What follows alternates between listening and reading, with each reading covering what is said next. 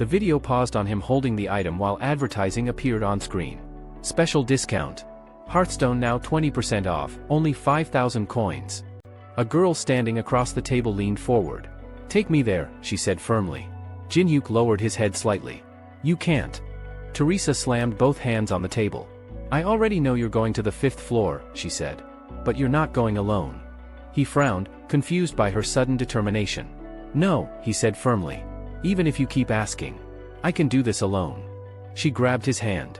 "Promise me," she said quietly. "Don't try anything impossible." Jin-hyuk stared at her for a moment, then smiled faintly. Just then, a system window appeared. Support gift received from the Kingdom of Caladium. His expression sharpened immediately. Caladium was an enemy faction of the Miram Alliance. Why would they help him? Another notification appeared. Item obtained, clouded scent, conceals smell, breath, and presence. Restriction on 5th floor partially bypassed due to higher power intervention. Jin-hyuk smiled slowly. So the higher factions had started making contact with players again, just like Miram once did. A car moved through the city later that day while he considered the implications. This ability could provide enormous advantages. Soon after, space distorted. System message: you have entered the 5th floor of the Tower of Trials. Starting location: random. Skill usage: blocked. Random rank item granted. A book appeared in his hand. System message: player possesses Macedrian's grimoire. Skill unlocked: greedy sight. Jin-hyuk tucked the book into his coat.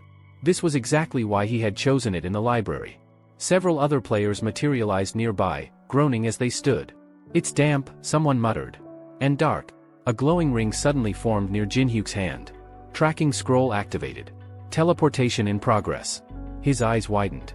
"You stubborn woman," he muttered. A figure materialized in front of him. Teresa. She smiled sheepishly.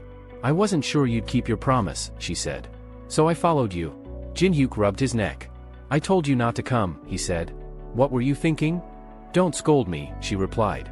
"I came because I was worried." He sighed. Now he would have to change all his plans.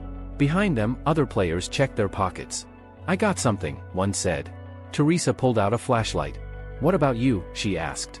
Jin-hyuk held up a pen. She blinked. "That's your item?" "We'll survive with this," he said calmly. Someone lit a lighter nearby, creating a faint circle of visibility. "This place is weird," another player whispered. Suddenly, voices echoed. "There." Victims. Figures emerged from the darkness, rushing toward them. "Turn off the light," someone shouted. Panic erupted. They ran through narrow passages until finally diving behind a stack of crates. Jin-hyuk and Teresa crouched together, peeking out carefully. Footsteps passed nearby. Then, someone tapped Jin-hyuk's back. A teammate pointed toward the distance where other players were being chased. "Should we help them?" he asked quietly. Since she had insisted on coming, he made one thing clear immediately: if she stayed, she followed his lead. No arguments. Keeping his voice low, he explained that the 5th floor wasn't a place for reckless heroics. They were surrounded by unknown enemies, their abilities were restricted, and Teresa wasn't ready for a direct confrontation with whatever monsters ruled this level yet. Avoiding attention was their best chance to survive. Teresa's expression tightened. She closed her eyes for a moment, clearly annoyed. "Are you underestimating me?" she asked, then opened her palm. 2 small stones rested there, faintly glowing. "I prepared 2, she said. "These are return stones. Emergency items for this floor. I bought one for you." For a second, he just stared at them. Then he dragged a hand down his face with a sigh. Somewhere nearby, wood splintered. A group of players were bracing a door with furniture, panic written across their faces. One of them looked over his shoulder and shouted that the enemy would break through any second. They needed help, now. Before anyone could react, a girl smiled slightly, as if she'd already solved the problem. "I'm leaving," she said. She crushed the stone. A sharp crack echoed. The stone shattered into fragments, and nothing happened. No teleportation. No system prompt. No escape. The man who had also bought one cursed under his breath. His hadn't worked either. Then the door exploded inward. The barricade flew apart as something massive forced its way through. A gigantic hand reached into the room, followed by the hulking body of a giant, towering, grotesque, and very real. Every player froze. Teresa stared at the broken stone in disbelief. "I didn't think it could be fake." He gave her a flat look. "You trust everything you see on TV?" A scream cut through the tension. Teresa turned just in time to see a cultist loop a rope toward her neck. She moved first. Her hand shot out, grabbing his clothes, and with a sharp twist she slammed him into the ground. The impact knocked the air from his lungs, and his body skidded across the floor. 2 more cultists rushed in with torches raised. "We've been spotted," she muttered through clenched teeth. "Yeah," he agreed calmly. One of the cultists clasped his hands together, eyes shining with fanatic devotion. He began ranting about holy blood, sacrifice, and the resurrection of a king who would bring eternal happiness. A pen appeared in the protagonist's hand. A blur. The cultist collapsed, the pen embedded in his neck. The second fell before he could even scream. The third backed away in terror as the young man smiled faintly. "Anyone else want to preach?" Heavy footsteps thundered behind them. The deputy, the giant enforcer, had arrived. He extended one enormous arm toward a trembling follower, who stammered excuses about being afraid. The giant didn't even acknowledge him. His focus locked entirely onto the protagonist. The atmosphere changed instantly. Danger. Real danger. The young man slipped his hand into his pocket and spoke casually to Teresa, as if they weren't facing a monster capable of crushing them both. "Ever played hide-and-seek?" he asked. She blinked. "That big guy wants to play," he continued, pointing. "So don't get caught." The hammer came down. They sprinted. Elsewhere, deep within the cult's headquarters, their leader watched multiple surveillance screens. His followers reported that victims were being captured successfully. The time for their god's revival had finally arrived, especially now that the tower had opened and more players were entering their domain. Then a new feed appeared. 2 figures dodging the deputy with impossible agility. The leader leaned forward, intrigued. "I've never seen him struggle like that," he murmured. A man beside him stared at the screen and spoke a single name. Recognition flickered. The leader turned slowly. "You know him?" "Yes." The man's voice was calm, certain. "He will be the greatest obstacle to our plan." In his hand, he held a strange mask. Back in the corridors, the giant's hammer smashed into the ground again, missing Teresa by inches. She looked back, shocked. "For something that big, he's fast." "He's not a normal cultist," the protagonist replied. "We can't fight him head-on right now." They needed distance. They needed time. He grabbed her wrist. "Borrow that." They rounded a corner just as the giant followed. A blinding flash exploded in the hallway. The giant roared, covering his eyes. The hammer struck empty air. When the light faded, only the shattered remains of a lantern lay on the ground. From above a ledge, the 2 watched him stumble in frustration. "Bought us a few seconds," he said. They crouched together while he outlined the plan. "I'll draw him away," he explained, pointing to himself. Her eyes widened. "What? We just escaped. You want to run again?" "We'll have to face him eventually to clear this floor," he said simply. "This just changes when." Then his expression softened slightly. "You need to find the other players," he continued. "Get them somewhere safe. Everyone who came here trusted those fake return stones. They're trapped now." The giant's footsteps echoed closer. Time was up. He stood. "Go," he said. The young man averted his gaze and spoke in a calm, controlled tone. He would clear the 5th floor as fast as possible. The situation had become more complicated than expected, but there was no turning back now. Beside him, the girl lowered her head. Guilt weighed heavily on her chest. This entire mess had started because she insisted on coming along. If she had just listened? He noticed her expression immediately and turned toward her. Before he could say anything, a mechanical rumble echoed through the hall. An escalator slowly slid into place ahead of them, metal steps clanking into alignment as if the tower itself was rearranging the battlefield. "Remember one more thing," he said quietly. A heavy footstep interrupted him. The massive enemy advanced into view, scanning the area with irritation. "Where are my sacrifices?" A stone suddenly slammed into the side of its head. "Hey, idiot," a voice called out mockingly. "You're terrible at hide-and-seek." The young man grinned and bolted down the corridor. Behind him, the girl froze for a moment, eyes wide. He stopped just long enough to turn back toward her, pressing a small object into her hands. "Use this at the right moment." "When?" she asked anxiously. "You'll know." Without another explanation, he shoved her toward a large storage container nearby. She hesitated, then climbed inside as instructed, heart pounding. He was trusting her to understand on her own. Moments later she sprinted away down another passage, mind racing. First priority, save the trapped survivors. Meanwhile, he glanced back over his shoulder. The giant was already pursuing him, heavy footsteps shaking the floor. Good. That meant she had enough distance now. His eyes flashed crimson as he activated greedy gaze. A translucent system window materialized over the monster's body, and then... Warning, action detected that violates the causality of the 5th floor. Another notification overlapped it. The rotting heart is showing interest in you. Secondary condition for activity conversion has been created. He kept running, but his expression darkened. The rotting heart. One of the absolute entities that ruled the upper floors. In other words, the Demon King. A new prompt appeared. The rotting heart offers you a contract. Become a sword. Become a black apostle. Information flooded his mind instantly. If he accepted, he would gain tremendous new abilities, but in exchange, he would become the Demon King's servant for eternity. A memory surfaced. A girl's face. He smiled faintly. How would a tiger bow to a stray dog? He waved his hand dismissively. Refusal confirmed. For a brief moment, the world went silent. Then, the Demon King is enraged. A violent pressure exploded inside his chest. Black energy erupted outward like smoke from a ruptured furnace. Curse of the Demon King applied. You are now the target of all demons. Duration, until death. He staggered, dropping to one knee. Blood burst from his mouth, splattering across the floor. Damn. That hurts. He wiped his lips with the back of his hand, breathing hard. Footsteps approached. Several cultists surrounded him cautiously, weapons raised. One of them trembled. We made a mistake. Please.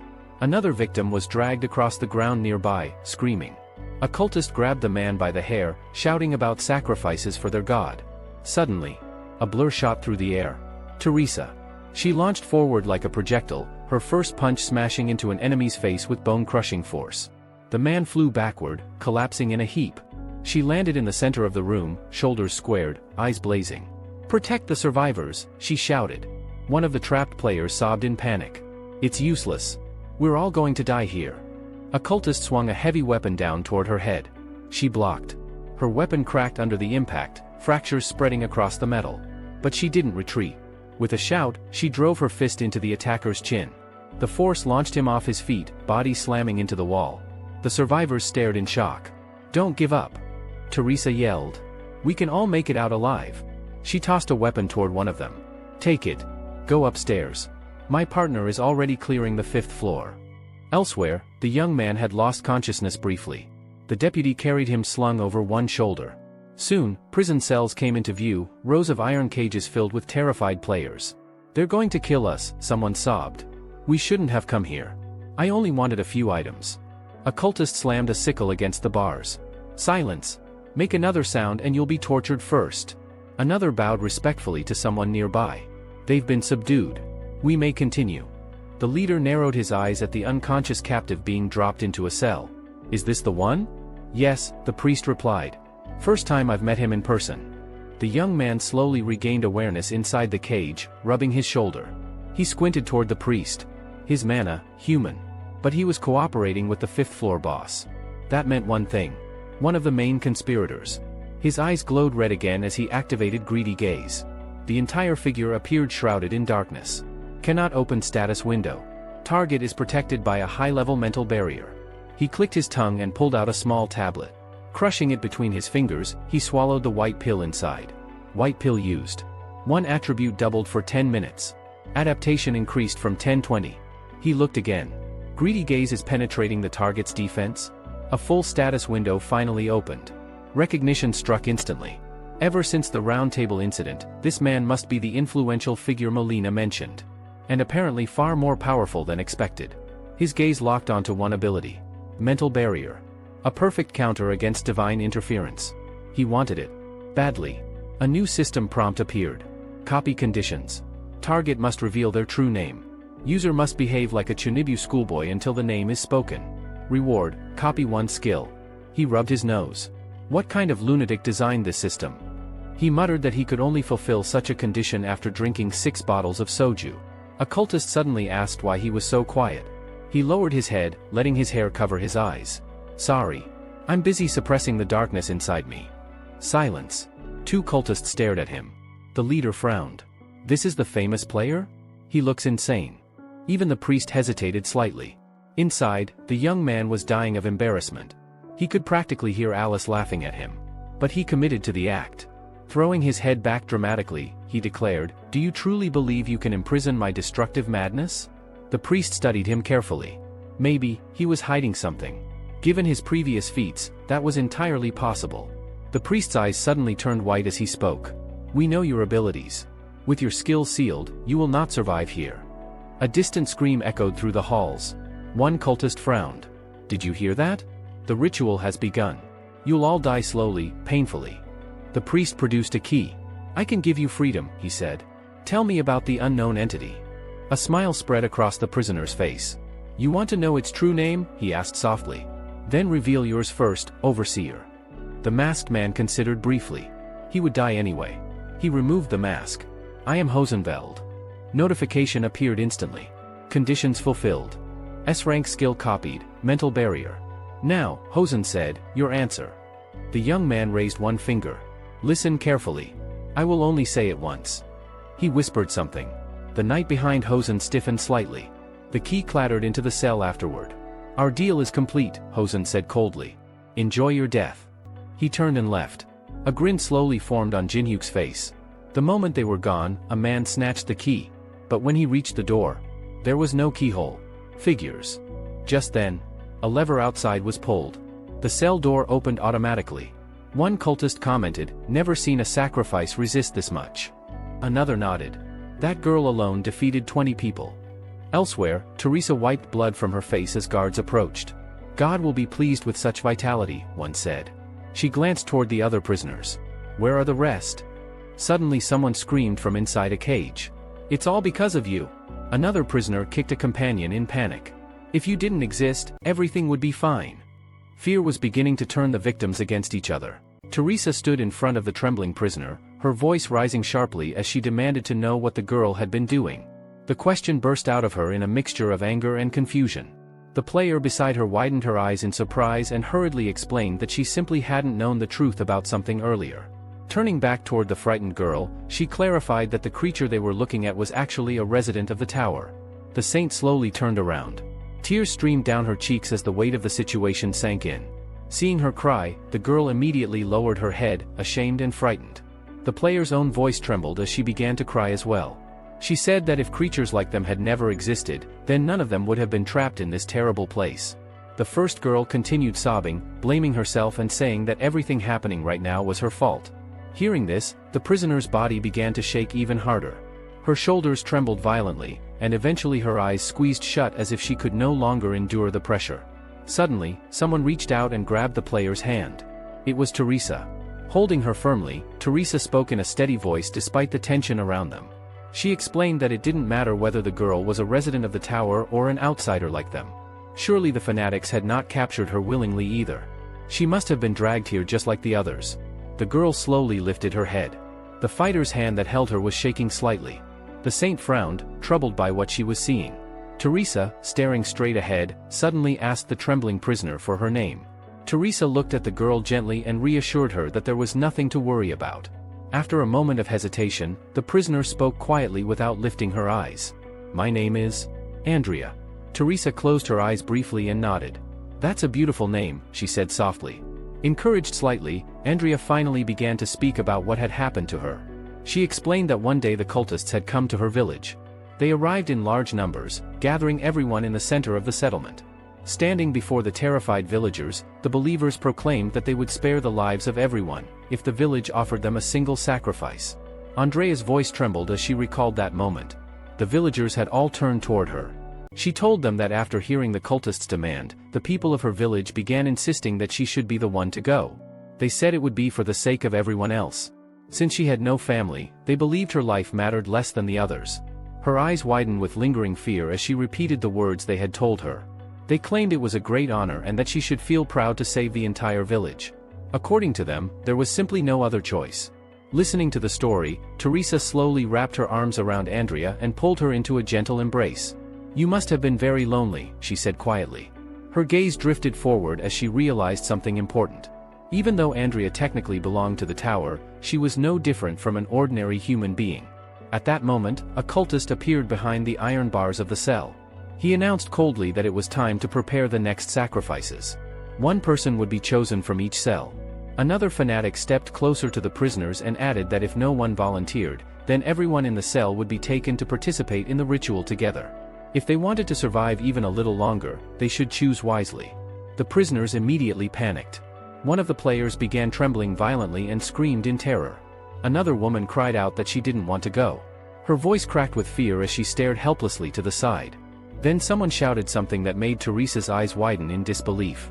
They suggested sacrificing the child, claiming that she wasn't even human anyway. Teresa instantly stood up. "Stop," she shouted. "Don't rush into this." The others frowned and demanded that she come to her senses. They insisted that sacrifices had to be made if anyone wanted to live. Meanwhile, the cultist outside the cell raised his fists enthusiastically, encouraging them to fight each other. According to him, their god would be even more pleased if the victims struggled. Another fanatic narrowed his eyes. Someone in the cell slowly raised their hand. The hero closed his eyes calmly. "I'll go," he said. Then he asked quietly if anyone had a problem with that decision. The others exchanged glances before squinting at him and agreeing that he could go if he wanted. Soon his hands were bound with ropes. A long line of prisoners began moving down the dark corridor toward the ritual chamber. As they walked, a small pill suddenly appeared inside the protagonist's mouth. Without hesitation, he spat it out. The pill flew through the air and landed in the nearby water. A cultist turned around sharply, but the young man simply smiled to himself. Everything he needed had already been prepared. While walking forward with the others, the player thought about his friend. By now she should have been captured and locked in another cage. Knowing her personality, she would almost certainly volunteer to become a sacrifice as soon as the opportunity appeared. At that moment, a translucent system window appeared in front of him. It displayed information about a hidden quest. For every enemy he killed, 1/10 of a point would be added to his adaptation attribute. If he eliminated the leader of the cult, he would gain an additional 30 points. The young man blinked in surprise. This was the first time he had ever cleared this section of the game in this particular way. Licking his lips slightly, he realized he hadn't expected the reward to be related to the adaptation stat. His eyes shifted forward just as a loud scream echoed through the arena ahead.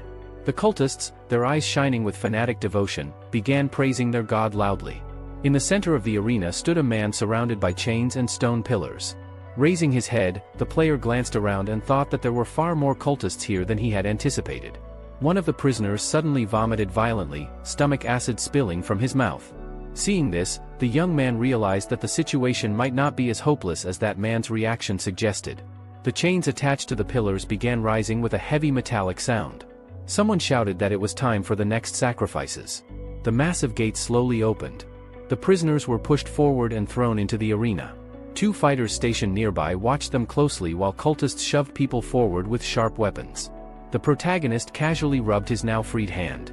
Turning his head slightly, he heard someone shouting praises to their god again. Chains wrapped tightly around the pillars as a man screamed that their god desired victims filled with terror. His eyes widened dramatically as he looked toward the crowd. One of the cultists lifted a microphone and shouted a question. "What kind of victims bring the greatest joy to our god?" The crowd raised their hands enthusiastically and shouted in response. "Majestic victims. Victims worthy of God."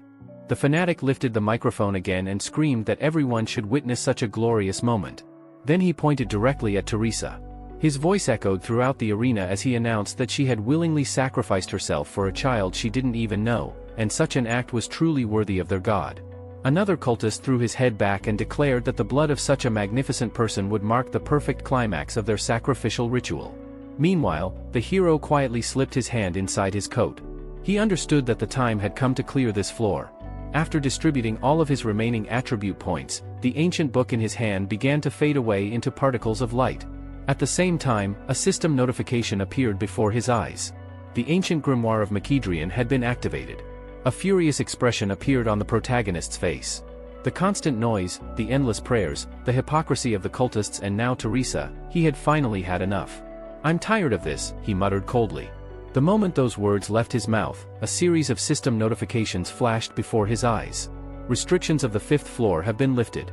All sealed abilities have been released. Remaining time, 10 minutes. A fierce flame suddenly erupted from his hand as he activated the element of fire. Without hesitation, he thrust his burning palm toward the drainage opening in the arena floor. The fire shot downward and struck the small pill that had fallen there earlier. A message appeared instantly. "Red fire pill activated."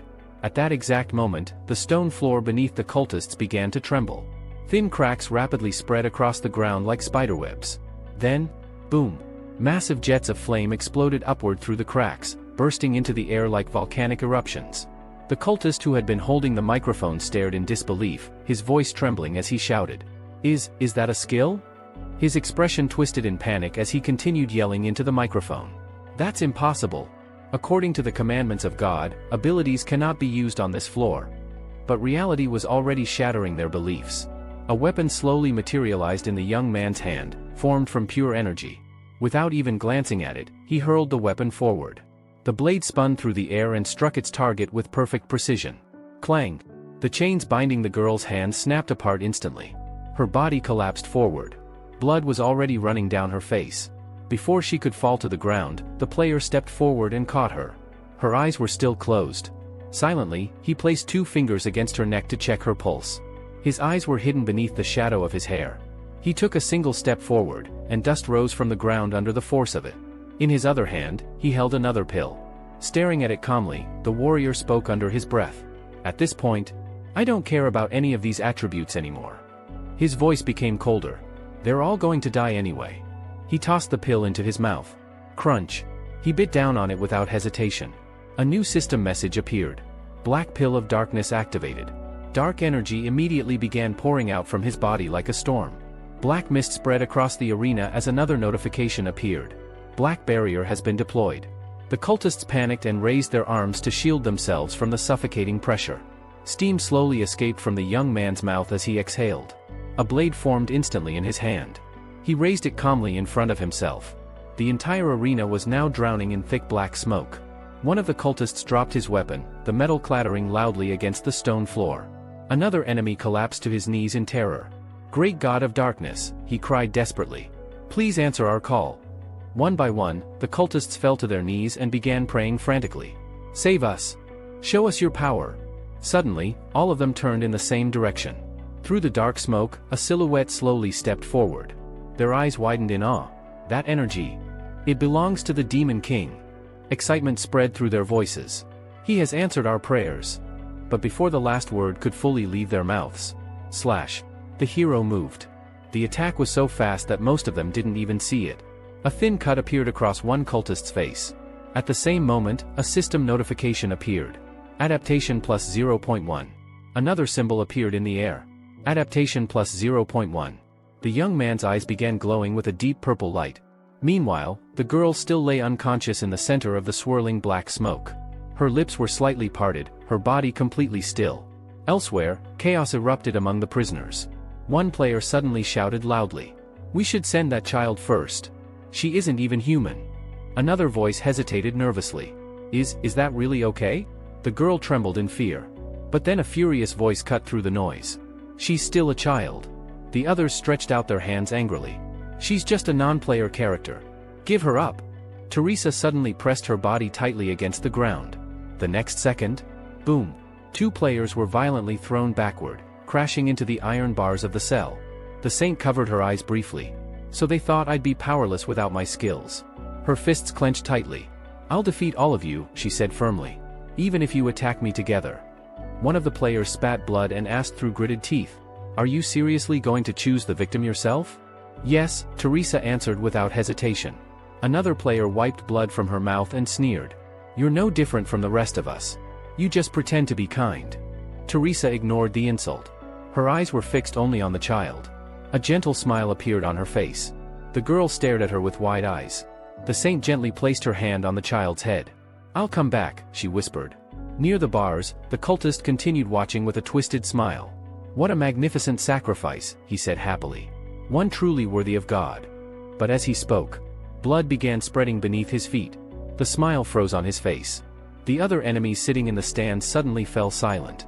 Teresa slowly began to rise. Her eyes widened when she heard someone speaking. You really tried to do the impossible. She looked forward.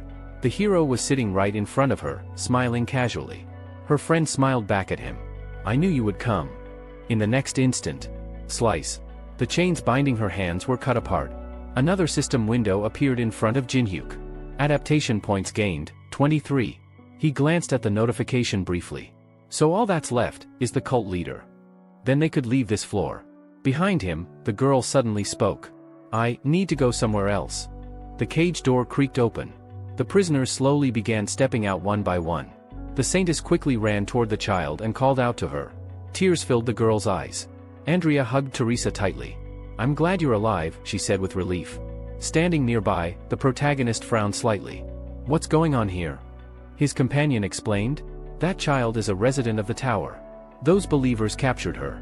They were planning to sacrifice her next, or turn her into one of them. The young man sighed. I can't believe I'm wasting my precious 10 minutes on this. At that moment, another system message appeared. Remaining duration of the ancient grimoire of Makidrian, 2 minutes 30 seconds. His eyes widened slightly. Then he looked toward the girl again. A memory surfaced in his mind. She was a resident of the tower. Slowly, a wide smile spread across his face. He walked closer to her. What's your name again? He asked. Then he glanced down at her and asked another question. If all the locals here believe in that god so fanatically, why didn't you become a believer? The child lowered her head, hiding her eyes beneath her hair. Without turning around, she answered quietly. I didn't want to believe that God existed. Tears began rolling down her cheeks. My village sold me, Andrea said softly. They said it was because I didn't have parents. The girl's hands slowly curled into fists as the pain in her chest finally burst out. If God really exists, she said with trembling lips, her voice shaking with anger and grief, then that God must be the one who created this hell. Tears streamed down her face. Her entire body trembled with despair as she wiped her eyes roughly with the back of her hands. That bastard, she cried bitterly, cursing the very deity everyone around her worshipped. Her gaze drifted to the side. At that moment, the hero spoke. You know, in a way, we're similar. His calm voice made her pause. He leaned back casually against the cold stone wall, his arms resting loosely at his sides. Right after I was born, he said quietly, I was dumped into an orphanage. His eyes remained calm, but the weight of those words hung heavily in the air. I grew up alone. The girl slowly looked at him. Life without parents, it's not easy. Nearby, Teresa turned her head slightly, staring at him in disbelief. She had never imagined the leader speaking so openly about his own past. For a moment, the player seemed lost in his memories. But you still have to keep living, he continued. No matter how angry you are, no matter how much you blame someone, it won't change anything. The girl lowered her head, clutching her hands together nervously as if she wanted to say something about the cult leader. But before she could speak, the young man stepped forward and cut her off. Then the protagonist turned toward her. Her eyes widened when he suddenly said something unexpected. How about living in a world free from that bastard's power? A faint smile appeared on his face. Once I kill him, that world will exist. He crouched down slightly so their eyes met. But there's a condition. The girl blinked in confusion. You'll have to become my partner. He tilted his head slightly. What do you think? For a moment, the child simply stared at him. Then slowly, she nodded. The player extended a single finger toward her. A small symbol formed in the air, flickering with a soft blue flame. The mark gently appeared on her chest. The fighter then placed his hand softly on her head. Take good care of me from now on. Teresa stood nearby with her hand pressed against her chest, watching everything in stunned silence. She wasn't even sure if she had ever witnessed something like that before. The young man then turned away. All right, he said casually. Time to get rid of the cult leader. At that exact moment, a system notification appeared. Effect of the ancient grimoire of Makidrian has ended. All skills are sealed again. Meanwhile, inside another chamber of the tower, the cult leader stood among several eerie vases decorated with skull patterns. He spoke softly to himself with a twisted smile. Soon, true happiness will come. Raising his hand slightly, he whispered a prayer. Great God, please accept our devotion. Elsewhere, Jinhyuk walked down the corridor with his hands tucked inside his pockets. The cult leader isn't like the other fanatics, he explained calmly. Teresa glanced at him. Even though he can't use skills either because of the tower's restrictions, he's still a strong breaker. Teresa hesitated before asking carefully. Then, can you defeat him the same way you did before? Using those skills? Jinhyuk shook his head slightly. Not now. Skills are sealed. The two girls exchanged worried looks. Jinhyuk glanced away and continued walking. If I fight him directly in hand-to-hand combat, it could be dangerous. He then gestured forward toward the room ahead. Because he has one of the most troublesome artifacts. Inside the room stood a strange vessel covered in carved skulls. That thing, Jinhyuk explained, is a spirit-devouring vase. It absorbs evil spirits, and then releases a spell that hits its target with absolute accuracy. Teresa swallowed nervously. So, does that mean we can't defeat him? Jinhyuk stopped walking. No. He turned slightly toward them. I'll take the first attack. Then he looked back at them over his shoulder. There's a cooldown between each spell the artifact fires. His voice grew serious. So the two of you will play the most important role in this fight. Teresa wiped the sweat forming on her palms as she listened carefully. You need to defeat him before he can activate the artifact again. Jinhyuk grabbed the handle of the door leading into the cult leader's chamber. He looked back at them one last time. Ready? Both girls nodded firmly. Gripping the handle, Jinhyuk gave them one final reminder. If you remember everything I said, we'll walk out of here alive. The lock mechanism slowly rotated. Click. The heavy door creaked open. They stepped inside. Across the room, the cult leader slowly turned around. When he saw them, his eyes narrowed. So, the ones who ruined the ritual came to visit me personally. Jinhyuk stepped forward calmly. Where did your partner go? The cult leader chuckled softly. He already left. He got what he wanted. Jinhyuk clicked his tongue in irritation. TCH. So the fanatic was actually smart. He grinned slightly. Too bad. Otherwise he would have died here too. The cult leader grabbed the edge of his hood, clearly confused. How did you manage to use skills earlier, despite the god's restrictions? With a sudden motion, he tore off his robe. His eyes burned with fanatic madness. I will sacrifice you. His voice echoed through the chamber. You will repent for every sin you've committed. Teresa's eyes immediately locked onto the object beside him. That must be the artifact? Before she could finish her sentence, Jinhyuk kicked off the ground. His body shot forward. Running along the wall with incredible speed, he shouted an order. Go! The girl immediately dashed forward. The cult leader reacted quickly, raising his arm to block her strike. But the moment he focused on her, Jinhyuk leaped into the air. His kick slammed into the man's body. The impact forced the cult leader down to his knees. Before he could recover, girl stepped forward and planted her foot directly on his head. The cult leader's mouth opened as he tried to shout something. Jinhyuk smirked. Now! It's time to shut him up. Teresa immediately grabbed a nearby piece of cloth and lunged forward. Teresa lunged forward and quickly pressed a rag against the cult leader's mouth, forcing it between his teeth to stop him from finishing his chant. Jinhyuk moved immediately. He rushed in to strike while the villain was restrained. Behind them, Andrea watched the scene unfold, her face pale with fear. The cult leader bit down hard on the gag, his eyes blazing with fury. A sudden burst of strength exploded from him. The next moment, Jinhyuk was thrown violently across the room. His body slid across the floor before crashing into the stone wall. Teresa was knocked aside as well, slamming painfully into another wall. The cult leader charged forward, his fist cutting through the air at frightening speed. Jinhyuk pushed himself up just in time. The two exchanged blows rapidly, their fists colliding with heavy impacts. Jinhyuk shifted his stance and drove a powerful punch straight into the fanatic's chin. The cult leader staggered backward, sliding several meters across the stone floor. Jinhyuk glanced at him with a calm expression. I've killed monsters with my bare hands, he said casually, creatures dozens of times bigger than you. He wiped blood from his lip. In a fistfight, you don't stand a chance. Sitting on the floor nearby, Teresa couldn't help but speak. That was amazing. But the cult leader slowly lifted his head, a twisted grin spreading across his face. You, he growled, will become my greatest sacrifice. He grabbed one of the skull-covered vases beside him. Lifting the artifact to head level, he began chanting. The carved skull on the vessel started glowing with an eerie light. The fanatic's voice rose into a feverish shout as he praised his god. Suddenly, several dark projectiles burst out from the vase. The girl froze. That must be the spell he mentioned. Jinhyuk frowned. Remember, this attack has a long cooldown. His eyes locked onto the artifact. Watch the skull's eyes, he said. They glow when the spell is ready again. Then he turned his head toward Teresa. Handle everything else. She blinked in surprise. But before she could respond, the projectile struck. Dark tendrils pierced straight through Jinhyuk's body. Andrea gasped in horror. Teresa's legs gave out beneath her as she collapsed to her knees. Jinhyuk. His body was covered in blood. A system message appeared silently before his fading vision. The Demon King's curse has been removed due to death. The cult leader laughed loudly. God will be pleased with this offering.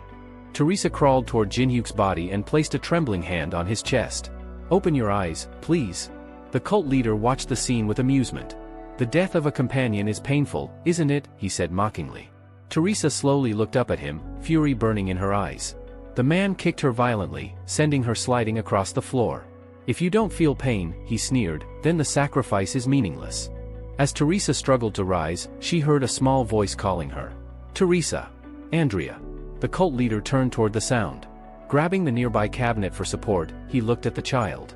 Well now, he said with a grin. Come here. He extended his hand toward her. Andrea froze in place. Suddenly Teresa rushed forward.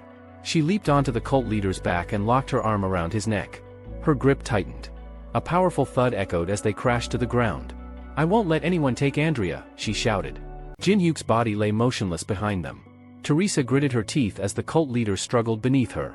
Without skills, fighting him head-on was nearly impossible. The cult leader roared praises to his god as he swung wildly. Teresa barely managed to dodge the attack. In desperation she grabbed several loose stones from the floor and hurled them upward. They shattered the hanging lamps on the ceiling. Glass exploded everywhere. The room plunged into darkness. The cult leader laughed. "You think darkness will save you?" Shards rained down around them. Breathing heavily, Teresa realized she had only one chance. If she could limit his vision, she might be able to take the artifact. The cult leader stomped forward, his steps shaking the floor. Teresa shifted position quietly. Suddenly, his fist crashed down inches from her. Her eyes widened. "How did he find me so fast?" The man lifted the vase again. "Next time," he said calmly, "you die." His eyes moved toward her hair. "It shines in the dark," he added with a cruel smile. Raising the artifact again, he grinned. "I'll make that little girl watch you die." He stuck out his tongue mockingly. "She'll see everything." The cult leader struck again, sending Teresa stumbling forward. She forced herself to keep running. The villain raised his hand, surprised she was still standing. Nowhere to hide. Teresa lowered her head. She couldn't waste the time Jin-hyuk had bought them. Then she noticed something on the floor. A shard of broken glass. Her eyes locked onto it. Meanwhile the cult leader continued praising his god as he searched for her. Suddenly he spotted her hair again. "Swear loyalty to our god," he said with a wide grin, "and I might spare you." Andrea trembled as she listened. "You could become the saint of the demon king," he continued. He stretched his hand out. "Otherwise, I'll handle it myself." A strand of Teresa's hair hung loosely where the light touched it. The cult leader stared at it. Then suddenly, a figure rushed up from behind him. Using the shard, she cut off the glowing strand of Teresa's hair. Teresa realized instantly what she had done. Compared to Jin-hyuk's sacrifice, losing a lock of hair meant nothing. The cult leader looked forward. Then slowly turned around. Too late. Teresa lunged. The artifact flew out of his hands. Andrea had jumped onto the cabinet and thrown it straight at his head. The vase struck him hard. The cult leader staggered backward, clutching his skull. "That brat?" Teresa grabbed the artifact and dropped to one knee. She looked up at Andrea. "Good job." The cult leader clenched his fists angrily. "And now what?" he shouted. The vase in Teresa's hands suddenly began glowing with a faint blue aura. At that moment, a voice echoed quietly. "Jin-hyuk." Raising a finger weakly, he spoke a few words in an ancient runic language. Teresa blinked in confusion. "That was a spell," he murmured faintly. "One you use at the right moment." He tilted his head slightly. "When that moment comes, you'll know." Teresa looked down at the glowing artifact in her hands. And suddenly, she realized. The moment had arrived. Teresa lowered her head and tightened her grip on the artifact. For a moment she closed her eyes, remembering the strange words Jin-hyuk had whispered earlier. Then she began to speak. The unfamiliar syllables of an ancient runic spell left her lips slowly, echoing in the dim chamber. The skull carved into the vase reacted instantly. Its hollow eyes flared with an eerie glow. Across the room, the cult leader froze. He raised a trembling finger toward her. You know the language of runes?" Disbelief twisted his face. Teresa frowned slightly as she continued the chant. "A veteran taught me," she said quietly. The moment the final word left her mouth, the skull's jaw snapped open. Dark appendages burst out from inside the artifact like living spears. They shot through the air with terrifying speed. The cult leader's expression collapsed into pure panic. "That's impossible!" He screamed hysterically. A storm of spikes pierced straight through his body. Blood sprayed across the chamber walls. The man staggered backward as dozens of sharp tendrils impaled him from every direction. For a brief moment, silence filled the room. Then a system message appeared. "Fifth floor boss defeated." The vase slipped from Teresa's hands and clattered onto the floor. The battle was over. Breathing heavily, Teresa quickly turned to Andrea and lifted the small girl into her arms. "Are you hurt?" she asked anxiously. Andrea opened her mouth to answer, but her eyes drifted past Teresa. Her voice trembled. "Brother, isn't moving." Teresa's heart dropped. She knelt beside Jin-hyuk's body. I did it," she whispered softly. Closing her eyes, she clenched her fists. "I promise. I'll never run ahead without your permission again." Her voice shook. "So please, wake up." A new system notification appeared. Influence of the Demon King's curse is fading due to the disappearance of the boss monster. Suddenly, Jin-hyuk's hand twitched. Teresa's eyes flew open. A glowing icon appeared above him. The system activated a skill. Heavenly Patronage. Golden light burst from his body, surrounding him in a warm aura. A description window appeared. Allows resurrection once if death is not instantaneous.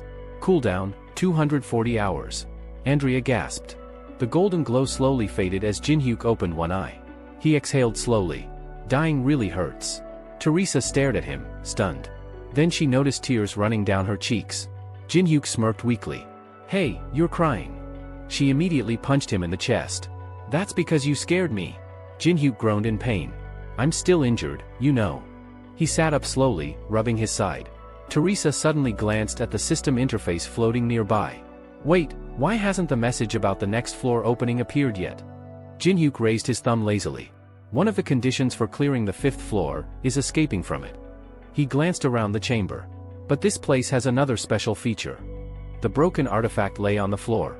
Jin-hyuk walked over and picked up the vase. The boss position here can be transferred. He turned the object in his hand.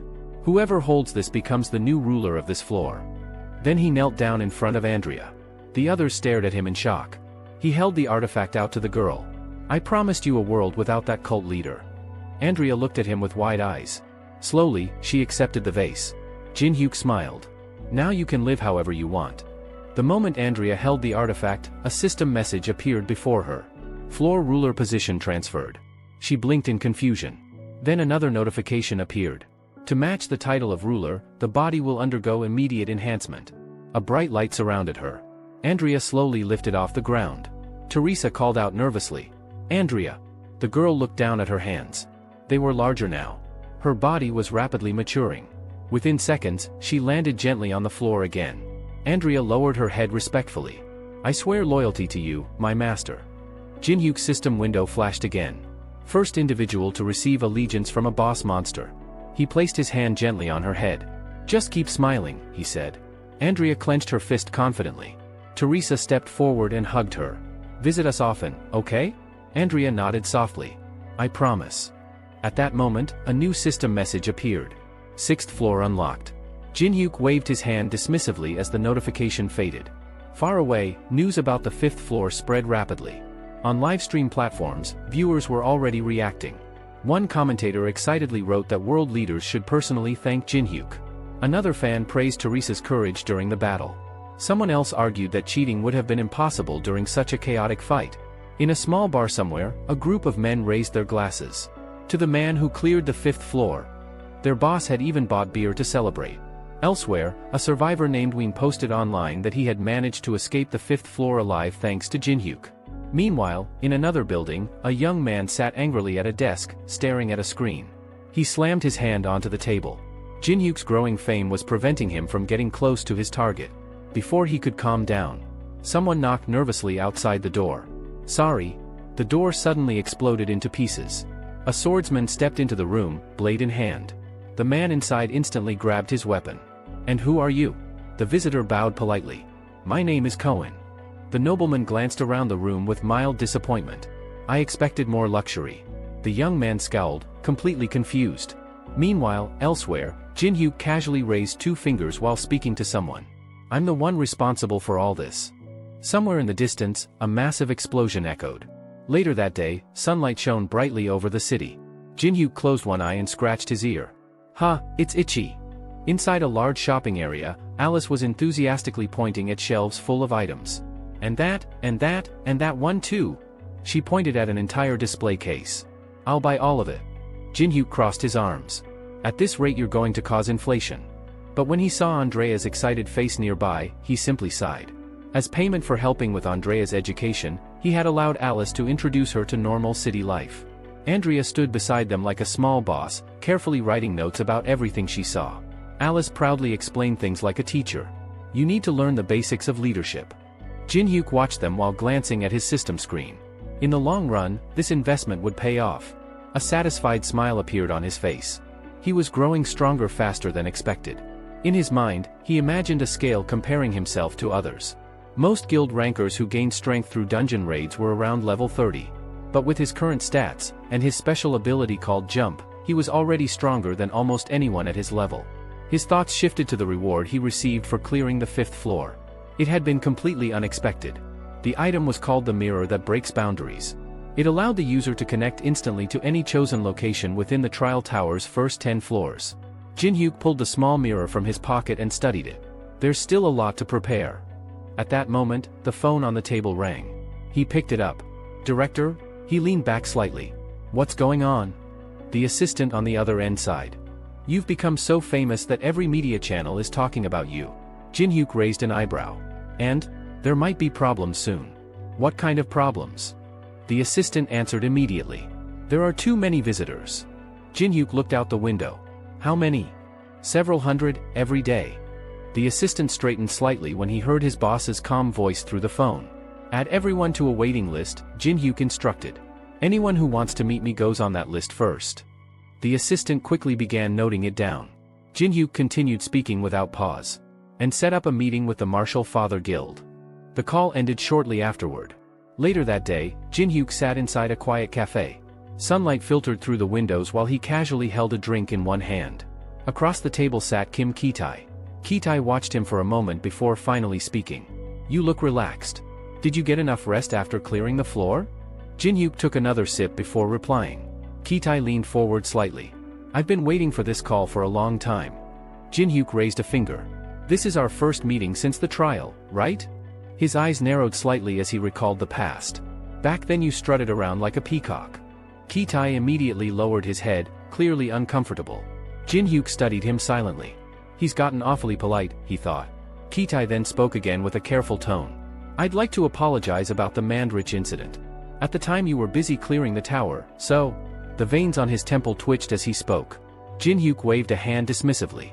Relax. We did meet eventually. He leaned back in his chair and crossed one leg over the other. As an apology, he continued casually, how about we revise the contract between us? Ki-tae's eyes narrowed. Jin-hyuk tapped the table lightly. The Martial Father Guild owns 10 A-rank dungeons on the 3rd floor. He raised one finger again. So why not share just one of them? Ki-tae's fist clenched instantly. You want us to hand over an A-rank dungeon, he said slowly, instead of the 10 first-floor dungeons we discussed? He closed his eyes, irritation leaking into his voice. So not only will you refuse to give us the promised antidote recipe, you're also raising the price? Jin-hyuk smiled widely. That's correct. Another guild member sitting nearby leaned forward. Why change the terms now? Jin-hyuk lifted his hand like a businessman presenting statistics. Inflation is rising. Raw materials are more expensive. Labor costs too. Ki-tae bared his teeth in frustration. We didn't come here to listen to nonsense, he snapped. Our guild isn't a charity. He slammed his palm onto the table. I've wasted enough time. Another guild representative calmly adjusted his glasses. Let's pretend we never heard this offer. But before he could stand, Jin-hyuk spoke again. What about the Great Temple Labyrinth? The man froze. Jin-hyuk rested his chin on his hand. The one your guild monopolizes on the 3rd floor. Ki-tae slowly turned his head. How do you know about that? Jin-hyuk shrugged. I'm a guild master too. Information like that isn't hard to obtain. He tapped the table again while thinking. Like a jellyfish stuck in a current, he thought. They keep trying the same thing over and over. Your guild constantly attempts to clear the labyrinth, Jin-hyuk said aloud. And every time you fail. He smiled faintly. Your reputation must be suffering quite a bit. Ki-tae's fist tightened again. And if the failures continue, Jin-hyuk added casually, your leadership position might be in danger. Silence fell over the table. Then Jin-hyuk folded his arms. I'll clear the labyrinth for you. Ki-tae stared at him in shock. Meanwhile, far away in Vienna, music filled a luxurious hall. An orchestra performed a beautiful classical piece. Alice clapped enthusiastically when it finished. That was amazing, she exclaimed. I'm deeply moved. A small notification appeared before her eyes. Skill copied, absolute pitch. Alice blinked in satisfaction. The table in front of them was covered with expensive dishes. She pointed at the menu again. I want the most expensive items here. Jin-hyuk sighed quietly while holding his utensils. He wanted to finish this trip quickly and return to Korea. A task list floated in front of him. One objective read. Visit a 3-star Michelin restaurant. He watched silently as the chef prepared elaborate dishes from various cuisines. Across the table sat a certain vampire lord. Why are we wasting time relaxing like this? She asked. Jin-hyuk leaned back calmly. In the future we'll be too busy, he said. So enjoy it while we can. He stabbed a fork into his salad. His thoughts drifted toward the next challenge. The 6th floor of the tower. It was known as the Elf Forest. He imagined arrogant elves guarding the land. To unlock the next stage, players had to remain there for 90 days. Most players simply used the time to relax or travel to other floors to train. But Jin-hyuk knew better. Everyone on that floor pursued different objectives, and there were special cultivation bonuses hidden there. We'll need proper preparation this time. Later, Jeet approached him. Everything is ready. In the ruins ahead, a bright beam of light formed. Jin-hyuk placed his hands in his pockets and stepped into it. Teleportation magic, he said calmly, is pretty convenient. They arrived on the 3rd floor. The shrine area was bustling with activity. It was the busiest location in the tower, where players changed professions. Adventurers moved everywhere between priests and instructors.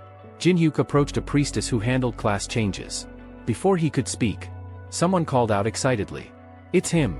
Jin-hyuk turned slightly. Jeet sighed. We should deal with business quickly. A young man stepped forward eagerly. I'm Yang-won, captain of the 2nd siege team. His eyes sparkled with excitement. I've watched every video of yours. Another person stepped forward shyly. I'm NSU, she said while blushing. Main healer of the siege fighters. Jin-hyuk looked down with a faint frown. This is turning into a fan meeting. One of the Martial Father Guild members laughed quietly. Even our best fighters become fans when they meet their idol. Jeet clenched his fists before addressing everyone firmly. Formally, command will remain with Young-won. He glanced toward Jin-hyuk. But for this operation, everyone already understood. The real leader standing there was Jin-hyuk. With a casual lift of his hand, he signaled the fighters behind him to get ready for the upcoming battle. The large man who had been causing trouble earlier was no longer worth killing. Jin-hyuk had already decided there was no need to waste time on someone like that. A voice echoed across the courtyard near the temple walls. Everyone participating in the expedition was instructed to gather at the entrance in 30 minutes. The group began preparing immediately. Weapons were checked, armor tightened, and supplies organized. When everything was ready, Jin-hyuk slowly climbed the long stone staircase that led toward the temple. At the top, the first priestess responsible for profession changes stood waiting. She closed her eyes briefly, as if offering a silent prayer, before speaking in a calm voice. To grow stronger, one must walk a path. Strength requires a profession. She stretched out her hand toward him. So tell me, which path will you choose? As soon as she finished speaking, several translucent windows appeared before Jin-hyuk, each displaying different professions he could select. Jin-hyuk stared at the list quietly. Through his other accounts, he had already tried nearly every popular profession in the system. Warriors, mages, assassins, none of them interested him anymore. He tilted his head slightly. Show me the least popular professions. The windows shifted immediately, revealing a completely different list. After scanning them for a moment, Jin-hyuk pointed at one option. Barrier Master. A faint smile appeared on his face. It was unpopular, difficult to master, and extremely rare. Most players avoided it because it required patience and complex strategy. But to Jin-hyuk, that was exactly why it was perfect. If he mastered barriers, places like labyrinths and dungeon ruins would become his playground. While others struggled with traps and defenses, he could control them. His eyes glimmered with excitement. More than anything, he loved crushing the pride of opponents who believed they were unbeatable. After finishing the process, Jin-hyuk walked back toward the gathering point outside the temple. But something strange caught his attention. Several unfamiliar people had gathered nearby. What are they doing here? He muttered under his breath. Just then, someone stepped forward. Is Kim Ki-tae from the Fighting Fathers Guild here? The newcomers wore uniforms marked with the emblem of the Samurai Guild. Their leader rested a katana casually over his shoulder while looking at Kim's group. We should talk, the swordsman said calmly. Kim narrowed his eyes. What do you want? The samurai leader smiled slightly. We're here to inform you that the Samurai Guild will not allow your group to participate in capturing the Great Temple. The statement caused an immediate stir among the fighters. The swordsman continued, as if enjoying their reactions. Think about it. How many people have already been disappointed by the Fighting Fathers? You still haven't cleared that cursed labyrinth. He swung the katana onto his shoulder again. So why not work together instead? If we cooperate, the public response will be much better. Kim's lips curled back, revealing clenched teeth. Nearby, someone whispered to another guild member. The Samurai Guild has been growing quickly lately. Their organization is solid, and they're really good at gathering information. One of the Fighting Fathers members wiped sweat from his forehead. They've manipulated public opinion completely. At that moment, someone walked up from behind them. Your commander seems pretty popular. Jin Hyuk had arrived. Several people nearby immediately recognized him and began whispering his name. The samurai leader frowned slightly. An S-class hunter. Jin Hyuk ignored the tension and spoke calmly. There's something I'm curious about. He looked directly at the samurai commander. You said the fighting fathers are failing because they lack strength. He paused. But honestly, you're not that different. The assistant beside the samurai commander exploded with anger. How dare you speak to our commander like that? Another samurai quickly grabbed his shoulder. Calm down. He's S rank. Jin Hyuk raised his chin slightly. And you lot aren't even close to that level. Behind him, members of the Fighting Fathers Guild started shouting emotionally. Did he just call us weak too? The samurai commander slowly closed his eyes, then spoke with confidence. Our strength is incomparable. Jin Hyuk tilted his head. Oh? What strength would that be? The swordsman held up 3 fingers. We have someone who has already reached the 30th floor of the trial tower. The crowd gasped. Even Jin Hyuk briefly glanced around. There's someone like that here? The tower was still mostly unexplored. Public information barely existed for anything beyond the 10th floor. Jin Hyuk slipped his hands into his pockets as whispers spread among the fighters. If that's true, that guild is insane. They have someone that strong? The samurai commander smiled proudly. We possess information you don't. With it, we will become the first heroes to save humanity from the trial tower. His smile widened greedily. And of course, we'll become very rich in the process. At that moment, Jin Hyuk's eyes turned slightly red. A system notification appeared. Skill activated, greedy gaze. He examined the man carefully. It didn't look like the commander was lying. The man actually believed every word he was saying. Jin Hyuk chuckled quietly. Then I should find this genius who's been spreading such nonsense. His gaze slowly moved across the samurai group. Most of the fighters were ordinary. Nothing special. Then he noticed one person. A young man standing silently with his arms crossed. Takashi. Above his head, a faint hourglass icon flickered. Jin Hyuk's eyes sharpened. Incomplete precognition. The skill allowed someone to see partial information about future floors of the tower. Takashi wiped sweat from his forehead while listening to his guildmates praising him. You saved us from all those traps. Without you, we would have died back there. Jin Hyuk rolled his eyes. The boy clearly wasn't revealing the full truth about his ability. If Takashi hid the fact that his foresight was incomplete, people would assume he possessed perfect prediction. That would raise his reputation even higher. Takashi seemed to think the same thing. If nobody finds out, it's not really lying. Jin Hyuk stared directly at him. A liar pretending to be humanity's future hero. Jin Hyuk looked back at the samurai commander. There's supposedly someone who climbed to the 30th floor, yet no information exists past the 10th. The samurai smiled again. In our world, information is the most valuable weapon. Refusing help would be foolish. Jeet clenched his fists angrily. I'm not believing this nonsense. Before he could say more, Jin Hyuk raised a hand to stop him. You should have started with that sentence earlier. His tone was calm. We could have saved a lot of time. The samurai commander blinked in surprise. You agree to talk? Jin Hyuk shrugged. Why not? The samurai leader smiled widely. Good. Finally someone reasonable. Turning his back to Jeet, the commander added. Try to relax. If we succeed, the reputation of the Fighting Fathers Guild will rise along with ours. But Jin Hyuk wasn't listening anymore. His attention was still on Takashi. Because now he knew exactly where the real game had begun. Kim frowned and spread his arms in frustration. Why did you let those guys come with us? He demanded, clearly irritated. Jin Hyuk didn't answer immediately. Instead, he glanced toward the Samurai Guild members walking nearby. Takashi, who had been quietly listening, shook his head. It wouldn't have been possible to just drive them away, he said calmly. But the commander clearly disagreed. His face flushed with anger as he shouted loudly. If necessary, I'll stop them by force. Jin Hyuk raised a finger lazily, as if lecturing a child. Relax. Didn't they say they wanted to become humanity's heroes? His eyes narrowed slightly. Then I'll give them the chance. Let's see how heroic they look while trying to steal someone else's prey. A faint red glow flickered inside Jin Hyuk's eyes. Kim stared at him in disbelief. Has this guy completely lost his mind? From behind them, Yaman shouted impatiently. We're moving soon. Everyone get ready. The group entered the labyrinth shortly afterward. Torches burned along the stone walls, casting long shadows across the corridor. The air inside felt damp and heavy. As they walked deeper, someone suddenly pointed toward several statues placed along the wall. Those figures weren't ordinary decorations. They're players, one of the fighters explained in a low voice. People who failed the labyrinth challenge. Takashi clenched his fist slightly. There's no way to bring them back. The samurai commander raised a large shield that carried a strange artifact embedded in its center. Don't worry, he said confidently. I came prepared. Jin-hyuk glanced sideways at the artifact. He immediately realized something. The man holding it barely understood how to use it properly. A faint system window appeared in front of Jin-hyuk's eyes. Second bonus reward for first tower conqueror? Jin-hyuk blinked. So that's why. He tapped the confirmation option.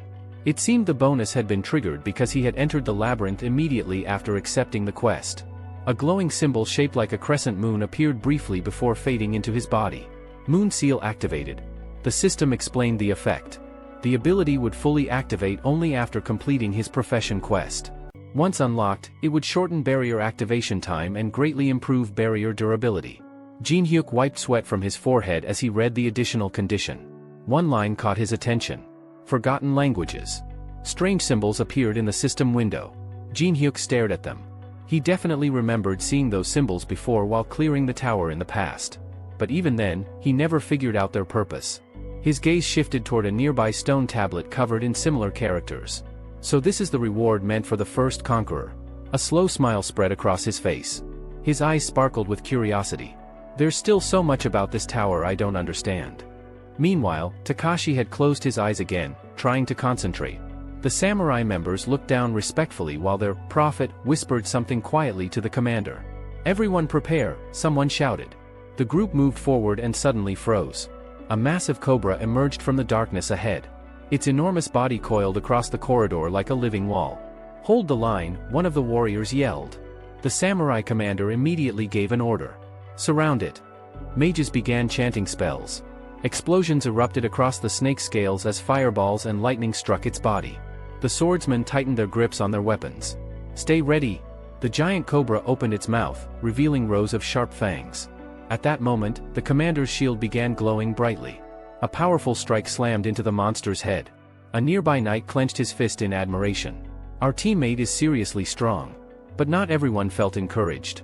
Yang Won lowered his head, doubt creeping into his mind. Are we even capable of doing anything here? The warrior exhaled heavily. I'm pathetic. Jin-hyuk watched them quietly. These guys still have a long way to go, he thought. They're already losing confidence just because someone stronger appeared. He rubbed his chin thoughtfully. Alice would have finished that snake in seconds. Far away on the 5th floor of the trial tower, another scene was unfolding. A large door stood closed before a group of fighters. This isn't how you do it, someone said. Andrea listened carefully while gripping her staff. Alice raised her hand firmly. Follow my instructions. Andrea opened her mouth to respond but hesitated. Something about her teacher's words felt completely different today. Back inside the labyrinth, the group reached a huge corridor that split into two paths. The samurai commander turned toward Takashi. So, which way? The fortune teller studied both routes carefully. The left corridor was brightly lit and appeared safe.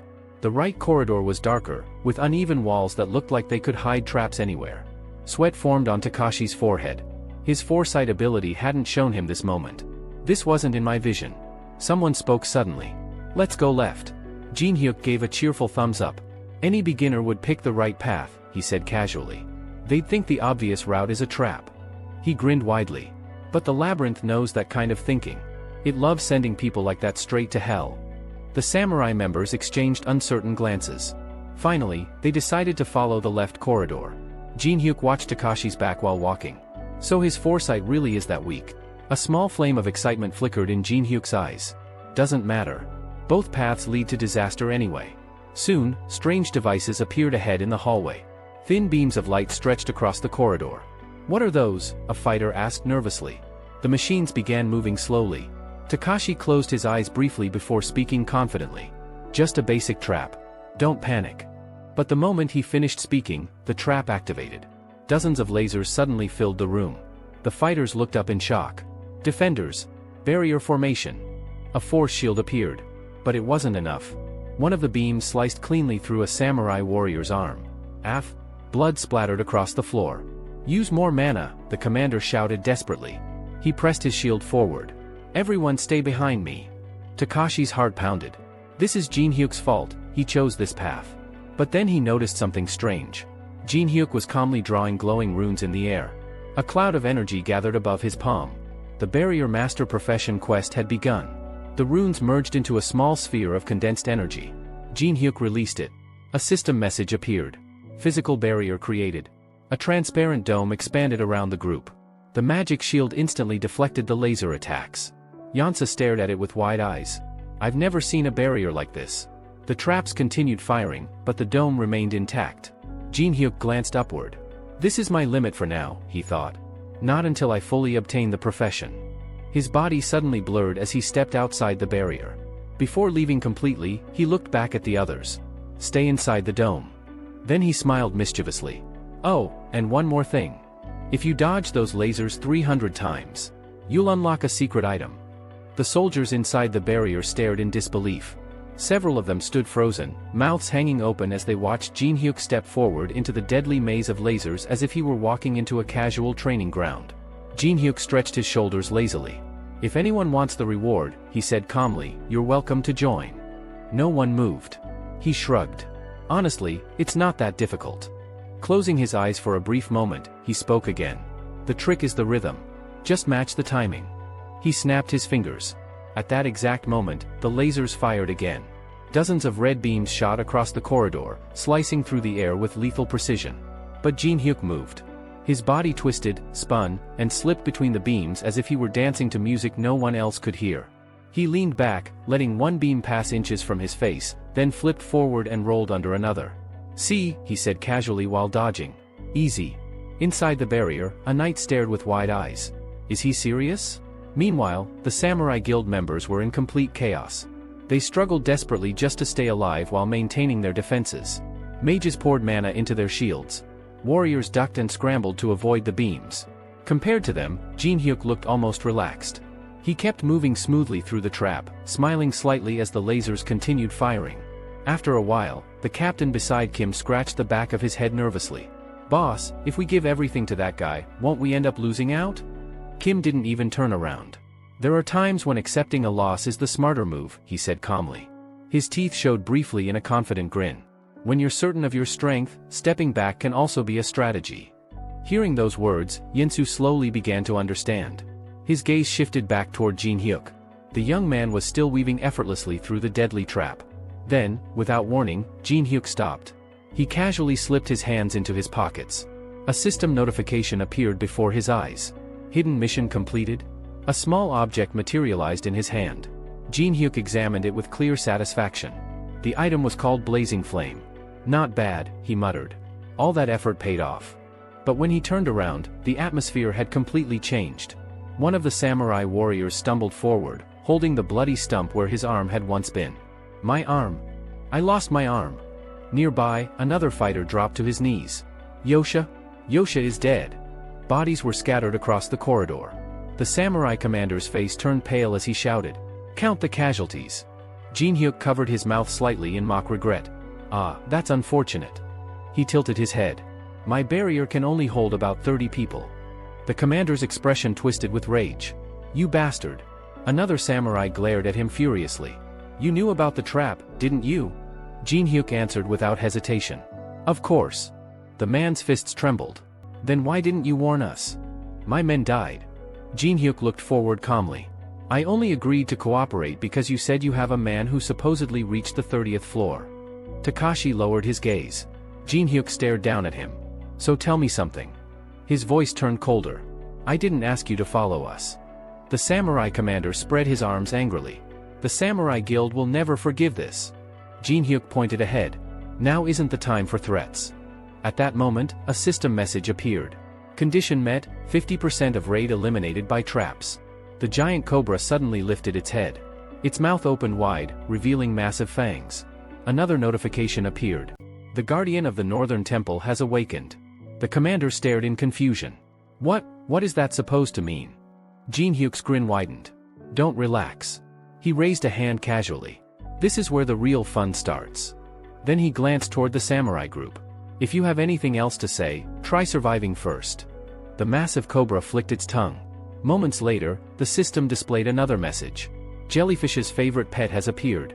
The snake lunged forward violently. The injured commander grabbed his bleeding arm. We're not even in formation yet. Jin Hyuk looked at the artifact shield he carried. Since everyone understands the situation now, he said casually, hand that over. He pointed directly at the shield. The samurai glared at him. You think we give up an artifact like this? The cobra rose higher, preparing to strike. Jin Hyuk raised his hand slightly. Fine. Cold energy gathered around him. Glacier creation. A chilling aura spread through the corridor. He lifted one finger. In that case? I'll just take it from your corpse. The commander panicked. Wait, but it was too late. The cobra inhaled deeply and unleashed a blazing spear of fire. Run, someone screamed. Fighters scattered desperately. But the corridor was a straight tunnel. There was nowhere to hide. The commander slammed his shield forward. Everyone behind me. A force barrier appeared. Flames crashed into it like a tidal wave. For a moment, the barrier held. Then it shattered. Fire engulfed the entire corridor. The commander turned toward Takashi. You must survive. Moments later, silence filled the hallway. Burned corpses lay scattered across the ground. The artifact shield rolled across the stone floor and stopped beside a kneeling corpse, the commander's body, still frozen in its final position. A hand reached down and picked it up. Jin Hyuk examined it calmly. The previous owner didn't even know how to use this thing. He smiled slightly. An artifact is useless in the hands of an idiot. A system window displayed the shield stats. Its power increased according to the user's level. Takashi stared at Jin Hyuk with clenched teeth. You act like you already know everything. Jin Hyuk glanced at him. Your foresight isn't helping anymore, is it? Takashi froze. Sweat began running down his face. Slowly, he dropped to his knees. How do you know about my ability? His voice trembled. What exactly are you? How are you connected to this tower? Jin Hyuk kept one hand in his pocket. I'm not interested in explaining. At that moment, the cobra attacked again. A massive column of fire shot toward them. Jin Hyuk lifted his hand calmly. Glacier creation. A giant wall of ice appeared instantly, blocking the flames. The fire collided against the frozen barrier and scattered into steam.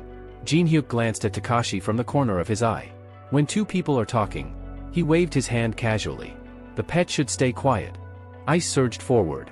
Within seconds, the giant cobra was completely trapped inside a massive frozen prison. Takashi's eyes widened in pure shock. The corridor fell silent after the cobra was frozen. A massive block of ice filled the tunnel, trapping the monster completely inside. Frost slowly spread across the stone floor while shards of ice glittered under the dim torchlight. Jin Hyuk looked at the frozen creature for a moment. Takashi's earlier question echoed in his mind. How are you connected to the tower? Jin Hyuk glanced sideways at him. Well, if you really want to know, he said casually, I'm the exiled god of this tower. Takashi's eyes widened instantly. He staggered backward in shock. A god? The young prophet dropped to his knees immediately, pressing his forehead against the floor. That explains everything, he cried out. Your strength, your knowledge, your abilities, they're far beyond anything human. His voice trembled with fear and awe. I committed a grave sin. I failed to foresee the presence of an absolute being. Jin Hyuk almost laughed. If I were really a god, he thought, I'd install an elevator instead of climbing all these floors again. But outwardly, he kept a calm expression. After my exile, I was forced to take a human body, he explained casually. Then he looked down at Takashi. Still, your abilities might prove useful as we climb the higher floors. Takashi raised his head slowly, disbelief still visible on his face. You think I can be useful? He pointed to himself in shock. Thank you, my lord. Jin Hyuk crouched down so they were at eye level. So, he said calmly, would you like to help me conquer this tower? Takashi froze for a moment. Being chosen by a god was something that happened only once in a lifetime. He immediately bowed his head again. I will serve you with everything I have. Jin Hyuk's eyes flashed faintly. Good. He lifted one hand slightly. I'll leave a mark on you. Takashi stiffened. If you ever betray me, Jin Hyuk's voice turned colder. That mark will burn you to ashes. Takashi nodded quickly. I understand. I will never reveal anything. At that moment, the soldiers behind them noticed something strange. The barrier is fading. The imperfect physical barrier that Jin Hyuk had created earlier was slowly disappearing. When the group looked toward the battlefield again, they realized something shocking.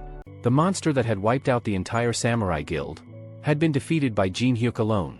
Yang Won lowered his head respectfully. Thank you for saving us. His expression turned bitter.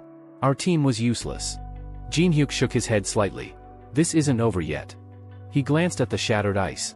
That creature isn't the type to accept the death of her pet so easily. As if responding to his words, a violent wind swept through the corridor. Flames flickered wildly. Something slithered across the floor. A massive tail appeared from the shadows. "Don't look at it," the commander shouted immediately. A confused fighter turned his head. "Why shouldn't we?" Before he could finish, something grabbed him by the head. The creature pulled him close. In the reflection of its eyes, the terrified warrior saw his own face. Medusa. The man quickly turned into a stone statue. But a moment later, crack. The statue shattered into pieces. Standing in the center of the corridor was a terrifying figure. The guardian of the temple. Her long snake-like hair writhed violently, and her eyes burned with fury. "You dared to invade my temple." Her voice trembled with rage. "And you killed my baby." The soldiers shut their eyes tightly. The air around her was filled with enormous amounts of mana. The commander gripped his sword. "This is exactly what we came here for." He raised his blade. "Attack." Lightning bolts shot forward from the mages. Medusa sneered. "You should be more careful where you aim." Her tail lashed out violently. Blood sprayed across the ground. Yang Won coughed violently as blood poured from his mouth. Yansa clenched her fists. "Are there any wounded?" But before anyone could answer, Medusa lunged again. The girl kept her eyes tightly closed, unable to see what was happening. Sharp claws rushed toward her. Then, thud. Something slammed directly into Medusa's face. A shield. The monster was thrown backward as Jin Hyuk stepped forward calmly. Dust filled the corridor where she crashed into the ground. Jin Hyuk glanced at Yansa. "From here on? I'll handle it alone." The massive Gorgon slowly stood up again. She bared her fangs.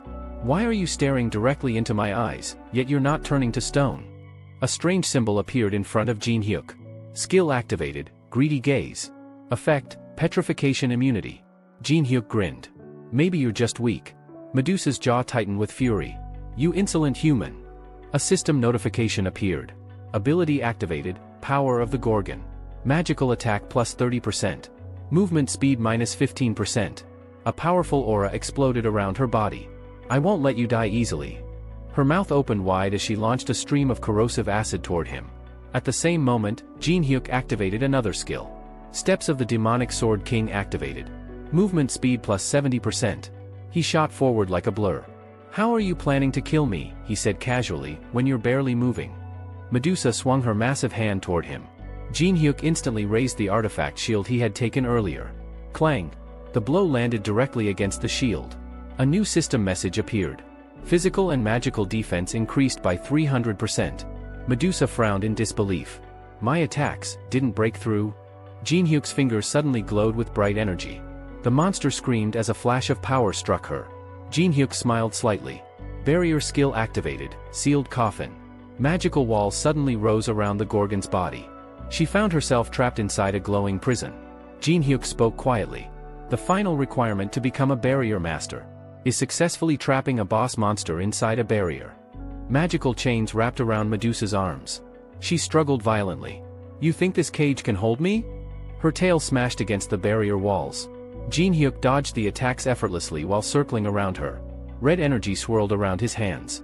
Skill activated, Giant's Hand. He slammed his fingers into the stone wall. Cracks spread across the surface. Then he ripped out massive chunks of rock and hurled them at the monster. Medusa smashed them apart easily. "This won't work on me." She glared at him. "Stop wasting your time." Jin Hyuk suddenly smiled. Medusa paused. Something about this felt wrong. "You weren't trying to hurt me." Her eyes widened. A glowing magic circle appeared beneath her feet. Jin Hyuk knelt slightly on the ground. "Ah, you noticed a little too late." While throwing stones, he had secretly been carving runes across the battlefield, using the ashes and dust scattered across the floor. Medusa's eyes widened in horror. "You drew runes, while distracting me?" Suddenly, chains of magic erupted from the ground. They wrapped tightly around her body. Third-level barrier activated. Heavy shackles locked around her neck and arms. Target bound by high-level binding force. Jin Hyuk slipped his hands back into his pockets. "You're not escaping that." He smiled calmly. "I spent a lot of effort designing it." Medusa screamed in rage. "Let me out of here." Jin Hyuk shrugged. "Relax. Struggling won't help." Another system notification appeared. Boss monster successfully sealed. Final condition completed. Jin Hyuk glanced at the screen and smiled slightly. The third requirement to become a barrier master had finally been fulfilled. The Medusa thrashed inside the barrier, her fangs bared in fury as the chains tightened around her. Jin-hyuk watched her calmly, hands in his pockets.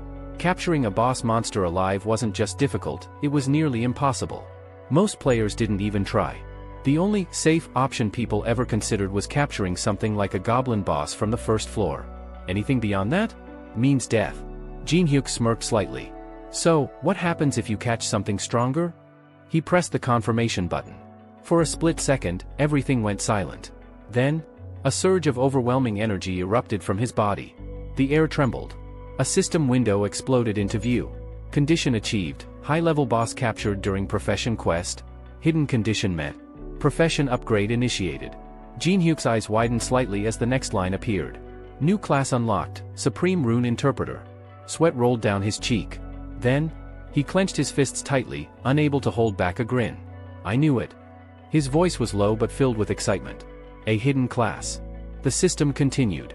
Description: a rare, high-tier profession capable of interpreting, rewriting, and dominating ancient rune systems. Grants superior control over barriers and magical constructs. Jin-hyuk exhaled slowly. The harder the condition, the greater the reward. That had always been the rule of the tower. And he had just broken through one of its highest thresholds. Now I'm curious, he muttered. If I keep pushing this, how far can I go? At that moment, a strange energy began circling around his wrist. He frowned and looked down. A glowing symbol slowly engraved itself into his skin. Lunar seal activated. Barrier activation speed, minus 25%. Barrier efficiency, plus 30%. Jin-hyuk's grin widened. Even better. His gaze shifted back to the trapped Gorgon. She stared at him now, not with rage, but with fear. What are you going to do with me? She asked, her voice trembling slightly. Kill me? Jin-hyuk tilted his head. I'm not sure yet. He walked closer, studying her. Maybe I could turn you into armor? Tears immediately welled up in her eyes. Jin-hyuk sighed. Killing boss monsters was routine. Experience, loot, items, it all came from that. But Medusa? He mentally reviewed the possibilities. Her head lost its petrification ability outside the temple. Armor made from her scales, poisoned the wearer. He clicked his tongue. Pretty useless. He raised a finger, deep in thought. What am I even supposed to do with you? At that exact moment, the system chimed again. Shop transaction complete. 3,350 coins deducted. A plate with a strange red flower dropped into his hand. Jin-hyuk crouched down and crushed it, mixing the liquid with other materials. Then he began drawing a magic circle on the ground. The moment the pattern was completed. Flash. A bright light erupted. A hidden communication channel activated. On the other side, a man closed a thick book and looked forward with interest. You, he said slowly. How did you get this contact? Jin-hyuk casually tossed the empty plate aside. Honestly? I just bought random stuff and mixed it. He shrugged. Pure coincidence. The man narrowed his eyes. That's impossible. His voice turned serious. I've never shared this contact. Not even with the gods. He leaned forward. So tell me, how did you find it? Jin-hyuk ignored the question completely. Instead, he pointed behind him. Oh? What's that? A bound Medusa appeared in view, chained inside the barrier. The man froze. Jin-hyuk smirked. I figured you'd be interested. A collector like you, someone obsessed with Greek mythology, wouldn't miss this, right? Weapons suddenly began materializing around Jin-hyuk, floating in the air. I was just about to dispose of her, he added casually. Since you're already watching, enjoy the show. The system chimed again. Sword cemetery activated. Jin-hyuk raised his hand. Wait! The man on the other side shouted immediately. You can't kill her. His voice was filled with urgency. That's not just a monster, that's a priceless specimen. Jin-hyuk paused, glancing at the screen. You finally interested? He asked casually. Good. The man wiped the sweat from his face. I'll open a gate for you, he said quickly. Come here. We'll talk in person. He hesitated for a moment, then added.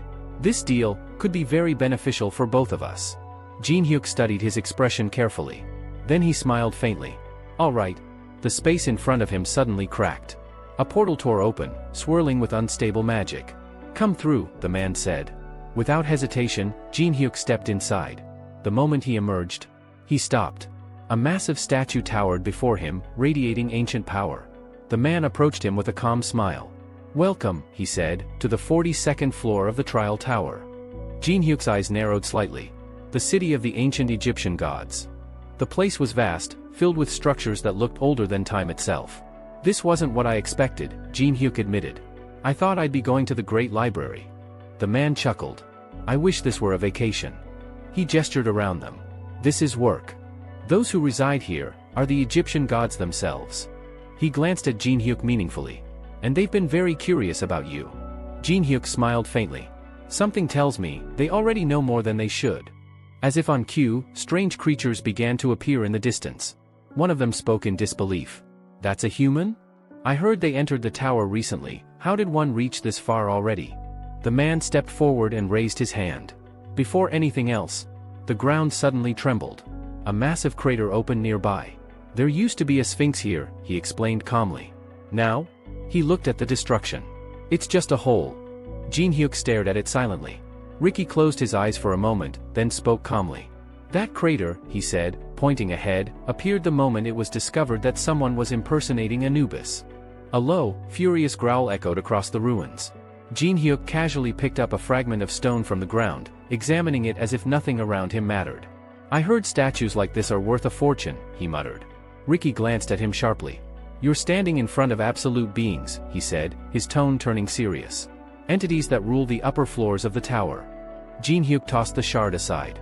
Should I be afraid? He asked casually. He brushed the dust off his hands. This isn't even the 50th floor. Ricky paused, then suddenly burst into laughter. A massive pyramid loomed in the distance, casting a long shadow across the desert-like ruins. You really don't disappoint, Rick said, grinning. The atmosphere shifted instantly. A dark presence gathered. Anubis stepped forward, his expression twisted with rage. You dare stand before me, he growled, after tarnishing my name? From the side, another figure chuckled. Osiris watched the scene with amusement. He's entertaining, he said lightly. Rick stepped forward, placing a hand over his chest. This is Jin Hyuk, he announced. My guest. Jin Hyuk didn't even look at them properly. I didn't come here to meet you, he said bluntly. He dragged me here. Anubis slammed his foot against the ground. Insolent human. A massive magical barrier formed above them, sealing the space. Rick's voice sharpened. You intend to break the laws of the tower, in front of me? Osiris wiped tears from his eyes, still laughing. This is getting interesting. Jin Hyuk stood completely unfazed. Rick noticed it immediately. He's not reacting at all. It was as if Jin Hyuk already understood how the rules here worked. Anubis bared his teeth. If I can't kill you directly, he said coldly, then I'll do it properly. The air split open. A coffin emerged from the ground. The lid slowly creaked open. And from within, a towering warrior stepped out. Its presence alone crushed the surrounding air. Ricky narrowed his eyes.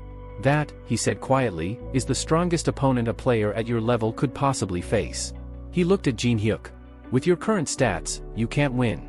Anubis crossed his arms. If you can survive 5 seconds against him, he declared, I'll allow you to take one item from my treasury. A system window appeared before Jin Hyuk. Challenge issued by Anubis, ruler of the 42nd floor. Condition, survive 5 seconds. Jin Hyuk smirked. Just 5 seconds? He asked. The moment the system light touched his body, a rare item materialized in his hand. Item purchased, royal blood. Cost, 2 million coins.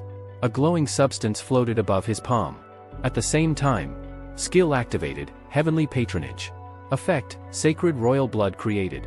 Without hesitation, Jin Hyuk accepted the duel. The instant the battle began, he vanished. Skill activated, steps of the demonic sword king. His body surged forward like a streak of light. The warrior barely had time to react. Boom! A violent shockwave erupted. The system screamed warnings. Warning, extreme stat amplification detected.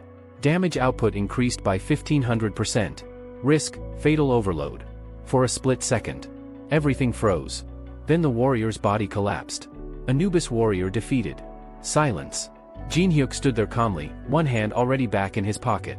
Didn't even take 5 seconds, he muttered. Osiris' smile vanished. That's impossible. His voice trembled slightly. A human from the 6th floor, defeated that? Jin Hyuk turned his head slightly. So, he said, what can I take from the treasury? Anubis snapped. That's enough. Who starts attacking immediately after accepting a duel? Before he could continue, another presence stepped forward.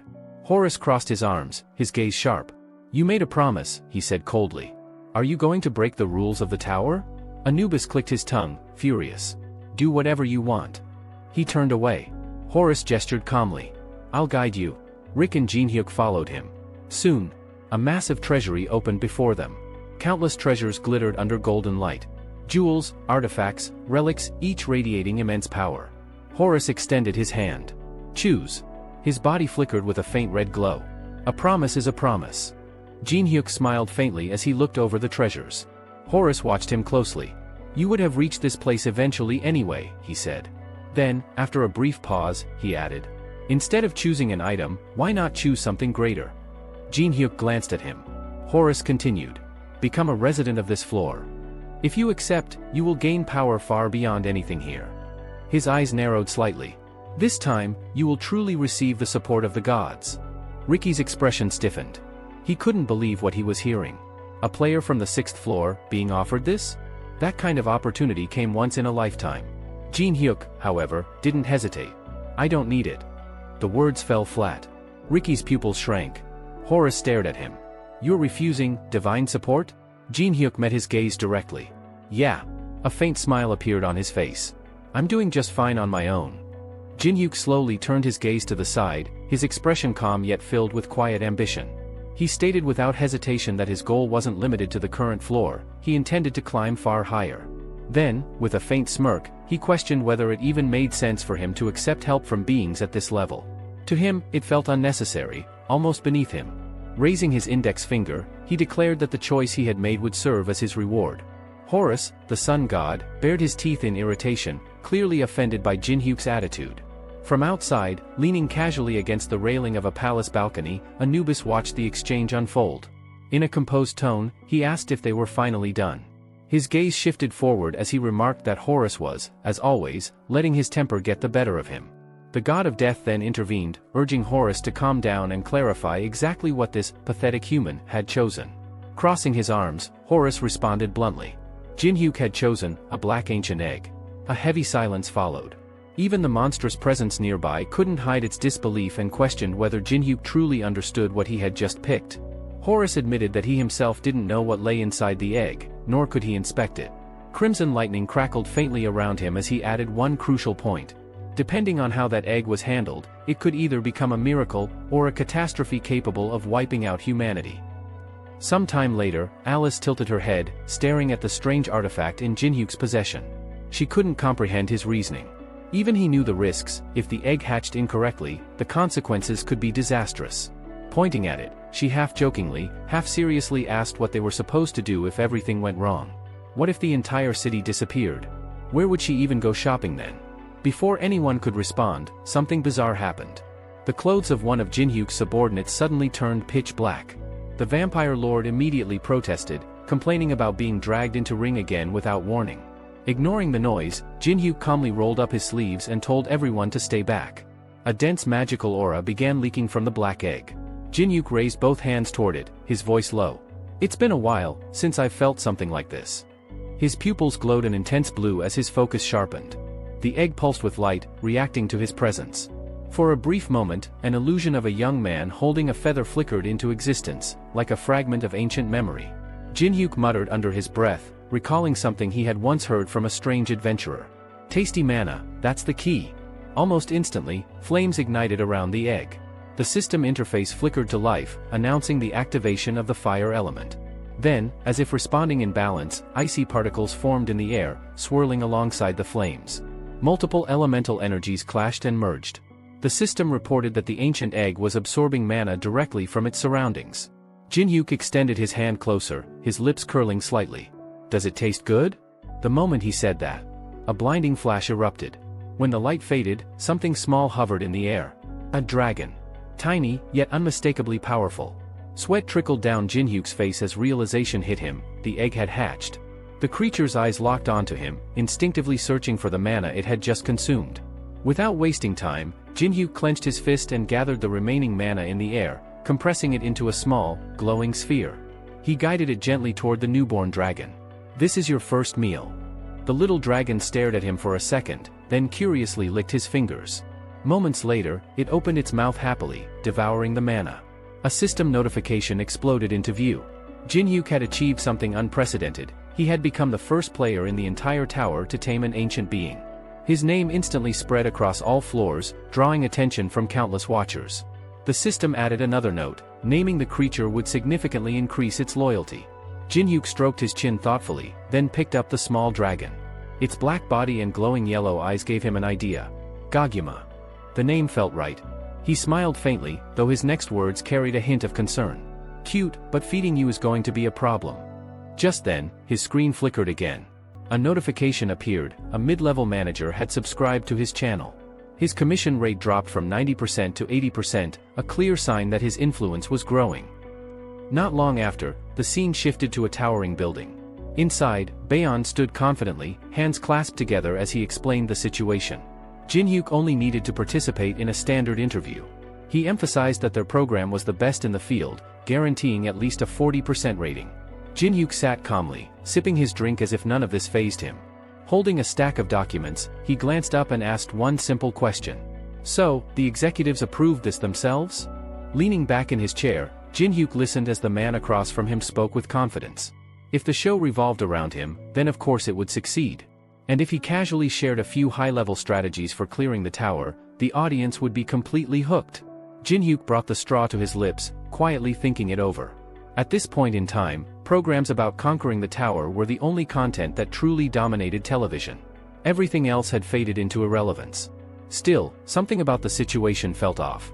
He narrowed his eyes slightly and turned his head, studying the man in front of him. Was he pretending not to recognize him? Or did he genuinely have memory issues? Do I have something on my face? The man blinked, confused, and shook his head. Nothing at all. Jinhyuk leaned forward, no longer interested in small talk. Then let's skip to the important part. Payment. His tone sharpened. I want magic stones. At that, the head of SWBTV spread his hands helplessly, letting out a sigh. Lately, countless players had been making the same demand. Magic stones had become the most sought-after currency. Jinhyuk didn't care about their problems. How much can you offer? He asked bluntly. I'm taking everything I can get. For a moment, the room fell quiet. Then Bonchan, who had been observing the exchange, stepped in and explained that they usually followed standard payment structures. But this wasn't a standard situation. The director raised a finger, smiling slyly. For someone of your level, we can make an exception. Jinhyuk's eyes narrowed. What kind of exception? The man closed his eyes, clearly pleased with himself before revealing the catch. There's someone who wants to appear alongside you. If you agree to film with him, we'll grant you an unlimited supply of magic stones from our company. That got Jinhyuk's attention. He leaned back slightly, intrigued. Sounds generous, he said. So who is it? Moments later, the scene shifted outside the SWBTV headquarters. A sleek car came to a stop. The door opened, and a man stepped out, stretching his leg onto the pavement with a satisfied grin. So the day's finally here. Nearby, the director watched with a faint smile, murmuring to himself about the rumors. Was it true? Had Jinhyuk really mended ties with the Dark Fortune Guild? Inside the car, a woman could be seen waiting. Reporters had already gathered, cameras in hand. The moment they spotted the arrivals, excitement rippled through the crowd. This cast is insane, ratings are going to explode. Another car pulled up. The door opened. Jinhyuk stepped out. The atmosphere instantly shifted. Walking forward without hesitation, he approached Daipyo. How've you been? Daipyo forced a smile, though it looked strained. Busy, he replied. Trying to rebuild my reputation, after everything. Jinhyuk tilted his head slightly. Did you bring all these people just to show off your connections? The director crossed his arms and interjected. You said you'd show up. The least you could do is come prepared. Jinhyuk smiled faintly. Across the scene, tension quietly escalated. A fighter from the China Guild frowned, his expression turning hostile. A woman nearby lowered her gaze, already identifying Jinhyuk as the primary target.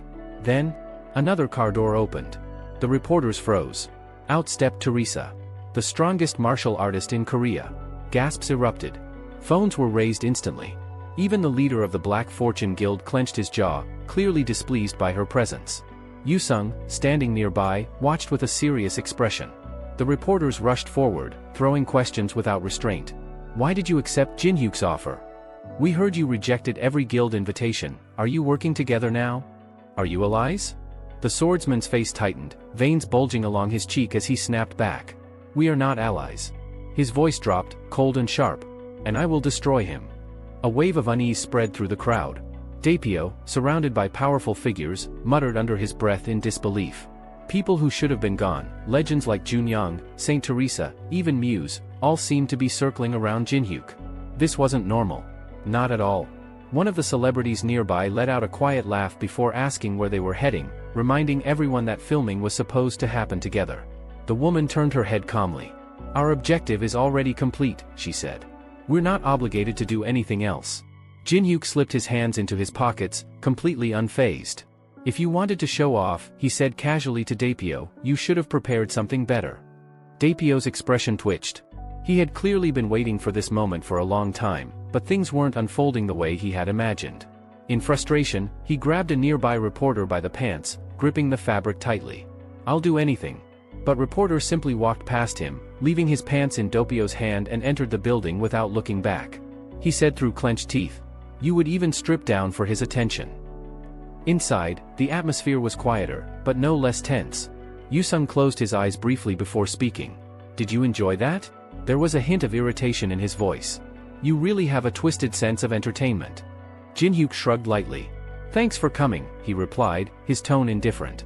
"But try not to interfere in my personal matters." That only made things worse. Yusung's fist clenched tightly. "Are you really okay with this?" he demanded. "I lost my home because of you."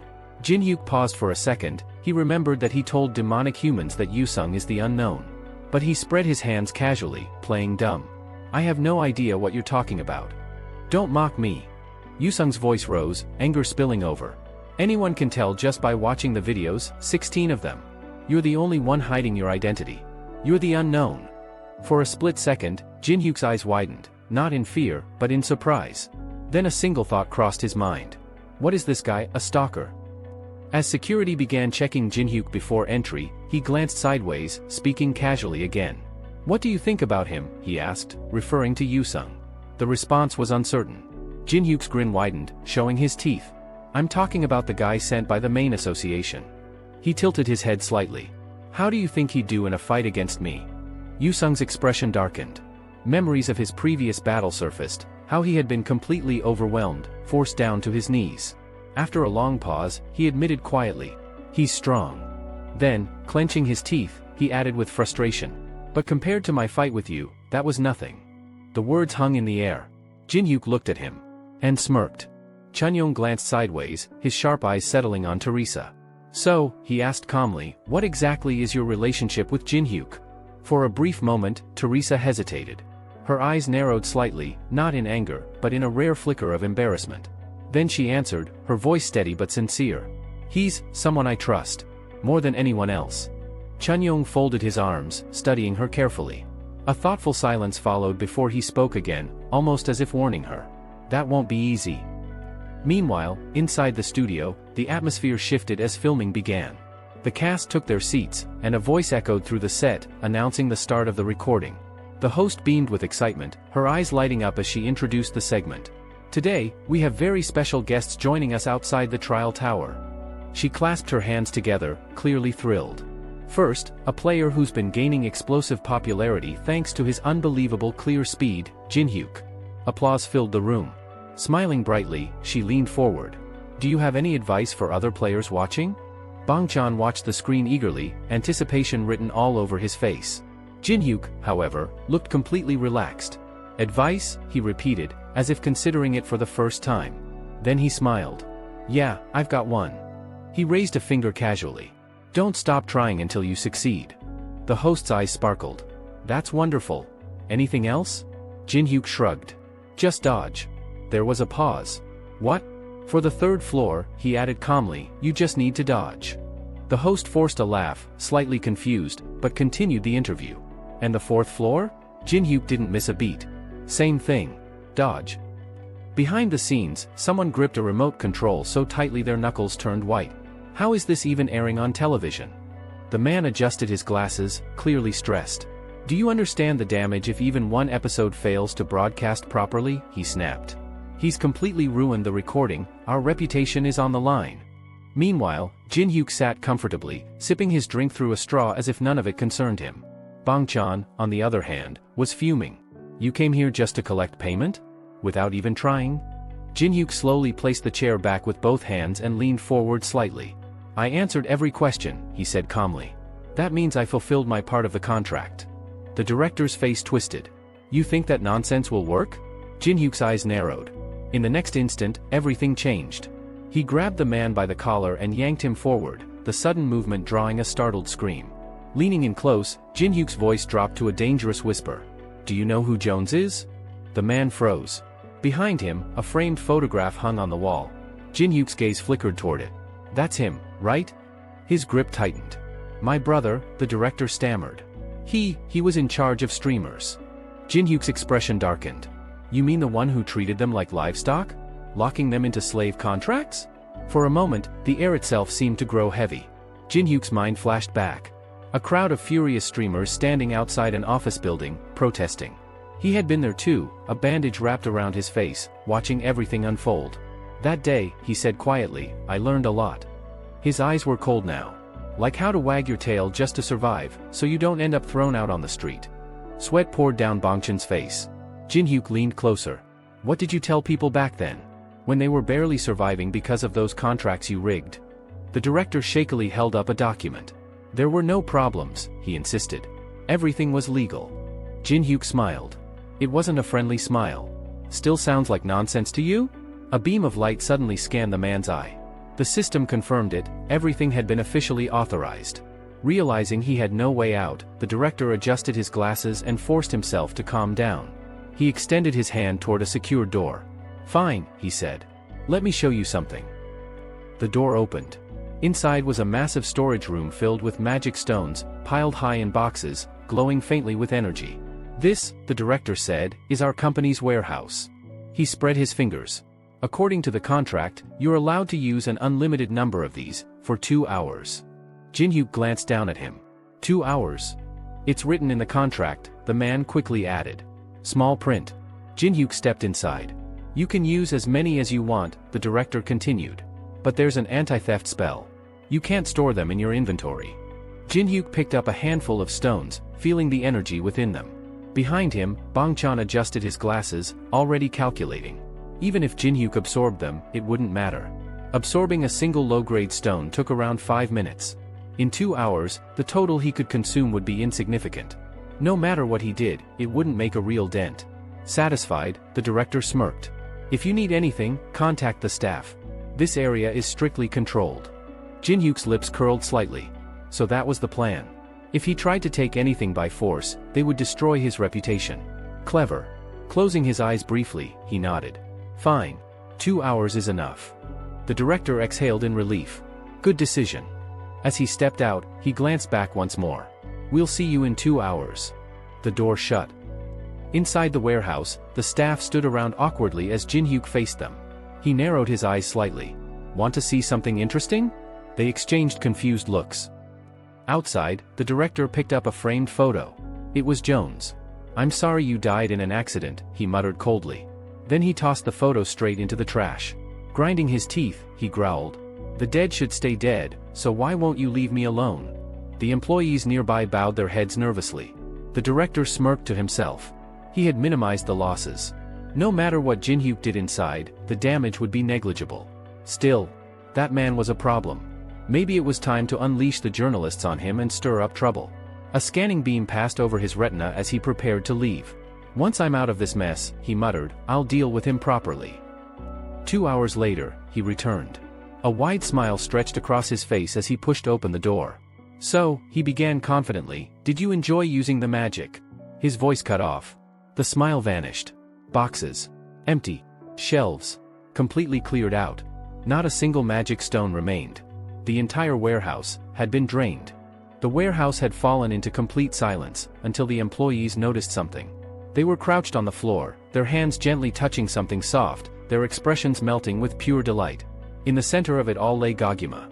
The small black dragon rolled lazily on its back, its round belly swollen from overeating, tiny paws waving in the air as if it owned the place. Jin-hyuk glanced toward the entrance just as Baeon-chan stumbled in. Perfect timing. He casually pointed at Goguma. You got any more magic stones? He asked, completely serious. My baby's still hungry. Goguma let out a cheerful sound, wiggling its paws as if agreeing. Baeon-chan froze. Then his face turned pale. A second later, he collapsed to the ground, clutching his chest. I can't take this. Meanwhile, one of the assistants squealed in excitement. It's so cute. Jin-hyuk slipped his hands into his pockets, watching the scene unfold with a faint smirk. To him, this wasn't just feeding a pet. This was repayment. The TV company had exploited people for years, treating them like disposable tools. Now, they were the ones being drained, slowly, painfully. And Jin-hyuk had every intention of squeezing them for everything they had. Goguma finally settled down, lying flat on the floor, completely stuffed. A system window appeared, displaying its stats. During battle, the creature would consume Jin-hyuk's mana. However, experience gained would be counted separately for both of them. Jin-hyuk studied the numbers carefully. Strong. Very strong. But there was a problem. His mana pool. That was all he had. He exhaled slowly, eyes narrowing as he calculated. If he summoned Goguma in a real fight, he could sustain it for 5 minutes at best. Maybe less. That meant one thing. He needed to grow faster. Much faster than planned. A system notification flickered. A silhouette appeared on the screen. Jin-hyuk tilted his head slightly. What are you up to now? Far away, in front of a towering hotel building, a man trained relentlessly. Sweat dripped from his body as he pushed himself to the limit. Tenno. Watching from afar, a woman lowered her chin slightly. The target has been set, she reported calmly. He's already formed alliances with key figures. A call connected. He's moving faster than expected, came the voice on the other end. And Yusung, he may act aggressive, but he still follows Jin-hyuk's lead. The woman's expression hardened. That's enough to consider him an ally. The man on the call tapped a photo, Yusung's face. Then add them all, he said coldly. If they're not with us, they're enemies of the China Guild. A list appeared on the screen. Names. Faces. A blacklist. Elsewhere, Yusung frowned, sensing something off. Before he could react, Jin-hyuk appeared in front of him, holding a mirror. A strange one. The system activated instantly. This artifact could break spatial boundaries, connecting any location within the first 10 floors of the tower. Moments later, they stood together in a clearing deep within the elven forest on the 6th floor. Yusung glanced around, then looked back at Jin-hyuk. This is the path to strength you were talking about? His grip tightened slightly. I've already learned something monstrous. Then his eyes sharpened. If you're climbing higher floors anyway, why involve me? You could have done it alone. Jin-hyuk closed his eyes briefly, then smiled. I'm just looking out for you. A pause. Then he added quietly, don't you need to get stronger, if you want to challenge me again? The mirror in his hand began to glow. Yusung narrowed his eyes. What floor? The system answered for him. The mirror activated. Space twisted. A portal tore open. The air shifted violently as both of them stepped through. A notification appeared. Remaining usage time, 4 hours 30 minutes. When the light faded, they stood somewhere new. The 10th floor. Warrior's Haven. Massive stone statues lined the area, each gripping a sword, their presence radiating silent authority. Jin-hyuk scanned the battlefield. 21 guards, he muttered. And beyond them, a towering figure stood motionless. The boss. The immortal stone giant. Jin-hyuk slipped his hands into his pockets. Think you can handle it? Yusung stepped forward, raising his hand slightly as he assessed the situation. It's worth a try. Then he added, more cautiously, as long as that thing doesn't wake up. Jin-hyuk stepped in front of him, blocking his path. All right. He raised a finger. Here's the deal. His voice sharpened. Take down all the guards, and survive against the boss for 1 minute. A brief pause. Do that, and I'll accept your challenge. Yusung's eyes widened slightly. Then, a grin. Deal. Without hesitation, he tightened his grip on his weapon and dashed forward. I'll hold you to that. He launched himself high into the air, soaring above the stone warriors. One of the statues suddenly moved. This is the warrior's haven, it declared. Only those with the right may enter. It never finished. Yusung swung his blade mid-air, his voice cutting through the battlefield. Then move. Steel met stone. The clash exploded across the arena. Elsewhere, in a completely different setting, a small shop came into view. A young man stood frozen, staring at his reflection in disbelief. Teresa turned her head slightly as someone called out to her. The boy lifted his cap, his voice trembling with excitement. You're the commander from that raid. A system notification appeared. Item activated, hair return. The boy reached up, fingers trembling as they touched his head. Hair. Real hair. Tears welled up in his eyes. I missed this. Teresa smiled faintly. It was expensive, she said, but worth it, right? But then, strands began falling again. The boy's expression collapsed into horror. No, no, no. The curse wasn't gone. Hair continued to fall from his head, and even his body. Teresa gently patted his back. It's not the end of the world, she said softly. There's more to life than hair. The boy lowered his gaze, his voice heavy with guilt. Sometimes, I think this is punishment. He swallowed. I led that first-floor raid. I was greedy, reckless. People got hurt because of me. His fists tightened. This curse might actually be too light. Teresa didn't interrupt. After a moment, she spoke calmly. If people suffered because of your greed, then yes, that's not right. She paused. But risking your life to chase something you wanted? Her expression softened. That part, I respect. The boy blinked, caught off guard. Then, embarrassed, he admitted quietly. I'm actually the leader of your fan club. Back on the battlefield, Yusung roared, his weapon slicing through the air with explosive force. The system activated. Sword song. Energy surged around him as the fight truly began. Yusung's blade came down with overwhelming force. The impact shattered the enemy instantly, stone cracked, then exploded outward as fragments rained across the battlefield. Dust filled the air, and broken pieces scattered at his feet. Breathing heavily, Yusung narrowed his eyes, scanning the area. Who's left? Then he saw it. Ahead of him, sitting motionless like a silent judge, was the real threat. The boss. The immortal stone giant. Behind him, Jinhyuk stood in the distance, his silhouette calm and unmoving, as if he were simply observing a test. Yusung tightened his grip on his weapon. Just 1 minute. If he could last even 60 seconds against that monster, he'd finally earn the right to face Jinhyuk seriously. That thought alone was enough. His fingers locked around the hilt. His resolve sharpened. Even if it cost him his life, he would do it. With a sudden burst of power, Yusung launched himself forward, closing the distance in an instant. His body cut through the air as he aimed straight for the giant's face. But then, the monster's eyes lit up. A blinding glow. Yusung froze for a split second. Sweat poured down his face. And suddenly, everything changed. He was lying on a hospital bed. White ceiling. Sterile smell. Silence. What? His mind struggled to process it. A moment later, the view shifted to a tall hospital building. Beside him, Hannah calmly peeled an apple. You're awake, she said. Yusung frowned. You're his servant. She didn't even look at him. If that's what you think, she replied quietly. Then sure, call me his slave. Before he could respond, a nurse rushed into the room, clearly in a hurry. The director ordered us to bring him here, she explained. His condition was critical. Hannah paused, then suddenly remembered something. Oh right, he told me to give you this when you woke up. She opened her bag. Then frowned. Where did it go? The nurse stepped forward, holding something out. This? Yusung stared at it, confused. And then, memory slammed back into him. The battlefield. The giant. The fight. The system message. Absolute invulnerability activated. No matter what he did, no matter how hard he attacked, nothing worked. Physical damage. Magic. Even his strongest techniques. Everything failed. His sword had shattered.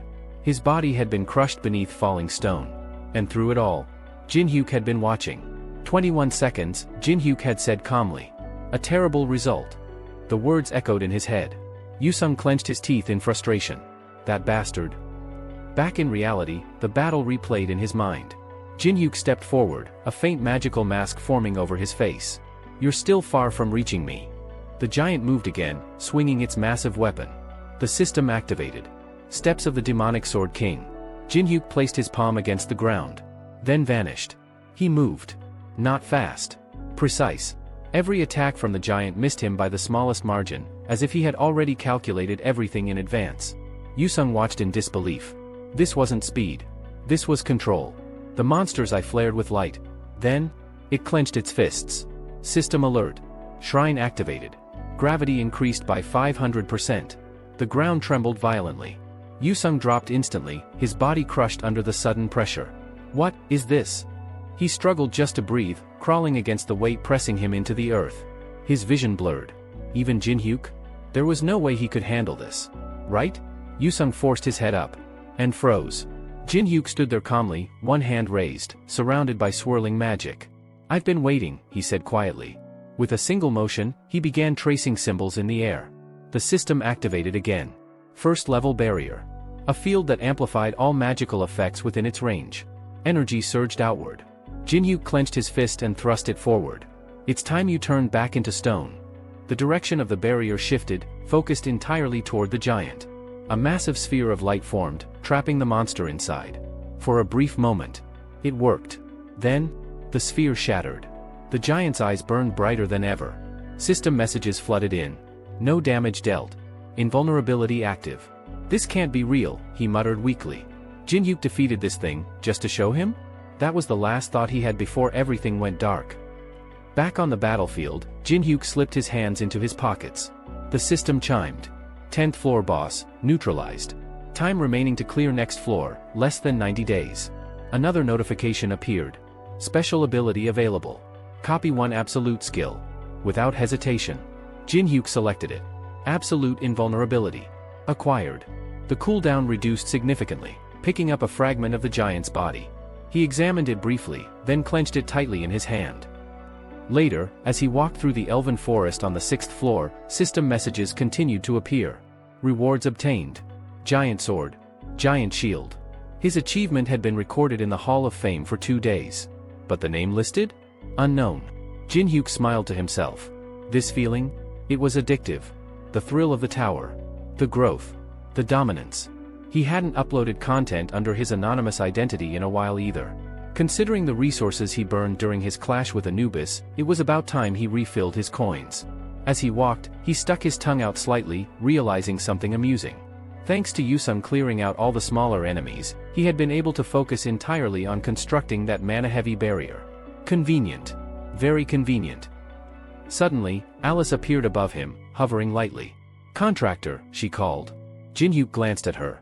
"What is it?" She hesitated. "You know someone's watching us, right?" Jinhyuk didn't even turn around. "I know." The vampire lord raised an eyebrow, surprised. "And you're doing nothing? That's not like you." Jinhyuk continued walking deeper into the forest. "The place we're heading to," he said calmly, "doesn't like troublemakers." He shrugged. "There's nothing to gain from fighting them here." Hidden nearby, a floating surveillance device zoomed in on him. "The target is moving through the 6th floor elven forest," a voice reported. Far away, inside a towering skyscraper in Beijing, a man knelt on the ground. "Leo." He spoke carefully. How did he already clear the 10th floor, when he just passed the 5th? A heavy silence followed. Then, a foot slammed into the ground. The guild leader's expression twisted with anger. "What have you all been doing this entire time?" One of the members trembled. Then, a sickening sound. His ear dropped to the floor. "Pathetic," the leader said coldly. "You couldn't complete a single task properly." Zunhua guild master, Nangong stepped forward, gripping the hilt of his sword. "I always have to step in, just to make things work." A healer rushed toward the injured man. "Stop." The leader's voice cut through the room. "Leave him." He sheathed his sword slowly. "Next time," he added, "it won't just be an ear." The wounded man nodded frantically, clutching his bleeding head. The leader turned away, his cloak rising behind him. "I don't know why he's staying on the 6th floor," he muttered. "But that works in our favor." His voice hardened. "Move out. Regroup on the 6th floor." Then, with cold finality, "Burn everything. Him, the forest, and anyone who witnesses it." Back in the elven forest, sunlight filtered gently through the trees, creating a peaceful atmosphere. A masked figure watched from the shadows, perched silently on a branch. "Keep eyes on the target," came the order. Nearby, an elf gracefully descended from a tree. Players wandered through the area, relaxed and at ease. Fires burned softly as groups rested and chatted. The 6th floor wasn't just a battlefield. It was a sanctuary. A place where players stayed for up to 90 days until the path to the 7th floor opened. That's why so many gathered here. To rest. To recover. To prepare. Something caught his eye. A small magical creature sat nearby, casually holding food with a fork. Not far from it, a girl shouted in alarm. "Don't go there. That's elf territory, it's dangerous." But her companion only laughed. "There's a super cute rabbit over there, with a horn on its forehead." The calm atmosphere was about to break. The woman grabbed the man by the ear and yanked him back sharply, her voice low but firm. She warned him that the creatures of the forest despised outsiders, and if he valued his life, he should turn around immediately before an arrow found its way into his skull. The man winced in pain, complaining that he had only come here to relax, but she dismissed his words with clear irritation. Nearby, a small horned creature lifted its tiny paws as if reacting to the tension. At the same time, something strange was happening. The man's feet seemed to drag unnaturally along the ground, as though an invisible force was pulling him. Hidden behind thick bushes, an elf silently observed the scene. But then, her expression shifted completely. Her eyes widened in alarm as she noticed someone else. Jinhyuk. He was walking calmly through the forest, yet something about him didn't feel normal. The elf immediately sensed it. He was being watched. Lowering her gaze slightly, she studied him more carefully. He didn't seem hostile, nor did he appear to have any malicious intent. If anything, he looked like someone who had simply wandered in without understanding where he was. Still, that didn't make sense. This forest was no ordinary place. Even experienced travelers struggled to navigate it. Getting lost here was almost guaranteed for outsiders. The elf quietly concluded that there was no way he would find his way out on his own. But then Jinhyuk did something unexpected. He raised his hand slightly and inhaled, as if reading the air itself. After a brief pause, he pointed in a direction and casually said he needed to go left. The elf's pupils shrank in shock. Finding direction in this forest by scent alone required years of experience. It wasn't something a random wanderer could do. Yet this man spoke with complete confidence, as if it were second nature. A faint smirk formed on Jinhyuk's face, while the elf couldn't stop wondering who he really was. As he moved forward, glowing magical symbols suddenly appeared in front of him, floating midair like a barrier woven from pure energy. The elf recognized it instantly, the illusion barrier. Relief washed over her. Once he stepped into it, he would be trapped, endlessly walking in circles, drained of both energy and will until he collapsed. Deciding to simply observe, she closed her eyes briefly, planning to drag him out once he lost consciousness. But what happened next shattered her expectations. Jinhyuk calmly reached out and touched one of the symbols with 2 fingers, examining it like a scholar reviewing flawed work. Then, with a hint of disappointment, he muttered that the structure was wrong. The spell used an active form when it should have been passive, an error that reduced its effectiveness by half. The elf's eyes snapped open. Her jaw nearly dropped. That barrier, she had created it herself. And he had just pointed out its flaw in seconds. Clenching her teeth in frustration, she realized this lost outsider was anything but ordinary. Meanwhile, Jinhyuk seemed completely unfazed. In fact, he looked almost amused, as if he had just encountered a beginner's mistake. Not long after, something even stranger happened. With a flash of light, cooking utensils began appearing out of thin air. Pots, pans, and ingredients materialized around him as if summoned. Jinhyuk casually announced that he was hungry and got to work without hesitation. He chopped vegetables with smooth precision, then tossed them into a heated pan over an open flame. The sizzling sound quickly filled the quiet forest. The elf, still hidden, brought a finger to her lips, watching in disbelief. Was he cooking? Her curiosity lasted only a moment before it turned into anger. Drawing her bow, she pulled the string back tightly, her eyes blazing. How dare an outsider cook meat in the sacred forest of the elves? It was an unforgivable insult. To her people, consuming animal flesh was strictly forbidden. But before she could release the arrow, Jinhyuk spoke calmly, almost as if he had eyes on her. He said it wasn't meat, it was made from beans. He even lifted the plate slightly, inviting her to verify it herself if she didn't believe him. The elf hesitated. It didn't look like beans.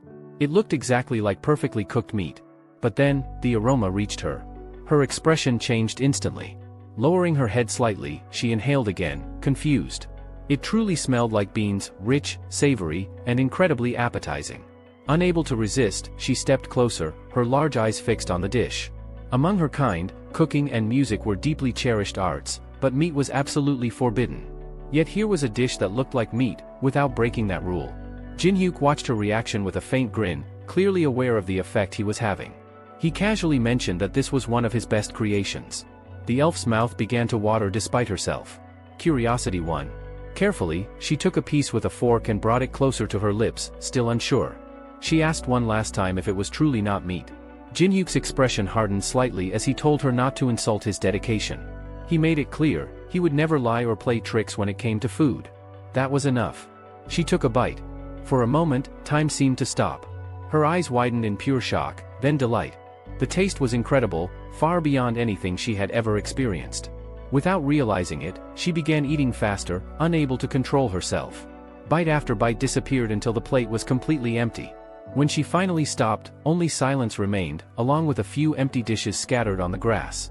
Looking at Jinhyuk, her expression softened completely. She admitted she had been wrong. This stranger wasn't a threat, he was someone extraordinary. Placing a hand on her chest, she introduced herself as Sylvia, a ranger and guardian of the forest, and sincerely apologized for misjudging him. With her eyes gently closed, the elf girl took a slow breath before speaking. In a calmer, more sincere tone, she asked what she could do to make up for her earlier hostility. Jin-hyuk didn't hesitate. A wide, confident smile spread across his face as he gave his answer. If she truly meant it, then he wanted permission to visit the elf village. For a brief moment, the forest seemed to fall silent. Nearby, a small horned rabbit continued nibbling on grass, completely indifferent to the tension building in the air. The forest ranger looked at Jin-hyuk again, as if trying to confirm whether he was serious. Then, the scene shifted. The heart of the elf forest came into view, revealing a breathtaking village unlike anything a human had ever seen. Elegant structures, grown rather than built, curved naturally from massive trees. Bridges of intertwined branches connected homes suspended high above the ground, while soft light filtered through the canopy, giving the entire place an almost dreamlike glow. Standing at the entrance, Jin-hyuk narrowed his eyes slightly as he introduced himself without a trace of hesitation. A figure stepped forward to meet him. Penhyam, the head of the elf forest. With his eyes briefly closed, the elder acknowledged the guest in a composed, formal manner. However, the atmosphere around them told a very different story. The guards' weapons gleamed sharply under the filtered sunlight. Every elf present was on edge. Jin-hyuk glanced around, noticing the hostility immediately. With a faint smirk, he questioned whether they were truly welcoming him, or simply pretending. That single remark was enough to ignite tension. One of the guards pulled back the string of his bow, his expression filled with anger. He couldn't tolerate the arrogance of a human who had appeared out of nowhere and expected kindness in return. Through gritted teeth, he declared that humans had no place in their sacred forest. At that exact moment, system notifications flickered before Jin-hyuk's eyes. His gaze sharpened. He instantly recognized the situation: Teslan. Just like in the game, the elf's hatred for humans burned fiercely. Jin-hyuk understood why. After all, he himself had caused quite a bit of chaos here in the past. Bringing his fingers lightly to his lips, Jin-hyuk calmly stated that it was Sylvia who had invited him. Before anyone could react, several metal spears suddenly lifted into the air, spinning with lethal precision as magic surged through the surroundings. Without even turning fully, Jin-hyuk casually deflected one of the incoming blades behind his back, as if it were nothing more than an annoyance. His voice remained steady as he remarked that the forest ranger's behavior toward a guest was rather rude. Magic began to coil around his body like flowing currents, his presence growing heavier with each passing second. Then, almost mockingly, he asked if he should have brought a gift to receive better treatment. Teslan's eyes glowed red. There was no mistaking it now, this human was different. With a cold voice, Teslan admitted that Jin-hyuk's reflexes were impressive, for a human. But that only made him more dangerous. Slowly raising his bow again, he declared that the next arrow would go straight through Jin-hyuk's head. The tension snapped.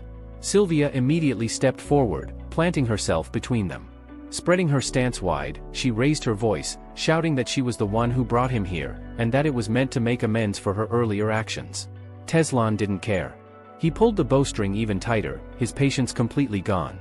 He ordered her to be silent, stating coldly that outsiders were not welcome, and whatever justification she had could be discussed after the human was dead.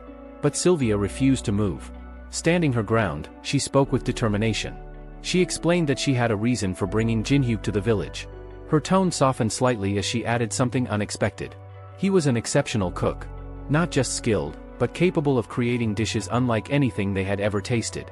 A subtle smile appeared on her face as she finished speaking. That single statement caused a ripple through the crowd.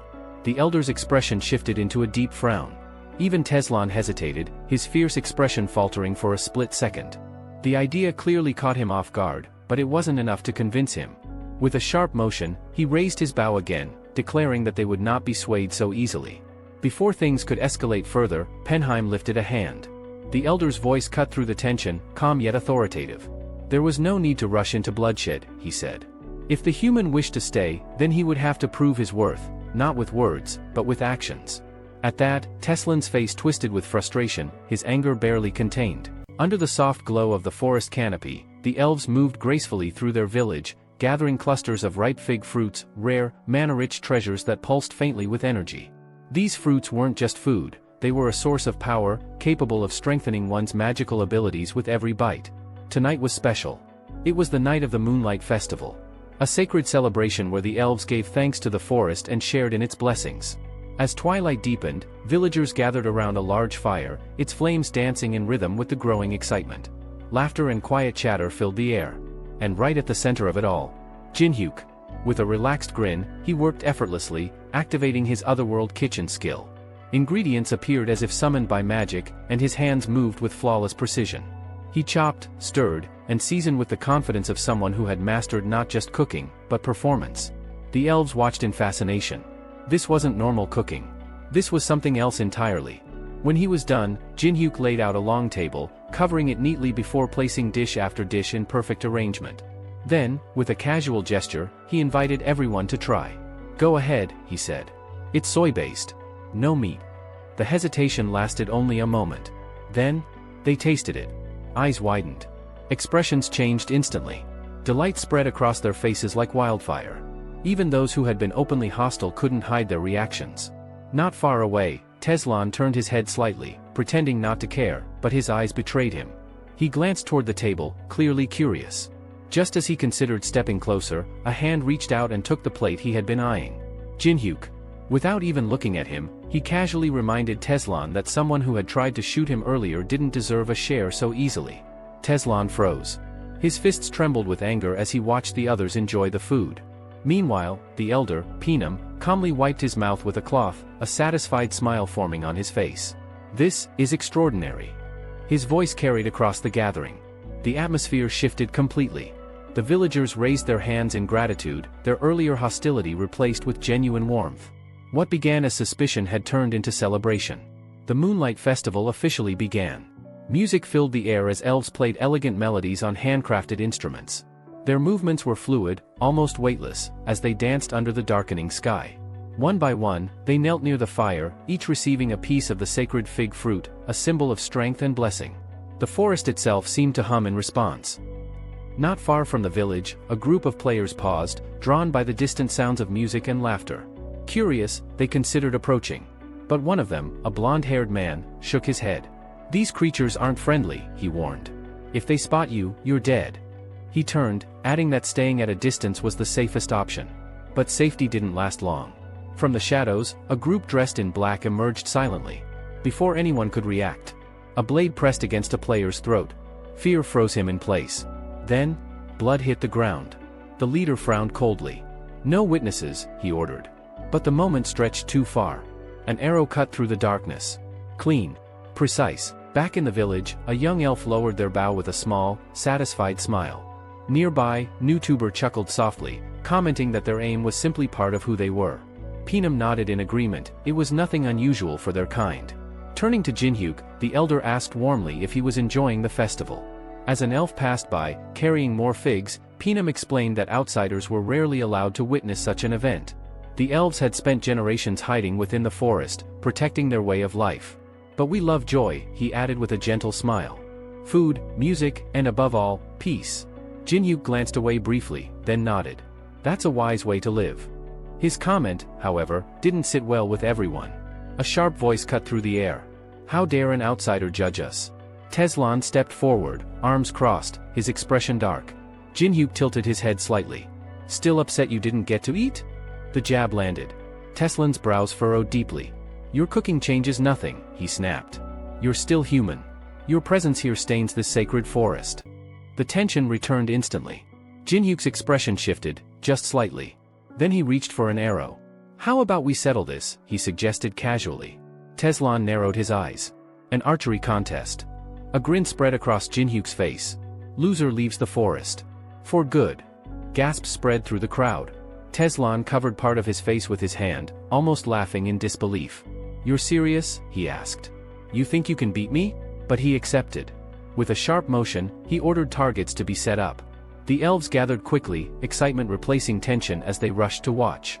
Moments later, both competitors stood facing their targets, bows in hand. Jinhyuk smirked. "Too bad I don't have anyone cheering for me." Teslan scoffed. "You won't find support here." Jinhyuk didn't respond. Instead, he opened a small dimensional inventory. "Then I'll bring my own." In a flash of light, Gagyama appeared. The small dragon stretched happily, immediately announcing that it was hungry. Jinhyuk crouched down, briefly hugging the creature as it clung to him affectionately. The elves watched, intrigued. Teslan raised a hand. Enough. Shoot. Jinhyuk went first. He drew his bow, aimed, and released. The arrow flew cleanly, but struck near the edge of the target. Teslan smirked. Not bad, for a human. He pulled back his bowstring with confidence. Now watch. Before he could finish, Gaguma moved. The small dragon suddenly lunged forward, opening its mouth wide. A pulse of energy erupted. System activation. Fear. The pressure hit instantly. Teslan's body reacted before his mind could catch up. His muscles tensed, his aim faltered. He released the arrow. The shot went wild.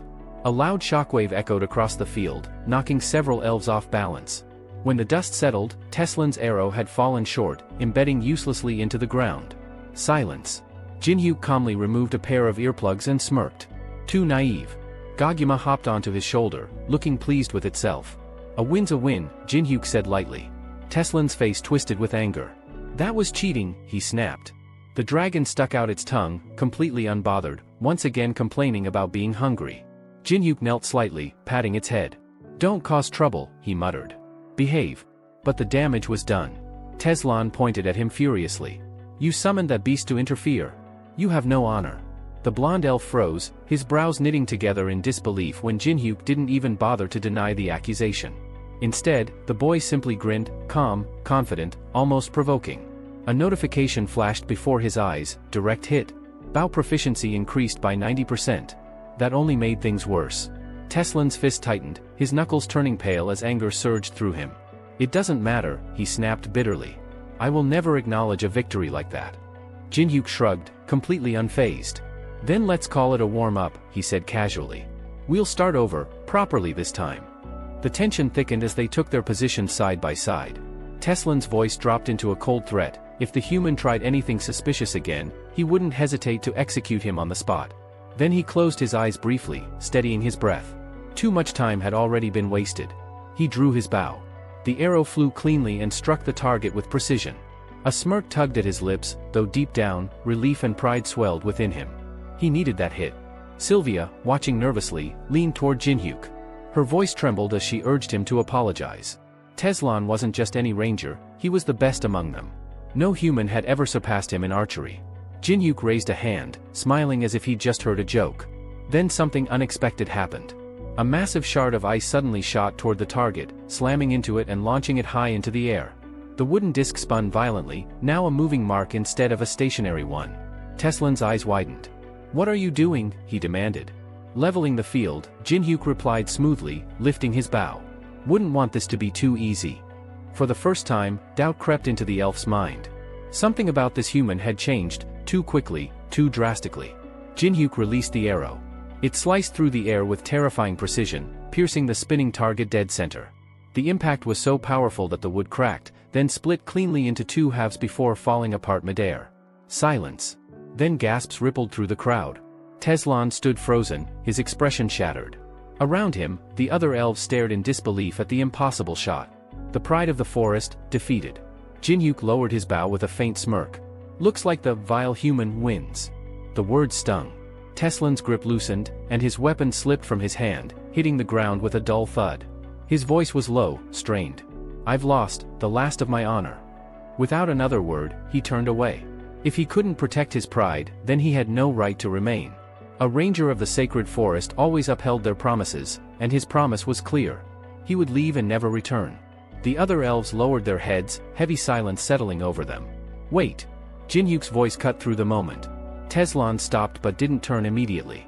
When he finally glanced back, his eyes burned with humiliation. What now? He asked sharply. Haven't you humiliated me enough? Jinhyuk scratched the back of his head, almost sheepish. You're a man of your word, I respect that, he said. But the festival's still going on. If you leave now, you'll ruin the mood. He smiled, wide, mischievous. So let's revise the terms. Teslan's jaw clenched. He had been so close to walking away. Behind him, a few elves were already struggling to suppress their laughter. I would rather leave. Jinhyuk crossed his arms. Where I come from, he added casually, only the bravest wear outfits like that. A beat. Then realization hit. Teslan's face turned red, he was dressed in the ridiculous fairy-like costume from earlier. The punishment clung to him like a curse. No one dares laugh at me, he roared. At that exact moment, one unfortunate elf burst out laughing. Teslan lunged at him instantly, biting and kicking as chaos erupted. The two tumbled to the ground, drawing even more stifled laughter from the crowd. Watching the scene, Jinhyuk exhaled quietly. Maybe he had gone a bit too far. Humbling the forest's finest ranger wasn't something to take lightly. The elder, however, only smiled. "Don't worry," he said gently. "That boy needed this. His sense of duty has been weighing on him for far too long." As Teslan continued brawling in the background, the old elf's expression softened. This defeat may be the very thing that frees him. Jinhyuk glanced at him, recognizing the wisdom in his words.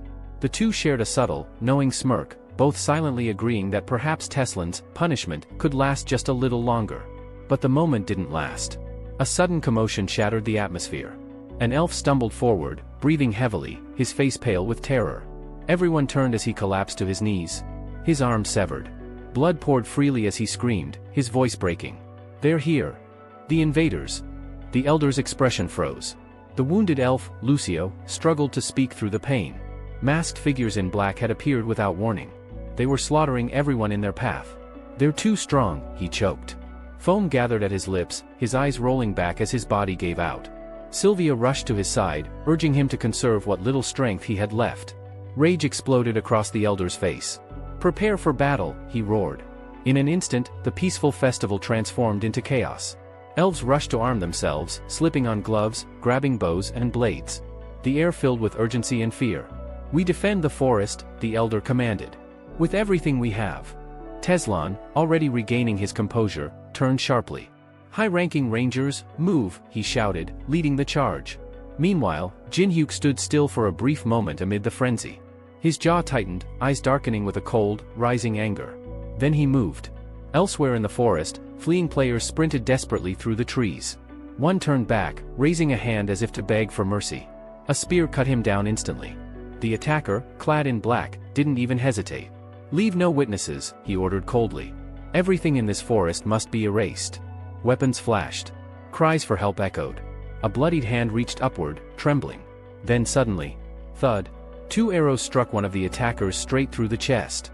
His ally turned sharply, scanning the surroundings. "Someone's there."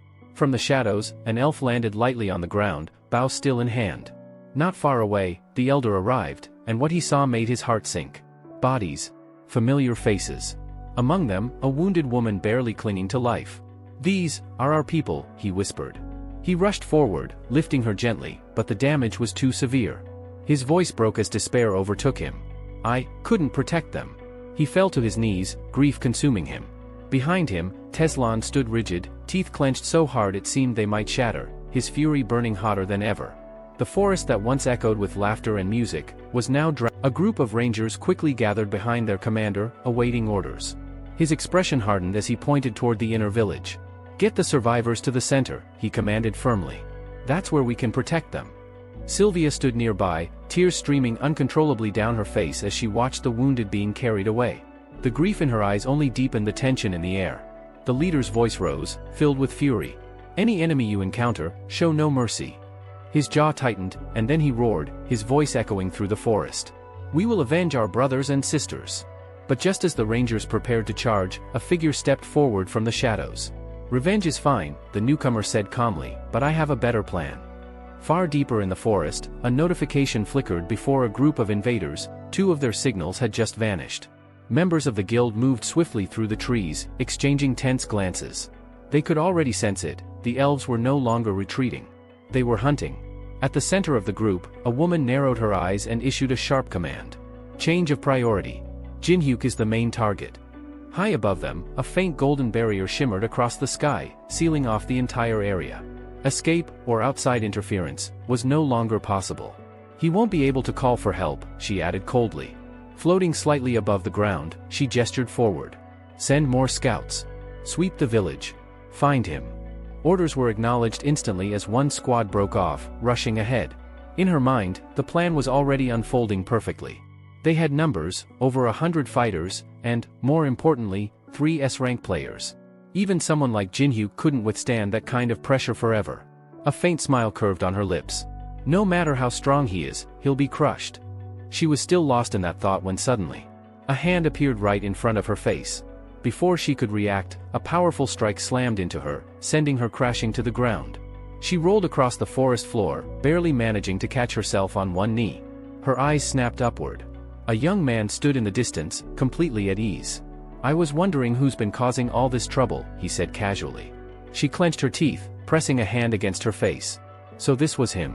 The guild roaming around that studio building. "That was you, wasn't it?" he continued, stepping closer. With a swift motion, he tore the mask off and tossed it aside. "You'd better be ready to compensate me for this mess." Instead of fear, a smile spread across her face.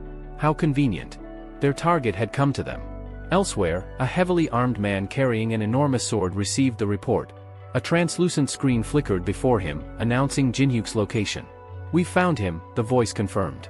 The man frowned slightly. "All units, converge on Squad B." He lowered his gaze just as a volley of arrows came flying toward him. With a single motion of his hand, he cut them all down midair. Behind the attack, Teslan stepped forward, his eyes blazing with fury. "Where do you think you're going?" he demanded. "You're our prey today." The enemy sneered, dismissing him with a single word. "Savages." That was the last thing he said. An instant later, blood burst from the chest of one of his comrades. Jinhyuk had begun moving.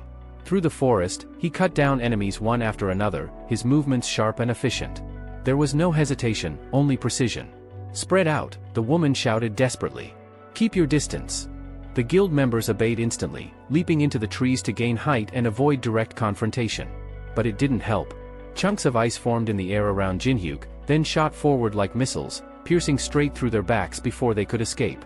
Her expression tightened. "He's stronger than in the footage?" Sweat slid down her cheek. If they kept fighting like this, they'd be wiped out before reinforcements arrived. "We need to stall him." "Over here," she called out loudly. Jinhyuk paused, turning toward her. Shards of ice hovered around him, glinting dangerously. She smirked, masking her unease. "I don't know what you came here for, but it must be something important, right?" He frowned slightly. "Stop talking and fight." Behind her, more of her squad began closing in. But she raised her voice again, deliberately dragging out the conversation. "You're wasting time here," she said. "While you're busy with us, the rest of your precious village is being slaughtered." Her smile widened, cruel and calculated. "And when it's gone, whatever you came here for will disappear with it." Jinhyuk's grip tightened around his weapon. Hidden behind a tree, she watched him carefully. If it's something in the village, he'll go back to protect it.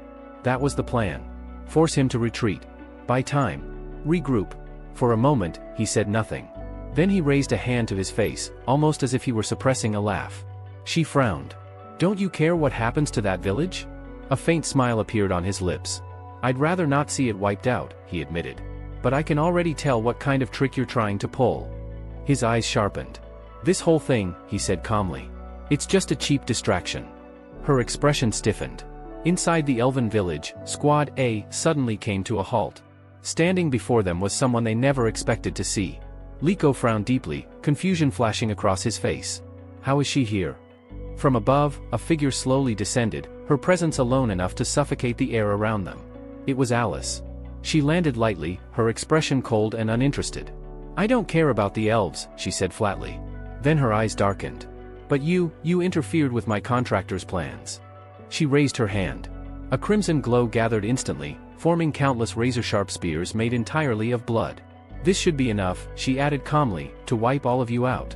The guild members trembled, panic spreading through their ranks. A boss monster," one of them stammered. "We can't fight her." Alice didn't even blink. Then disappear. The next moment, the forest lit up in a violent flash of red. Spears rained down. Bodies were pierced through without resistance, pinned to the ground as if they were nothing more than insects. Blood splattered across the earth as the entire squad was annihilated in seconds. Far away, Shuya stared at her interface in horror. One by one, her team's signals vanished, completely erased. Back in the forest, the aftermath was brutal. Weapons lay scattered. The ground was soaked dark. One survivor crawled weakly, reaching out toward the village, begging for help. Before collapsing lifelessly. Alice hovered slightly above the ground, glancing at the carnage with boredom. "That was disappointing," she muttered. "Not even a proper warm-up." She landed and casually glanced toward a group of elves hiding behind a tree. Crossing her arms, she tilted her head. "By the way, do you make alcohol?" The question left them stunned. Elsewhere, the battlefield grew even more chaotic. Hidden among the trees, Shuya struggled to process what she had just witnessed. Entire squads, gone. It didn't make sense. Before she could think further, she raised her hand and activated her skill. A blood-red magic circle expanded beneath her feet, pulsing with dark energy. Meanwhile, Jin-hyuk stood surrounded. Enemies closed in from all sides, their movements sharp and coordinated. Shuya clenched her teeth and activated another ability, psychotropic poison injection. A thick green fog spread across the battlefield, engulfing her allies. Their bodies reacted instantly. Veins bulged beneath their skin. Their eyes turned blood-red. Fear vanished from their expressions, replaced by raw, uncontrollable aggression. With a unified scream, they lunged forward. Jin-hyuk frowned. "Have you all completely lost it?" he muttered. He moved first.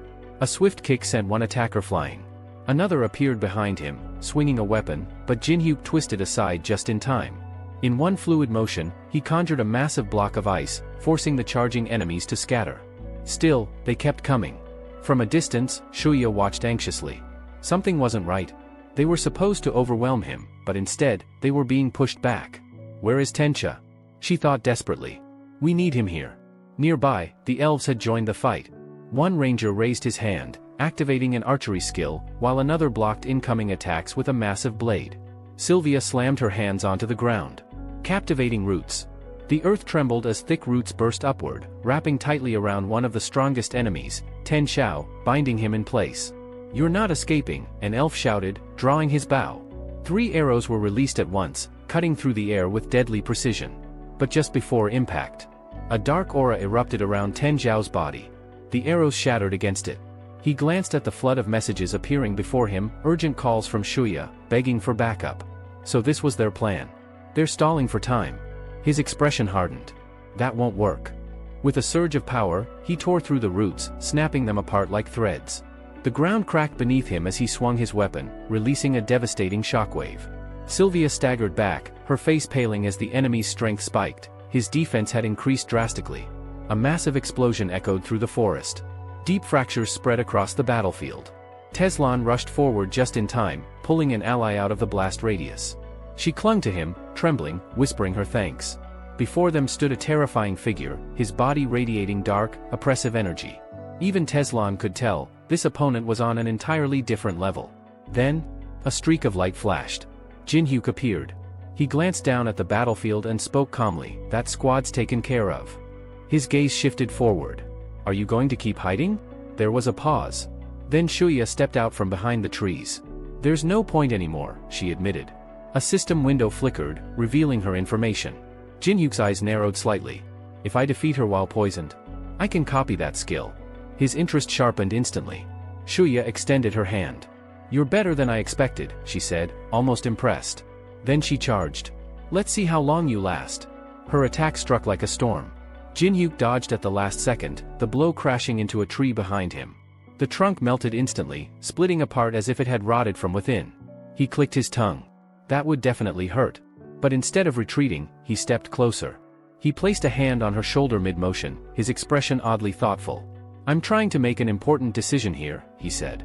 She immediately activated a protective barrier, convinced she could now ignore most physical damage. That confidence lasted exactly 1 second. The impact was devastating. Her breath vanished as she collapsed to the ground, coughing violently. "Try not to interrupt people when they're thinking," he added calmly. Still, she wasn't finished. Forcing herself up, she rushed him again, desperate to buy time until Tencha arrived. But Jin-hyuk was faster. A clean strike sent her staggering. Then, he froze. Looking down at his hand, he noticed something embedded in his finger. A needle. Coated in poison. Shuya dropped to one knee, trembling, but smiling. "Did you really think," she gasped, "I'd just let you hit me?" She revealed another needle, her smile turning vicious. Veins began to darken across Jin-hyuk's skin, turning a deep purple. His mana flow faltered, destabilized by the toxin.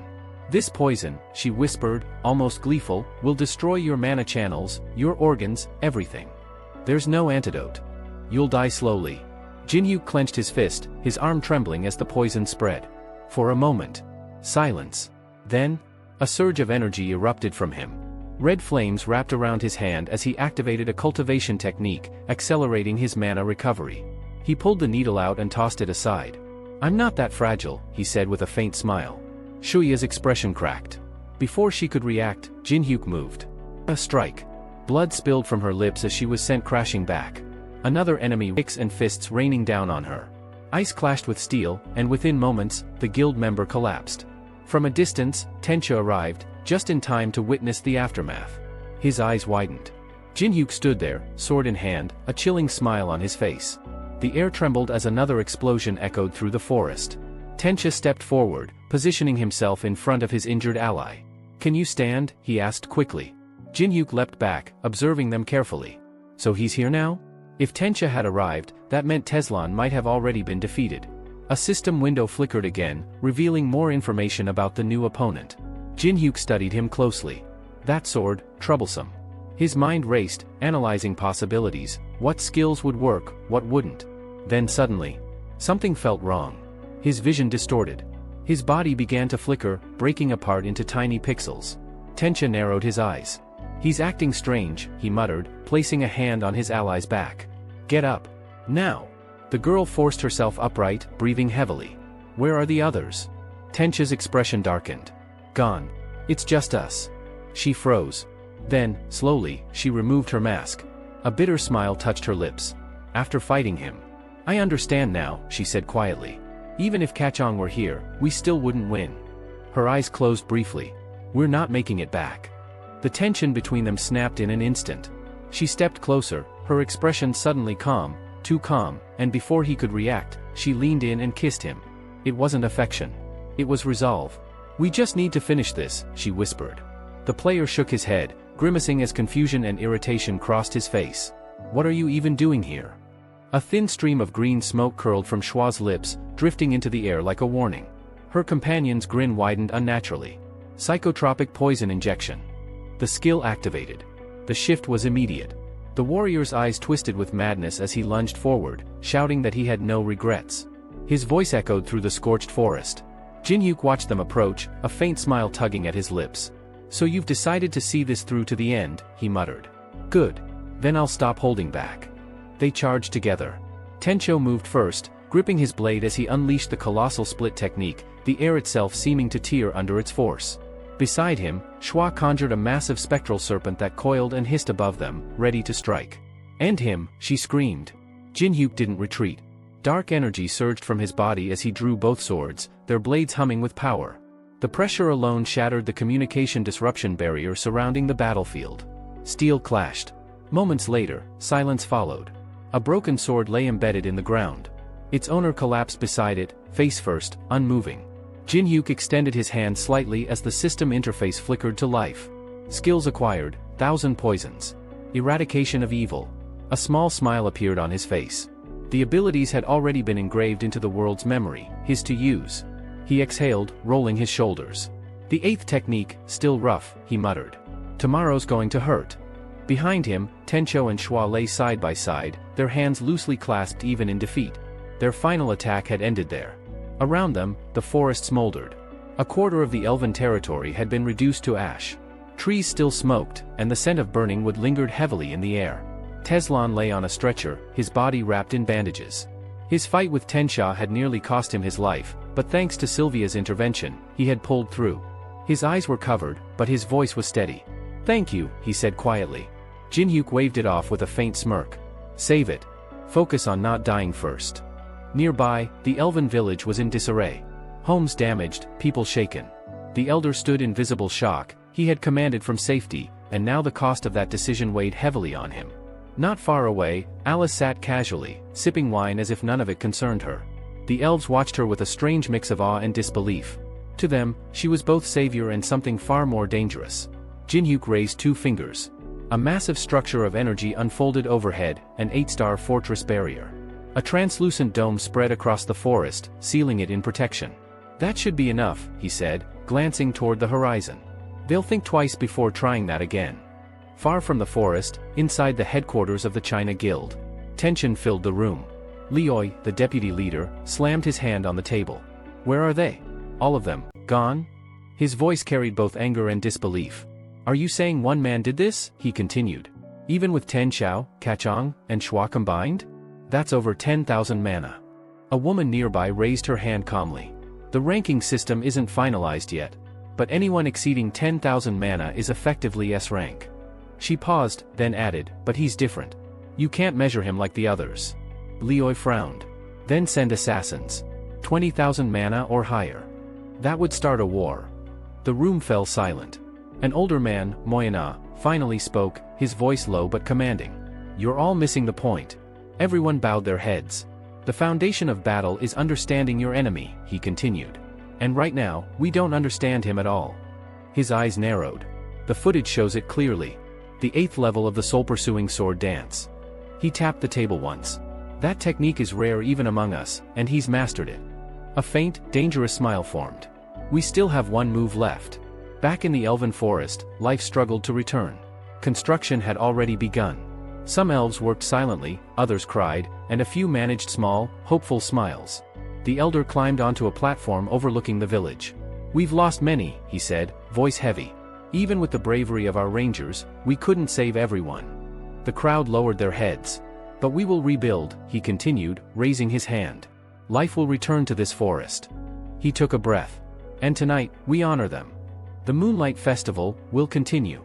A murmur spread through the crowd before rising into agreement. That night, the forest glowed. A massive bonfire crackled at the center as elves gathered around it, raising glasses, remembering those they had lost. Laughter and tears blended together. Someone roasted mushrooms using an otherworldly cooking skill. Jinhyuk stood nearby, watching quietly, a faint smile on his face.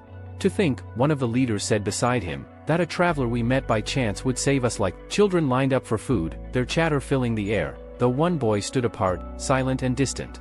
Jinhyuk noticed immediately. Shock, he thought. Before he could approach, a loud stomp broke the moment. Heads turned. Teslan stood there, wearing a ridiculous fairy costume. Jinhyuk blinked, then smirked. You really like that outfit, huh? I do not.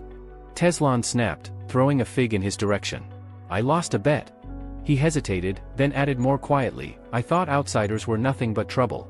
I was wrong. Jinhyuk said nothing, just watched. Teslan closed his eyes. This wasn't my victory. Then laughter erupted. Alice had collapsed onto the ground, clutching her stomach as she laughed uncontrollably. What are you even wearing? Her laughter was infectious.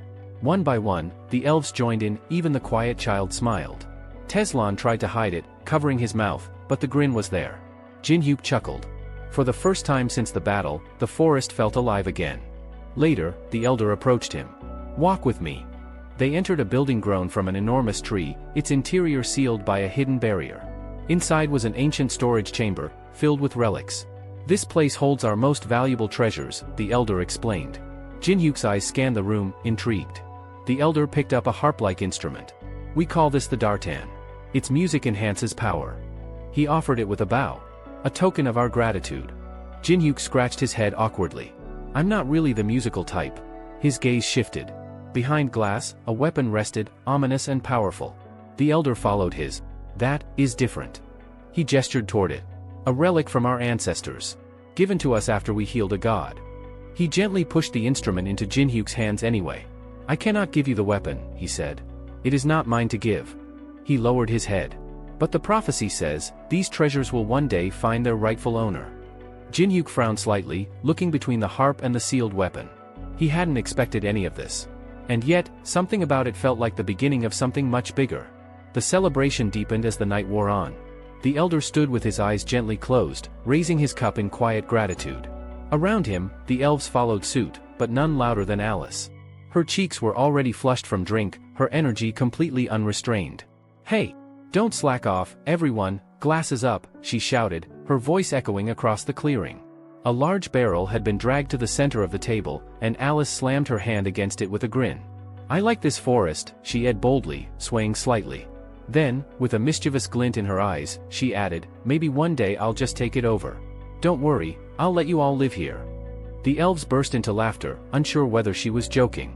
Nearby, Jinhyuk quietly poured a strange purple liquid into the barrel, watching the reactions carefully. Cups were filled. Drinks were raised. And soon enough, the entire village was drinking. Jinhyuk, however, didn't join in. He sat at the edge of the table, his brows slightly furrowed, observing the scene. The elder lifted his cup toward him with a warm smile before downing it in one go. Jinhyuk glanced at his own untouched drink, a bead of sweat forming at his temple. What exactly is this? His instincts told him to be cautious. Instead of drinking, he simply kept his hand resting on the glass, his mind already shifting toward his next move. Take the items, and leave. Slipping away from the celebration, Jin-hyuk made his way back to the storage building. The wooden door stood where it had before, but something was different. He placed his hand against it, then paused. The barrier was gone. His eyes narrowed slightly. Back in the clearing, the effects of the drink had fully set in. Elves lay sprawled across the ground, completely unconscious. Even Alice had collapsed, fast asleep with a faint smile still on her face. Silence replaced the earlier laughter. At that moment, a notification flickered before his eyes. Bram's ring has absorbed a subordinate soul. The ring on his finger began to glow faintly. Jin-hyuk's lips curled into a satisfied smile. Inside the warehouse, he approached the sealed display, and this time, nothing stopped him. Moments later, he stood there holding the weapon he had been eyeing. "Thanks for the gift," he said quietly. Behind him, the elder, Pen-aim, had already passed out, still wearing a peaceful smile. Jin-hyuk turned and walked away. Elsewhere, deep within the tower, the third floor, known as the Church of Hatred, was in chaos. A masked man stood before a restless crowd, listening as complaints erupted from every direction. "We can't reach the 10th floor without that person's permission. All the limited artifacts will disappear in 10 days. The man clenched his jaw. First that guy, and now this unknown player is blocking everything? Frustration boiled over. Not far from there, Melina quietly stood from her seat. "I'm going to rest," she muttered, turning away from the noise. As she stepped outside, her thoughts churned. Idiots, they have no idea that Jin-hyuk is that unknown player. Her face flushed instantly. She slapped her cheeks lightly in frustration. If I ever let that slip, I'd die of embarrassment. But her steps suddenly slowed. Two figures in black robes emerged from the shadows ahead. Her instinct screamed. In a single motion, she drew her dagger. "Who are you? What do you want?" The answer came in silence. And then blood. It splashed across the doorway behind her. One of the nearby guards collapsed before she could even react. The vampire licked the crimson from his blade, his expression twisting with disgust. "Ugh, filthy." His companion sighed. "You really need to stop tasting everything you kill." Melina staggered back, clutching her wound, her mind racing.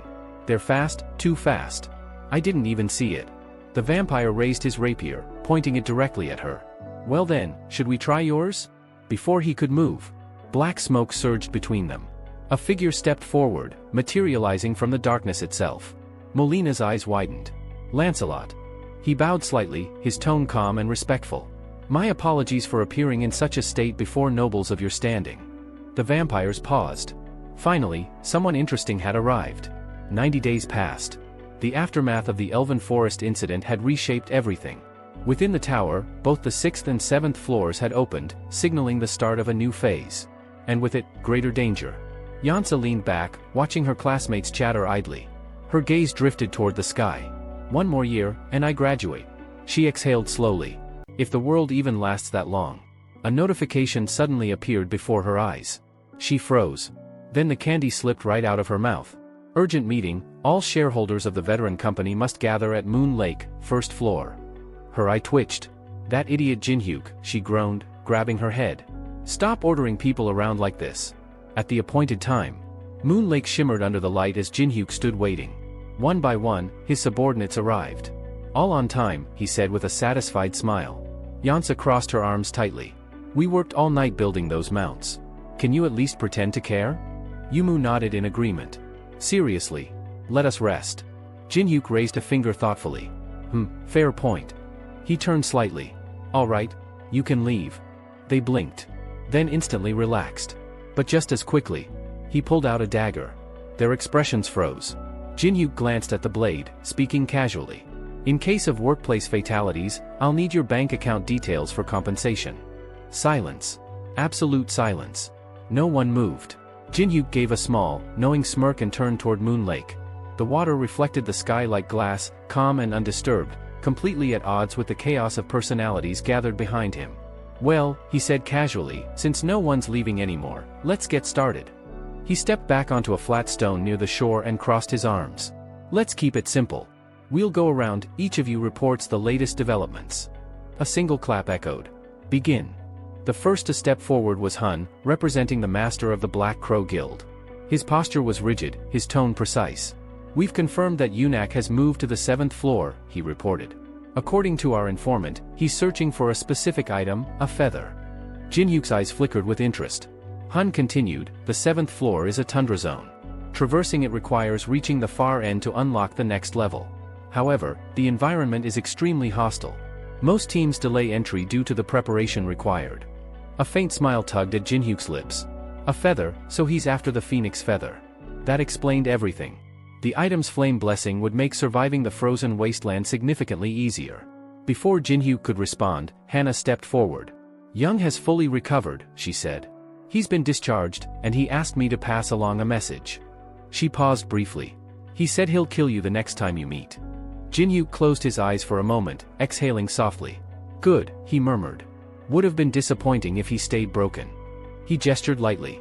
Next. A man stepped forward with visible excitement. Takashi bowed deeply, almost reverently. It's an honor to meet you again. Without hesitation, he presented a sword with both hands. I retrieved this from the Medusa temple, he said. It was heavily guarded, and I'm fairly certain they've realized it's missing.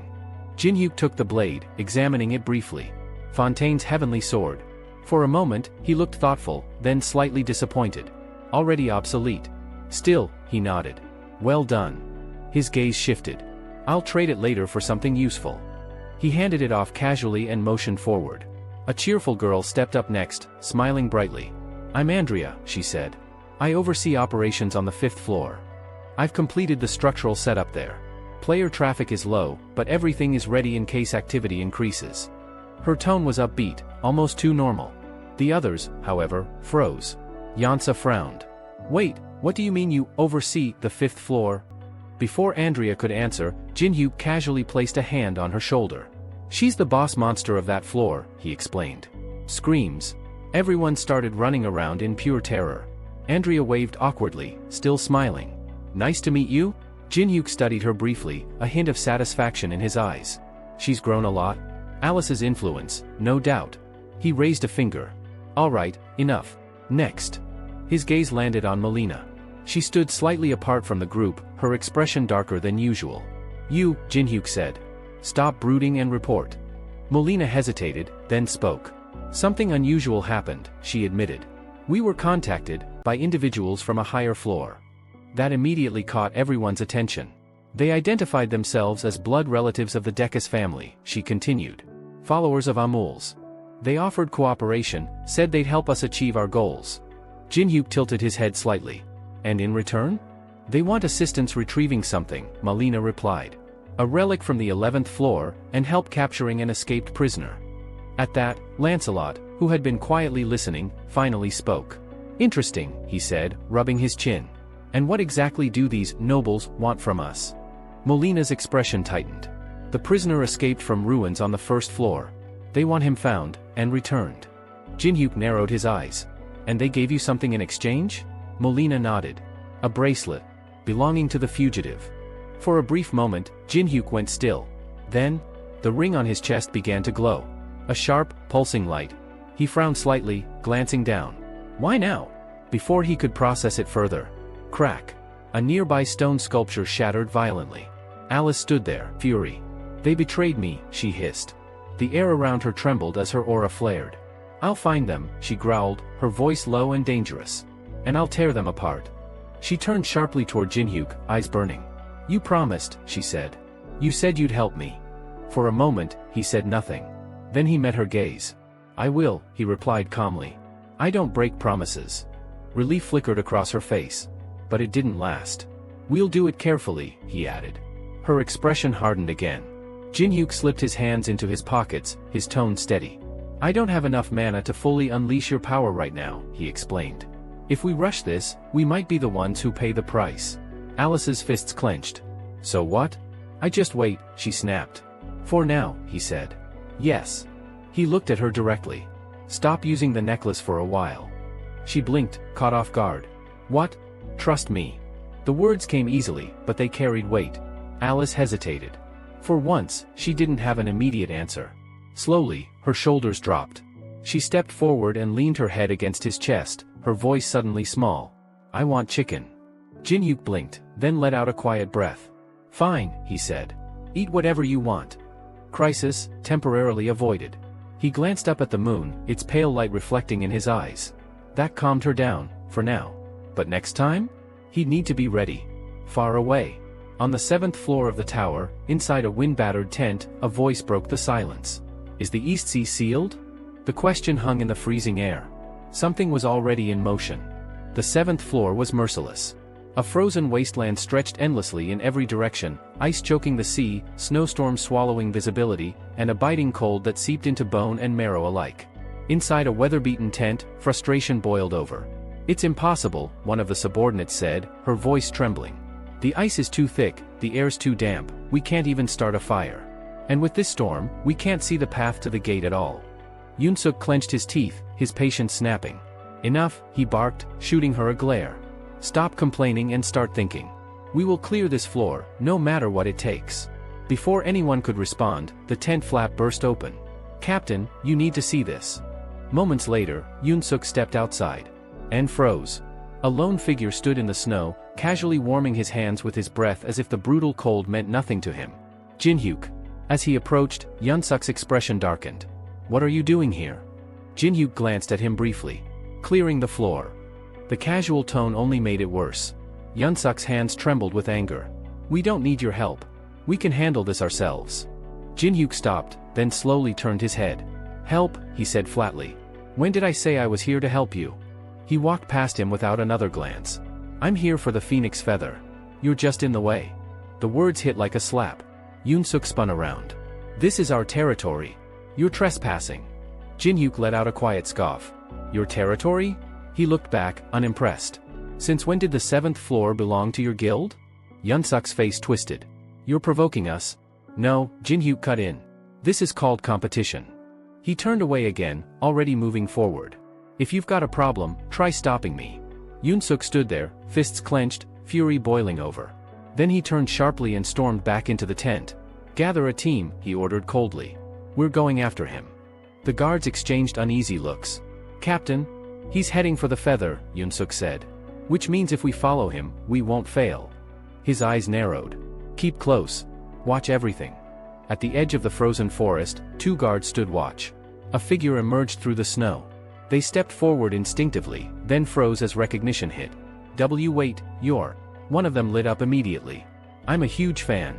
What brings you here? Jin-hyuk didn't slow down. Looking for something in the forest. The guard raised his hands nervously. You should be careful. This area's dangerous, that's why we're stationed here. Jin-hyuk passed him without pause. Thanks for the warning. The guard turned, stunned. He hadn't even noticed when Jin-hyuk moved past him. S-rank really is something else, he muttered, before sighing. Still, I should report this. Deep within the forest, snow crunched underfoot. Jin-hyuk paused, picking up a shard half buried in the ice. He studied it briefly. Dangun Guild, they've been here. But something was off. There were signs of activity, but no bodies. No aftermath. His gaze shifted to a massive boulder nearby. A symbol was carved into its surface. He frowned slightly. Then turned as footsteps approached from behind. Yoon-suk's team. Jin-hyuk sighed. Didn't you say this place was dangerous? Why follow me? The guards shivered violently, barely able to withstand the cold. We thought you might need a guide, one of them said. Jin-hyuk stared at them for a moment, then said nothing. Not long after, a small shelter formed, an igloo reinforced with skill-crafted ice. Inside, the temperature was barely tolerable, but compared to the outside, it felt like relief. One of the guards, Daho, extended his hands toward a faint flame. This is way better, he muttered. Sticking near an S-rank really pays off. Jin-hyuk sat quietly, observing them. Then, without warning. Yoon-suk sent you, didn't he? The group stiffened. And no, we. Don't lie, Jin-hyuk said calmly. You're bad at it. Silence. He closed his eyes briefly. I don't blame you. Then his gaze shifted toward the entrance. There are bigger problems. The team exchanged uneasy looks. What do you mean? Jin-hyuk nodded toward the boulder outside. That mark, it belongs to ice trolls. One of the members frowned. I've heard of them, mid-rank monsters, right? Jin-hyuk shook his head slightly. That's the Ice Blade clan. His tone hardened. The strongest among them. The atmosphere inside the shelter instantly grew tense. But, another muttered, isn't there territory in the west? Exactly, Jin-hyuk replied. That's what doesn't make sense. His eyes narrowed. This area is the only route to the island where the phoenix feather is located. Realization began to dawn. You're saying, Daho swallowed, they're moving here for the feather? Jin-hyuk didn't answer immediately. Something about it didn't add up. Creatures resistant to ice, chasing something tied to flame? It didn't fit. A sudden sound cut through the silence. Sharp. Fast. Approaching. Jinhyuk's eyes snapped toward the entrance. Move. Spears tore through the air, hurtling toward the shelter. But slammed into an ice wall that erupted instantly in front of them. The impact echoed. Take cover. Daho shouted as the team scattered. Snow flew as they dove behind what little protection they could find. Where are they attacking from? Someone yelled. No answer. No movement. Nothing visible. Then, Jinhyuk stepped outside. Are you crazy? Daho shouted. Get back here. But Jinhyuk didn't even acknowledge him. Another spear shot toward him. He didn't draw a weapon. Didn't move his hands. He simply tilted his head. And the spear missed him by inches. Effortless. His gaze lifted toward the cliff ahead. By now, he said coldly, you should understand hiding won't help. Come out. For a moment. Nothing. Then figures emerged. Two strangers stood at the edge of the cliff, cloaked in black. Behind them, a group of massive ice trolls loomed, their presence alone distorting the air. One of the strangers smirked, eyes gleaming. So it is you, he said. Jinhyuk. Beside him, his companion tilted her head, studying him with amusement. He's kind of cute. Under Jinhyuk's jacket. The ring trembled. Jinhyuk's expression hardened as he activated Greedy Eye, scanning the battlefield while trying to steady Alice's agitation in the back of his mind. His gaze locked onto the vampire standing calmly above the slope, Leorda Birdion. The moment their stats appeared before him, his muscles tensed. The gap was undeniable. Even without fighting, he could tell, this wasn't an opponent he could overwhelm through brute force. Winning would demand precision, and a terrifying amount of mana. His eyes narrowed as he reviewed the copying conditions tied to Leorda's abilities. They were absurd. Every skill came with layers of penalties, restrictions, and near impossible triggers. It was like the system itself was warning him, this fight won't be easy. Are you alright? Daho's voice broke through his thoughts. The guard rushed up, concern written all over his face. Jinhyuk gave a faint smirk instead of answering directly. Daho, he said calmly, gather everyone. Leave the forest. Now. The man froze. What about you? You're not seriously planning to fight them alone? A dagger slid into Jinhyuk's hand as if it had always belonged there. I'm not that weak, he replied lightly, almost amused. Then, with a grin, he added, just promise me a drink when you get out of here. Daho's face flushed despite the tension. Before he could argue further, another guild member grabbed him, urging him to move. Reluctantly, he extended his hand toward Jinhyuk. Stay alive. Jinhyuk didn't answer. He was already moving. A massive troll lunged at him, its fist crashing down like a falling boulder. He slipped past it effortlessly. One clean strike, fast, precise, and the creature collapsed into the snow. From above, the vampires watched with growing interest. Oilia tilted her head slightly, her eyes gleaming. His blood smells incredible. Leorda's lips curved faintly. He's more interesting than I expected. With a small gesture, he ordered the trolls to fall back. The battlefield grew still as both vampires descended, their presence suffocating. Jinhyuk turned to face them. So, Leorda said, stepping forward, you're Jinhyuk. I've heard about you, from the demonic faction. There was a hint of amusement in his voice. For a human, you're impressive. Oilia, the female vampire, added casually, brushing her hair back as if they weren't standing in the middle of a battlefield. Jinhyuk frowned slightly. So this is your doing? The ice trolls, the disappearances. Oilia smiled, pressing a finger to her lips. Straight to the point. I like that. She lifted her hand lazily. You can think of this as a trap. Her eyes sharpened. We wanted someone capable of noticing what's wrong with this tundra. Jinhyuk didn't flinch. Oilia continued, her voice turning colder. We were given a list, survivors from the first floor. Names worth watching. She began counting them off. Teresa de la Rencia. The unknown. Yusung, and one particular individual pretending to be a porter. Her gaze locked onto him. That would be you. Jinhyuk's expression darkened slightly. And, she added, one of you helped Alice von Ataraxia escape. Silence fell. He stepped forward, rolling his shoulders into a fighting stance. I don't know what you're talking about. Oilia's smile faded. Leorda moved first. In a blur, he closed the distance, his blade flashing toward Jinhyuk's neck. The impact rang out as dagger met sword, sparks scattering across the snow. Don't kill him, Oilia called out lazily. We need him alive. I know, Leorda replied, though his expression had tightened. But he's better than expected. Dark energy surged around him, coiling like smoke. He activated his dark fighting spirit, unleashing a barrage of attacks that tore through the air. Jinhyuk met them head-on. Each strike, deflected. Each wave of energy, cut apart. Then the battlefield shifted. Blood gathered in Leorda's palm, thick and pulsating. In an instant, it exploded outward, forming arrows, spikes, and bindings that wrapped around Jinhyuk like a living prison. For a moment, his vision went red. Then, flames erupted. The blood constructs burned away instantly, evaporating under the heat of fire magic. Jinhyuk stepped forward through the smoke, completely unscathed. That won't work on me. Oilia's eyes widened slightly. Interesting. Now she was certain. This wasn't just any player. Leorda landed lightly in front of Jinhyuk again, frowning. You're not bad, he admitted. For a cornered rat. Jinhyuk laughed. Funny, he said, resting the dagger casually against his shoulder. I was just thinking the same about you. Then his tone shifted, sharper.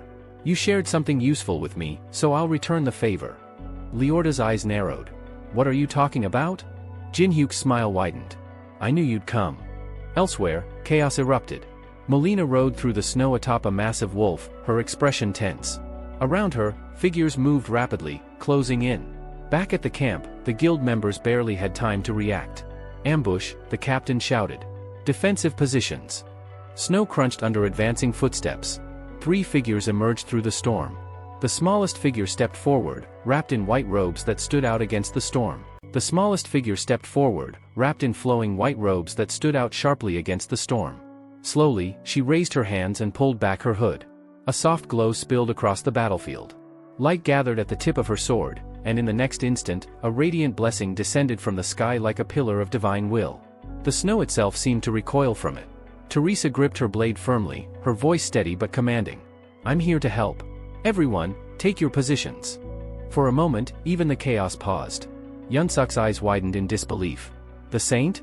His men quickly recognized the others arriving alongside her, Min and Yonghua, each radiating power in their own way. But there was no time to process it. The wolf-mounted fighters were already closing in, their orders clear: annihilate everything. Then, a flash. Something sliced through the air above their heads. No one even saw the movement, only the aftermath. A blade returned to its sheath with a crisp click. A violent surge of mana erupted like a hurricane, blasting the demonic forces backward in all directions as if they were nothing more than debris. Yusung exhaled in annoyance, glancing at his weapon.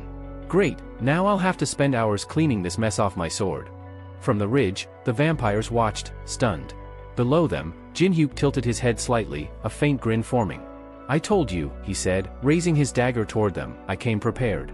As if on cue, explosions rippled across the snowy battlefield. Tamon soared into view, standing atop a floating weapon conjured through his machine monarch ability. Mechanical constructs spun around him, firing volleys that scattered enemies like leaves in a storm. Nearby, Yonghua launched herself off a hovering drone, kicking off at midair. Her body twisted gracefully as mana surged around her. With a single sweeping motion of her leg, a massive wave of energy tore through another squad, sending them crashing into the snow. Teresa stepped forward again, her presence intensifying. Divine energy poured outward, wrapping her allies in a radiant buff that bolstered their strength and weakened their enemies. The demonic forces faltered. One of their commanders rushed to Lancelot's side. We need to fall back and regroup. Lancelot's jaw tightened in frustration, but even he couldn't ignore the shift in momentum. Far beyond the trees, divine light continued to blaze. Oilia looked up, her expression twisting in discomfort. That power, she muttered, irritation creeping into her voice. I hate it. She turned sharply toward Leorda. I can feel it too, he replied, his tone darker now. Below them, the battle escalated again. A mass of blood surged around Jinhyuk, forming thick, writhing clots as Leorda activated Blood Pool.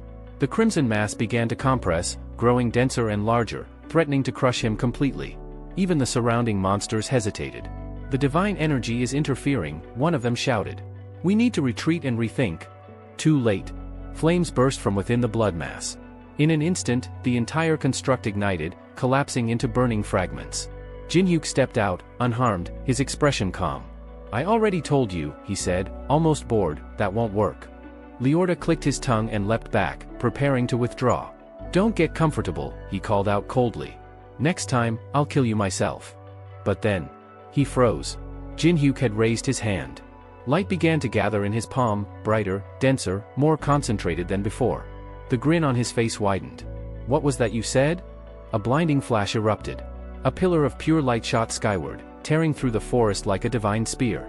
The ground trembled, trees disintegrated, and the snow evaporated in its path. When the light finally faded, a scorched tunnel stretched across the battlefield, carved clean through everything in its way. Jin-hyuk exhaled slowly, his shoulders dropping from the strain. Did that finish them? The system responded coldly. Objective, 50% complete. He clicked his tongue. Of course it didn't. To make matters worse, he felt the fire element within him lock up, temporarily sealed by the backlash. Snow continued to fall, quietly reclaiming the destruction. Under his jacket, the ring trembled violently. "Alice," he muttered under his breath, "calm down. Just a little longer." Back at the Dangun Guild camp, the atmosphere had shifted completely. Relief replaced panic. Teresa stood surrounded by grateful survivors, smiling shyly as they thanked her over and over again. "We're only alive because of you," one of them said, bowing deeply. She shook her head gently. "I'm just glad I made it in time." Nearby, Yunak stared at the fallen guild flag, his expression dark and conflicted. A scout approached quickly. "The camp's heavily damaged. And the enemy will definitely attack again." Teresa turned, her expression resolute now. "Then we withdraw," she said. "Back to the tower." She smiled faintly. "Jin-hyuk and I will secure the path." At the mention of that name, Yunak's face hardened. "So that's how it is," he muttered under his breath. Before he could say more, Teresa suddenly turned. Through the falling snow, she spotted him. Her face lit up instantly. With genuine warmth, she raised her hand and waved. Jin-hyuk had arrived. Taemin and Yonghwa rushed in the moment the battlefield settled, heading straight for Jin-hyuk. He blinked in surprise, clearly not expecting to see them here, but quickly recovered, offering a short nod. "Good timing," he said. "Thanks." Taemin grinned, clearly pleased. "You suddenly contacted us out of nowhere. Figured it wasn't something small." Yonghwa brushed a strand of hair back, her lips curling into a sly smile. "I had my own reasons for coming," she added casually, glancing over her shoulder as if she'd already anticipated everything that just happened. Yoon-sung, still catching his breath nearby, looked visibly uncomfortable. Teresa stepped closer, her expression soft but relieved. "I didn't expect you to show up either," she admitted. "But at least we managed to push them back." "Don't relax yet," Taemin cut in, folding his arms. His tone sharpened. "We still don't know who's behind all this. That kind of coordinated attack doesn't just happen." Jin-hyuk closed his eyes briefly, organizing his thoughts. "They're working with high vampires from the upper floors," he said calmly. "And whatever they're planning, it's happening here. On this tundra." Everyone went silent. Then he added something that made the air feel heavier. "They want an outbreak." Shock rippled through the group. Jin-hyuk continued, his voice steady as he broke it down. "The ice trolls are guarding a specific location, the Phoenix Feather. That alone is strange, considering their nature. But if you combine the feather's resistance to extreme cold with the right catalyst..." He paused. "You can open a portal." Yonghwa frowned. "And that leads to, what? An outbreak?" He nodded. "They've been kidnapping members of the Dangun Guild. Some are already dead. My guess? They're trying to use human bodies in combination with the feather to break out of the tower." Teresa's hands trembled slightly. "That would be like Amsterdam," she whispered, horror creeping into her voice. A hand landed gently on her shoulder. Yoon-sung gave her a reassuring look. "That won't happen," he said firmly. "Not if he's already figured it out." He glanced at Jin-hyuk. "Right? You've got a plan." Jin-hyuk smirked faintly, as if he'd been waiting for that. Far away, deep within the mountains, a completely different atmosphere unfolded. The vampires knelt in silence. Blood dripped steadily into a crystal goblet held by a figure cloaked in shadow. His presence alone weighed heavily on the air. "So," the figure said calmly, swirling the blood, "how strong is this man?" "Jin-hyuk," Leorda clenched his teeth. "Forgive me, something unexpected happened." Oilia lowered her gaze slightly. "He was waiting for us. And he handled our attacks, too easily." A faint pause. Then she added, more quietly, "I also felt something during the fight, the presence of Alice von Ataraxia." Another drop of blood fell into the goblet. The shadowed figure smiled. "Then perhaps, we'll find her sooner than expected." His eyes gleamed with dark amusement. "At least you weren't completely useless." Back on the tundra, the wind howled violently as preparations began. Above the camp, mechanical drones buzzed into the sky. Taemin manipulated multiple system panels at once, deploying them strategically across the battlefield. Jin-hyuk watched, already connecting the pieces. "We'll use the drones as bait," he said. "Draw the demonic forces out." He glanced at Teresa and one other scout. You two split off. There's something else that needs to be handled. Yusung immediately bristled, gripping his weapon. That's your plan?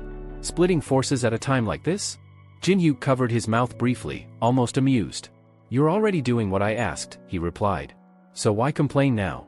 Supplies were loaded onto carts as the Dangun Guild prepared to withdraw. The plan was clear, most would retreat outside the tower, but not everyone would leave. Yoon-suk folded his arms, shivering slightly from the cold, when someone informed him. He was staying behind. He turned sharply, only to find Jinhyuk already walking ahead. Why am I following you? Yoon-suk demanded, trudging through the deep snow. Jinhyuk didn't even look back. You tell me. After a moment, Yoon-suk muttered, this is Dangun Guild territory. I'm responsible for it. Then keep up. Where are we even going? Jinhyuk finally answered. A freshwater lake. Soon, the terrain shifted. A massive gorge opened before them, revealing a glowing lake hidden deep within the frozen landscape. The air here pulsed with dense mana, it was the strongest concentration on the entire 7th floor. Below, a tribal settlement stretched across the valley. Jinhyuk's eyes narrowed slightly. When the Ice Blade tribe faces trouble, he said, their leader comes here to recover. Yoon-suk looked around, confused. Something felt off. Massive figures moved through the camp, orc-like beings, towering and brutal. One carried a massive log over his shoulder, while another revealed sharp fangs as she passed by. Jinhyuk handed Yoon-suk a white flag. Carry it properly, he said. Make yourself useful. Yoon-suk frowned. What's this for? They value honor, Jinhyuk replied. As long as that flag is raised, they won't attack. Despite his skepticism, Yoon-suk followed. The tribe allowed them passage.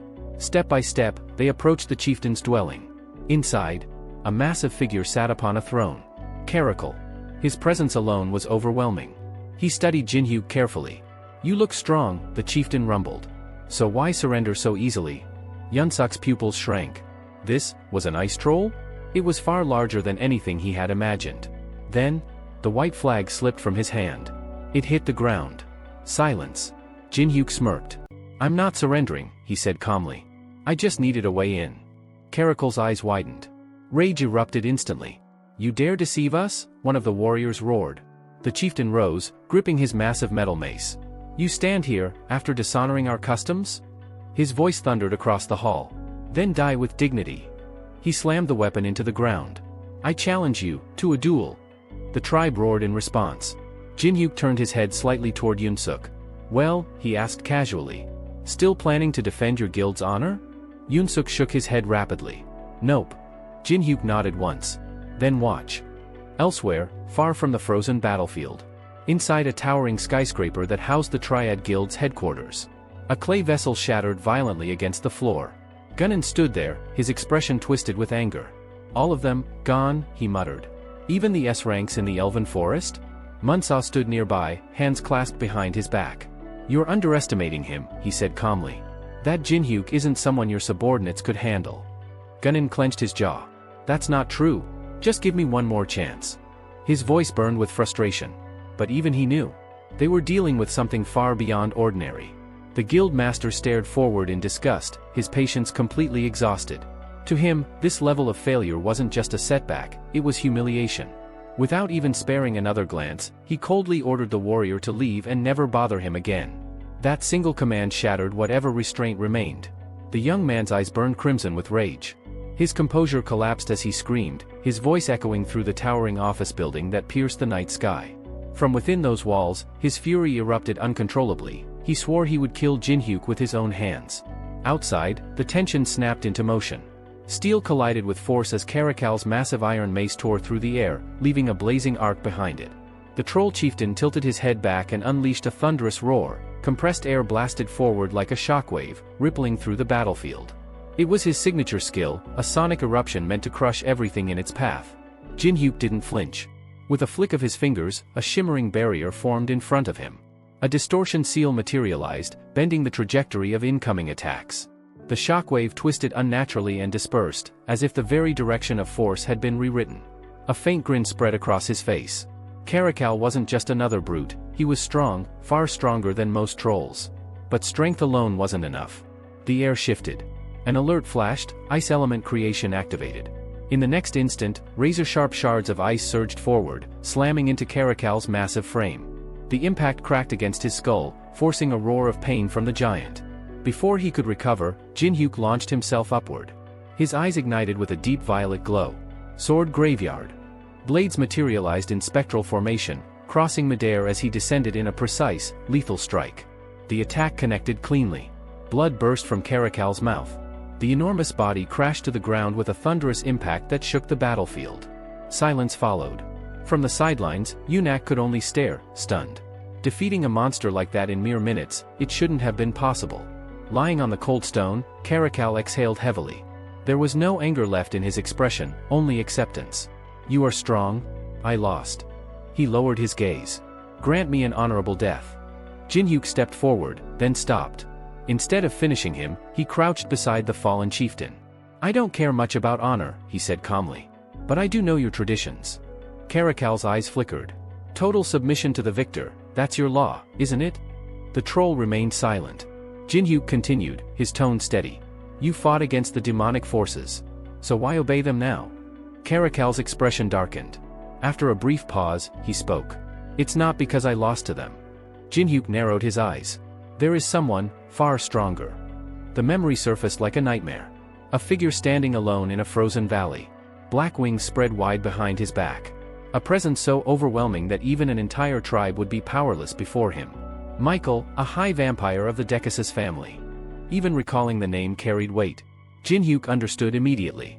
So that's the real enemy. Caracal clenched his fists weakly. There's no hope for us, or for my tribe. So at least let me die with dignity. Jin-hyuk stood up, slipping his hands into his pockets. Forget dying. Caracal blinked in confusion. We're not done here. The tone shifted, firm, commanding. I'll help you rebuild your tribe. Bring it back to strength. The troll stared at him, unable to process the offer. In return, Jin-hyuk added, you follow me. Behind them, Yunak turned sharply, clearly unsettled by the sudden turn of events. But Jin-hyuk didn't care about his reaction. This wasn't charity. This was strategy. Elsewhere, the battlefield was already shifting. Lancelot scanned the snow-covered terrain, his expression tightening as he noticed something unusual. The drones hovering in the sky weren't even trying to hide. Spying like this isn't exactly subtle, he muttered. Beside him, the high vampire Michael smirked. You're sharper than most humans. Oilia stood nearby, listening carefully as orders were issued. There had been no contact from the Iceblade tribe for a while, something was wrong. Jin-hyuk might have already turned them, she suggested. Michael didn't hesitate. If there's doubt, wipe them all out. A chilling command. He spread his wings, rising into the air. Dark energy gathered around him, spiraling violently. Let's clear out these pests first. The moment he moved, the environment responded. The system triggered, climate alteration activated. A violent storm erupted instantly. Winds howled between the trees, forming a massive vortex that swallowed everything in its path. Mechanical drones were dragged into the tornado, crushed and disabled within seconds. Back at the Allied side, Taemin clenched his jaw. All drones are down. Janu stepped forward, calm despite the chaos. Perfect timing. They'll be here soon. Energy surged. The activation sequence began, heavenly flower cultivation. Massive green holograms unfolded in the air as systems came online. Beams of light struck the ground, and within them, structures materialized piece by piece. The Great Fortress. Defensive units deployed instantly. A mechanical platoon advanced, locking onto incoming targets. The battlefield transformed into a fortified war zone within seconds. In the distance, a black wolf raised its head and howled, signaling the advance. Lancelot charged forward atop a white beast, leading the assault. Above, a vampire streaked across the sky like a spear. Oilia slowed as she approached a snow-covered ridge, and then froze. Her eyes locked onto a figure ahead. Jin-hyuk. Standing calmly, on Caracal's shoulder. Understanding hit instantly. So they've already joined him. Her lips curled slightly as magic gathered between her hands. This canyon wasn't chosen randomly. Her voice carried a dangerous edge. If anything goes wrong, I can bury everyone here. And then, the system triggered again. Mana storm activated. Black pillars of energy erupted skyward. The shockwave tore across the battlefield, crushing everything in its path. The ground split, rocks shattered, and debris rained down like a storm of destruction. Oilia landed on the clearing below, eyes sharp, fully prepared. The real battle had just begun. A slow, predatory smile spread across the vampire girl's face. What a shame, she murmured softly, eyes locked on Jin-hyuk. Your blood smells irresistible. The storm howled louder. Trees bent violently under the pressure of the wind, branches creaking as if the forest itself was about to snap. From a distance, Yonghwa narrowed her eyes, staring toward the chaos.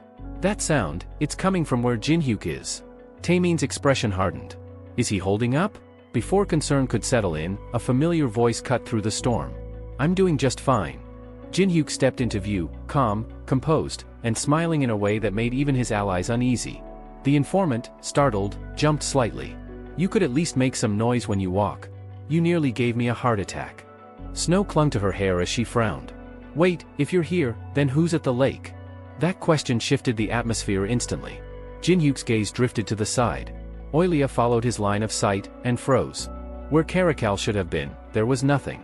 Only fragments of red and blue light floated in the air, dissolving like broken glass. Realization struck. An illusion? She raised her arm defensively as the system alert echoed, illusion barrier dispelled. Her expression darkened.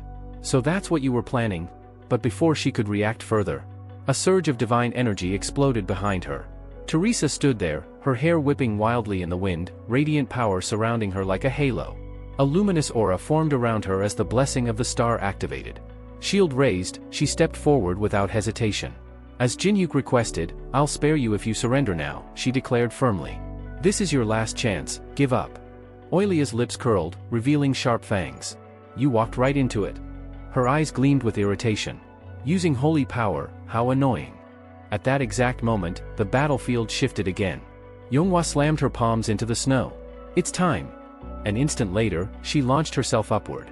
Snow exploded beneath her feet as she soared into the air, fist clenched, releasing a shockwave of raw mana that tore through enemy lines. Below, Lancelot's voice thundered across the field. Enemy incoming. Don't drop your guard, fire. Dark energy wrapped around his wolf mount, forming a massive spectral beast as the projection of the dark wolf activated. The creature lunged forward, tearing into the battlefield. Explosions erupted one after another. Taemin pointed sharply. Push forward. Mechanical blasts and mana bursts collided midair.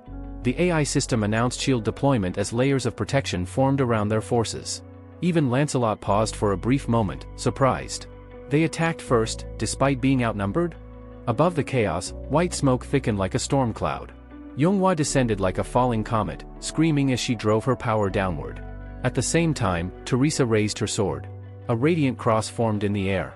Her eyes glowed brilliantly as divine light surged outward, clashing violently with the dark forces below. Oilia flinched, pressing her fingers to her temple. This holy energy, it's unbearable. A flash of light detonated behind the enemy lines. Far from the main clash, Caracal moved swiftly through the snow, his massive frame cutting through the storm. In his grip, Yunak struggled to keep balance as the troll carried him effortlessly. There's no time to watch, Caracal growled. This battle has already begun. Back at the front, Teresa thrust her shield forward. A concentrated blast of sacred power erupted, slamming into Oilia's position. The explosion shattered the ground, sending debris flying in all directions. Moments later, Oilia clawed her way out from beneath the rubble, dust and stone falling from her shoulders. Her expression twisted in irritation. I really can't stand paladins. Teresa stood firm, her silhouette engulfed in radiant light, unwavering. Oilia tilted her head slightly, studying her. You're the worst kind, aren't you? Then, with a faint smirk, she added, while you're busy here, your friends are being hunted. She lowered her gaze, voice dripping with intent. I wonder if they're still hoping you'll come save them. Teresa didn't hesitate. I doubt they need saving. She lifted her sword again, stand steady. They're stronger than you think. Behind her, a man screamed for help, only to be silenced instantly as Yonghwa drove her knee into his side, sending him crashing into the snow. Bodies in black robes collapsed one after another. From afar, Lancelot watched closely, eyes gleaming beneath his mask. That woman. His grip tightened. She's a monster. The informant clenched her fist, pushing through waves of enemies without slowing down. Even surrounded, she showed no sign of retreat. Lancelot's lips curved into a dark smile beneath the mask. Perfect. He stepped forward, raising his hand. Surround her. Figures began to close in from all sides, tightening the circle around Yonghwa. This time, he muttered under his breath, without the saint interfering. His eyes gleamed with cold intent. We'll crush them.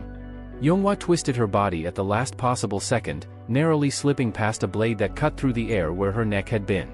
Snow sprayed beneath her boots as she skidded sideways, teeth clenched hard. Damn, if Teresa were here boosting me, this would be easy. Her breathing grew heavier. She could feel it, she was nearing her limit. "Hey!" she shouted, glancing back toward her allies. Above them, a swarm of automated drones circled the battlefield like mechanical vultures. Lancelot tilted his head upward, confused by their presence. "What are those?" Behind Taemin, massive armored units emerged through the snow, towering machines, their frames humming with energy. The system alert echoed sharply.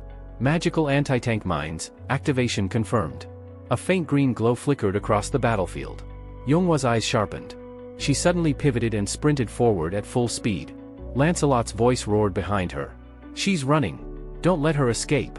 The demonic soldiers surged forward, chasing her through the snow. "She attacked us first, now she's running," one of them shouted, reaching out as if to grab her. Watching from behind, smiled. "Idiots. That's exactly what they want." Under his mask, Lancelot's expression shifted. In the next instant, he shoved 2 fingers into his mouth and let out a piercing whistle. The wolves halted mid-charge. "Stop pursuing," he barked. From behind a snowbank, Taemin peeked out and blinked. "They're retreating?" Yonghwa slowed, confused whether to feel relieved or frustrated.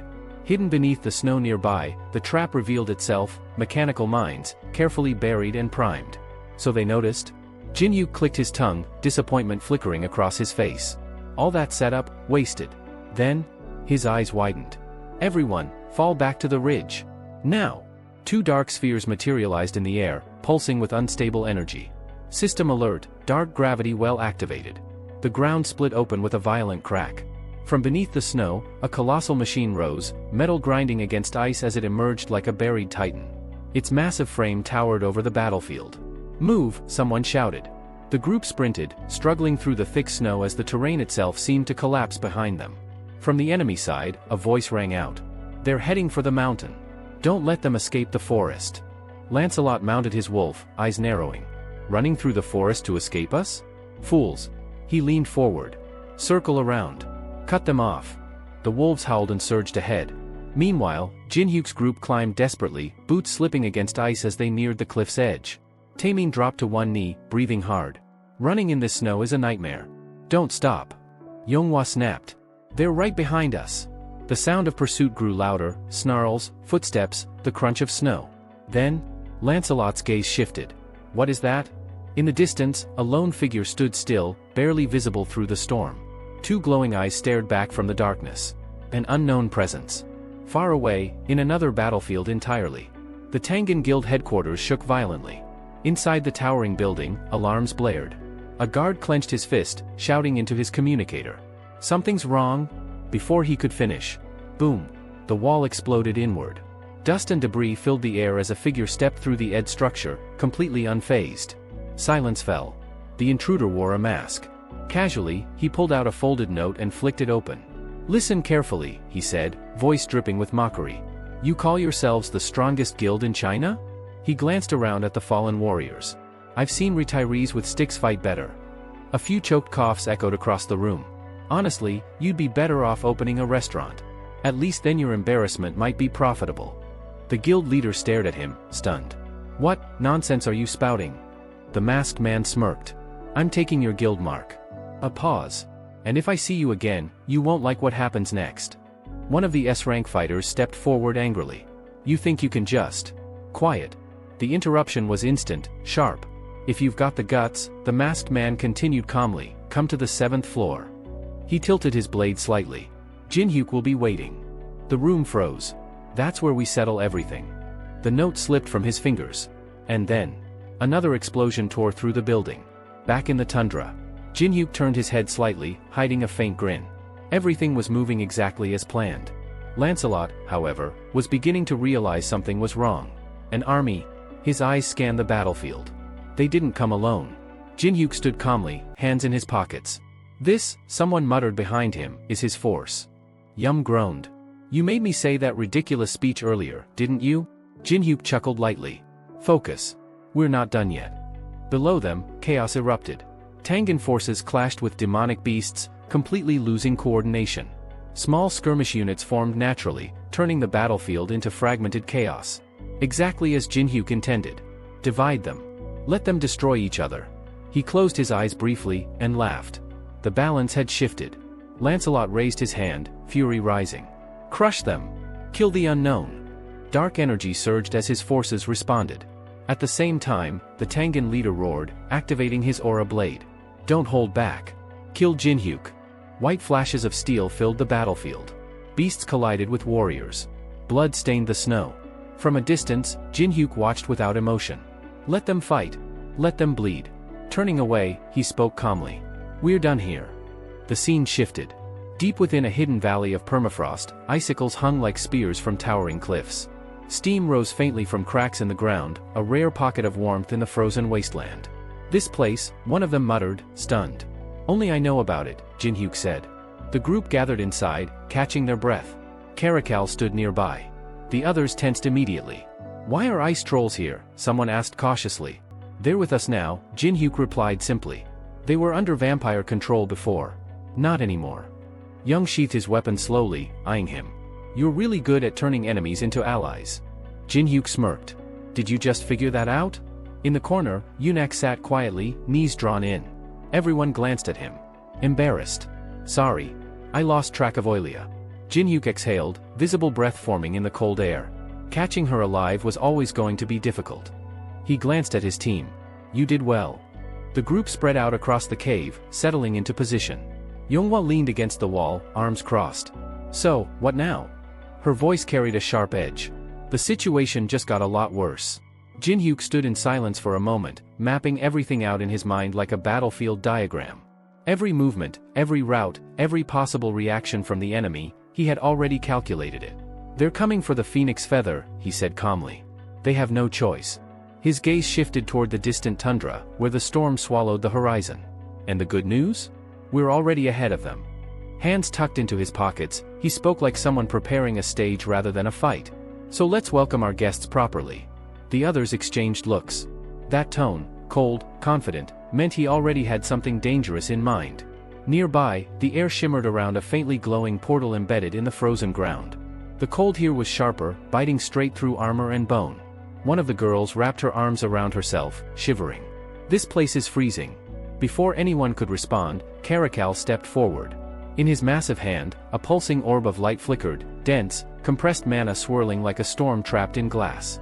A soul essence, he said, voice heavy. I gathered it, to rebel against Michael. He placed the orb into Jinhyuk's palm. For 2 hours, it will amplify your mana. Jinhyuk stared at it briefly.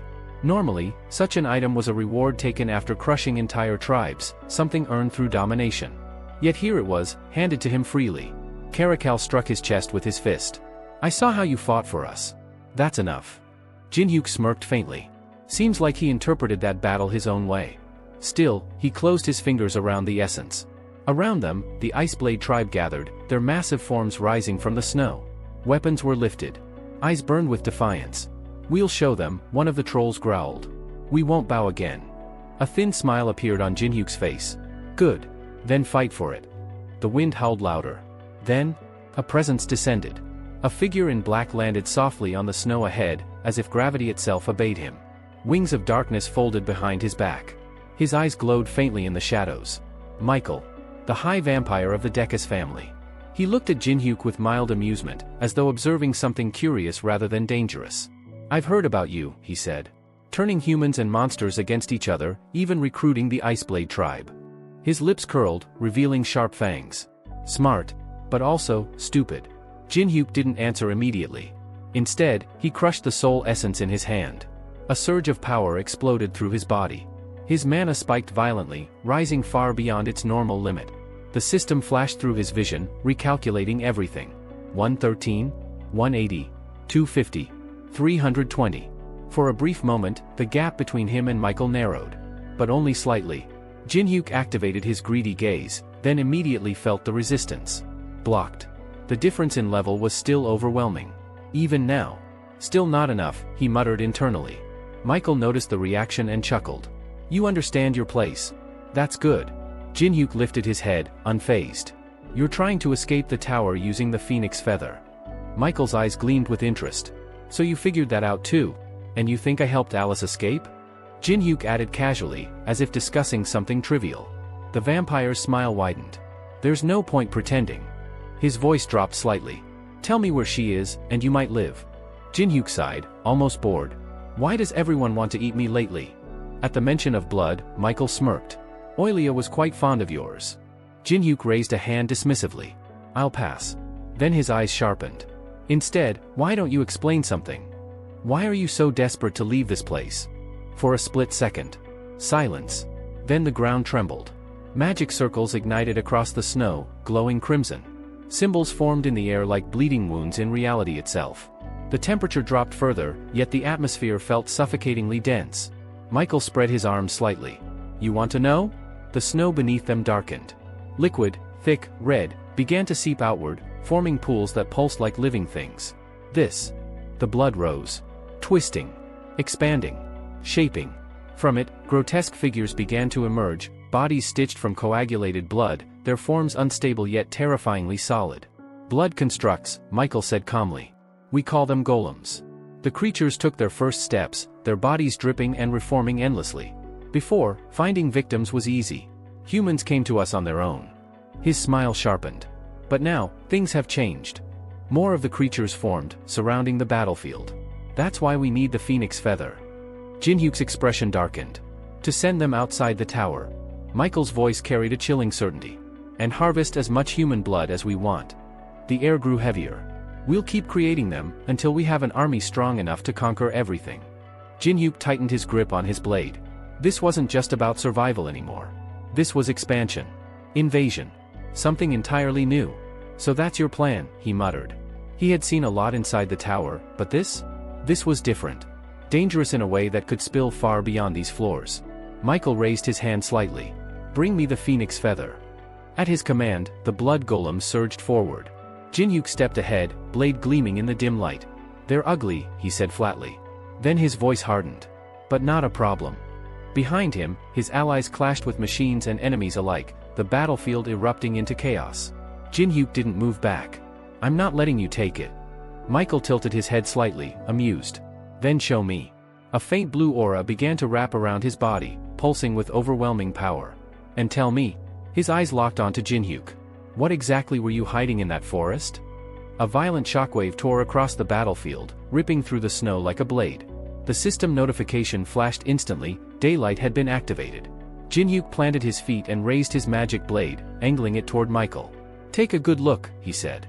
The ground between them had been carved open, a deep scar stretching across the tundra. Steam rose from the impact zone, and from within the fading white mist, a blood golem began to reform, its arms stretching outward, swelling grotesquely as it regenerated behind its master.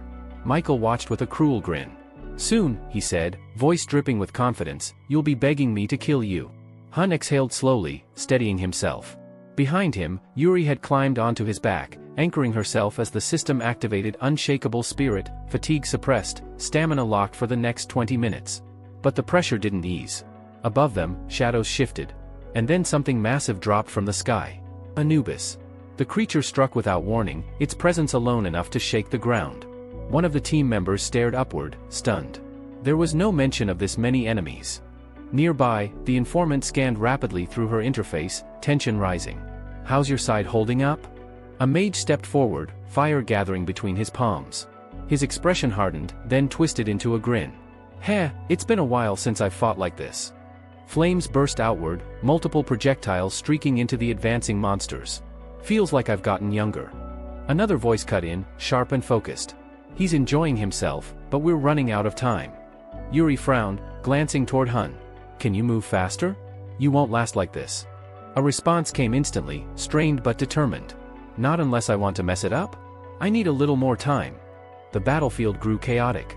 Teresa pushed forward alone, her blade flashing as waves of monsters closed in. Evil spirits lunged at her from all directions, but a single burst of light erased them instantly. She dropped to one knee, breathing hard. We can't let them break through. Above her, more undead gathered, forming an overwhelming mass. At that exact moment, Jinhyuk moved. A blur. Blood energy spiraled around Michael's hand as he prepared another strike, but Jinhyuk slipped past it, weaving through attacks with precise, minimal movement. Then the ground itself betrayed him. A monstrous limb erupted upward, followed by several more, enclosing him in a crushing grip. The undead hand slammed shut. A split second later. Explosion. Light burst outward, shattering the trap completely. Jinhyuk stood at the center, wrapped in a radiant aura as the system confirmed, Star's blessing activated. Even Michael paused, surprised. Divine power? He barely had time to react before Jinhyuk's leg appeared in his field of vision. A direct strike. The impact forced the high vampire back, his expression shifting for the first time. "You're not normal." Jinhyuk didn't respond. He simply adjusted his grip on the strange dagger in his hand, eyes sharp. The attack hadn't done real damage, but it proved something. He could reach him. Nearby, Oilia pressed a hand to her chest, her tone urgent. "We end this now." Michael's expression hardened. He glanced at her, then nodded. Together. Weapons were drawn. Killing intent thickened the air. Jinhyuk smirked slightly. 3 against 1? That's low. Michael laughed. "And yet you're smiling." His voice dropped again. "One last chance. Tell me where Alice is." Jinhyuk raised his hand lazily. "I already told you. I don't know." A sudden strike came from behind, a blood-formed limb aiming straight for him. Jinhyuk sliced it apart without turning. His gaze turned cold. "How many times do I have to repeat it?" The next instant, a heavy force slammed into him. A magic-enhanced punch sent him skidding across the snow, tearing through the ground before he came to a stop. Michael stood over him, fangs bared. "Then I'll beat it out of you." The assault intensified. Blow after blow collided with Jinhyuk's defenses as he countered with sharp, efficient strikes. The battlefield trembled under their clash. Then, a voice rang out. "It's ready."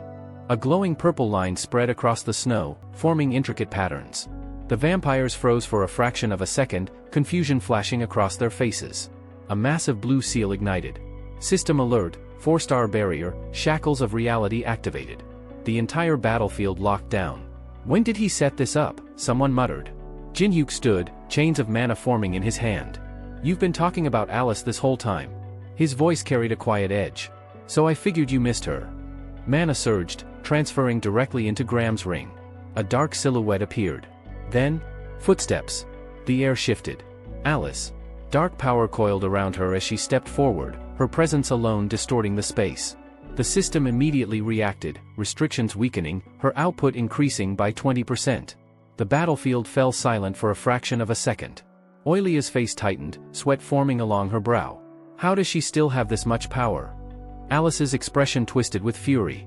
"I lost everything, trapped in that endless darkness."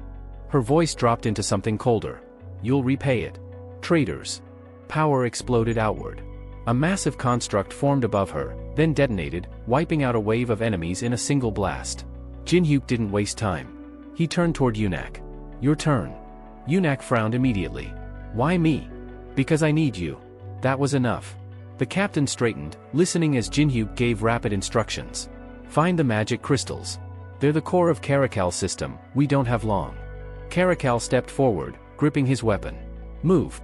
His hammer shimmered as a buff activated, transparency enhancing both speed and power. With one swing, he shattered a group of enemies, clearing a path. "These things won't guard the crystals," he said. "I know where to look." Yunak clicked his tongue but followed anyway. "Unbelievable. I'm a vice captain, not your assistant." "You'll live longer this way," Carakal replied bluntly. The troll carried him effortlessly, pushing through the battlefield. "I won't let the only one who can contact Jinhyuk die." Ahead, more enemies gathered. Back at the main front, Alice rose into the air. Blood energy gathered into a sphere around her, pulsing violently. She extended her hand, and a massive blade of condensed blood formed instantly. The monsters hesitated. Then everything exploded. The battlefield lit up in crimson and fire as her attack tore through the enemy ranks, leaving nothing but shattered remains behind. Smoke rolled across the battlefield in suffocating waves, swallowing everything in a gray haze. One of the fighters choked, eyes wide, demanding to know what had just happened, while a girl nearby shouted that the blast was strong enough to sweep them away. The swordsman's grip tightened around the tree trunk he was clinging to, sweat streaming down his face as the ground trembled beneath him. That explosion, it came from Jinhyuk's side. When the smoke thinned, the scale of destruction revealed itself. Massive boulders had been ripped from the earth, and in the distance, a crater gaped open like a wound in the land. Someone whispered in disbelief that a single strike had wiped out most of the ghostlers. Hovering above the devastation, Michael raised his hand slowly, almost impressed. Nearby, Jinhyuk extended 2 fingers toward Alice, his tone calm but decisive. He told her to handle Michael, he would clean up everything else and join her afterward. Alice landed lightly, narrowing her eyes. She questioned whether he truly believed he couldn't defeat them alone. Jinhyuk shook his head, a faint smile forming. It wasn't about ability. It was about balance. about not carrying everything alone. For a brief moment, Alice seemed caught off guard. Jin-hyuk slipped his hands into his pockets again, his expression sharpening. He told her he'd explain everything later. She exhaled, half annoyed, half curious, muttering that he had a habit of leaving things unsaid. Then, something changed. A distorted yellow sigil flickered into existence, crossing itself out mid-air. The system confirmed it. Jin-hyuk raised a single finger. "I'll handle them." Across from him, Michael's lips curled into a knowing smirk. He lifted his hand slightly, addressing Alice instead, almost mockingly. It had been a long time since anyone had seen the former ruler of Ataraxia. How had she been? That was enough. Alice's expression snapped. Her teeth clenched as fury surged through her. She launched forward without hesitation, shouting at him not to dare speak her name. Magic lines ignited across the battlefield, followed instantly by another violent explosion. From within the chaos, monstrous limbs burst outward, writhing unnaturally. Michael's voice echoed coldly, "She should never have left the tower." He went further, his words cutting deeper. He claimed she was a shadow of what she once was, that the strongest being in existence had become weak, limited, insignificant. Alice's jaw trembled with rage. She fired back instantly, unleashing a torrent of power. A blood explosion erupted from her core, tearing through the battlefield in a violent surge. The air itself seemed to rupture under the pressure. Yet even then, Michael didn't flinch. Through the crimson haze, his eyes glowed brighter. He spoke of balance, mocking her for protecting a world he deemed worthless. With power like hers, he said, she could achieve far more, if she abandoned such pointless ideals. Then his body twisted. Grotesque limbs erupted from his back, stretching and expanding as if reality itself rejected their existence. "My turn." Alice snarled in response, her fury peaking. Elsewhere, Jin-hyuk stepped forward, placing himself between the enemy vampires and his allies. Weapons were drawn immediately. This time, they said, things would end differently. Jin-hyuk closed his eyes briefly, almost amused. "So, you're admitting you failed before?" Leorda responded coldly. They had kept him alive only for information. Now that Alice was here, there was no longer any reason to let him live.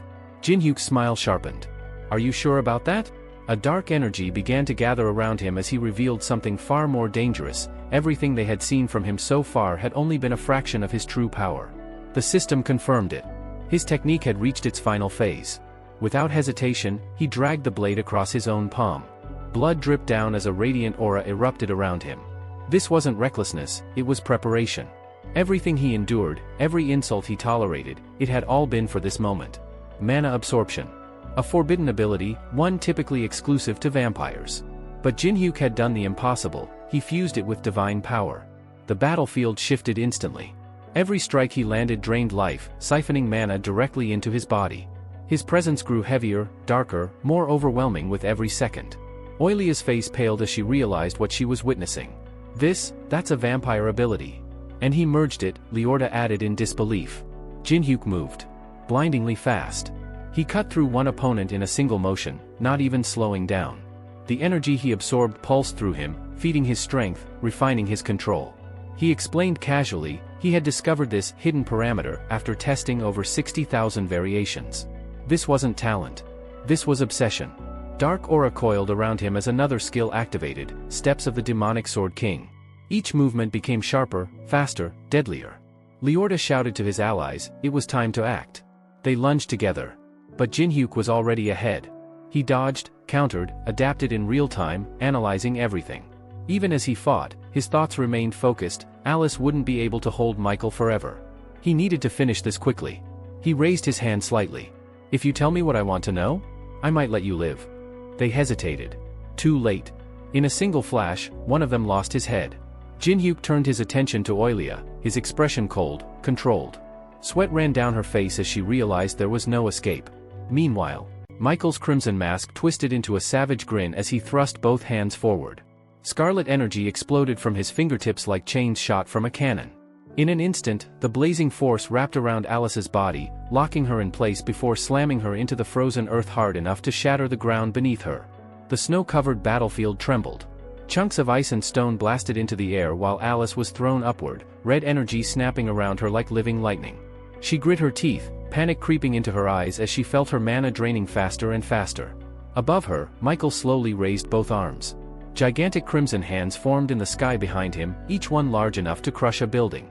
Their fingers curled into fists as murderous energy gathered around them. Then he smiled. The explosion that followed thundered through the forest. Shockwaves tore across the snowy pines, ripping branches apart and throwing dirt and ice into the air. Endless red monsters flooded the mountain road below like a living tide. The system window flashed repeatedly. White Beast activated. Far below the chaos, Caracal swung his massive weapon with brutal force, smashing creatures apart as he carved a path through the swarm. Between collapsing monsters and black-robed enemies, he finally spotted it. A massive crystal of ice.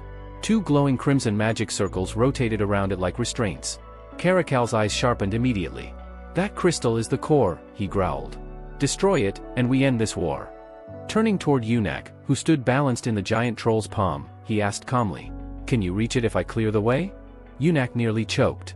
"You want me to run through that?" Thousands of monsters surrounded the crystal, shrieking and clawing over each other while the crimson stone pulsed like a living heart. Caracal snorted. "I've got a family waiting for me after this." "You?" he asked while crushing a monster beneath his heel. "You said you wanted fame. Women. A better life." Yunak stared at him like the troll had lost his mind. "What kind of inspirational speech is that?" The monsters swarmed over Caracal's body, tearing at him with claws and teeth, but the giant kept moving forward through the snow as if the creatures weighed nothing. "Life's simpler than you think," he muttered. With one violent stomp, he launched dozens of red creatures into the air. "Just do what you can right now." Something about those words hit Yunak harder than the battlefield itself. The young man shut his eyes tightly and screamed as Caracal drove forward through the horde like a living battering ram. "That," Yunak shouted, gripping the troll's fingers, "that's the creed of a real man." Caracal laughed loudly and thrust his fist forward. Monsters exploded aside as he bulldozed through the swarm. Then the troll suddenly opened his hand. "Go!" Yunak launched himself into the battlefield. The red creatures instantly lunged at him from every direction. He sprinted through the snow, breathing hard as memories flashed through his mind. The ceremony. The sword. The congratulations welcoming him as the second captain of the Tang Gun Guild. Money. Fame. Expensive cars. Women. Back then, it had sounded perfect. Now, gripping that same sword in the middle of a battlefield soaked in blood, Yunak finally understood something. A title meant nothing if you couldn't protect anyone. His eyes narrowed. What can I actually do, right now? The crystal loomed directly ahead. Black-robed enemies rushed toward him, but Yunak roared and swung his blade with everything he had. The sword split the ice clean in half. Crack! The massive crystal shattered into countless fragments. Immediately, system messages erupted across the battlefield. Source of blood port mana destroyed. The crimson magic circles froze. Then they began to collapse. The enormous seal hanging above the battlefield flickered before slowly fading away. Every enemy stopped in shock. Teresa stared upward with wide eyes before breaking into a relieved smile. The magic circle's gone. Nearby, Yuri nearly bounced with excitement while clinging to Hen's shoulders. "We did it." Even Jinhyuk smirked as he watched the seal disappear into the sky. They had succeeded. Meanwhile, beneath freezing water near the battlefield's edge, Oilia gasped violently as Jinhyuk held her upside down by the leg. The vampire thrashed helplessly while bubbles escaped her mouth. "My arm's about to fall off," Jinhyuk muttered dryly. "How long are you planning to stay stubborn?" Vampires. Even during interrogations, they complain like overworked office employees. He yanked her from the water again. Coughing and screaming, Oilia finally broke. "The 29th floor," she shouted desperately. "That's where they're headed." Jinhyuk's expression darkened. "The Empire's territory." Shivering violently, Oilia continued. "Michael said he wants Bamung. That's all I know." At the name, Jinhyuk immediately understood. Bamung. The legendary dragon-slaying sword. A weapon powerful enough to kill the dragon guarding the 48th floor. "So that's your real objective?" He tossed Oilia into the snow. The system window appeared. Mark of Sorrow activated. Jinhyuk grabbed her collar and pulled her close. "Choose," he said coldly. "Life or death?" Tears streamed down Oilia's face. "What kind of stupid question is that?" "I want to live." A blue seal burned itself onto her neck. Opponent consent confirmed. Mark of Sorrow successfully applied. Jinhyuk released her and turned away casually. "Good," he said. "I look forward to working together." Oilia clutched the mark on her neck, trembling. Far above them, Alice screamed in pain as enormous crimson energy crushed her skull from every side. Michael stood in the air with one hand extended while a gigantic red spectral arm mirrored his movement. "I hope you enjoyed your little escape," he said calmly. He raised an amulet before her eyes. "It's time to come back." The crimson hand tightened. Then suddenly, shing! A single slash split the giant arm apart. Michael froze. His indestructible Vistia, a weapon that had endured even Alice's attacks, had been cut clean through. Jin-hyuk appeared beneath the falling Alice and caught her carefully before lowering her onto the snow. Alice smiled weakly the moment she saw him. "You did well," he told her quietly. "Rest for now." Her eyes slowly closed. Dark energy swirled around Jin-hyuk as dozens of glowing swords materialized behind him. "Your opponent now," he said while staring at Michael, "is me." The system flashed again. Remaining soul essence duration, 29 to 54. Michael extended his arm violently, summoning another gigantic crimson hand from the sky. Jin-hyuk crossed two swords in front of him. Boom! The impact shook the valley. Sword graveyard activated. Status windows layered endlessly over one another. 0.3 spirit gain through soul absorption. Alice watched in stunned silence from the ground. Had he always been this strong? No. He had changed. While they were apart, Jin-hyuk had continued growing into something terrifying. High above the battlefield, Michael floated in the air while giant blood-red arms emerged from behind his back like demonic wings. "You annoying insect," he snarled. Then he swung his arm down. A colossal crimson fist crashed toward Jin-hyuk like a falling meteor. The gigantic crimson fist crashed into the mountain with catastrophic force. The ground shattered instantly. Snow, stone, and frozen earth exploded outward while a deafening roar echoed across the valley. Dust surged into the sky in massive waves, swallowing everything in sight. Then, suddenly, purple energy wrapped itself around the giant hand. Cracks spread across the blood-red construct before it completely disintegrated into glowing fragments. Michael's masked face stiffened in shock. What? Before he could react, Jin-hyuk flashed through the smoke like a phantom. A streak of violet light trailed behind him as he cut straight past the vampire lord in one smooth motion. Michael slowly turned his head. The air behind him rippled. Jin-hyuk stood several meters away with his sword lowered, purple mana still flowing around the blade. The vampire immediately understood. Mana barrier. Jin-hyuk clicked his tongue quietly. Even with sword graveyard and soul absorption active, the difference in mana between them was still absurd. At this rate, draining Michael completely would take forever. Elsewhere on the battlefield, Yunak hacked his way through waves of monsters with reckless determination. He drove his blade into the neck of the gigantic blood construct behind him. The monster shrieked violently. His broken sword flashed again and again as he forced himself forward through the sea of red creatures. One monster leapt toward his blind spot. Boom! Yonghwa appeared instantly and crushed the creature with a single punch. Her eyes drifted toward Yunak. Standing near the edge of the cliff, "I'm seriously sick of being dragged around by Jin-hyuk like one of his pawns." The young man stood surrounded by corpses, breathing heavily while gripping his battered sword. Yusung stared at him in disbelief. That idiot, did all this alone? He hadn't expected much from Yunak before, but seeing dozens of defeated monsters piled around him forced him to reconsider. The fool was stronger than he looked. Suddenly Yunak pointed frantically toward the snowfield nearby. "Chief Caracal." The giant troll lay collapsed in the snow, covered in wounds. "He protected me," Yunak shouted desperately. "Please save him." Teresa immediately slid down the slope without hesitation. "I'm on it." She rushed to Caracal's side and climbed onto the troll's massive arm before placing both hands against his chest. A bright holy light erupted around her. Sacred healing activated. Golden radiance illuminated Teresa's exhausted face as divine energy flowed into the troll's battered body. Sweat rolled down her forehead while she concentrated with everything she had. Finally, she exhaled weakly. "He's stable now, his life isn't in danger anymore." Yusung blinked in surprise. Yunak immediately leaned closer. "Chief, can you hear me?" Before anyone could say another word, Teresa suddenly collapsed face first into the snow. "Teresa!" Yusung rushed forward and wrapped her in blankets to preserve her body heat. Leaning against a nearby tree, he stared at her unconscious face and realized how far beyond her limits she had pushed herself. Then he remembered Jin-hyuk's warning. "Do not come after me under any circumstances." The memory replayed clearly in his head. "Take the wounded and retreat to the designated point once you're done." Yusung clenched his jaw and looked toward the distant battlefield. Whatever Jin-hyuk was fighting right now, it had already pushed everyone here to their absolute limit. Back at the center of the valley, Jin-hyuk's eyes suddenly glowed crimson. Greedy gaze activated. System windows rapidly filled his vision. Luck stat applied. Adaptation stat applied. Michael paused slightly as Jin-hyuk stared directly at him. For the first time, detailed information appeared before the protagonist. Name, Michael. Race, High Vampire. Affiliation, Hunting Dog of the Decus family.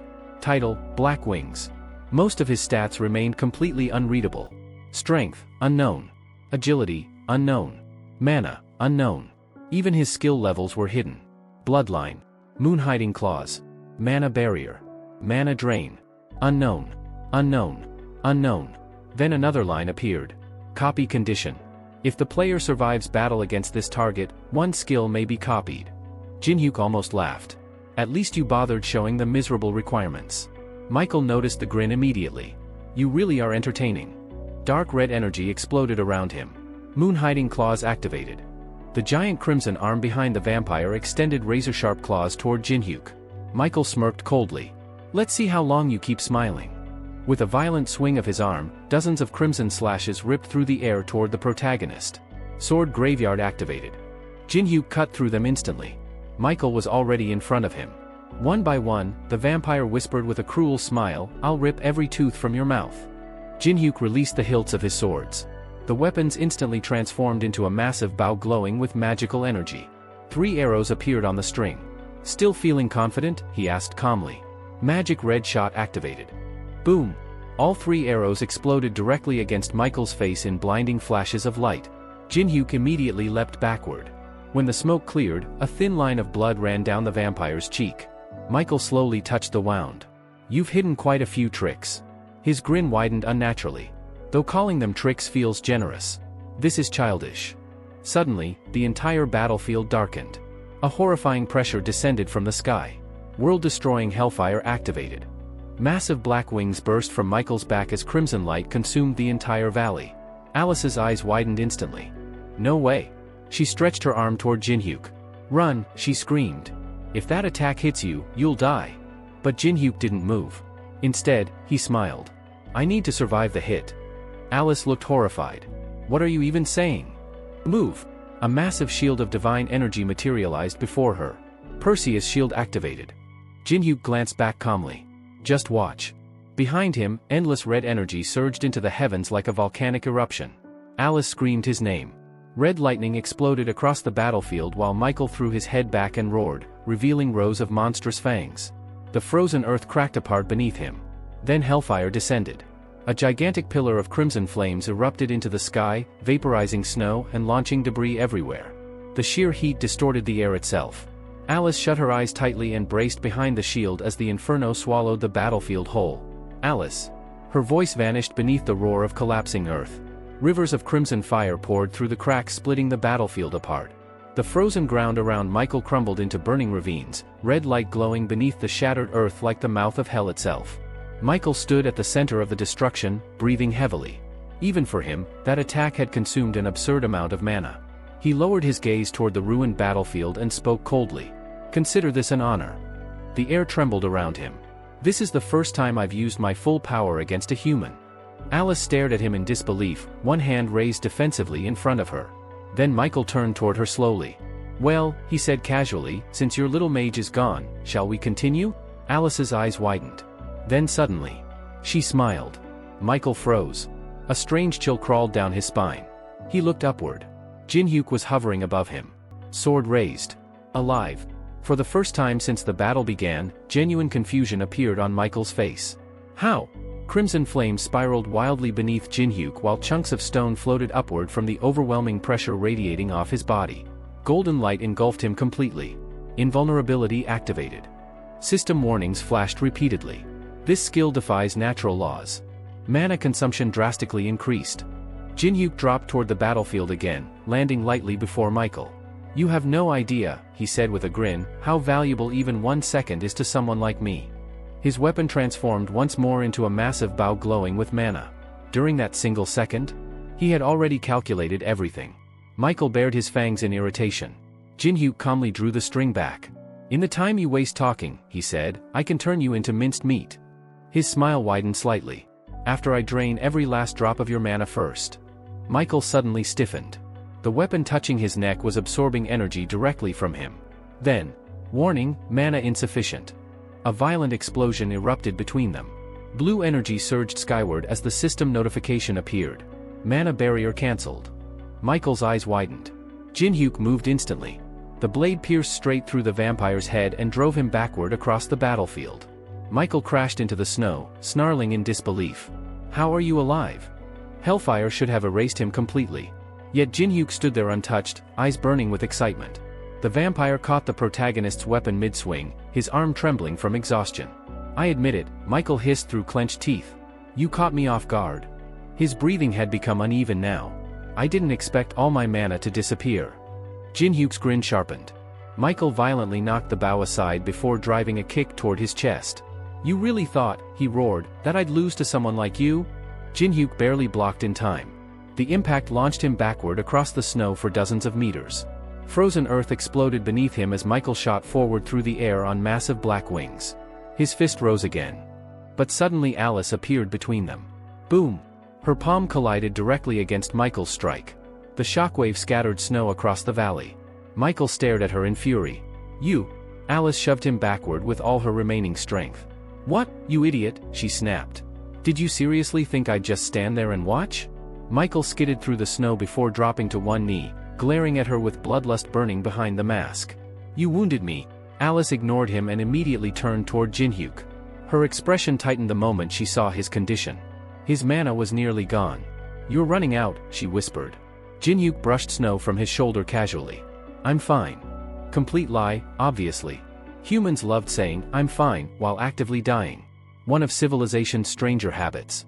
His breathing had already become rough. In reality, he wasn't just protecting himself anymore. He was protecting Alice too. And worse. The timer was closing in. Remaining soul essence duration, 1131. Once the essence disappeared, their chances of victory would collapse with it. Far away from the battlefield, 6 figures sat around a long black table inside a dark chamber. A floating magic sphere hovered above the center, displaying the battle in real time. The room remained silent for several seconds as they watched Jin-hyuk clash against Michael. One of them finally spoke. He forced Michael to use Hellfire. Another narrowed their eyes. At this rate, Michael may actually lose. The atmosphere immediately grew colder. A man in black robes folded his hands calmly. "We cannot afford to lose Alice after coming this far." Someone beside him frowned. Interfering directly with the lower floors could become dangerous. The figure seated at the head of the table finally spoke. "After spending this many resources," he said coldly, "doing nothing is no longer an option." The battlefield had already collapsed into chaos. Snowstorms of ash and blood swirled through the frozen air while shattered earth cracked beneath every collision. In the center of it all, Alice caught Michael's wrist mid-strike. Crimson energy exploded around them as the higher vampire roared in fury. "Why are you standing with humans?" His voice shook the mountain itself. For the first time since the battle began, emotion leaked through his monstrous arrogance. Tears gathered at the corners of his eyes as he shouted that even after Alice lost her throne, he had still respected her. He called her actions betrayal. Betrayal of her own kind. Betrayal of the vampires who once served beneath her. Alice's expression darkened instantly. The air around her trembled. "Betrayal," she snapped. Before Michael could react, she grabbed him violently by the front of his cloak and pulled him close enough for their foreheads to nearly touch. "You dare talk about betrayal?" Her crimson eyes burned with hatred. "You were the ones who betrayed me." The pressure pouring from her body became suffocating. Snow lifted from the ground and spun around them like a storm. "And I'm not fighting for humanity," she hissed. "I only stand beside my contractor." Somewhere above them, Jin-hyuk pushed off the shattered ground. The instant Alice finished speaking, he descended from the sky like a missile. Boom! His kick smashed directly into Michael's side, launching the vampire through layers of snow and broken stone. The impact carved a massive trench across the battlefield. Jin-hyuk landed beside Alice without even looking at her properly. "Bloody spear," he said calmly. "Can you still use it?" Alice frowned. Her mana reserves were nearly dry after everything she had endured. "Can you handle the backlash?" Alice raised one hand. Dark crimson mana condensed instantly, forming a gigantic spear made entirely from blood and hatred. The weapon pulsed like a living heart. Then she vanished. A sonic boom exploded behind her as she shot into the sky above Michael. The vampire looked up just in time to see the spear descending. He blocked it with his bare hand. Blood splattered across the snow. Alice appeared directly in front of him midair, eyes blazing. "I know they're watching through your eyes." Michael smirked despite the wound. "You learn quickly." For a split second, Alice saw them again. The figures hidden beyond the tower.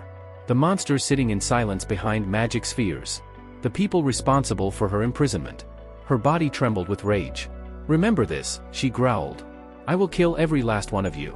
Michael laughed and began pulling the bloody spear out of his chest. You don't have enough strength left, he mocked. It didn't even pierce my heart. Then another voice answered from behind him.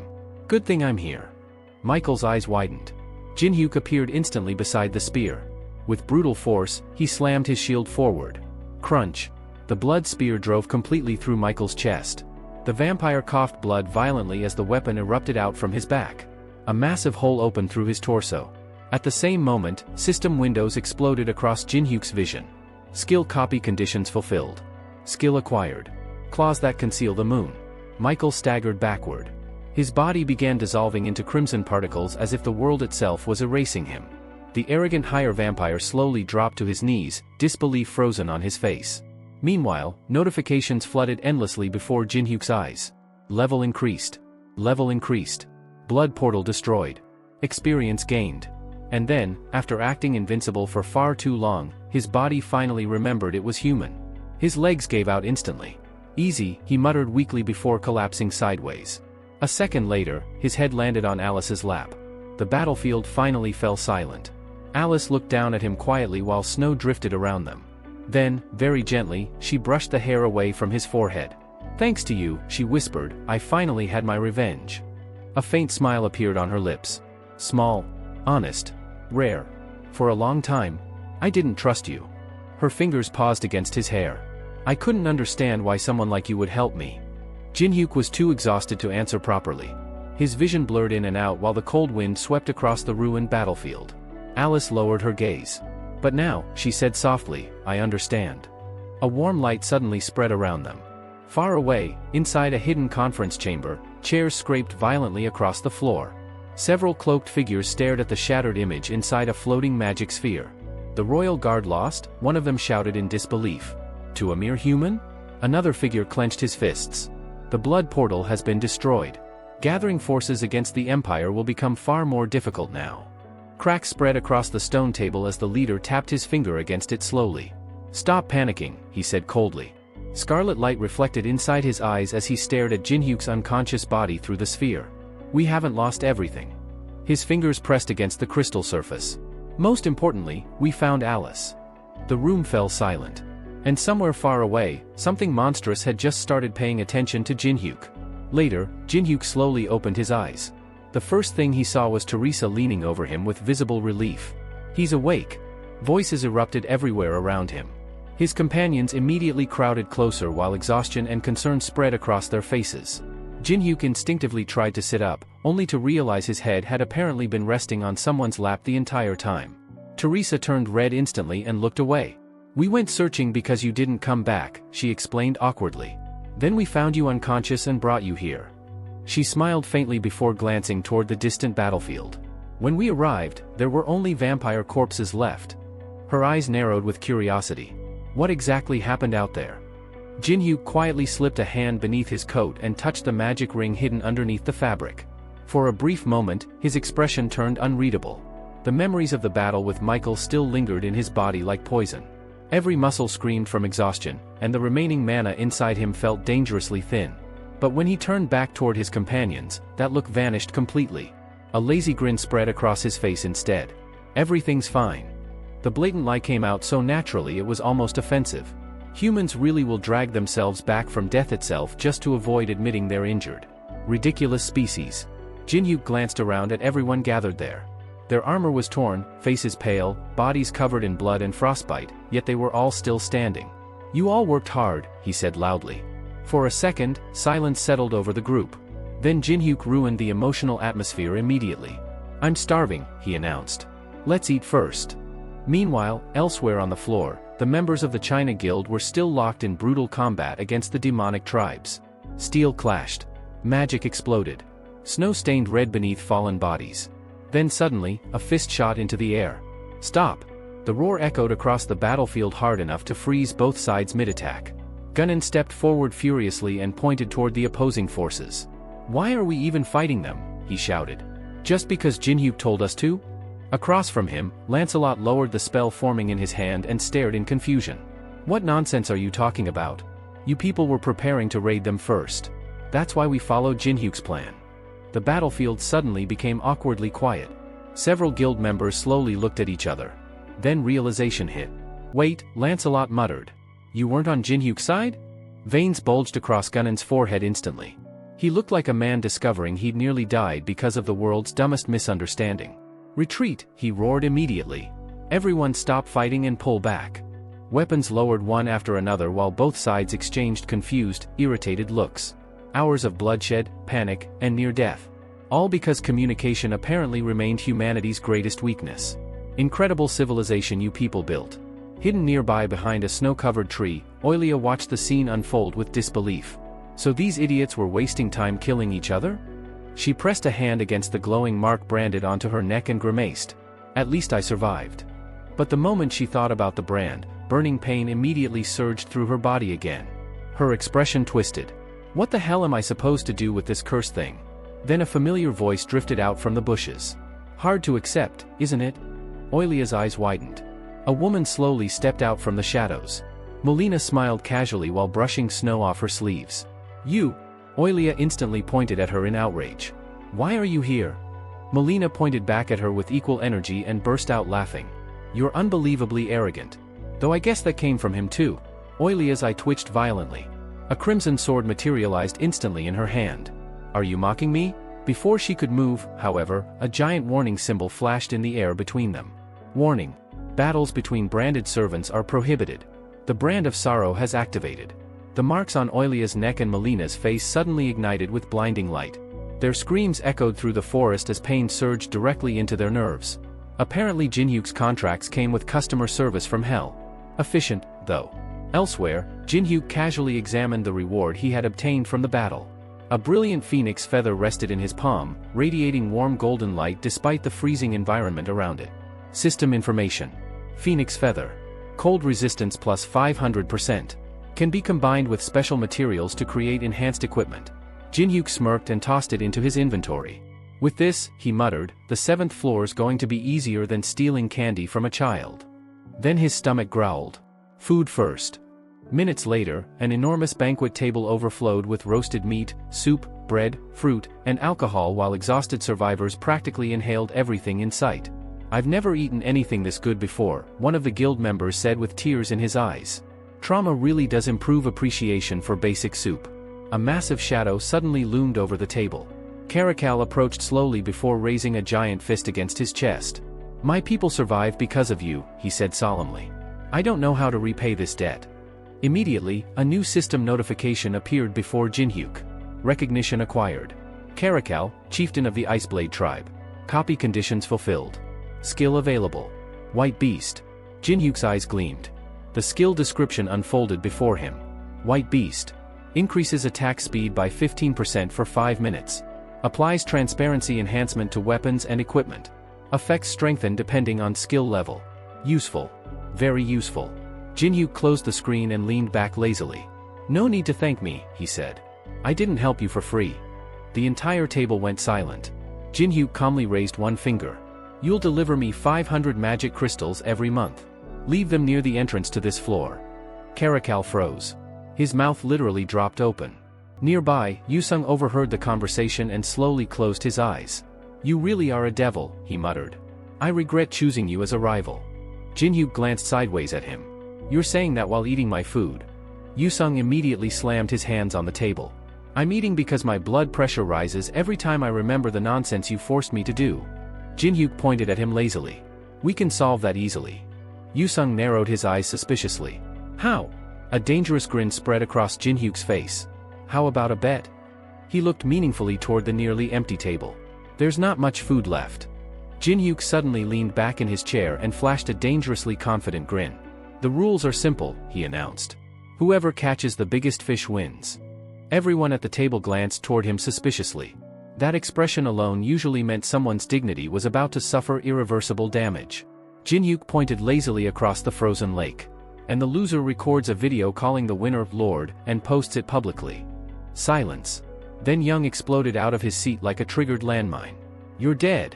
Without hesitation, he smashed through the frozen lake with his bare fists. Ice shattered everywhere as freezing water erupted upward. Rip. He tore off his upper clothes dramatically, grabbed his sword between his teeth, and dove straight into the water like a man charging into battle for the fate of civilization itself. His eyes burned with determination. Victory would be his. He would never retreat. He would prove once and for all that Jinhyuk wasn't superior to him. Unfortunately, reality remained deeply committed to humiliating him.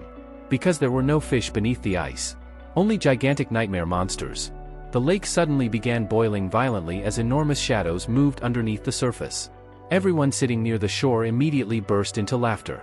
He fell for it again. How is he this gullible? Meanwhile, Jinhyuk casually rested his chin on one hand while watching the water churn violently. That idiot really makes life entertaining, he muttered. A second later, something flew toward him. He caught it instantly without even looking. Yunoa stood nearby with folded arms. I found it while you were unconscious. Jinhyuk looked down at the object in his hand. An amulet. The same sealing artifact Michael had attempted to use against Alice. His expression immediately sharpened. A faint pulse of divine energy flowed from the necklace, cold and unnatural against his skin. So that's what he planned? The artifact had clearly been created specifically to suppress beings with dark or demonic attributes. But one thought continued bothering him. Why seal Alice? Instead of killing her? Jinhyuk slowly slipped the amulet into his inner pocket. There's definitely something I'm missing, he thought quietly. Then he glanced around. Where's Yunak? Only empty plates remained where the goblin had been sitting moments earlier. Yunoa shrugged. No idea. Haven't seen him for a while. Elsewhere, far from the snowy battlefield, pure rage erupted inside a corporate office. Beck stared at the system notification trembling with fury. 7th floor cleared. Achievement acquired. Veteran company. The table in front of him exploded as he slammed both hands down. That idiot. Papers scattered across the room as he pointed furiously at Unsuk. We gave you resources, support, equipment, manpower, and you handed everything to Jinhyuk before coming back empty-handed? More documents flew through the air. You should have cleared the floor yourself. This entire report is useless. His eyes twitched violently as he noticed the broken sword listed in the damage report. And do you even know how expensive that sword was? Meanwhile, Unsuk simply smiled peacefully while staring out the window at the clouds drifting across the blue sky. Clearly the man had achieved enlightenment through repeated exposure to Jinhyuk's insanity. At the same time, inside the headquarters of the Awakened Association, another meeting was underway. Tuchuan closed the report in his hand slowly. The 7th floor was cleared, he announced. By player Jinhyuk. Again. A long silence followed. He continued explaining that according to reports from the Dan Gun Guild, conflicts had broken out with demonic tribes on the upper sections of the floor, but Jinhyuk's group had managed to repel them. Should we contact him directly? Tuchuan asked. Standing beside a massive panoramic window, the president kept his eyes fixed on the city below. Not yet. His scarred face reflected faintly in the glass. It's too early to reveal our intentions. The room fell quiet again. No one can tell yet, he said slowly, whether Jinhyuk will become humanity's greatest ally, or its enemy. However, the atmosphere had shifted completely into absurdity. People suddenly started running everywhere. Emergency VVIP protocol. Workers sprinted through hallways while shouting instructions at each other. 2 men appeared carrying an enormous red carpet and rolled it out with military precision. Another employee scattered rose petals across the floor. Because apparently nothing says professional organization like full societal collapse the moment a terrifying vampire woman decides to go shopping. Then she arrived. Alice stepped forward gracefully beneath glowing lights while everyone immediately bowed their heads. It is an honor to serve you. We hope your shopping experience is pleasant. Alice smiled faintly, clearly enjoying herself far too much. Your greeting warms my soul, she declared proudly. Then she pointed casually toward the treasure displays around her. I'll take everything I lay eyes on. The employees froze. No questions asked. Several workers nearly collapsed on the spot. One manager outright fainted after hearing the estimated cost. Another employee panicked and grabbed him. He passed out. A nearby girl calmly sighed. He's just expressing happiness in his own way. Alice sat elegantly atop an oversized decorative chair like a queen reclaiming her throne. It's time to begin. Nearby, Jinhyuk watched the entire scene with closed eyes and a small smile. She really does look happy, he thought. At the same time, his fingers brushed against the necklace hidden inside his jacket. A sealing relic crafted by a high priest using divine power itself. An artifact specifically designed to restrain dark beings like Alice. Michael had risked everything to retrieve it. Which meant one thing. Alice was far more important than Jinhyuk originally thought. And someone, somewhere, desperately wanted her contained rather than dead. His eyes narrowed slightly. I need answers. Before he could think further, a system notification suddenly appeared. User Rick has invited you to attend the masquerade ball on the first floor of the challenge tower. Jin-hyuk stared at the message. The masquerade ball?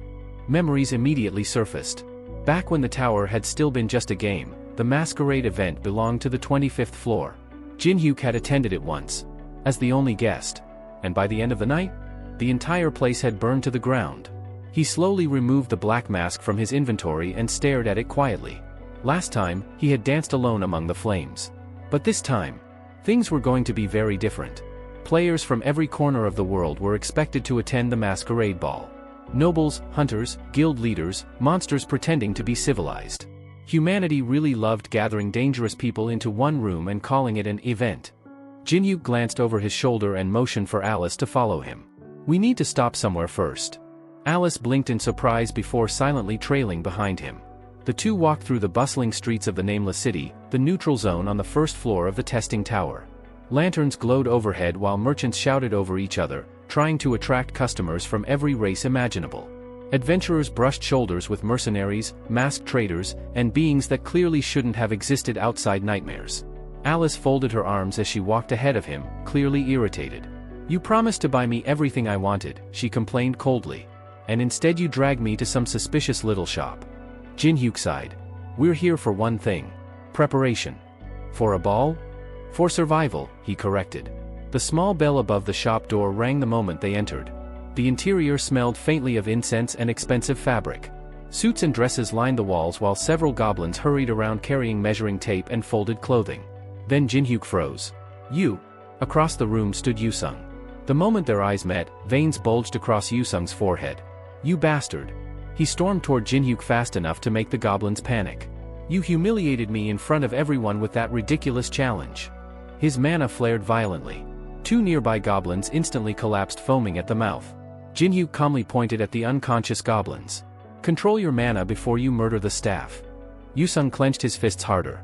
Don't change the subject. Jin-hyuk shrugged lazily. Cold water is good for muscle recovery. You should thank me. That's not the point. The entire shop trembled from Yusung's shouting. Then Jin-hyuk casually added, I found a sword for you. Yusung immediately stopped. What? The anger draining from his face was so fast it almost looked painful. Jin-hyuk smirked. You care more about weapons than your own dignity anyway. Yusung gritted his teeth. How many times do you think I've fallen for your nonsense? You literally admitted your old sword suited your style perfectly. That's... Yusung hesitated. Because it was true. He looked away awkwardly and rubbed his chin. If it hadn't broken fighting that stone giant, I would have kept using it. Jin-hyuk pointed at himself confidently. Then trust me again. I'll help you find something better. Yusung narrowed his eyes suspiciously. You're scheming again. Probably. At least you're honest about it. Before leaving, Yusung stopped near the entrance and glanced toward Alice, who was quietly examining an elegant black dress embroidered with crimson thread. For a moment, curiosity crossed his face. He had no idea who she really was, but instinctively understood she wasn't ordinary. Still, after a brief pause, he simply clicked his tongue. If she's not trying to kill me, it's not my problem. The shop door slammed shut behind him. Silence returned. Well, mostly. One goblin was still unconscious on the floor. Jin-hyuk walked toward the store owner and bowed his head slightly. Sorry about that. The goblin waved both hands nervously. No problem. We understand completely. Violent customers are common here. Usually less shouting, though. He spread his arms proudly. So, you need outfits for the masquerade ball, yes?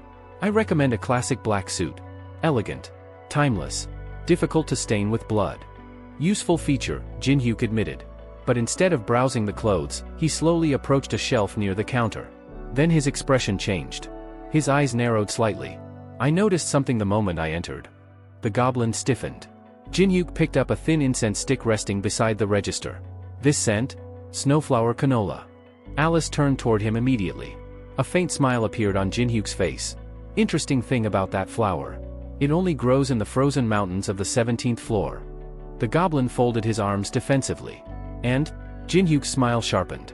So why does a simple goblin shopkeeper on the first floor have access to it? The room suddenly felt colder. Jin-hyuk continued calmly. And there's something else. His gaze drifted toward the unconscious goblin still lying on the floor. When Yusung released mana, every goblin here collapsed instantly. His eyes locked onto the shopkeeper. Except you. The goblin's expression twitched for just a second. A tiny mistake. But Jin-hyuk noticed. Of course he did. The man collected secrets the way dragons collected gold. Unhealthy behavior, honestly. Jin-hyuk slowly raised a finger toward the goblin shopkeeper. The moment Alice walked through the door, your face twitched. His sharp gaze never left the goblin for even a second. You recognized her immediately. But instead of reacting, you pretended to be nothing more than an ordinary merchant. The atmosphere inside the shop instantly grew tense. Alice narrowed her eyes slightly while the unconscious goblins on the floor twitched pitifully in the background. Truly committed employees. Probably underpaid too. Jin-hyuk continued calmly. That means you already knew exactly who she was. He took another step closer. And someone capable of recognizing Alice on sight isn't some random first-floor goblin. Pointing directly at the shop owner, he finished. You're a manager of the tower. The goblin stared at him silently. Then suddenly, he burst into laughter. Not nervous laughter. Not awkward laughter. The kind of laughter that made the room feel wrong. Ha ha ha. He wiped tears from the corner of his eye while grinning wildly. So Rick was right about you. The goblin slowly turned away and adjusted his sleeves. Though you made one mistake. Jin-hyuk's eyes narrowed. The goblin glanced over his shoulder with an amused smile. You assumed I was a mid-level manager. His grin widened. Rick works for me. For the first time since entering the store, Jin-hyuk's expression genuinely changed. His pupils contracted sharply. Almost instantly, his eyes glowed crimson as greedy gaze activated. System windows exploded across his vision. Access denied. Level insufficient. Target cannot be analyzed. The skill failed completely. Jin-hyuk clicked his tongue quietly. That alone was enough to confirm the truth. The goblin bowed politely. Hastings, he introduced himself. Top-level manager of the testing tower. Jin-hyuk stared at him in silence. A top-level manager. One of the beings standing at the very peak of the tower's hierarchy. The creatures responsible for maintaining its laws and systems. Possibly even one of the architects behind the entire nightmare structure itself. Even in the original game timeline, Jin-hyuk had never personally encountered one before. Which meant one thing. This conversation was far more dangerous than it looked. Hastings closed his eyes with a satisfied smile. Rick mentioned a player who knew managers existed. His golden eyes opened slowly. But you are considerably more entertaining than I expected. Then he snapped his fingers. As a reward for discovering my identity. He spread his arms dramatically. I shall personally handle your tailoring. Jin-hyuk let out a slow breath. Honestly? This is disappointing. Alice immediately frowned. Why are you pointing at me while saying that? Because you're expensive looking. That is not an explanation. Ignoring her irritation entirely, Jin-hyuk looked toward Hastings again. I didn't expect a top manager to be running a clothing store. Hastings adjusted his glasses proudly. A fine suit changes destiny. That sounds fake. It absolutely is. A few moments later, Alice found herself holding an elegant black invitation trimmed in silver. She looked up at Jin-hyuk suspiciously. You provoked him on purpose to get me invited too, didn't you? Jin-hyuk tossed a snack toward Gogoma, who happily caught it midair. I knew he'd agree. Alice sighed before quietly admitting. I do enjoy balls. Then her expression turned serious. You understand how dangerous those managers are, right? Her voice dropped lower. They created the rules of the tower itself. Even Alice looked cautious speaking about them. In my entire life, I only met a top-level manager once. Jin-hyuk casually patted Gogoma while smiling. No need to worry. His eyes gleamed mischievously. Dangerous people are useful too. Alice already knew that look. It was the expression he made whenever he planned to exploit something extremely suicidal. A system notification suddenly appeared in front of them. Your suit and dress are complete. Below it was a short message from Hastings himself. Enjoy your evening. Night eventually fell over the nameless city. The entrance to the masquerade ball glowed beneath countless floating lights while luxury carriages and armored escorts arrived one after another. Players from every major guild gathered outside the enormous gates. Spectators crowded the streets, whispering excitedly. Are those really the chosen players? I heard Maria might appear. What about Teresa? They say someone unknown received an invitation too. Then the crowd suddenly parted. Two men walked forward confidently. Members of the Samurai Guild. Yoshio, the guild master, calmly adjusted his tie while the crowd stared at him with admiration. Aren't they heroes from the front lines? Those are real monsters. Yoshio glanced sideways at the people surrounding him. His expression twisted with disgust. Parasites, he muttered coldly. They cling to strong players and worship bloodshed from a safe distance. His eyes swept across the crowd. Pathetic biotrash.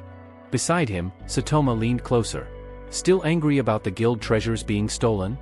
Yoshio closed his eyes. Killing everyone responsible still wouldn't bring them back. Then Satoma remembered something. Oh right. The Triad Guild received invitations too. He lowered his voice. We should probably stick close to them. Before Yoshio could answer, Satoma's massive body accidentally bumped into someone walking past. He immediately frowned. The hell is this? Turning angrily, he started shouting. What idiot blocked my paw dash? His sentence never finished. A violent force slammed into his face. Boom. The enormous man was launched across the ground like a ragdoll before crashing hard into the stone pavement. The entire crowd froze. Yoshio's eyes widened in shock as he looked toward the person standing there calmly. And for the first time that night, the atmosphere around the masquerade ball turned dangerous. White hair swayed in the cold night wind as Alice stood over the fallen samurai with clear irritation on her face. What was that supposed to mean? She asked coldly. One hand rested on her hip while crimson energy flickered faintly around her body. Her glowing eyes locked onto the enemies in front of her. Am I still in your way now? The pressure pouring from her mana became suffocating. Even the air itself seemed heavier. Alice had activated power suppression. An overwhelming magical force crashed down onto the surrounding players like an invisible mountain. Yoshio's expression froze instantly as sweat rolled down his face. His companion was no weakling. Satoma was one of the Samurai Guild's top-ranked fighters. Yet Alice had swatted him aside effortlessly. Yoshio slowly lifted his gaze toward the silver-haired girl standing beside Jinhyuk and felt genuine fear creeping into his chest. Who the hell were these people? Alice narrowed her eyes impatiently. You're not answering. Before the tension could explode further, Jinhyuk casually placed a hand on her shoulder. That's enough. Alice clicked her tongue. If they learn your identity here, things get annoying. Alice folded her arms before finally deactivating power suppression. The crushing aura vanished instantly. TCH fine. They were irritating me anyway.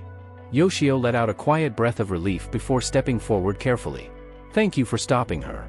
He forced a stiff smile onto his face. My companion acted recklessly. I didn't expect things to escalate this far. Jinhyuk stared at him silently.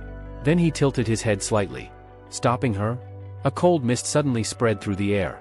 System notification. Ice creation activated. An enormous ice hammer materialized in Jinhyuk's hand. Before Yoshio could react. Crash. Jinhyuk swung it downward with terrifying force. The hammer smashed directly into Satoma's face. His mask exploded into frozen fragments. The sound echoed through the entire plaza. Yoshio's eyes widened in horror. Even Alice blinked in surprise. Jinhyuk rested the massive hammer against his shoulder casually. It seems you misunderstood something. His smile turned sharp. I stopped her because if she kept going. He glanced down at the unconscious samurai. There wouldn't have been enough left for me to hit? Then he tossed the shattered hammer aside like trash. Now do you understand, Guild Master Yoshio? A dangerous grin spread across Jinhyuk's face as greedy gaze activated. System windows appeared instantly. Name, Yoshio. Level, 52. Skills. Martial Arts LV.9. Strong Swing LV.9. Jinhyuk frowned immediately after reading it. That's it? He looked genuinely disappointed. This guy leads one of the top guilds? Another notification appeared. Copy conditions unmet. Jinhyuk sighed heavily. Why are the conditions always garbage? Meanwhile Yoshio's face turned pale with rage and humiliation. Do you even know who I am? Cold sweat poured down his face as he shouted furiously. The Samurai Guild is allied with the China Guild. He pointed directly at Jinhyuk. You think you can get away with this? Jinhyuk calmly reached for his mask. The moment he removed it, the crowd exploded into chaos. That's Jinhyuk. No way dash. The player from the 7th floor? But who's the woman beside him? Is she his partner? The whispers spread instantly. Jinhyuk's expression darkened slightly. You people are loud. Ice surged across the ground. Massive frozen walls erupted upward from every direction, sealing off the area from the surrounding crowd. The spectators gasped as towering barriers surrounded them like a fortress. Jinhyuk stepped onto a platform of rising ice and slowly walked toward Yoshio. Each step created another layer of frost beneath his feet. You've obviously heard about me already. His voice remained calm. So you should know threats don't work. An icicle slowly rose beneath Yoshio's chin, lifting his mask upward. Jinhyuk leaned closer until their eyes met. Burning blue light reflected in his gaze. Guild master or not? His voice dropped lower. Don't get in my way again. The pressure in those words alone made Yoshio freeze. Then Jinhyuk turned away casually. We're leaving. Behind him, Alice was literally spinning on top of Satoma's unconscious body out of boredom. Human dignity truly died fast around these two. She hopped down lightly before following Jinhyuk deeper into the masquerade venue. Yoshio stood there trembling with rage while the crowd stared at him in silence. A few minutes later, the pair entered the main ballroom. Alice slowly looked around the enormous hall. For a single floor, she muttered, this place is absurdly large. Crystal chandeliers floated overhead while nobles, guild masters, mercenaries, and monsters disguised as civilized beings filled the ballroom. Jinhyuk scanned the crowd quietly. In the original game timeline, he had attended this event completely alone. Now the ballroom overflowed with players from across the world. It felt strange. Nearby, Teresa and Maria chatted beside a fountain while Yusung stood near the buffet aggressively eating expensive desserts like they had personally insulted him. Then Jinhyuk suddenly noticed two unfamiliar figures. A pale woman tugged lightly on her companion's sleeve. "What do you think of him?" she asked while staring directly at Jinhyuk. The man beside her laughed quietly. "He looks like the type who keeps screaming until the end." "And her?" The man slowly covered part of his face with one hand. "She looks like the type who begs people not to stop." A twisted smile spread across his lips. Gidello. Independent S-class player. Beside him stood Casey, his equally infamous twin sister. Casey laughed softly. "You're absolutely right." Jinhyuk's eyes gleamed immediately. The twins of Europe. Two monsters who treated murder like entertainment. They intentionally provoked massacres just to watch people suffer. In the future, entire cities would fear their names. And right now? Jinhyuk stared at them with a growing grin. Walking skill books. Alice saw that expression instantly and sighed internally. He's plotting something again. Across the ballroom, Yoshio stood beside another man with an irritated expression. "He attacked you despite our alliance?" the man asked quietly. Yoshio clenched his jaw. "He humiliated my guild and knocked out my subordinate." Beside them, Yahweh, vice guild master of the China Guild, covered his face with one hand. His expression looked traumatized. Why him again? Memories of the elven forest and frozen tundra flashed through his mind like PTSD. I already received direct orders not to provoke him anymore. He stared miserably at his own hand. "So there's nothing I can do." Then suddenly, a new voice interrupted them from behind. "I'll deal with that annoying bastard." The surrounding players turned immediately. A small figure stepped forward while adjusting his tie calmly. The nearby guests blinked in confusion. "Is that a monster?" The creature smiled pleasantly. And somehow, that smile felt far more dangerous than the monsters people were whispering about. A small figure stepped through the crowd and approached Jinhyuk and Alice with the confidence of someone who clearly enjoyed making other people uncomfortable. A single corn curved from the side of his head, and despite his childlike size, the pressure rolling off him made nearby players instinctively back away. The creature gave a shallow bow. "My name is Carmen," he said with a smug smile. "Lowest-ranking manager of the test tower. I hope the two of you are enjoying the masquerade ball." Jinhyuk barely looked at him. Instead, he scrolled through floating system windows as if the manager were an annoying advertisement he couldn't skip. "So," Jinhyuk said lazily, "you came all the way here because you wanted something?" Carmen's smile thinned. "I heard," he replied, "that you crippled one of our invited guests." At that, Jinhyuk finally closed the system panel and looked him in the eye. "You mean the idiot who got in my way?" he asked casually. "If he smashed himself into the ground that hard, should I send flowers to the funeral home too?" Several nearby players nearly choked trying not to react. Carmen's expression twisted instantly. Dark mana exploded from his body, and roots burst violently from the marble floor like living snakes tearing through stone. "You dare mock me?" he roared. "Prepare yourself. You'll die here." Gasps spread through the ballroom. Players stepped backward as the roots cracked the floor apart. Then Jinhyuk slowly removed his mask. His eyes narrowed. "So the managers threaten invited guests now?" he asked coldly. "What kind of garbage event are you running?" Carmen bared his teeth. "You think killing you would be difficult? The strongest beings in this tower are watching from above, and none of them have stopped me." Alice's crimson mana immediately gathered into a spear beside her hand, but before she could move, Jinhyuk lightly raised an arm to stop her. At that exact moment, a furious voice echoed through the hall. "Carmen!" The horned manager froze. Moments earlier, elsewhere inside the tower, Hastings sat calmly at a sewing machine while reading a flood of messages sent by Jinhyuk. One line stood out. "You called yourself the greatest tailor in the tower, but one of my buttons came loose. I'm disappointed. Fix it before I leave a terrible review." Hastings had stared at the message in disbelief. "A loose button?" he muttered. "Impossible." Now the answer stood directly in front of him. The ballroom doors burst open. An enraged Hastings marched inside like a storm given physical form. The system instantly alerted every player present. Warning, high-ranking manager detected. The entire hall went silent. Cold sweat rolled down Carmen's face. Hastings adjusted his glasses slowly, then glared at him with enough killing intent to crush steel. How dare you threaten my guest? Before Carmen could answer, Hastings kicked him hard in the leg. The smaller manager yelped and grabbed his bruised shin while the crowd watched in stunned silence. Hastings planted his hands on his hips. Well, he snapped. Are you going to explain what kind of circus act you're performing? Carmen stammered nervously. Around the ballroom, whispers spread like wildfire. That goblin is a high-ranking manager? No way. He's bowing to Jin Hyuk? Hastings frowned deeper. I know some managers take bribes from outside factions, he said coldly. As long as it stays within limits, I ignore it. But threatening a guest invited under my authority? Do you realize what that does to the reputation of this event? Carmen trembled. I didn't know he was your guest.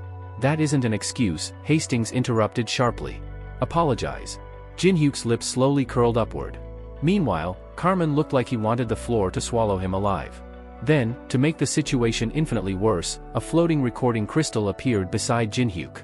The protagonist grinned. This is getting entertaining. The crystal activated. Jin Hyuk folded his arms and spoke loudly. Go on. Speak from the heart. Carmen lowered his head stiffly. I'm sorry. Jin Hyuk cupped a hand behind his ear dramatically. What was that? Didn't eat breakfast this morning? Louder. Veins bulged across Carmen's forehead. You insignificant little. Before he could finish, Hastings appeared silently behind him. The killing intent alone nearly stopped his heart. Carmen instantly bent 90 degrees and shouted at the top of his lungs. I'm sorry. Please forgive me. The entire ballroom froze. On the second-floor balcony, several powerful figures observed the scene with interest. One elderly man folded his arms thoughtfully. That boy is impressive, he murmured. Using a tower manager like a toy in front of everyone. His gaze sharpened. Now I understand why His Majesty sent him a gift. If we can recruit that young man, this war with the aristocrats may finally end. Nearby, Monu silently watched the hall below. Then another voice echoed throughout the ballroom. Rick stepped onto the central balcony, raising a hand to activate a magical microphone skill. His voice spread across the enormous hall instantly. Due to the unfortunate disturbance involving one of our managers, he announced smoothly, I will personally oversee the masquerade ball from this point onward. The players quieted immediately. Rick placed both hands behind his back. As many of you know, this gathering exists to bring promising players together. However, he said with a smile, that is not tonight's true purpose. The lights dimmed. This evening, each of you will choose the faction you wish to stand beside as you continue climbing the tower. A tense silence fell over the crowd. Rick snapped his fingers. At once, the center of the ballroom distorted. Brilliant light exploded outward as a massive platform rose from the floor. System windows appeared before every player simultaneously. Main event, Masquerade Selection Trial initiated. Participants must choose a labyrinth, dungeon, or historical site between floors 10 and 30. Those who obtain the highest achievement will gain priority when selecting factions. A massive red button emerged at the center of the platform. Rick removed his hat with theatrical elegance and stepped away from the platform, smiling like a man introducing guests to a luxury resort instead of a glorified death match. Humanity really did produce some deeply unsettling customer service standards. To choose your destination, he said smoothly, press the button and state the floor and region you wish to enter. His grin widened far too cheerfully. Good luck, everyone. The massive ballroom doors slammed shut behind him. Silence swallowed the room. Fear spread almost immediately. Players exchanged uneasy glances while glowing system windows floated before their eyes like silent judges. Whispers rippled through the crowd. What does he mean by promising players? Why were we chosen? They're seriously forcing us to pick factions already? Several people were visibly trembling. Others wiped sweat from their foreheads as panic slowly tightened around the room. Then a loud whistle cut through the noise. Maria lowered 2 fingers from her mouth and swept a sharp gaze across the crowd. Stop whispering like terrified background characters, she said coldly. None of us has an advantage yet. We're all trapped in the same situation. The room quieted almost instantly. She removed her mask and exhaled slowly. This is far more dangerous than any of us expected, she continued. So instead of panicking, we should cooperate until we understand what's happening. Her eyes moved from one player to another. Start introducing yourselves. Levels, abilities, specialties. We need information. Behind Alice, Jin-hyuk watched the scene unfold with a faint smile.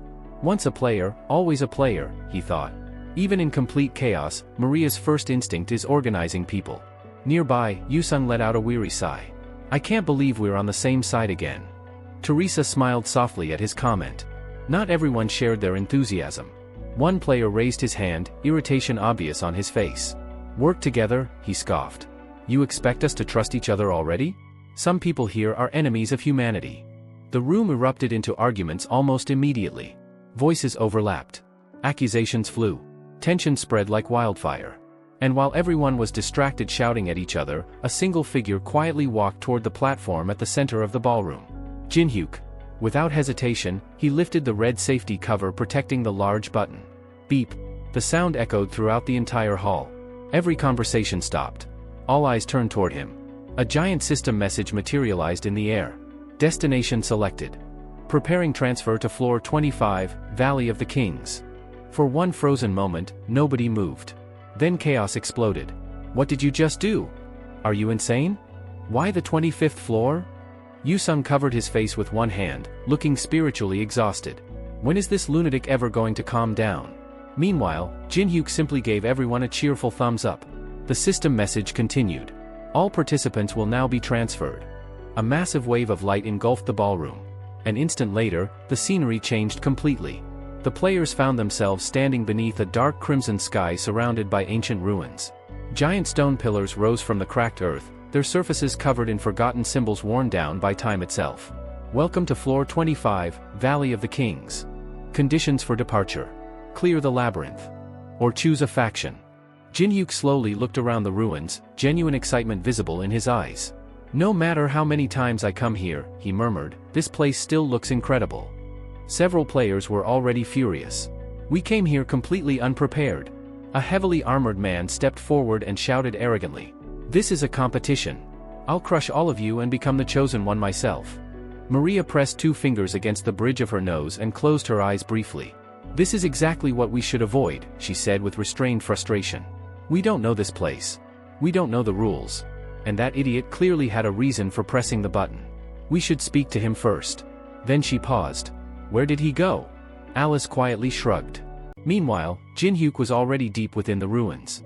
He stood before an ancient stone wall covered in faded carvings, his eyes scanning the symbols carefully. It should be somewhere around here. He placed his hand against the stone. Click. A hidden pressure plate sank beneath his foot. Immediately, another system message appeared. 5 pathways leading to the Tomb of Kings have opened. You may choose only one. Time limit, 60 seconds.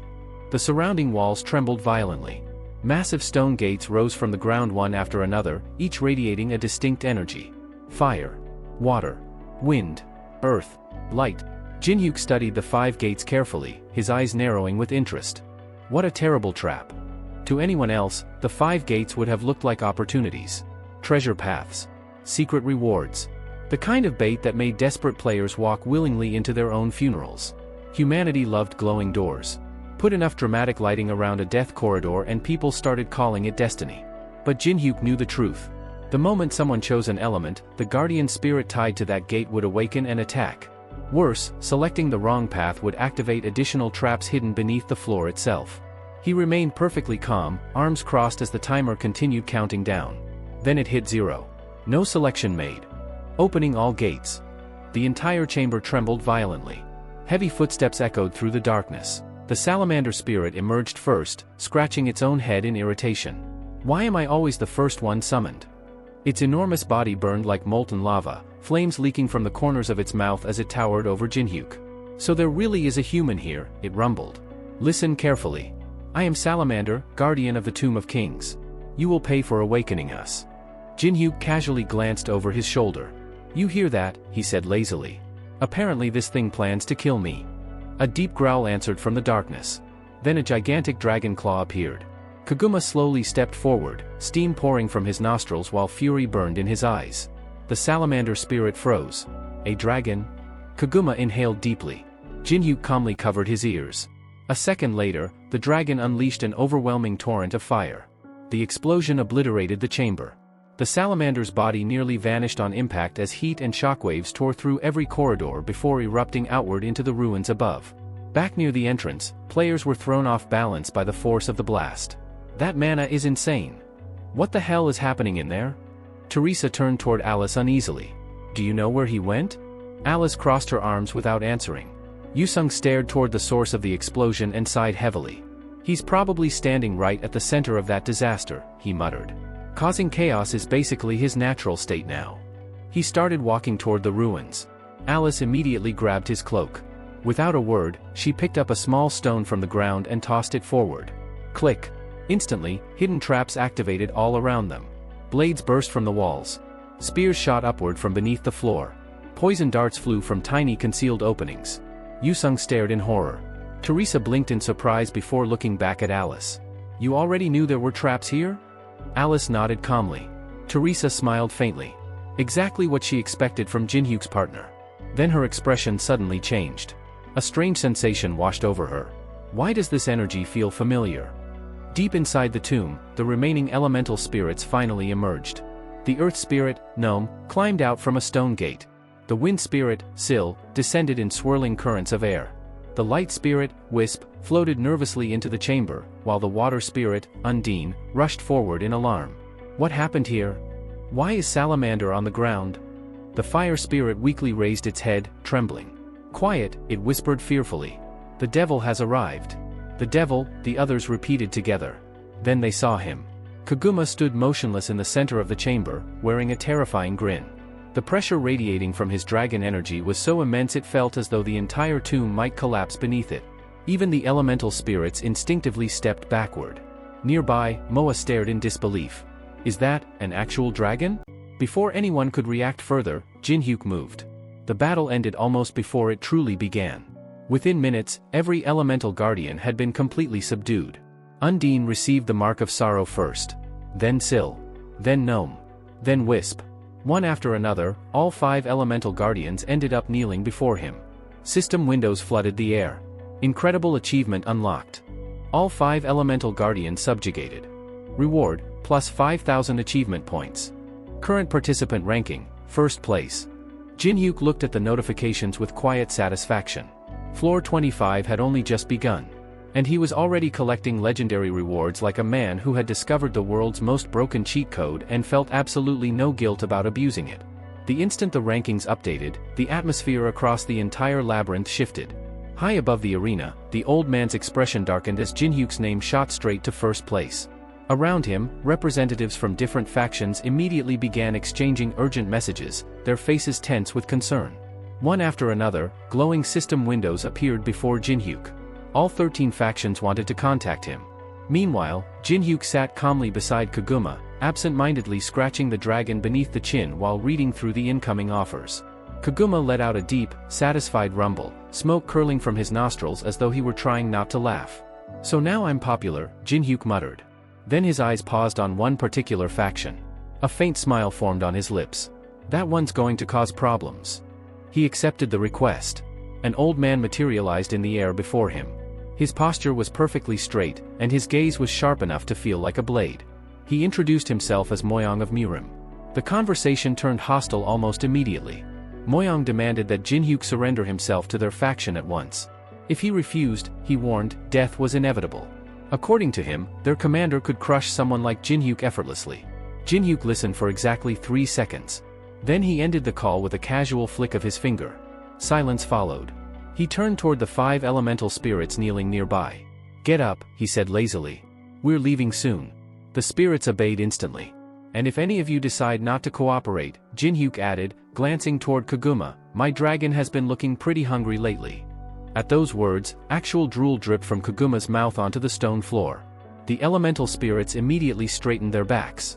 Fear remained the most efficient management strategy ever invented. Humans wrote business books about leadership while dragons solved the issue in 6 seconds by threatening to eat somebody. Before departing, Jinhyuk accepted one final call. This time, a refined old man appeared before him, dressed in elegant robes lined with gold embroidery. His expression carried none of Moyong's arrogance. He introduced himself as Penhamer of the Caladium Kingdom. Unlike the previous conversation, this one began with honesty. The Empire has already taken notice of you, Penhamer said calmly. There is no reason to pretend otherwise. He folded his hands behind his back. We want you on our side. Join us, and the Empire will help you conquer the tower. Jinhyuk crossed his arms thoughtfully. I'll consider it. Penheimer's eyes narrowed slightly. But, Jinhyuk continued, raising one finger, I have a condition. Before Penheimer could ask what it was, chaos erupted elsewhere inside the labyrinth. Streams of fire burst from cracks in the walls and floor. Players scattered in every direction as the maze came alive with deadly traps. Maria moved quickly through the corridors, trying to assess the situation. This is bad, one player muttered nervously. At this rate, clearing the labyrinth will take over an hour. Maria lowered her gaze, thinking quietly. Nearby, Alice stood with her arms crossed, completely calm. The burning death maze surrounding them seemed to inconvenience her about as much as light rain. Watching the situation unravel, Maria came to an uncomfortable realization. Nobody besides Jinhyuk's group appeared capable of clearing the labyrinth efficiently. Everything revolved around him again. Then another system message appeared before every player. Return conditions updated. Players killed by traps or monsters inside the labyrinth will be returned safely to the ballroom. For a brief moment, relief spread through the corridors. Then the second condition appeared. Penalty, all accumulated achievement points will be lost upon death. The final line appeared slowly beneath it. This rule adjustment was requested by player Jinhyuk. The entire labyrinth fell silent. Players exchanged stunned looks. So, dying safe now? Can we even trust this? What if this is another trap? Before anyone could decide, an unfortunate player triggered a hidden blade mechanism. A razor-sharp slash cut straight through his body. A flash of light erupted. And he vanished. Moments later, confirmation arrived that he had safely returned to the ballroom. Maria stared blankly ahead for several seconds. He actually changed the rules. Then understanding dawned on her. Jinhyuk had chosen this floor because he already knew about the hidden mechanic. Before anyone else even understood the game, he had already secured the greatest advantage possible. Nearby, a player named Leoi suddenly exploded in anger. Why are you idiots acting like this is good news? He shouted. Read the conditions properly. If you die, you lose all your points. His face twisted with frustration. That bastard rigged this entire competition for himself from the start. Before anyone else could answer, Maria stepped forward. Her voice turned ice cold. And what exactly have you contributed? Leoi froze. Maria placed one hand on her hip and stared directly at him. Do you know anything about this labyrinth? The traps? The monsters? Leoi remained silent. Then maybe you should thank the person who just saved everyone's lives. Her gaze sharpened. If you're so capable, go clear the labyrinth yourself. Without waiting for a response, she turned and walked away. The other players followed after her without hesitation. Leoi remained alone in the corridor, awkwardly rubbing the back of his head. Am I the idiot here? Suddenly, a faint pulse of mana brushed against his ear. A whispering spell. Miram's voice echoed quietly inside his mind. Circumstances have changed. Eliminate Jinhyuk. Leoi's eyes widened. You're serious? You don't need to kill him personally, Miram replied coldly. Just create an opening. A small object materialized in Leoi's hand. He stared at it in confusion. You're giving me this? Far away, Penheimer stroked his beard with a faint smile. A manager-level artifact is not something we hand out lightly, he said. So I trust you'll honor your promise. Jinhyuk's eyes narrowed slightly. I always do. The call ended. A cold smile slowly spread across Jinhyuk's face. If any of them try something, he said quietly, Kaguma gets dinner. The dragon let out a pleased growl. Several minutes later, Jinhyuk continued deeper into the labyrinth in the most absurd way imaginable. Two elemental spirits carried him forward like royal attendants while the others moved ahead, deliberately triggering traps before he reached them. What had once been a deadly ancient maze had somehow become a guided sightseeing tour. Human ambition truly was the most dangerous force in the tower. Give people enough power and eventually they reinvented feudalism with dragons. Jinhyuk looked down at the spirits with approval. You're learning. Then he suddenly stopped. His eyes narrowed toward something on the stone floor. Wait. The spirits froze instantly. Jinhyuk stepped down and slowly approached a dark liquid spreading across the corridor. Blood. A corpse lay nearby. His expression hardened. If a trap or monster killed this person, he said quietly, the body wouldn't still be here. Which meant only one thing. Another player had done this. Jinhyuk slowly lifted his gaze toward the darkness ahead. Two figures stood there. A young woman casually licked blood from her fingers, smiling with the unsettling joy of someone who had turned murder into a favorite hobby. Beside her, her twin brother inhaled deeply through his nose. Casey grinned. Do you smell that? Her brother's eyes lit up. Yeah, he whispered. It smells incredible. Casey threw her head back and breathed in again, almost intoxicated by the scent filling the labyrinth. The blood smells amazing, she shouted, her smile stretching unnaturally wide. Nearby, Judello crouched beside the corpse and poked it curiously. Should we kill a few more? He asked casually. As though they were discussing snacks instead of human lives. For a brief moment, fragments of memory flashed through Jinhyuk's mind. The system was feeding him pieces of the twins' past. Years ago, Casey and Judello had been ordinary children. Small, terrified, helpless. They had watched a psychopath brutally murder their parents in front of them. Their father had been strangled slowly with a wire while their mother screamed until her voice gave out. The twins could only cry in the corner, unable to move. Then Casey noticed a pair of knitting needles lying nearby. Something changed in her eyes. Without speaking, the twins attacked together. The killer never saw it coming. By the time the police arrived, the murderer's body had been reduced to something barely recognizable. The twins sat beside the corpse smiling quietly, covered in blood from head to toe. And after that day, they were never normal again. A system window suddenly appeared before Jinhyuk. New copy condition available. Fulfill the twisted desires of the twin players. Jinhyuk stared at the message in disgust. Why does the system even know this much about their backstory? He rubbed his forehead. And why is it phrased like that? The tower truly had the personality of a raccoon digging through psychiatric records. Before he could think further, the twins attacked. They moved at terrifying speed. Casey came from the left while Judello lunged from the right, their blades slicing through the air in perfect synchronization. Jinhyuk barely dodged the first strike. Metal shrieked as he caught both weapons with his bare hands, stopping them inches from his throat. His eyes narrowed. Fast. Strong. Perfect coordination. Then he smiled. Interesting. In the next instant, he twisted his body and kicked both twins simultaneously. The impact launched them backward across the corridor. Instead of anger, laughter burst from their mouths. He's strong. I like him. Their excitement only grew more insane. Suddenly, the weapons in their hands began melting into liquid metal. The system activated immediately. Twin skill activated. Weapon synchronization successful. Attack power increased by 200%. The liquid fused together into a single monstrous weapon pulsing with mana. The twins stared at Jinhyuk with feverish eyes. We only need one hit, Casey whispered. We want to feel your blood on our hands, Judello added while trembling excitedly. Jinhyuk lowered his head slowly. You two have entirely too much energy.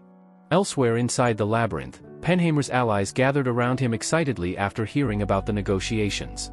One of the nobles smiled proudly. If he joins us, the middle floors will belong to the Empire.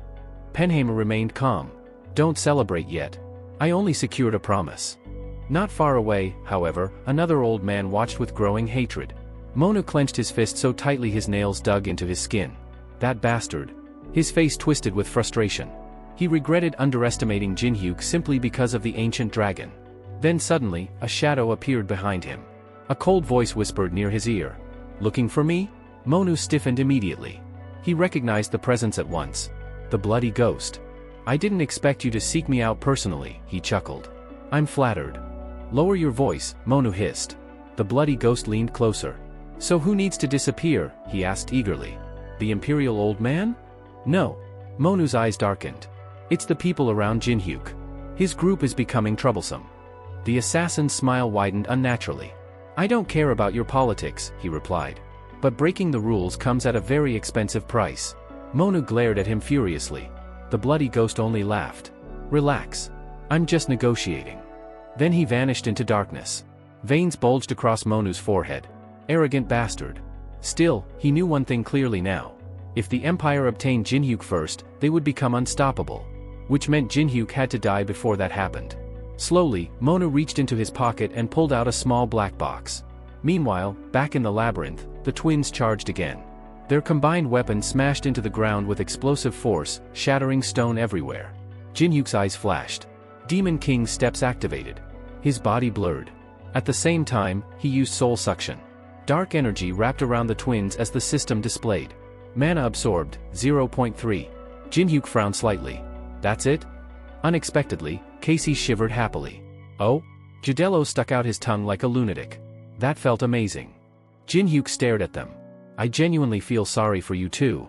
He punched both twins directly in the stomach. The impact blasted them dozens of meters away through clouds of dust and broken stone. Shaking his hand afterward, he sighed.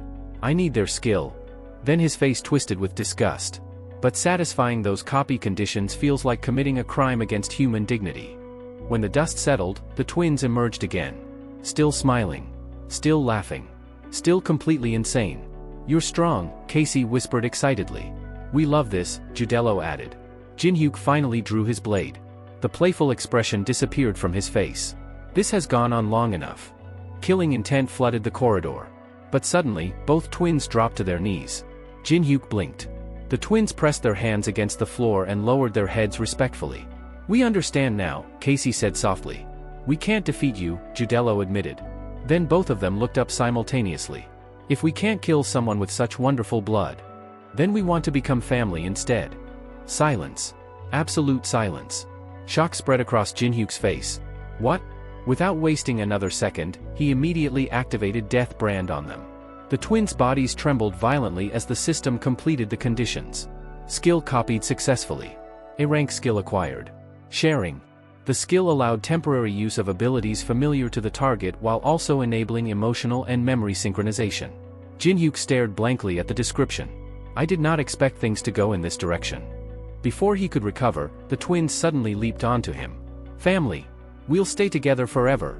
Until death. Jinhyuk's face visibly darkened. Somewhere else in the labyrinth, Yusung and Teresa continued following Alice through the corridors. Yusung finally lost patience. Where exactly is Jinhyuk? Alice answered calmly. I don't know. Then where are we going? I don't know. A vein bulged on Yusung's forehead. Then what do you know? Alice glanced at him coldly. That you complain too much. Alice finally stopped walking and let out a long sigh. She turned toward Yusung and Teresa, who were still demanding answers, and gave them an annoyed look. I didn't want to explain this, she said, but it seems I don't have a choice. Closing her eyes, she focused her senses. For a few moments, she remained completely silent, feeling the faint connection that still linked her to Jinhyuk. Unlike ordinary bonds, the contract between them created an invisible flow of mana that stretched across great distances. It was subtle, almost impossible for most people to detect, but to Alice it was as clear as a road illuminated in darkness. After locating it, she slowly raised her hand and pointed down one of the labyrinth's countless passages. The mana line is leading that way, she said. If we follow it, we'll find him. The moment those words left her mouth, a strange voice echoed through the corridor. Is that really true? All three immediately froze. The walls around them rippled unnaturally.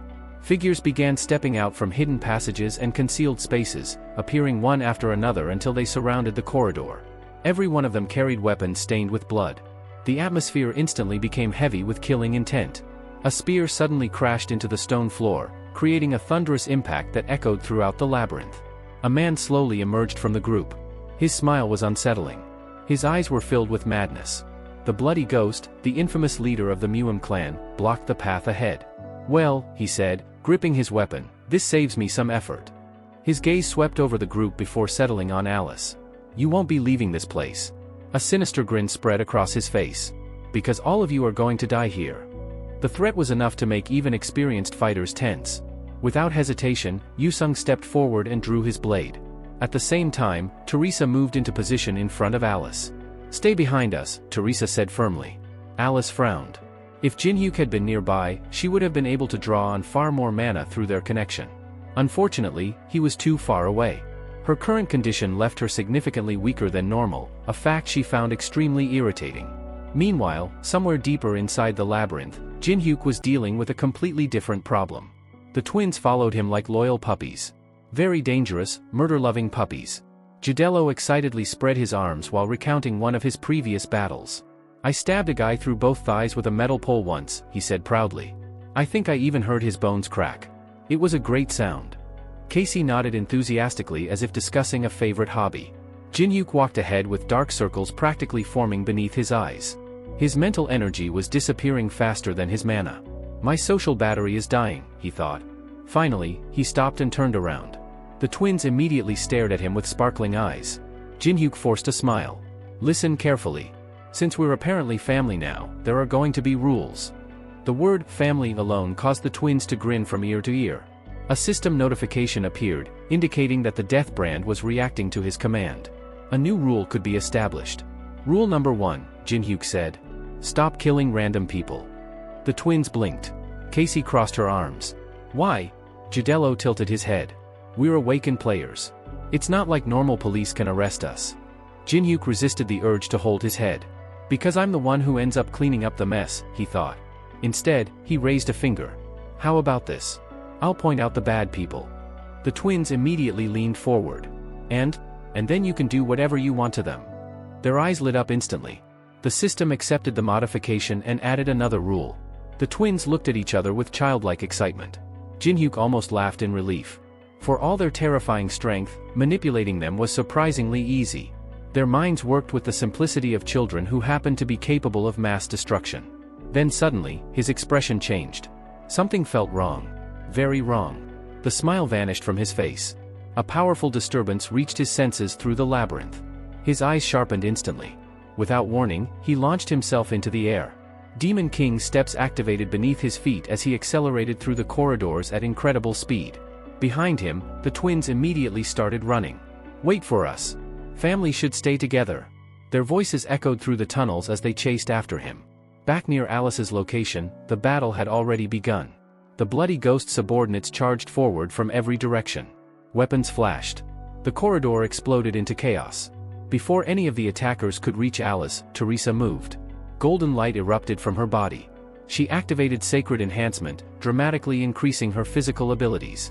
The next moment, a massive radiant cross descended from above and slammed into the ground. The impact shook the entire corridor. A barrier of holy power spread outward. Teresa planted herself between Alice and the attackers. Stay behind me, she said without looking back. For a brief moment, even the enemy forces hesitated. Meanwhile, Yusung became a blur of movement. His sword danced through the battlefield, cutting down enemies one after another. Bodies collapsed as he advanced without slowing. Then his instincts screamed. Something dangerous was approaching. At the last possible second, he raised his blade. Clang! A violent shockwave burst outward. The bloody ghost himself had appeared. Their weapons collided inches from Yusung's throat. The assassin smiled. A chi sword? He asked curiously. His crimson eyes narrowed. Interesting. Someone from outside the tower shouldn't know how to use techniques like that. He leaned closer. So who exactly are you? Yusung shoved him back with brute force. Why would I tell you anything? His voice carried pure hostility. Get out of my way. The bloody ghost landed gracefully several meters away and chuckled. What a lively personality. That single sentence was enough to irritate Yusung even further. His grip tightened around his sword. Lively? A dangerous aura erupted from his body. I'll show you how lively I can be. He slowly lowered himself into a combat stance. The magical energy gathering around him became so dense that even nearby fighters felt pressure building in the air. Teresa glanced over and widened her eyes. The amount of power he was releasing was absurd. Yusung had been holding back this entire time. I was saving this technique for someone else, he said coldly. The bloody ghost smile finally faltered. Yusung's sword became enveloped in a torrent of violent energy. Then he unleashed it. Soul Pursuit Sword Arts. The strike erupted forward like a raging storm. Blades of condensed energy swept through the corridor, annihilating everything caught within their path. Walls shattered. The ground split apart. Enemy soldiers were erased before they could even react. The entire battlefield was consumed by the attack. Teresa stared in disbelief. She had always known Yusung was strong. But seeing this overwhelming display firsthand made her realize something terrifying. Yusung was far stronger than he normally allowed anyone to see. A sharp whistle suddenly tore through the battlefield. A blood-red spear cut across the air like a lightning bolt, aimed directly at Yusung. The attack arrived so fast that even his enhanced senses barely registered it. A sinister voice followed close behind. I can see you've mastered that technique, the blood ghost said with a grin. But talent alone won't save you. Dark crimson energy exploded around him as he activated Blood Ghost Blade. His body blurred forward, becoming little more than a streak of scarlet light. Yusung reacted instantly, raising his sword and intercepting the attack at the last possible moment. The collision shook the entire corridor. For a split second it looked as though Yusung had succeeded. Then blood sprayed from his lips. A crushing force burst through his defenses and flooded his body. The blood ghost's mana invaded him like poison, overwhelming his resistance. Yusung staggered backward before collapsing onto one knee, struggling to breathe. The blood ghost lowered his weapon and looked down at him almost regretfully. You climbed this far with your own strength, he said. A rare talent. Unfortunately, all that potential ends here. Before he could finish the killing blow, a brilliant light erupted from the darkness. A massive holy cross descended from above. Teresa appeared within the radiance, her silver-white energy illuminating the battlefield. She activated her divine skill and slammed her weapon downward with enough force to crack the ground beneath them. The impact sent a shockwave through the corridor. When the dust settled, Teresa landed gracefully between Yusung and the enemy. The blood ghost clicked his tongue. Annoying. Despite taking the attack head-on, he remained standing.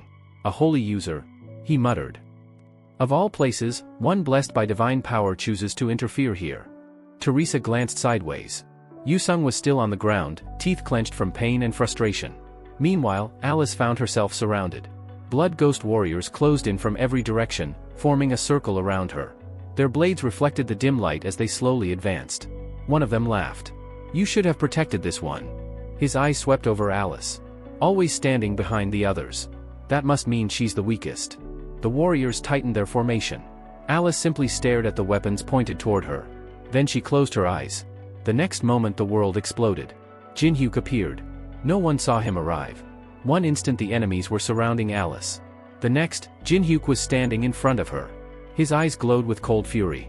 Without hesitation he activated Sword Cemetery. Hundreds of spectral blades erupted across the battlefield. The blood ghost warriors never had time to scream. Their bodies were torn apart in an instant. Steel flashed. Blood scattered. The entire group vanished beneath a storm of swords so overwhelming that even the blood ghost could not follow what had happened. Silence fell. The blood ghost stared at the scene in horror. He had witnessed countless battles and fought countless powerful opponents. Yet he had not seen a single one of Jinhyuk's movements. Not one. Nearby, Teresa released a relieved breath. "You finally showed up." Jinhyuk ignored the battlefield and walked straight toward Yusung. Looking down at the injured swordsman, he frowned. "Why do you keep losing?" Yusung's eye twitched. Teresa quickly stepped in. "He's not weak," she said while healing his injuries. "The enemy was simply too strong." Jinhyuk shrugged. Then he raised a hand. His finger slowly pointed toward the blood ghost and every surviving enemy nearby. "Those are definitely bad guys." The moment those words left his mouth, two shadows descended from above. Casey and Jadello. The twins appeared over Jinhyuk's head like excited children who had just been handed new toys. "We hit the jackpot." Their eyes sparkled with excitement. Without waiting for orders, they launched themselves into the remaining blood ghost soldiers. The massacre began immediately. The soldiers fell one after another beneath a barrage of brutal strikes. The blood ghost's expression darkened. So those were Jinhyuk's reinforcements. If that was the case, retreat was the logical option. He would regroup and... Blood suddenly erupted from his mouth. His thoughts froze. Confusion filled his eyes. Slowly, he looked down. A spear protruded from his chest. His own spear. Somehow it had pierced straight through him. He hadn't even seen the attack. Jinhyuk lowered his hand. "Stop pretending." His voice was calm. "You're just a middle-ranking member of the demon cult." With another casual gesture, he finished the job. The blood ghost's body collapsed. Just like that, the battle ended. No grand struggle. No dramatic final exchange. Only overwhelming superiority. The remaining soldiers watched their leader fall. Panic immediately spread through their ranks. Unfortunately for them, the twins were already moving. Casey and Jadello charged forward with delighted smiles, chasing the fleeing enemies like predators released into a hunting ground. Yusung watched everything from where he sat. His injuries were healing, but his mind was elsewhere. The blood ghost had nearly defeated him. His strongest technique had accomplished nothing. Yet Jinhyuk had ended the fight effortlessly. One attack. That was all it took. Yusung lowered his gaze. His hands trembled slightly. For the first time in a long while, he found himself wondering just how far behind he truly was.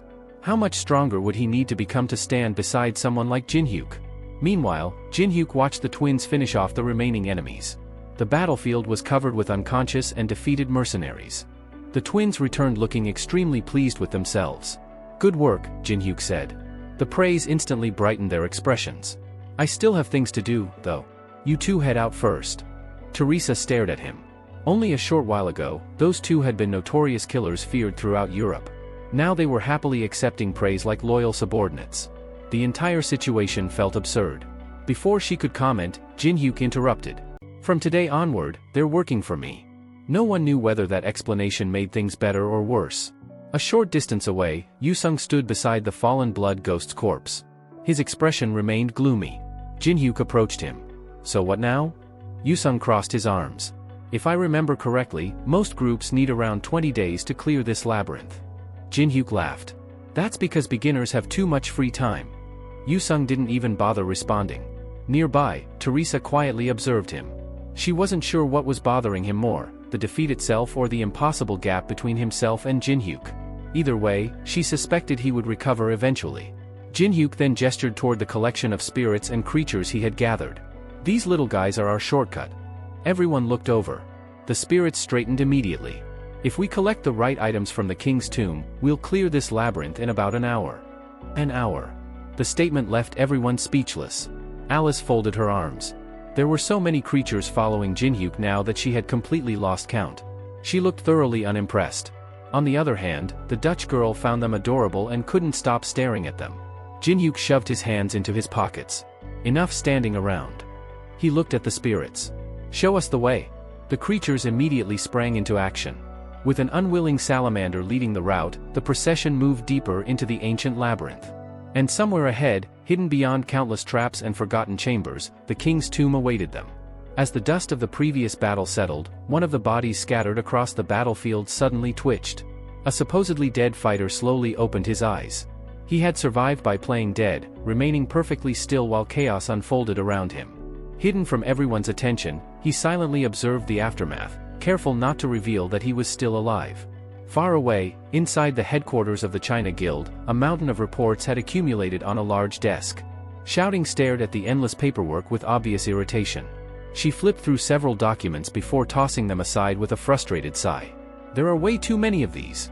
Leaving the desk behind, she walked toward the window overlooking the city below. It had already been 24 hours since Lai Wei and Sir Gun Chong had entered the tower. Since then, no reliable information had reached headquarters, and the lack of communication was beginning to worry her. Outside, ordinary people continued their daily lives. Cars moved through the streets. Shops remained open. Pedestrians chatted and laughed as if nothing unusual was happening. The sight only deepened her frustration. To them, everything seemed normal. They had no idea how fragile the world truly was. No idea how many dangers lurked beyond the tower's walls. Shouting lowered her gaze and closed her eyes for a moment. The more she thought about it, the more helpless she felt. Worrying about civilians was meaningless when even the strongest players were beyond contact. If something went wrong inside the tower, the consequences could spread far beyond anyone's imagination. Meanwhile, deep within the Valley of the Kings, the guardian spirits continued their task. Massive stone doors that had remained sealed for centuries slowly groaned open. Ancient mechanisms rumbled throughout the chamber as dust cascaded from the ceiling. The path leading to the king's tomb had finally been revealed. Teresa stared in disbelief. Yusung's expression became noticeably tense. Alice, on the other hand, looked more annoyed than impressed. Without wasting time, the group stepped through the entrance. The moment they entered, Jinhyuk raised a hand and stopped everyone. Don't touch anything. His warning came just as a system notification appeared before the party. The message explained that the tomb contained countless treasures left behind by the ancient king. However, anyone consumed by greed would fall victim to the king's curse. The warning was enough to make several people nervous. Jinhyuk wasn't one of them. He barely glanced at the notification before continuing forward. We're not here for treasure anyway. His eyes moved across the enormous chamber until they settled on a simple object resting atop a stone pedestal. A bell. It looked completely ordinary. Jinhyuk pointed toward it. That's what we're after. Everyone followed his gaze. Teresa blinked. Yusung frowned. Don't tell me. Jinhyuk nodded. If someone rings that bell, the exit to the labyrinth opens. The swordsman stared at him. Then he stared at the bell. Then back at Jinhyuk. There was no way it could be that simple. They had crossed countless traps, battled powerful enemies, and explored one of the most dangerous areas in the tower. And the solution was, ringing a bell? Yusung immediately suspected a joke. Jinhyuk noticed his expression. If you don't believe me, he said casually, I can ring it right now and kick you out of the labyrinth. The swordsman immediately fell silent. While the others were still processing the absurd revelation, Jinhyuk continued scanning the chamber.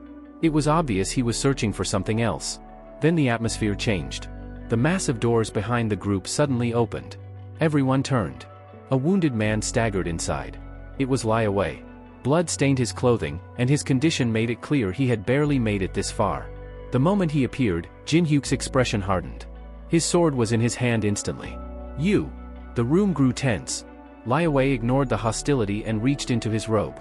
Instead of drawing a weapon, he pulled out an ancient scroll. The moment he unfolded it, powerful spatial energy exploded throughout the chamber. Jinhyuk's eyes narrowed. He recognized the item immediately. An early spring scroll. A rare artifact capable of forcibly connecting distant locations through space. A crack appeared in reality itself. The space before the tomb entrance twisted violently before splitting apart. A dimensional rift opened. Several figures emerged from within. Leading them was manhwa. The old man stepped through the portal accompanied by elite fighters, his presence immediately filling the room with pressure. Without hesitation, Lie Wei dropped to one knee before him. His head lowered. The Ghost Blood sect has been defeated, he reported. Their leader failed as well. Disgust filled his voice. They're nothing but useless trash. Heretics like them were never worthy of trust. manhwa listened without much reaction. His expression remained cold. Even though Lie Wei's efforts had technically provided useful information, the old man gave just him a simple praise. Jinhyuk watched the scene unfold from a distance. So the China Guild really used a divine artifact just to track me down? His tone carried obvious amusement. Your managers won't be very happy if they find out about this. The warning didn't seem to affect manhwa in the slightest. Manager complaints, he said coldly. Nonsense. To him, whatever consequences might come later were irrelevant. At this moment, only one thing mattered. And judging by the determination burning in his eyes, he had not come all this way simply to talk. manhwa's lips curled into a cold smile as he reached into his robe and pulled out a small pill. Holding it between his fingers, he calmly reminded everyone of a simple fact. The managers can't enter this labyrinth. Without hesitation, he tossed the pill into his mouth and bit down. The effect was immediate. A violent surge of mana erupted from his body, sending shockwaves through the tomb. The ancient chamber trembled as the old man's muscles expanded and his physique transformed. Veins bulged beneath his skin, his aura grew several times stronger, and the clothes stretched across his body finally tore apart under the pressure of his explosive growth. The wind generated by the eruption of power forced everyone nearby to shield their faces. manhwa spread his arms and laughed. No one will know if every one of you dies here. His killing intent flooded the tomb. Alice clicked her tongue and prepared to step forward. These insects actually think. Before she could finish, Jinhyuk quietly squeezed the ring connecting them. Alice immediately felt his message through their bond. Stay out of this. For now. The vampire frowned in annoyance, but she understood what he meant. She was still recovering, and Jinhyuk had no intention of letting her waste energy on a fight he planned to handle himself. Meanwhile, manhwa's elite fighters charged forward at their leader's command. Teresa's eyes widened. There are too many of them. Jinhyuk glanced at the advancing army and looked genuinely confused. Too many?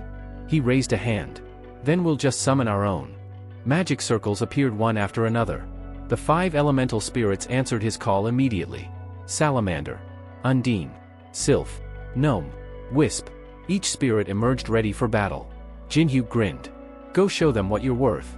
The spirits rushed forward without hesitation, colliding with the enemy forces in a chaotic explosion of magic and elemental attacks.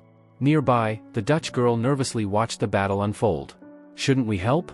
Yusung opened his mouth to answer, but before he could speak, the battlefield suddenly exploded. manhwa slammed both fists into the ground. The floor shattered. A massive crater opened beneath him, swallowing his figure. Then he disappeared. A split second later he emerged directly behind Jinhyuk. Every ounce of his enhanced power was concentrated into a single devastating punch. The attack carried enough force to demolish fortress walls. Yet Jinhyuk casually stepped aside. The fist missed. Stone exploded where he had been standing. manhwa growled. Again. And again. And again. Every attack missed. No matter how much power he unleashed, Jinhyuk continued slipping away by the narrowest margins. The old man's frustration grew with every failed strike. Stop running, he roared. Fight me properly. To his surprise, Jinhyuk suddenly stopped. A strange smile appeared on his face. I found it. manhwa froze. What? Jinhyuk held up an object. The moment manhwa saw it, his expression darkened. A horn. Ancient. Black. Covered in mysterious carvings. His eyes immediately recognized it. The Horn of Despair. Jinhyuk nodded. Exactly. The artifact was infamous. Every time it was blown, it triggered a catastrophic disaster. Legends claimed that anyone reckless enough to survive 3 catastrophes and sound it a 4th time would receive extraordinary fortune. Most people considered the story suicidal nonsense. manhwa certainly did. You can't possibly be serious. He pointed toward the tomb around them. "We're trapped in a closed space. How exactly do you plan to survive 3 catastrophes?" Jinhyuk simply smiled. Then he inhaled deeply and blew into the horn. The sound echoed throughout the entire labyrinth. For a moment, nothing happened. Then a system announcement appeared. First cataclysm activated. Moenua's face immediately paled. A colossal shadow fell across the battlefield. Everyone slowly looked upward. Something enormous was moving through the darkness. The first disaster had arrived. A gigantic black scorpion emerged from the depths of the tomb. Its body was larger than a building. Its stinger alone looked capable of impaling entire groups of players. The creature immediately attacked. Its massive limbs swept across the battlefield, smashing fighters aside like toys. Elite warriors were launched through the air and buried beneath mountains of treasure. The entire tomb descended into chaos. Teresa looked around frantically. "Where's Alice?" Yusung grabbed her arm. "Worry about yourself first." Activating battlefield selection, he opened a spatial rift and pulled Teresa away from the scorpion's attack path. Meanwhile, Moenua stared at Jinhyuk as though he had gone completely insane. "You've lost your mind." Jinhyuk laughed. "We're just getting started." He leaped onto the giant scorpion's tail and sprinted upward. Moenua immediately chased after him. "Stop!" Ignoring him, Jinhyuk reached higher ground, balanced himself on the monster's enormous stinger, and raised the horn once more. The patriarch's eyes nearly popped out of their sockets. "No!" The second blast echoed through the tomb. Second cataclysm activated. A massive magic seal appeared beneath Moenua's feet. The old man looked down. The floor opened. A gigantic mouth emerged from the darkness below. Rows of monstrous teeth stretched endlessly into the abyss. The mud predator. The second disaster. Tentacles burst upward from the creature's maw. Moenua slashed them apart with his sword, but his subordinates weren't nearly as fortunate. Several fighters were grabbed instantly. Their screams echoed through the chamber before the monster swallowed them whole. Its jaws snapped shut. Blood sprayed across the battlefield. Panic spread. Even Liawei stumbled backward in terror. The deputy heard his name shouted. Moenua, still fighting off tentacles, pointed his sword toward Jinhyuk. "Get me that horn." Liawei blinked. "What? The horn?" Moenua roared. "He's causing all of this." Realization hit him immediately. The old man threw one of his spare swords. The weapon stabbed into the ground directly in front of Liawei. "I don't usually lend my blades," Moenua said. "Take it. Bring me that horn no matter what." Liawei grabbed the sword and nodded. "I understand." Unfortunately for him, obtaining the horn would not be easy. The elemental spirits were still battling throughout the tomb. Although most of their attention had shifted toward containing the disasters themselves, they remained a significant obstacle. As the battlefield descended deeper into madness, Moenua continued pursuing Jinhyuk relentlessly. Yet every strike missed. Every attack failed. The young player danced between disasters, enemies, and collapsing terrain as though he had planned the entire situation from the beginning. The patriarch gritted his teeth. His anger was reaching its limit, but he forced himself to stay calm. Jinhyuk wasn't acting randomly. The old man finally understood. The boy fully intended to blow the horn a third time. And after that, a fourth. The legend about obtaining extraordinary fortune wasn't a bluff. Jinhyuk was deliberately rushing toward it. A dangerous smile appeared on Moenua's face. If the fourth activation truly granted such a reward, then there was no reason Jinhyuk should be the one to claim it. The old man launched himself forward once again. This time, he wasn't chasing the boy. He was chasing the horn. And whatever miracle awaited the person who survived its final catastrophe. Jinhyuk narrowly leaned back as Moyang's fist tore through the air where his face had been a moment earlier.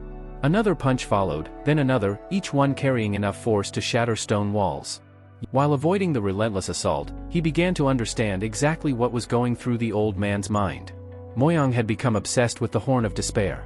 He believed the legend that spoke of unimaginable fortune appearing after the fourth activation. To him, the horn was no longer a dangerous artifact, it was a shortcut to power. Landing lightly atop an ancient sarcophagus, Jinhyuk tightened his grip on the artifact and smirked to himself. The old man only understood half of the legend. Yes, the horn could bring luck. But fortune was never guaranteed. Everything depended on who used it. For one person, it could open the path to greatness. For another, it could deliver absolute ruin. Without hesitation, Jinhyuk raised the horn to his lips and blew into it for the third time. The tomb trembled. A deafening sound echoed through the ancient chamber as space itself split apart. A massive crack appeared in the air ahead, radiating blinding white light. The surviving warriors instinctively shielded their eyes.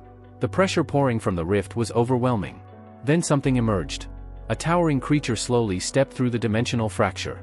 Its body seemed to exist between matter and light, constantly shifting and distorting. This was the third despair of the King's Tomb, a legendary monster feared even by ancient civilizations. The creature swung one arm. Immediately, dozens of glowing ribbons shot outward in every direction. At first they appeared beautiful, like streams of divine energy. Then screams erupted. Anything touched by the ribbons was instantly sliced apart. Soldiers were severed before they could even react. Walls split open. Golden treasures shattered into fragments. The entire tomb became a slaughterhouse. One of the luminous ribbons raced directly toward Jinhyuk. He calmly raised his shield. The impact launched him backward, sending him crashing across the floor. Dust exploded into the air. At the same time, the horn slipped from his fingers. At least, that's what everyone thought.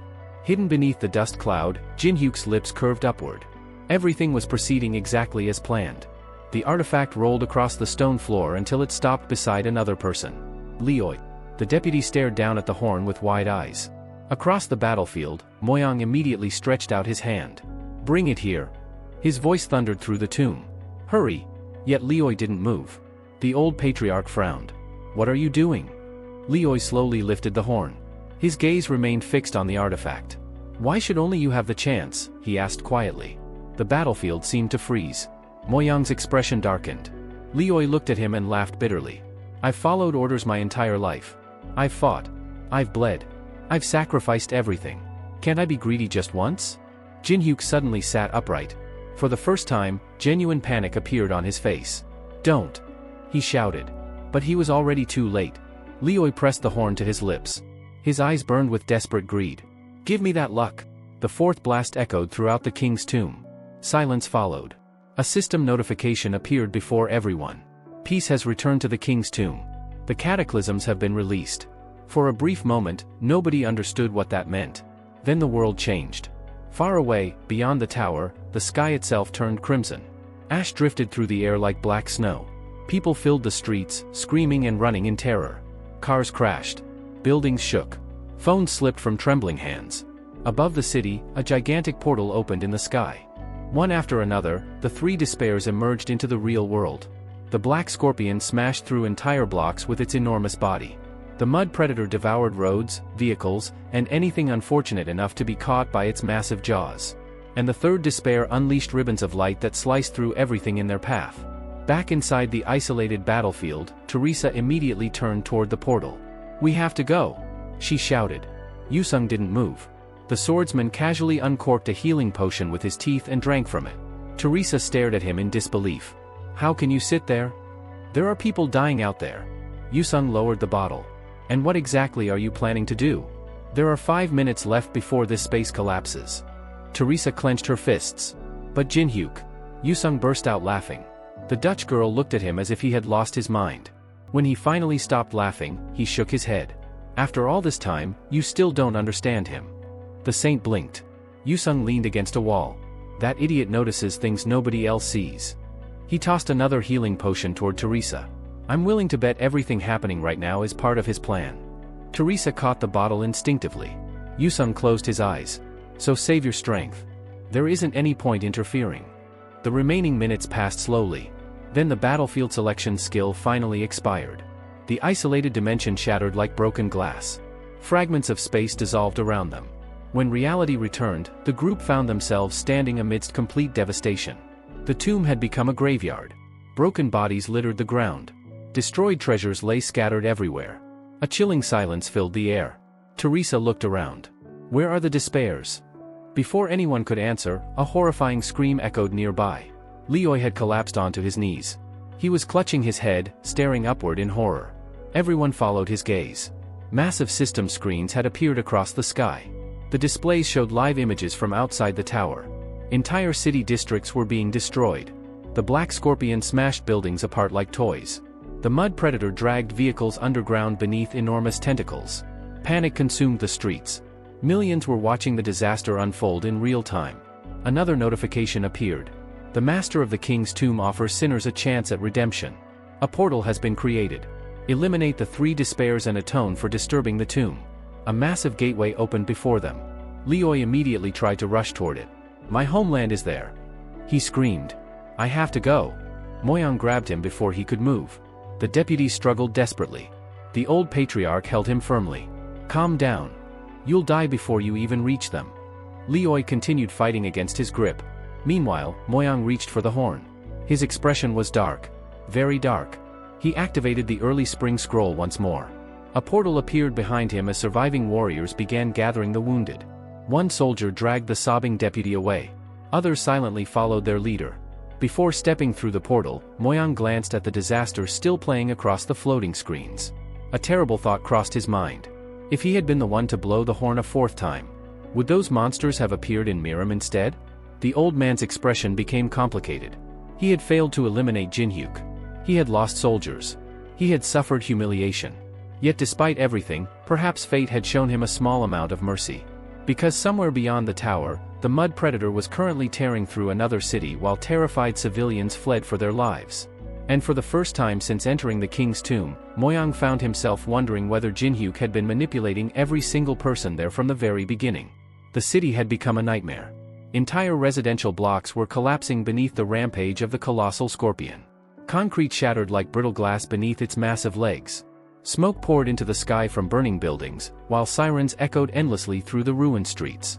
Panicked civilians fled in every direction, desperately searching for safety as destruction followed close behind. Standing before one of the floating system screens, Jinhyuk silently watched the devastation unfold. His expression remained unreadable, but his fists slowly tightened at his sides. Around him, the 5 elemental spirits approached cautiously. Even they could sense the unusual tension surrounding their master. None of them dared to speak. Without warning, Jinhyuk stepped forward and entered the portal. "Jinhyuk!" Teresa called after him, surprised by his sudden decision. He didn't even turn around. The portal swallowed him whole. Moments later, he arrived in the middle of chaos. The headquarters of the China Guild was barely recognizable. Entire sections of the building had been ripped apart. Walls had collapsed. Floors were missing. Fires burned throughout the structure.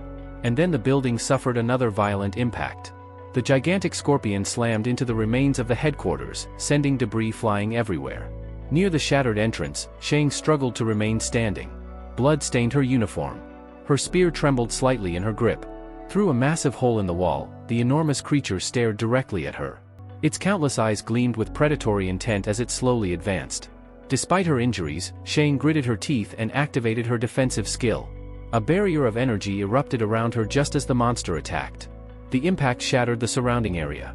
The force launched her through the air like a ragdoll.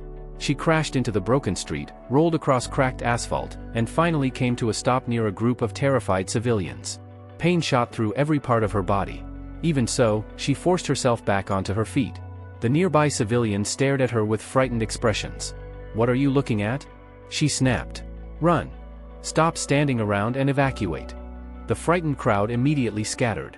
Shang tightened her grip on her spear and faced the approaching monster once more. Her legs felt heavy.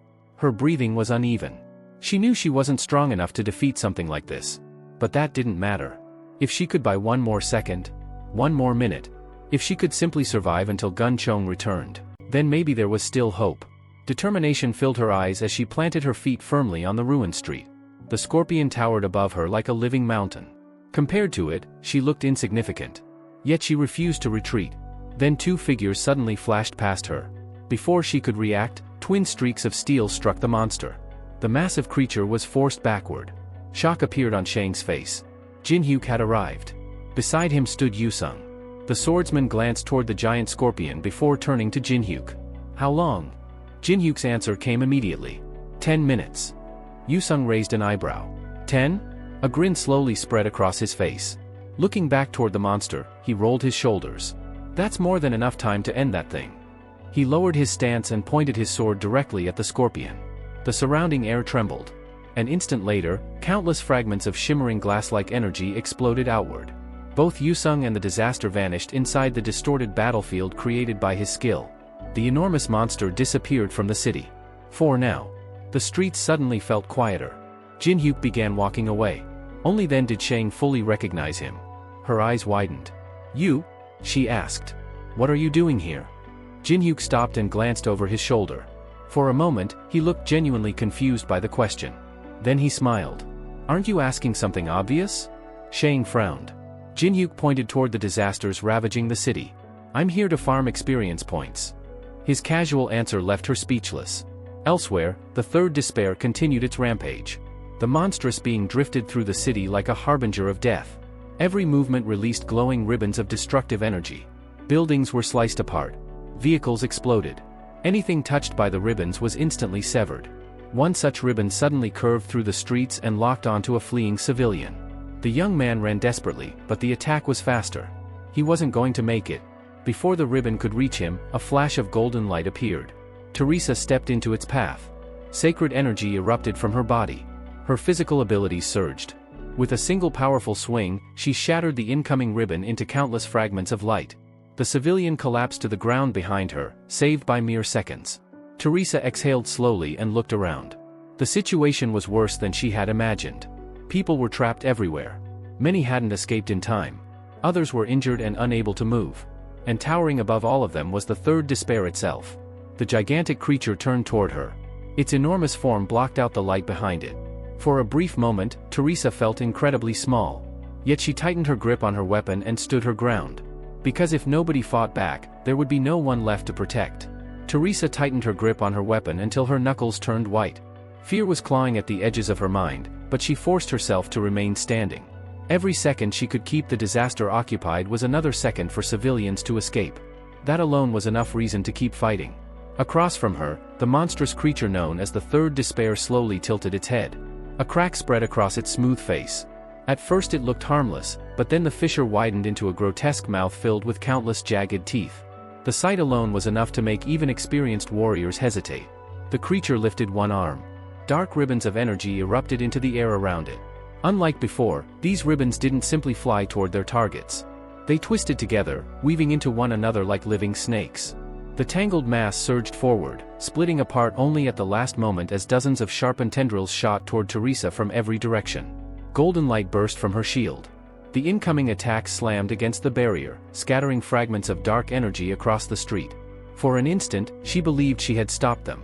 Then she heard the screams behind her. Teresa's eyes widened. Several ribbons had curved around her defenses entirely. They pierced fleeing civilians before she could react. Men, women, and children froze where they stood. Their bodies trembled violently as black energy spread through their veins. Their expressions twisted into masks of agony. "What?" Teresa whispered. The answer came immediately. The dark ribbons withdrew from their victims. But the people they left behind were no longer human. Their skin darkened. Their limbs distorted. Their eyes became hollow and lifeless. One by one, the infected civilians transformed into monstrous creatures. The saint stared in horror. The very people she had been trying to save were now charging toward her. Her body reacted before her mind could. Divine energy exploded from her armor, surrounding her in holy light. The corrupted creatures threw themselves at her, only to be burned apart upon contact with the sacred power. Yet that victory felt empty. Each monster she destroyed had once been an innocent person. A young girl sprinted directly at her. Blood poured from a wound that should have stopped her long ago, but she continued forward without hesitation. Teresa instinctively swung her blade. The girl was cut down. Still, the sight left Teresa frozen. The monster had forced her to kill the very people she wanted to protect. Above the battlefield, the Third Despair's twisted mouth stretched wider. It looked almost amused. As if it were laughing at her helplessness. As if it enjoyed watching her suffer. Elsewhere in the city, another battle was unfolding. The Black Scorpion's massive stinger descended like a falling tower. Yusung launched himself into the air just before impact. The attack shattered the street below, sending debris flying in every direction. Without losing momentum, Yusung twisted midair and grabbed hold of the monster's stinger. Energy surged through his body. The buffs from his sword techniques ignited at full strength. His eyes sharpened. For a brief moment, he remembered Jinhyuk.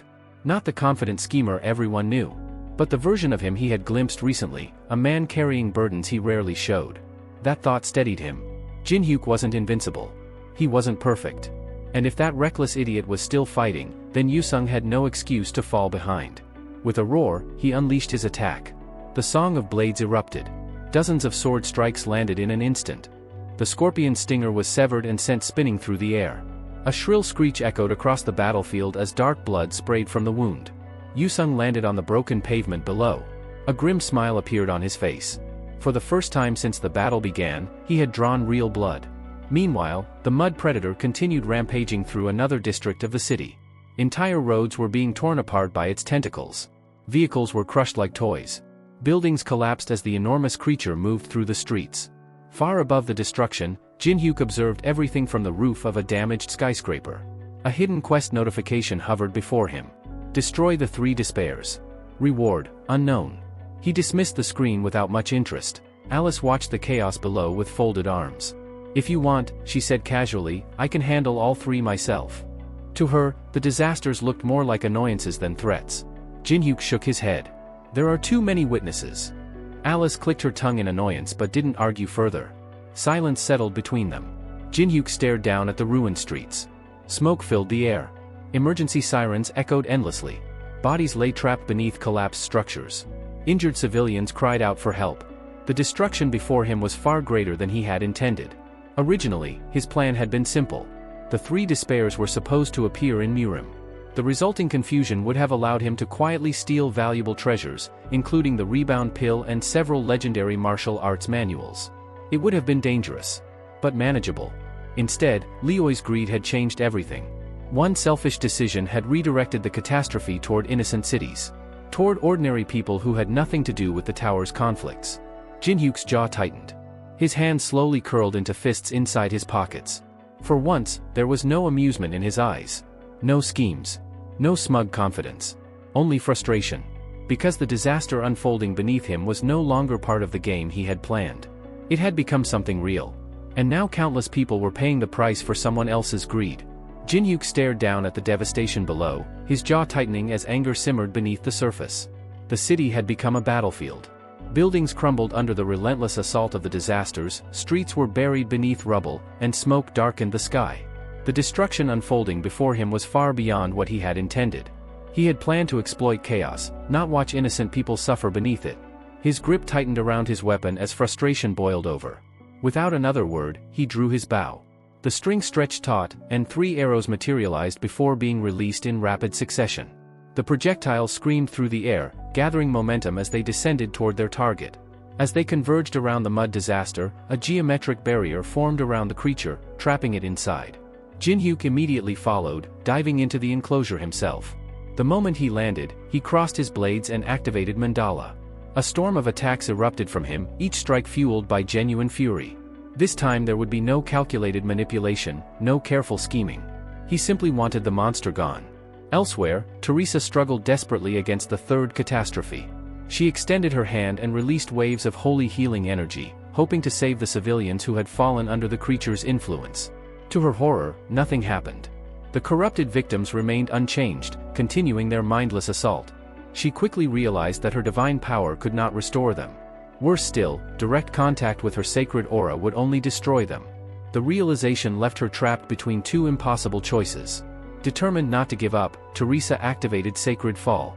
Brilliant golden light exploded from beneath the streets as pillars of holy energy erupted around the disaster. She dashed through the crowd of possessed civilians, carefully avoiding fatal strikes, before channeling sacred enhancement into her blade. Her sword plunged into the monster's chest. For a moment, hope appeared. Golden smoke rose from the wound, proving that her holy power was affecting the creature. But the victory lasted only seconds. The monster's grotesque body twisted. Veins bulged beneath its skin as it spread its arms wide. Dozens of dark ribbons shot outward, wrapping themselves around terrified civilians. Before Teresa could intervene, the victims were violently dragged toward the creature. Her eyes widened. A childhood memory flashed before her. She remembered her parents teaching her the duty carried by the Larentia family. Protect the innocent. Stand between danger and those who cannot defend themselves. No matter the cost. She had cherished those words her entire life. Now she watched helplessly as the monster opened its massive mouth. The civilians vanished into darkness. Blood rained across the street. A single shoe landed near her feet. Teresa collapsed to her knees. Her mind refused to accept what she had witnessed. Tears streamed down her face as despair consumed her. She whispered that it should have been her instead. Again and again she repeated the same broken words, begging for death rather than endure the guilt. The tears darkened as corruption began spreading through her soul. The disaster laughed. Then its laughter stopped. A massive shadow fell across the battlefield. One catastrophe slammed into another. The mud disaster crashed directly into the thought creature, sending both monsters tumbling across the city. Jin-hyuk landed between them, his expression colder than either disaster had ever seen. One glance told him everything he needed to know. Teresa sat broken on the ground, overwhelmed by grief. That was unacceptable. Raising one hand, Jin-hyuk tore open a rift in space. A blinding light erupted from within.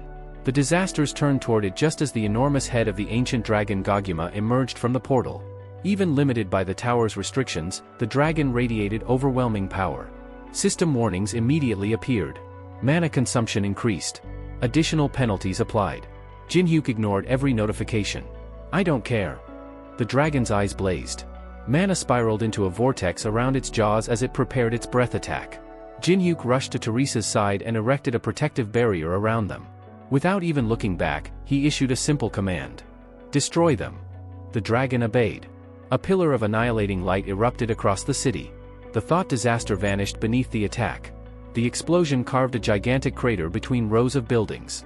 When the light faded, nothing remained of the monster except a dark stain deep within the pit. The battle was over. Shrinking back to a smaller form, Goguma approached Teresa and gently nudged her forehead. The dragon then turned toward its master with a pitiful whine. Jin-hyuk activated greedy gaze and carefully examined the saint's condition. What he found troubled him. Signs of infection. Alice stepped beside him and calmly asked whether the saint had fallen. "No," Jin-hyuk answered. The vampire reminded him that an infected saint was one of the most dangerous outcomes imaginable. "I know." His voice remained grim. From this point onward, everyone would need to be cautious around Teresa. Meanwhile, another battle reached its conclusion. The black scorpion collapsed lifelessly onto the street. Yusung dropped to one knee nearby, exhausted and bleeding.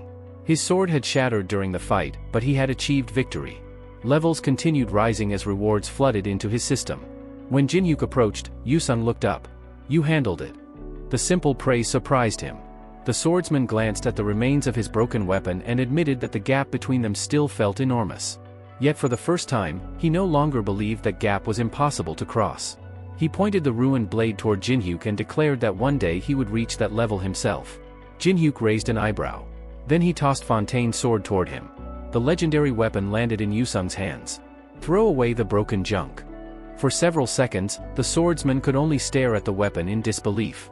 Without waiting for thanks, Jin-hyuk turned away and accepted the system's request to return all participants to the ballroom. Back inside the tower, the aftermath of the incident was already unfolding. Hastings stood before the assembled players and announced that forces from Murim had illegally interfered with the trial while evading the observers. As administrator of the upper floors, he formally apologized for the breach. However, an apology alone would not resolve the issue. With a snap of his fingers, a massive magic circle appeared overhead. Punishment was issued immediately. Murim's faction would have every coin and resource under its control confiscated. The announcement sent shockwaves through the crowd. Furious protests erupted from supporters, but the decision had already been finalized. Yoshio clenched his teeth in frustration. Communication with both Carmen and Mansu had vanished, and now Murim faced financial ruin. Desperate for answers, he pushed through the crowd. Then he suddenly stopped. A familiar sword caught his eye. His expression darkened instantly. The heavenly spring sword. The treasured weapon was hanging openly at a stranger's side. Furious, Yoshio grabbed the owner by the chest and accused him of carrying stolen property. The owner slowly turned. Yusung. Recognition flashed across Yoshio's face, but it came too late. Yusung had already reached for the hilt. Moments later, Yoshio was lying on the floor. The swordsman walked away without even looking back. "Watch your mouth next time." As Yoshio struggled to understand what had happened, Yusung admired the balance and quality of his new sword. Nearby, Jin-hyuk watched the scene unfold with a satisfied grin. The final condition for copying Yoshio's skill had required defeating him indirectly, through another person's hands rather than his own. That condition had now been fulfilled perfectly. As excitement spread throughout the ballroom over the newly announced quest, Hastings quietly stepped onto a balcony overlooking the gathering. The goblin administrator settled into a chair and observed the crowd with amusement. Players were busy reading system notifications, exchanging theories, and discussing the unexpected developments that had shaken the tower. While most of them remained focused on their screens, Hastings glanced toward Jin-hyuk and casually mentioned that things had originally been expected to unfold very differently. According to the tower's plans, Jin-hyuk should have ended up joining one of the existing factions just like everyone else. Scratching his cheek awkwardly, the goblin once again apologized for the interference caused by Murim's forces during the trial. He admitted that the administrators had failed to prevent outside involvement and regretted the complications it had caused. Jin-hyuk simply slipped a hand into his pocket and replied that unexpected situations were inevitable. No matter how carefully something was planned, there would always be variables beyond anyone's control. Hastings nodded in agreement. After all, despite every obstacle placed in his path, Jin-hyuk had not only survived but had completely overturned the situation and emerged victorious. Smiling thoughtfully, the goblin closed his eyes and asked what the young man intended to do next. If there was anything within his authority that could assist him, he was willing to listen. Jin-hyuk raised 2 fingers. "I need 2 things." Before the conversation could continue, the large doors of the hall burst open. Hastings rushed inside with dramatic enthusiasm, instantly drawing everyone's attention. The players looked up in confusion as the goblin demanded a moment of their time. His excitement was impossible to hide. He bounced on his heels while grinning broadly, clearly enjoying the suspense. "I have an important announcement." The room gradually fell silent. Hastings proudly declared that Jin-hyuk had officially decided not to join any of the established factions within the tower. For a brief moment, the announcement was met with mixed reactions. Some players failed to understand why this mattered. Others immediately sensed that something far bigger was coming. Their suspicions proved correct. With a theatrical flourish, Hastings revealed the second part of the announcement. Rather than joining an existing power, Jin-hyuk intended to establish an entirely new faction of his own. The room erupted into whispers. Creating a completely independent faction was almost unheard of. Most players spent their careers competing for invitations from powerful organizations. Very few possessed the resources, influence, or qualifications required to found one themselves. Hastings raised his hands to quiet the crowd and explained how such a thing had become possible. During the recent events, Jin-hyuk had accumulated an astonishing 1.5 million points. Hidden deep within the tower's rules was a special condition: any player who reached that threshold earned the right to create a new faction. As he explained, Hastings couldn't help casting a curious glance toward Jin-hyuk. Even he had no idea how the young man had discovered such an obscure requirement. It was almost as though he had known the secret route from the beginning. The celebration didn't last long. A furious voice suddenly cut through the hall. Penheimer stepped forward from the Empire's delegation, his expression dark with anger. Pointing directly at Jin-hyuk, he openly objected to the formation of the new faction. The crowd immediately became even more interested. According to tower regulations, major factions had the right to formally oppose the creation of rival organizations. If the objection was accepted, the aspiring faction could be blocked from forming for an entire year. Hastings looked delighted. Conflict between powerful forces always made for excellent entertainment. Penheimer marched directly toward Jin-hyuk, fists clenched tightly.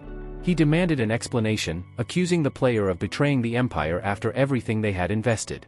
In his eyes, Jin-hyuk had already agreed to join their side. Jin-hyuk remained completely calm. "You misunderstand." The young man reminded him that he had never agreed to join the Empire. He had only promised to consider their proposal. The distinction was small. The consequences were enormous. Realization immediately appeared on Penheimer's face.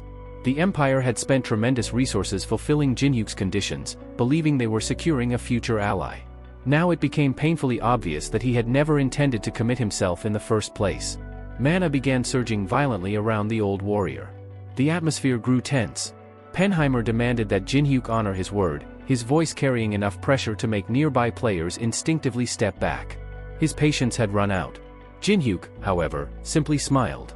He knew every major faction was watching this confrontation closely. If he showed weakness now, the dream of establishing his own faction could collapse before it even began. The moment required a display of strength powerful enough to silence every doubter.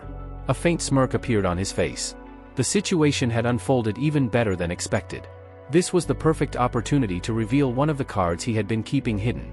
Nearby, Alice lifted her head with obvious boredom. She had been quietly observing the entire exchange without much interest. Just as she was preparing to ignore the commotion altogether, Jin-hyuk suddenly turned toward her. The vampire raised an eyebrow. Her master calmly reminded her that she hadn't been doing much lately. The look on his face suggested he was about to give her a very interesting job. Alice's indifferent expression vanished the instant Jin-hyuk turned toward her and made an unexpected request. "Let me borrow your power for a moment." Before she could respond, scarlet energy erupted between them. The connection of their contract activated, and the skill blood pact transferred a portion of the vampire's abilities directly to its master. Crimson light flooded the entire hall, wrapping itself around Jin-hyuk like a living storm. As the transfer completed, he gained temporary control over a terrifying ability capable of influencing the blood flowing through every living creature within his range. The atmosphere changed immediately. A violent vortex of red mana swirled around him, shaking the room with its pressure. Players instinctively stepped back. Even veteran representatives from powerful factions stared in stunned silence. The energy pouring from Jinhyuk felt less like the power of a human player and more like that of an ancient predator awakening from a long slumber. Penheimer was among the first to understand the danger. The old warrior looked down at his own hands and felt the blood within his veins react uncontrollably. It was as though every drop in his body had suddenly fallen under someone else's authority. Horror appeared on his face as he realized what that meant. Across from him, Jinhyuk calmly gathered crimson energy into his palm, demonstrating exactly how much control he now possessed. At that moment, Penheimer understood a simple truth. There was no chance of recruiting this man. The Empire could offer wealth, authority, territory, and influence, but none of it would matter. Someone capable of reaching such heights would never willingly become another faction's subordinate. A powerful gust of mana swept through the hall. Penheimer raised an arm to shield himself before finally lowering his head. His earlier objections vanished. With visible reluctance, he withdrew his opposition and admitted defeat. The crowd remained silent. Even Hastings seemed surprised by how quickly the confrontation had ended. Watching from above, the goblin found himself recalling an earlier conversation.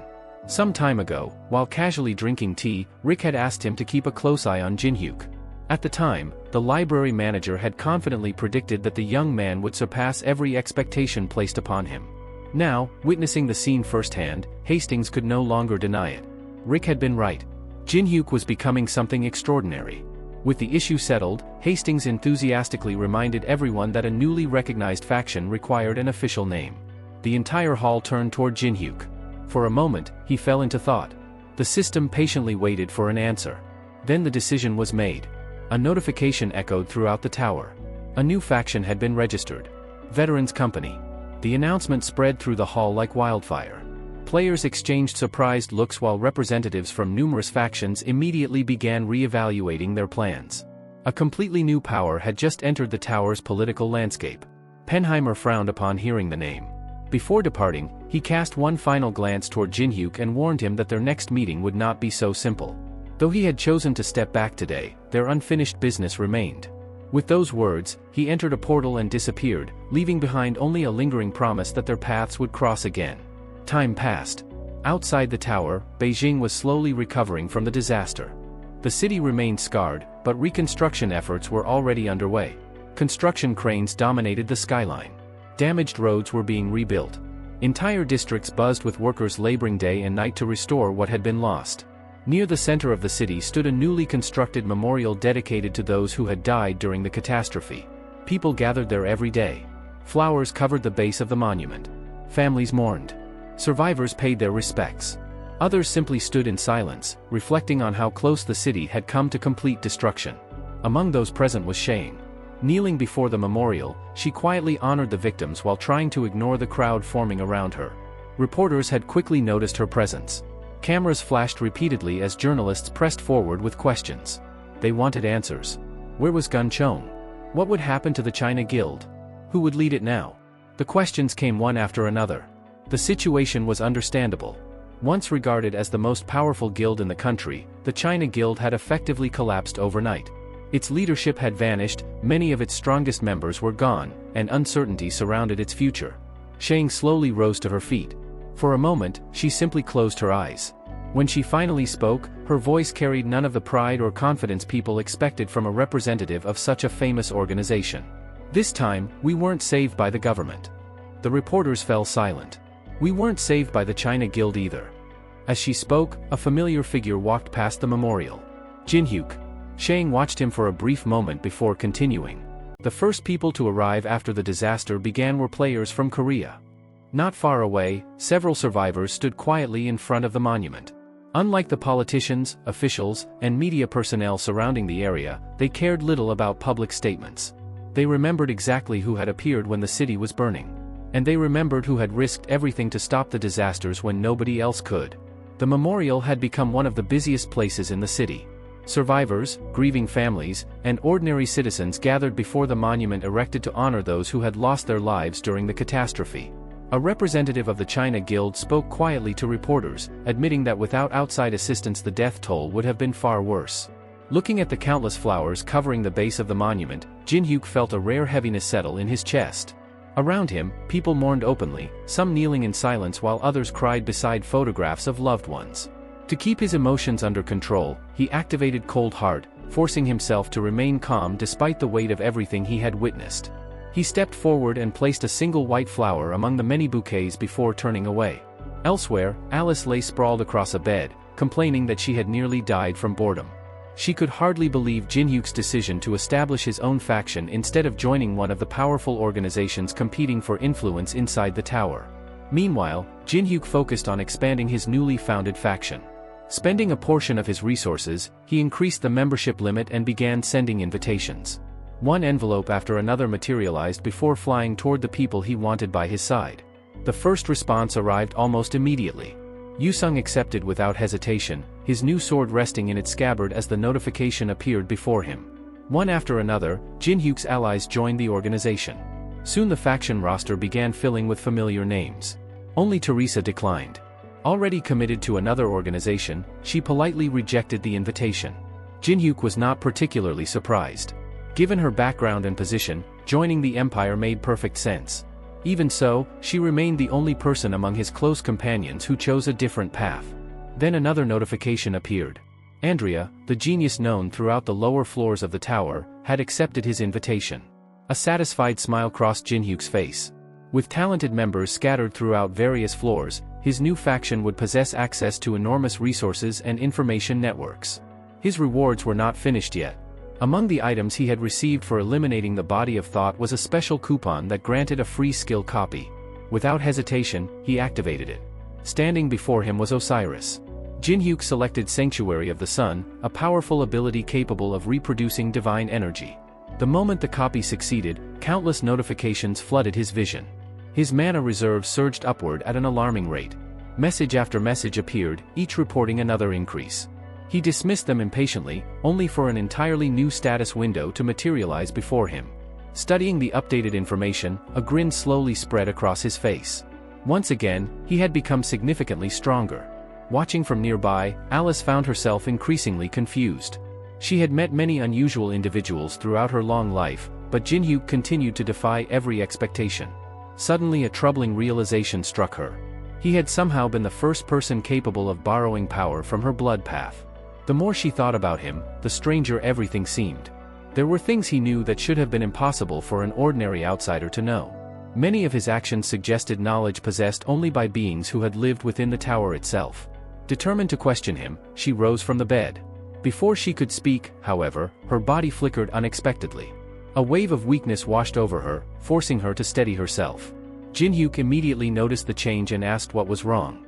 Alice concealed her confusion and instead claimed she merely wanted to know his future plans.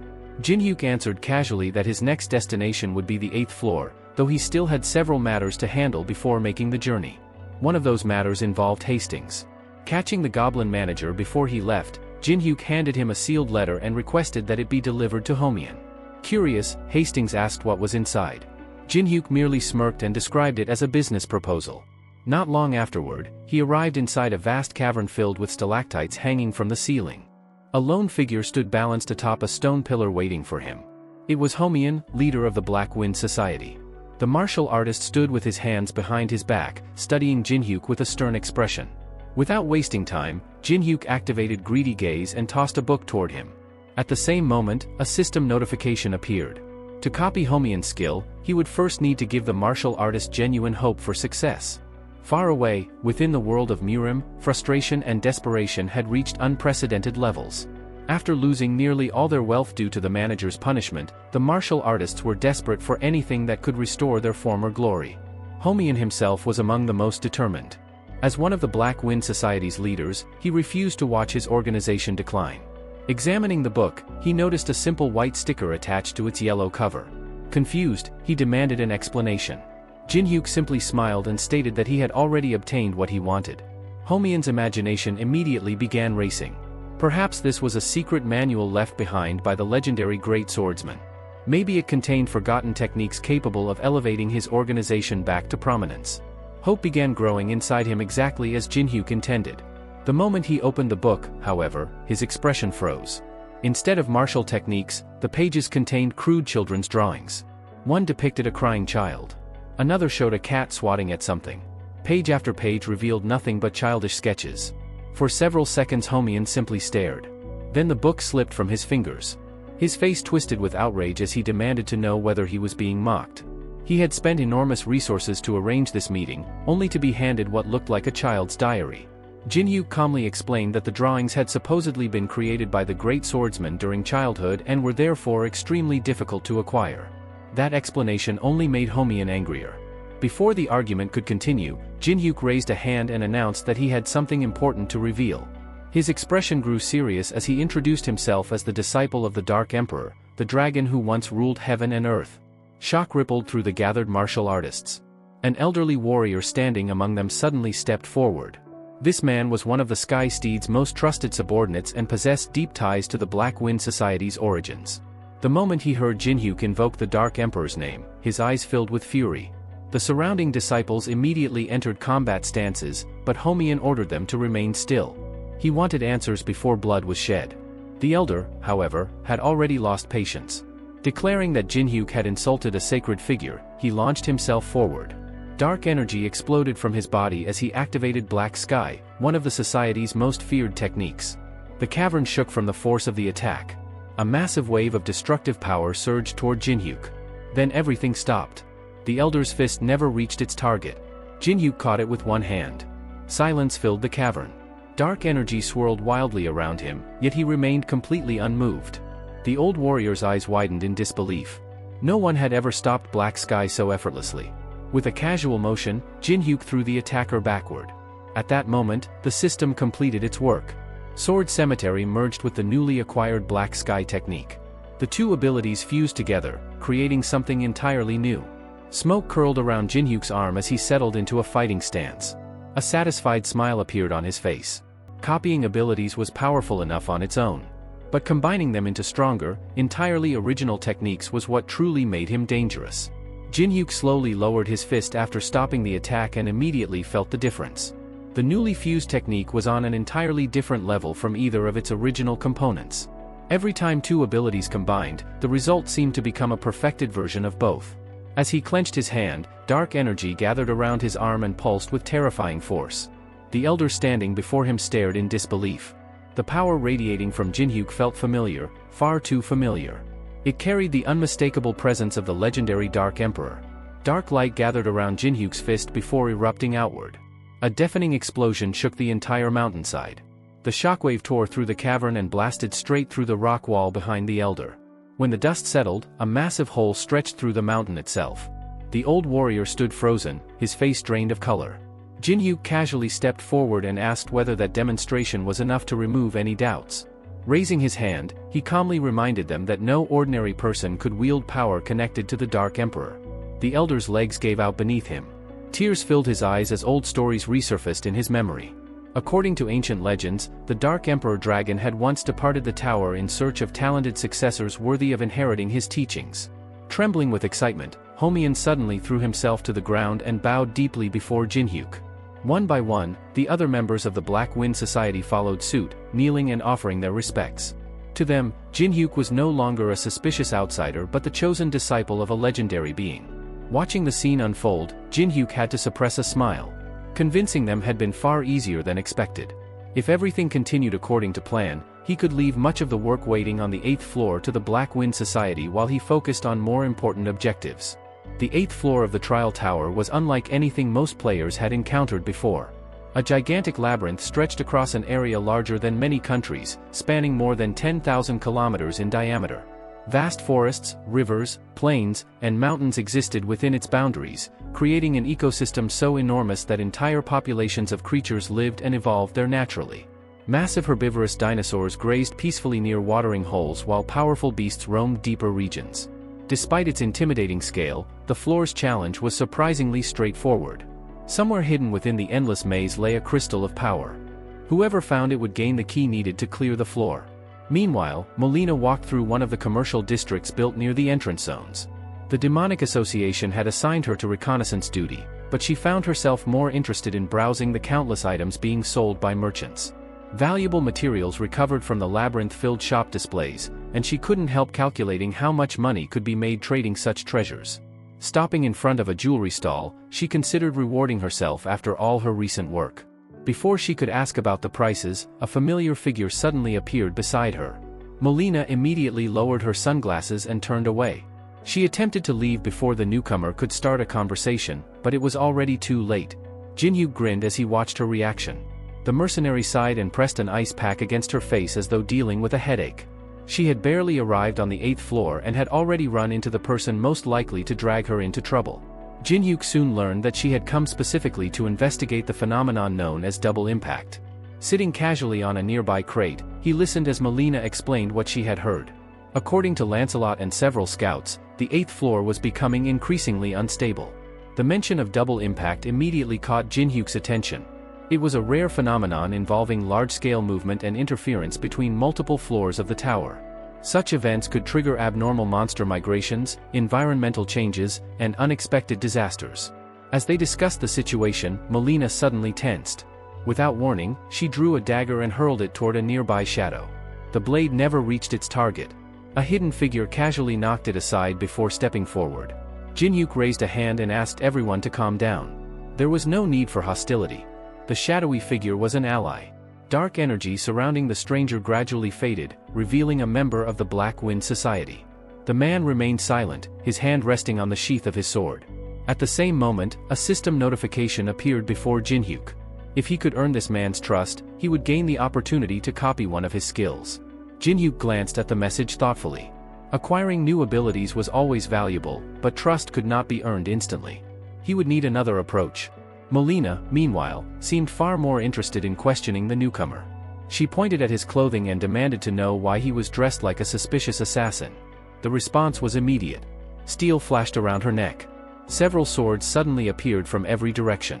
Members of the Black Wind Society emerged from rooftops, alleyways, and shadows. More figures revealed themselves across nearby buildings, all silently aiming weapons toward the mercenary. Jinhyuk sighed. At least 30 hidden operatives had been monitoring the area the entire time.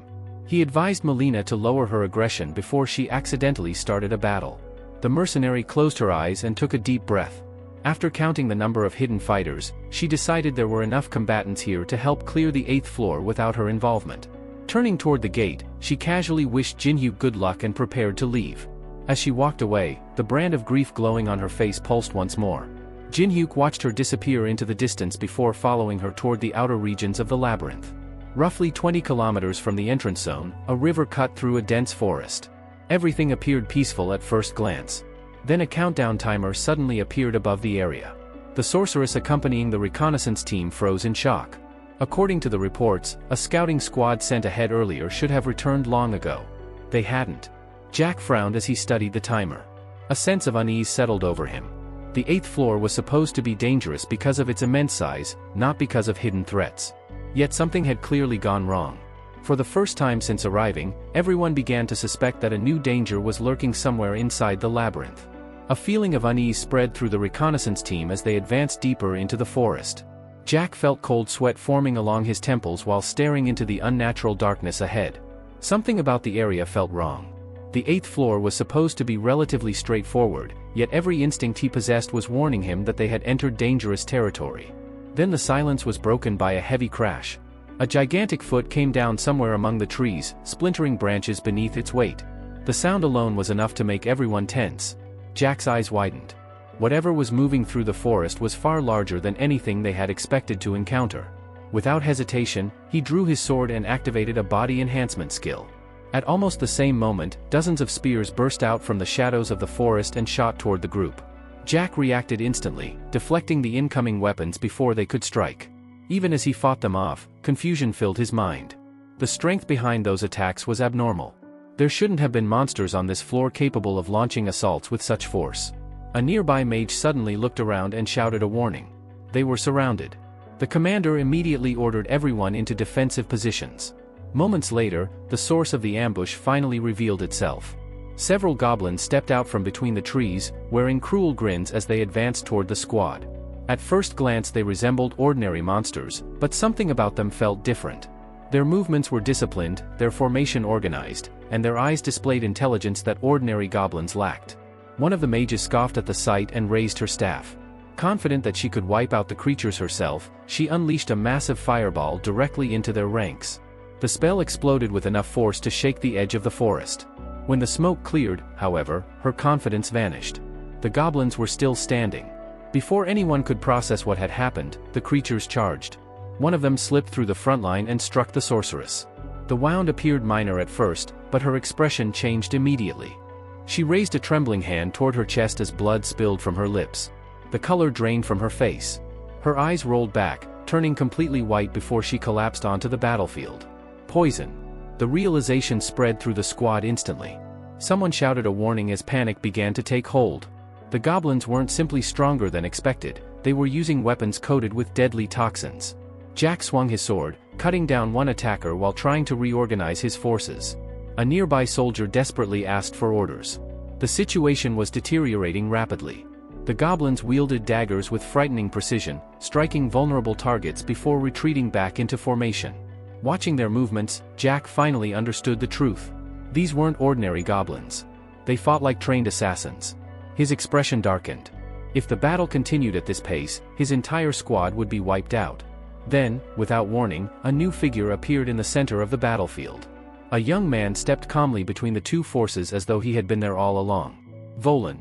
The newcomer placed a finger against his lips, signaling for silence. Then he casually pointed forward. That single gesture was enough. Shadows erupted from every direction. A hidden squad of assassins emerged from concealment, drawing their blades as they rushed into battle. Their attacks were swift, coordinated, and devastating. Within moments, the momentum of the fight completely reversed. Jack could only stare in disbelief. One of the goblins fell to the ground, mortally wounded. Blood spread beneath its body as it struggled weakly. A boot came down on its head, pinning it in place. The masked figure standing above it looked completely unfazed. Jack raised a hand slowly, unable to hide his shock. He found it difficult to believe that this was the same person he remembered. The man stood with one hand tucked casually into his pocket.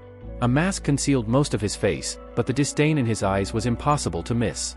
Strange burning patterns glowed across the goblin's skin, markings that looked more like a curse or a brand than anything natural. The sight made it clear that whatever was happening on the 8th floor was far more complicated than a simple monster outbreak. Something else was operating behind the scenes, and these goblins were only the beginning. Another wave of spears suddenly materialized in the air, hurtling toward the group from hidden positions within the forest. Before they could reach their targets, a demonic hand formed from dark energy erupted beside Jinhyuk and swept the weapons aside, creating a barrier that protected everyone nearby. His eyes narrowed immediately. The attack had been too coordinated to be random. Someone was directing these monsters. Moments later, a pack of orcs burst from the tree line and charged forward.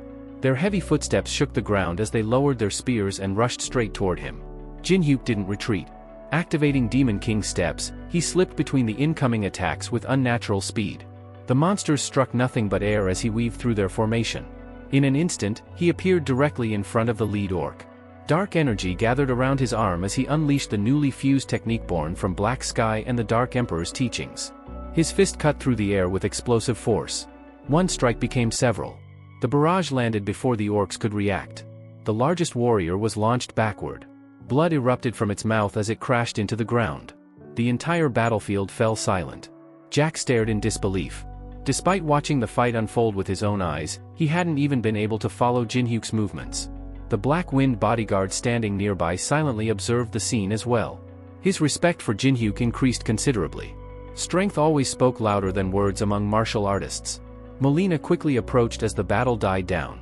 Jinhyuk glanced toward the Black Wind operative and found it amusing that earning the man's trust seemed far easier than expected. Crouching beside one of the fallen creatures, he began examining its body. Molina looked at the corpse and frowned. "What exactly are these things?" she asked. "I've never seen monsters like this on the 8th floor." Jinhyuk studied the strange crimson markings burned into the creature's forehead. The symbols immediately reminded him of something he had seen before. "The 9th floor," he muttered. "Those marks belong to one of the bosses ruling the floor above." His expression darkened. He finally understood what had happened. The phenomenon known as double impact had escalated beyond normal expectations. Looking up at the sky, he explained that the boundaries separating the 8th and 9th floors had partially collapsed. Instead of remaining isolated, the two floors had begun overlapping. Creatures, bosses, and environmental influences were now crossing between them. Far above, inside a hidden chamber, several floor bosses watched events unfold through a giant crystal sphere. Jinhyuk's reflection appeared on its surface as the monsters gathered around it. One massive beast growled angrily and slapped a claw against the crystal. So the annoying human finally showed up. Nearby, a harpy immediately protested, insisting that everything she had done was for the good of their master. Elsewhere, completely disconnected from the growing chaos, Rick was enjoying a peaceful bath in a luxurious tub filled with foam. He leaned back with his eyes closed, savoring the rare moment of relaxation. Then a communication window abruptly appeared in front of him. Rick nearly jumped out of the water. On the other side of the call stood Jinhyuk. The young man greeted him cheerfully and immediately brought up a business proposal. Rick rubbed his forehead in exasperation. The next time Jinhyuk wanted to discuss something important, he insisted, perhaps they could arrange a proper meeting time instead of interrupting bath hour. Back in the labyrinth, the situation had calmed considerably. Members of the Black Wind Society were making something of wood with ruthless efficiency. One warrior split a tree trunk apart with a single sword stroke while another calmly. Watching the cleanup operation, Jinhyuk let out a quiet sigh. Then he retrieved a small flask containing a crimson liquid. After uncorking it, he examined the contents carefully. Molina immediately became suspicious. "What is that?" Without answering immediately, Jinhyuk walked toward one of the branded monsters that had survived the battle and handed over the bottle. Only then did he explain. The potion functioned exclusively on creatures carrying the red mark. Under normal circumstances it was worthless, but on marked monsters it produced a very specific effect. A broad, almost ridiculous smile spread across its face. Jinhyuk nodded with satisfaction. The potion significantly increased obedience. Molina's expression immediately soured. To her, that sounded dangerously close to turning monsters into servants. Jinhyuk ignored the comment. At that moment, one of the Black Wind operatives approached and reported that preparations had been completed. Everyone turned toward the road. A large carriage now stood waiting nearby, loaded with supplies and surrounded by armed escorts. Jinhyuk looked toward the distant labyrinth stretching beyond the horizon. Then he pointed forward. Their investigation was only beginning. With the 8th and 9th floors merging together, the labyrinth had become far more dangerous than anyone expected, and if they wanted answers, they would need to venture deeper into its heart. Jinhyuk rode atop a rough wooden carriage being pulled by a team of exhausted goblins. Their tongues hung from their mouths as they sprinted across the vast plains of the 8th floor. Molina watched the bizarre sight with narrowed eyes and finally asked the obvious question. Had he really captured monsters just to use them as transportation? Jinhyuk glanced at her and casually explained that the 8th floor was enormous. Traveling on foot would waste precious stamina and time. That answer sounded reasonable enough, but the grin spreading across his face suggested there was more to it. When Molina pressed him further, he admitted that conserving energy was only part of the reason. His true goal was to send a message to whoever controlled this floor. If the ruler thought a few tricks and obstacles would slow him down, they were about to be disappointed. Far away, the harpy overseeing the floor ground her teeth in frustration. Watching Jinhyuk turn her own monsters into beasts of burden was infuriating. Beside the carriage, one folded his arms and quietly asked Molina whether Jinhyuk had always been this ruthless. She laughed under her breath and explained that this was simply how he operated. Once he set a goal, nothing mattered except achieving it. Every person, every resource, and every opportunity became a piece on his board. Looking at the young man raising a whip and urging the goblins onward, Molina concluded that he was the closest thing she had ever seen to a demon king. Jinhyuk suddenly looked back at them suspiciously and demanded to know what they were whispering about, but before anyone could answer, events elsewhere took a darker turn. Catherine was barely conscious. Blood stained her lips as she struggled to remain upright. Jack supported her weight and urged her to keep moving. They were close to the exit. Just a little farther and they would be safe. Then a voice interrupted them. Someone had appeared directly in their path. Jack immediately drew his weapon and warned the stranger not to take another step unless he identified himself. Dark energy rippled through the air as the newcomer pointed at his own chest with a smile. "Carmen," he said. Black waves of mana swirled around him, creating an oppressive atmosphere. He introduced himself as a loyal servant and spoke with the confidence of someone who knew he held the advantage. Back on the 8th floor, the goblin-drawn carriage suddenly rolled to a stop. Jinhyuk looked toward the sky as if waiting for something. Around them, several of the goblins collapsed to the ground. Moments later, a system announcement appeared.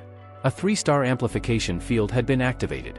Rather than retreat, Jin-hyuk immediately decided to test it. He summoned flames and infused a cheap mining tool with the enhancement effect. A brilliant pillar of light erupted as the item transformed. Molina stared in disbelief when the ordinary pickaxe evolved into a temporary diamond-grade tool.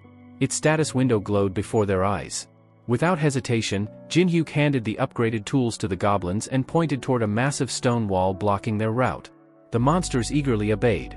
Within minutes, the sound of mining echoed across the landscape. Dirt and stone flew in every direction as the goblins carved a giant tunnel through the obstacle. The speed was absurd. Molina watched the rapidly expanding passage and could only shake her head. At this rate, they might clear the entire floor in a matter of days. Jin-hyuk, however, wasn't satisfied. He spotted an untouched section of the wall and immediately ordered the goblins to dig there as well. Molina began seriously questioning whether she should ever side against him. Their excavation continued until a new figure appeared behind them. The newcomer calmly asked them to stop. If they kept going, there would soon be nothing left of the 8th floor. Everyone instantly reached for their weapons, but Jin-hyuk raised a hand, signaling them to wait. He already recognized the visitor. It was Carmen. The manager stood with his hands clasped behind his back and revealed why he had come. A portal opened nearby, showing several familiar faces inside. They were the people Jin-hyuk had previously rescued. Hostages. A bolt of lightning struck Jack's body within the projection, proving the threat was real. Carmen explained that the captives were currently being treated well. If Jin-hyuk cooperated and followed him peacefully, they would be released unharmed. If not, their safety could no longer be guaranteed. The threat had barely left his mouth before Jin-hyuk acted. A gigantic spectral hand materialized from thin air and shot forward. Before Carmen could react, fingers wrapped around his throat and lifted him off the ground. Shock filled the manager's face. He had expected negotiations. Instead, Jin-hyuk squeezed harder. Looking directly into Carmen's eyes, he coldly pointed out the flaw in his plan. Threatening hostages only worked against people who could be manipulated by guilt. Worse, Carmen had foolishly appeared in person despite possessing portal abilities. Bringing himself within arm's reach had been the greatest mistake he could have made. Dark tentacles erupted from Carmen's body as he desperately tried to escape.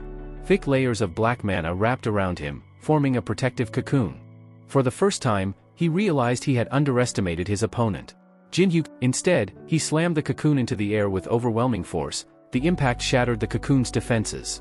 Then grabbed Carmen again by the collar before he could flee. "Where do you think you're going?" Jin-hyuk asked. The conversation, it seemed, was over. Now came the beating. The next punch landed like a cannon blast. A tooth flew from Carmen's mouth and bounced across the ground as everyone watched in stunned silence. Jin-hyuk rolled his shoulders and cracked his knuckles. Deep within a fortress hidden on the 9th floor, the monsters gathered inside a vast chamber illuminated only by dim torches. The Harpy commander was in the middle of issuing orders to an orc general when an intense flash of light suddenly tore through the room. Everyone turned toward the portal just as Carmen came crashing out of it, bruised, battered, and barely able to stand. Before anyone could react, Jin-hyuk calmly stepped through after him, dusting off his hands as if arriving at a scheduled meeting.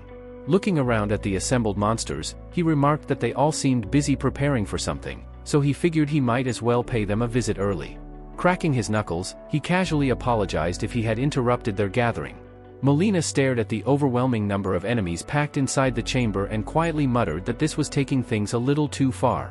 Even one instinctively reached for his sword and warned that they were hopelessly outnumbered. He suggested fighting only long enough to carve out an escape route.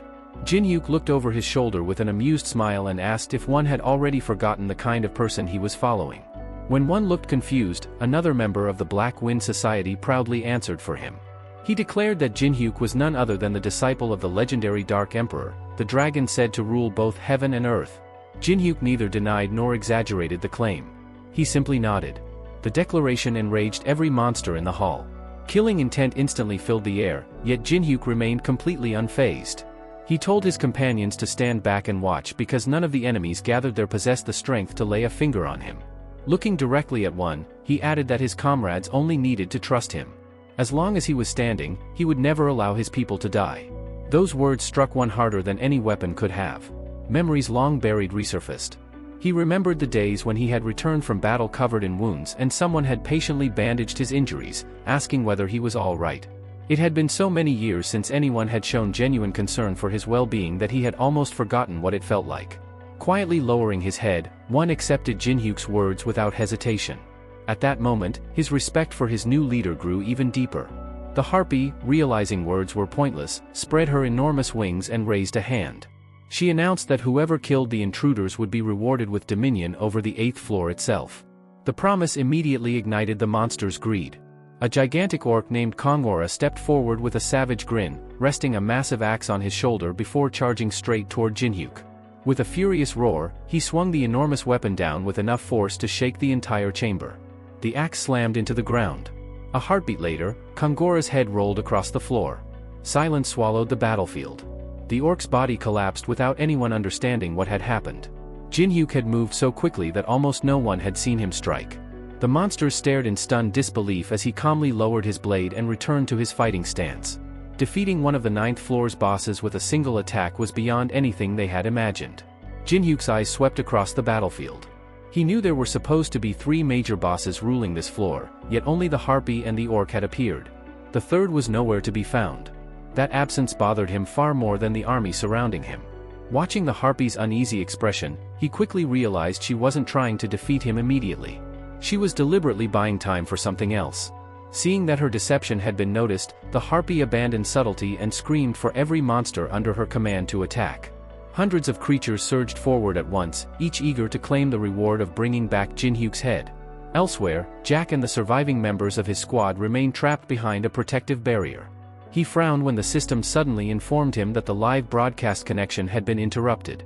Without a way to contact the outside world, he wondered how he could warn the others about what was happening on the 8th and 9th floors. Far away at the headquarters of the American Awakened Association, Ashley was arguing with government officials. She demanded immediate assistance after learning that one of their guild members had vanished inside the 8th floor. An employee calmly explained that major incidents involving players from India and Russia had already stretched international resources to their limit. For reasons of national security, America's strongest Awakened could not be deployed overseas. Ashley slammed her fist against the wall in frustration. "What kind of national security is this," she demanded, "if we can't even save one of our own?"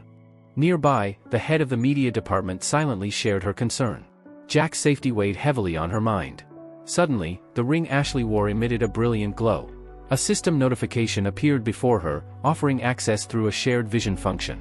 Bright particles surrounded her as the connection activated. An instant later, Jack's point of view appeared before her eyes.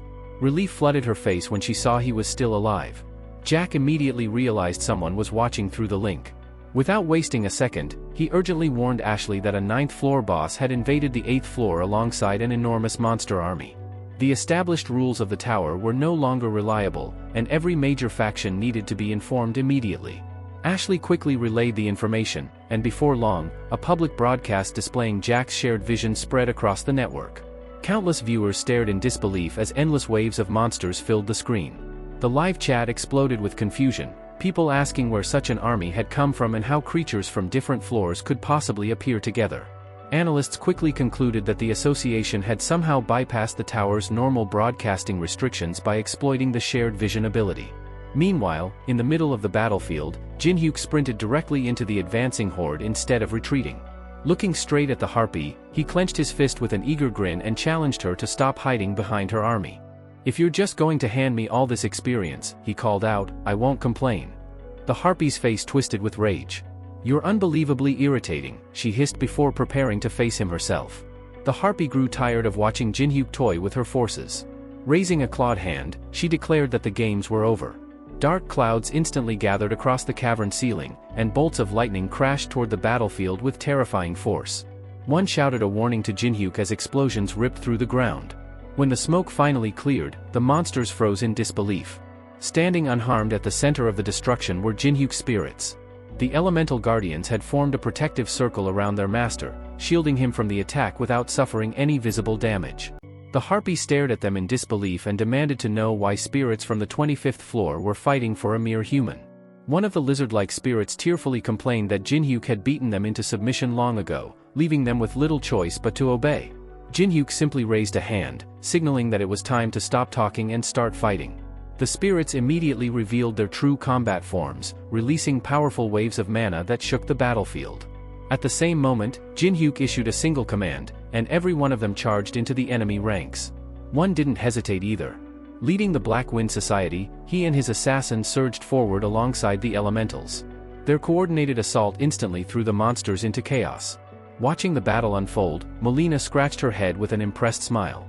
Having allies like these certainly made life much easier. Then she noticed Jinhyuk suddenly looking in her direction with a dissatisfied expression. Before she could ask what was wrong, the brand of sorrow engraved on her body activated. A surge of power flowed through her, and with an eager grin she rushed into battle, determined to demonstrate the strength of a warrior from Vladivostok. Alice watched the fighting with obvious boredom. Leaning lazily against a nearby wall, she asked whether Jinhyuk wanted her to step in and finish everything. Without even looking back, he told her to save her strength. The situation was still under control. As the fierce battle continued, the story briefly shifted elsewhere. That evening, warm lights glowed through the windows of a quiet countryside home where several guests had gathered. Teresa looked around the cozy house with surprise before asking whose residence it was. Young explained that it belonged to his grandfather. Before long, Tamian came outside to greet them, happily commenting that it had been far too long since they had all met. Teresa smiled and returned the greeting, but something inside the living room caught her attention. The television was broadcasting live footage of the battle taking place on the 8th floor. One of the people in the house explained that the mysterious player everyone was watching was actually their longtime friend. Another casually mentioned they had known Jinhyuk ever since middle school. Sitting in front of a laptop, they discussed the situation. The 8th floor was normally nothing more than an enormous maze, yet somehow the bosses from the 9th floor had descended into it far earlier than anyone believed possible. Back on the battlefield, the fighting intensified. Melina fought shoulder to shoulder with the members of the Black Wind Society. She watched one slice cleanly through an orc's arm before hidden assassins emerged from the shadows and finished the monster in an instant. The teamwork was flawless. Seeing their coordination firsthand, she admitted to herself that these warriors were far stronger than she had expected. If they kept fighting like this, victory seemed almost certain. That confidence didn't last long. The charging monsters suddenly came to a halt. A heavy silence spread across the battlefield as everyone sensed two overwhelming presences approaching.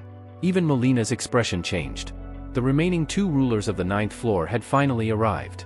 The harpy broke into a wide smile, clearly relieved to see them. Unlike before, the newcomers came fully prepared, each carrying unique weapons infused with extraordinary abilities. Their equipment radiated immense power, making it obvious they had spent their absence gathering every possible advantage before entering the fight. Jinhyuk narrowed his eyes as he studied them. So that was why they had delayed their appearance. They hadn't been hiding. They had been preparing. The harpy glared at her allies with obvious irritation and demanded to know what had taken them so long, while Jinhyuk quietly tightened his grip on his weapon, realizing the real battle was only just beginning. The harpy's authority was immediately challenged when the Lizard King scoffed at her orders, telling her to stop acting as though she commanded everyone. Black Fang backed him up, reminding her that obtaining the powerful artifacts they carried had taken tremendous effort.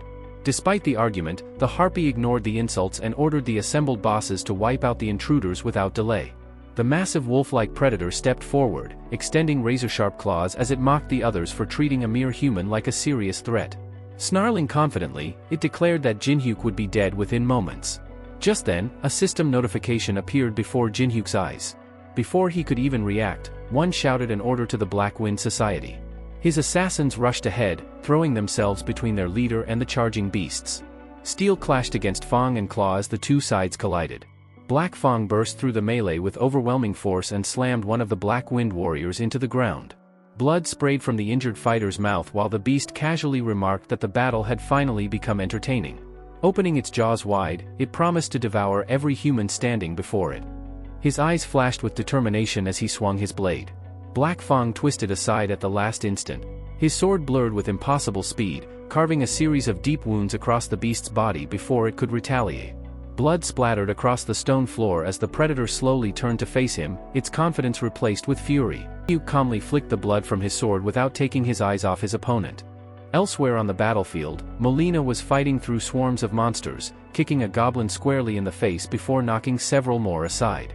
In the middle of the chaos, Jinhyuk suddenly called out to her. She shouted back that she was far too busy to talk. Instead of answering, he pointed toward a system notification floating in front of her. A countdown. Jinhyuk informed her that it was literally counting down to her death. If she wanted to survive, she needed to protect the mysterious artifact until the timer reached 0. Melina forced an uneasy smile, spun her whip in her hand, and replied that staying alive was more than enough motivation. A gigantic cobra spirit materialized above her, ready to defend the objective. Meanwhile, Jin-hyuk activated sonic mode. Wind spirits gathered around him, lifting him effortlessly into the air. The system announced that the wind's blessing would dramatically increase his mobility, and in the next instant he shot across the enormous hall so quickly that he seemed to vanish. The Lizard King roared after him, swearing to crush him the moment he landed. Instead, Kageo spread his wings beneath Jin-hyuk. Leaping onto the ancient dragon's back, Jin-hyuk soared over the battlefield.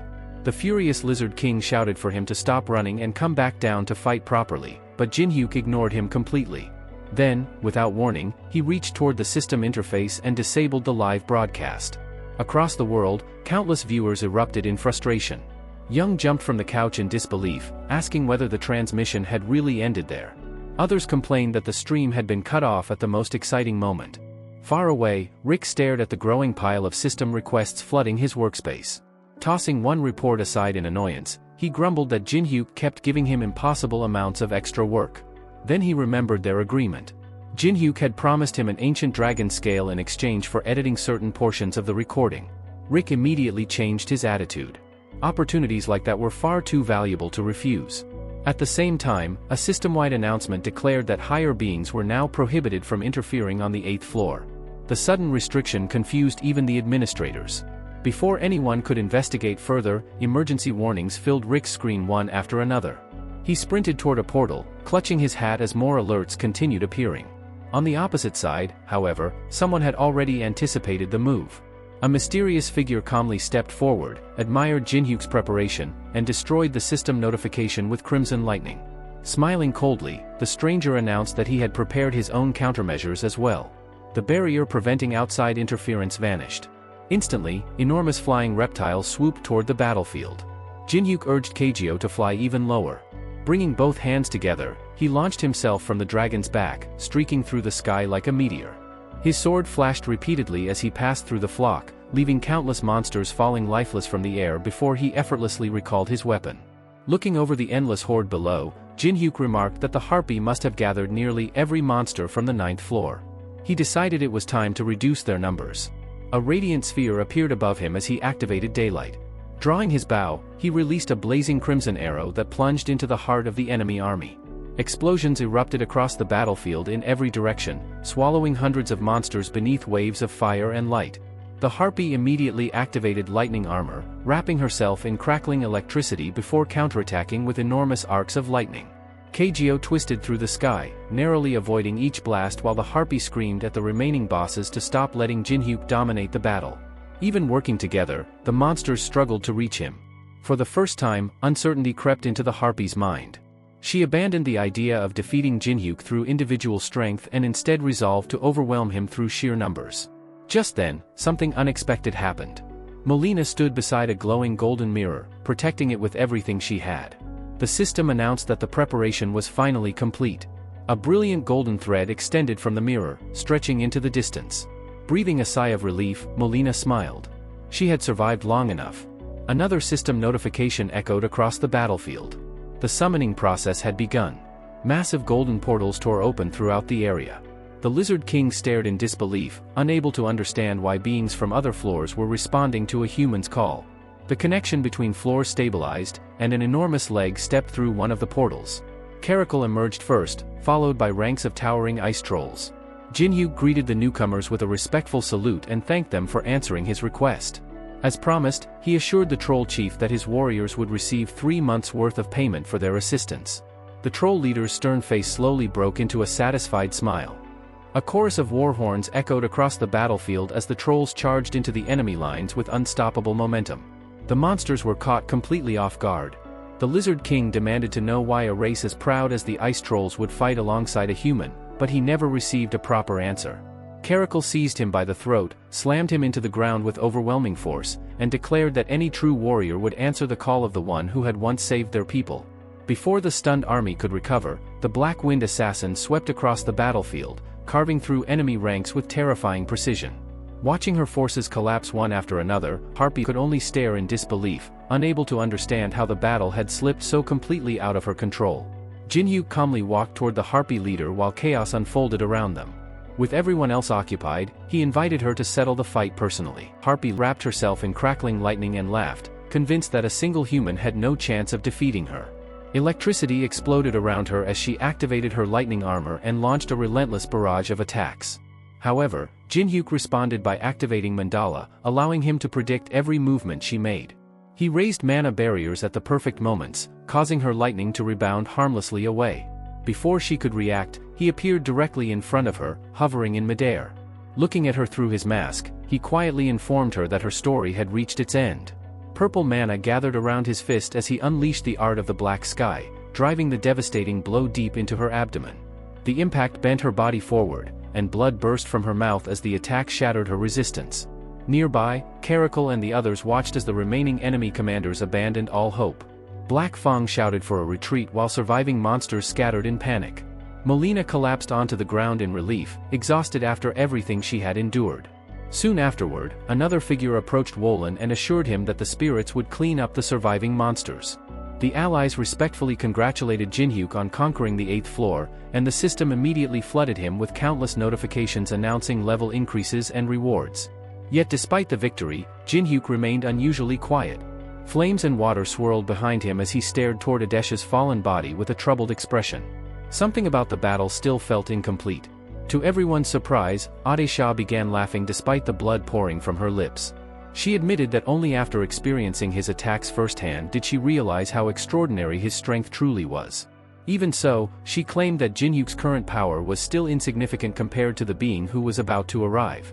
Before anyone could question her, a brilliant crimson sphere materialized high above the battlefield. It rapidly expanded, flooding the entire area with scarlet light. Every person present froze as an overwhelming pressure descended from above. Then, suspended in the air before Jin-hyuk, a lone figure slowly appeared. Moments earlier, before the battle had fully escalated, Jin-hyuk had privately questioned Molina about the true reason she had been ordered to observe him. When the brand of sorrow activated, she clutched her face in agony and admitted that higher beings had instructed her to watch for someone extraordinary. At the time, Jin-hyuk had believed he had prepared for every possibility, especially after securing his agreement with Rick. Now, staring at the figure descending from the crimson light, he realized those preparations might not be enough. The demon hovered silently before him. His eyes glowed with one golden iris and one blue, radiating an authority that eclipsed everyone present. Without warning, he reached forward and removed Jin-hyuk's mask. Calmly studying his face, the demon remarked that this was the man responsible for disrupting his carefully arranged plans. His gaze shifted toward the rings Jin-hyuk carried, and he commented that maintaining one's sanity within the world of images was no simple accomplishment. At the same time, Alice suddenly clutched her head in pain. The demon casually observed that someone had gone to great lengths to shield Jin-hyuk, but he declared that those efforts would ultimately be meaningless because the young man's death was inevitable. Jin-hyuk instinctively attempted to activate Greedy Gaze, hoping to gather information about his opponent, but the immense gap in power caused the skill to fail immediately. The system repeatedly returned errors. Refusing to give up, he relied on his luck attribute, triggering a brief green flash that forced the system to reveal a tiny fragment of information. Only one usable detail appeared. It was enough. Looking directly into the demon's eyes, Jin-hyuk calmly addressed him by his true name. Mikedros. For the first time, the demon's expression changed. Surprise flickered across his face as he demanded to know how Jin-hyuk had learned his real name. The world of images collapsed, returning the battlefield to normal, but the danger had only increased.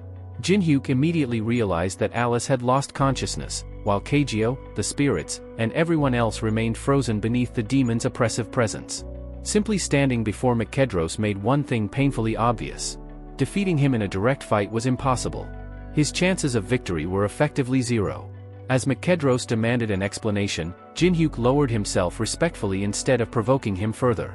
He claimed to be a dark apostle serving Variel, one of the demon kings known as the Rotten Heart. He explained that he had worked alongside an organization devoted to demon worship in hopes of eventually finding Mikedros himself. Continuing the deception, Jin-hyuk spoke as though he understood the politics of pandemonium, explaining that Variel had never cared about ranks or authority and had always acted according to his own desires. He added that although he had originally intended to become an apostle for power alone, serving the Demon King had revealed his true ambitions. A faint smile spread across his face as he admitted that, above all else, he was an exceptionally ambitious man. Mikedros studied Jin-hyuk for a long moment before asking once again why he had come.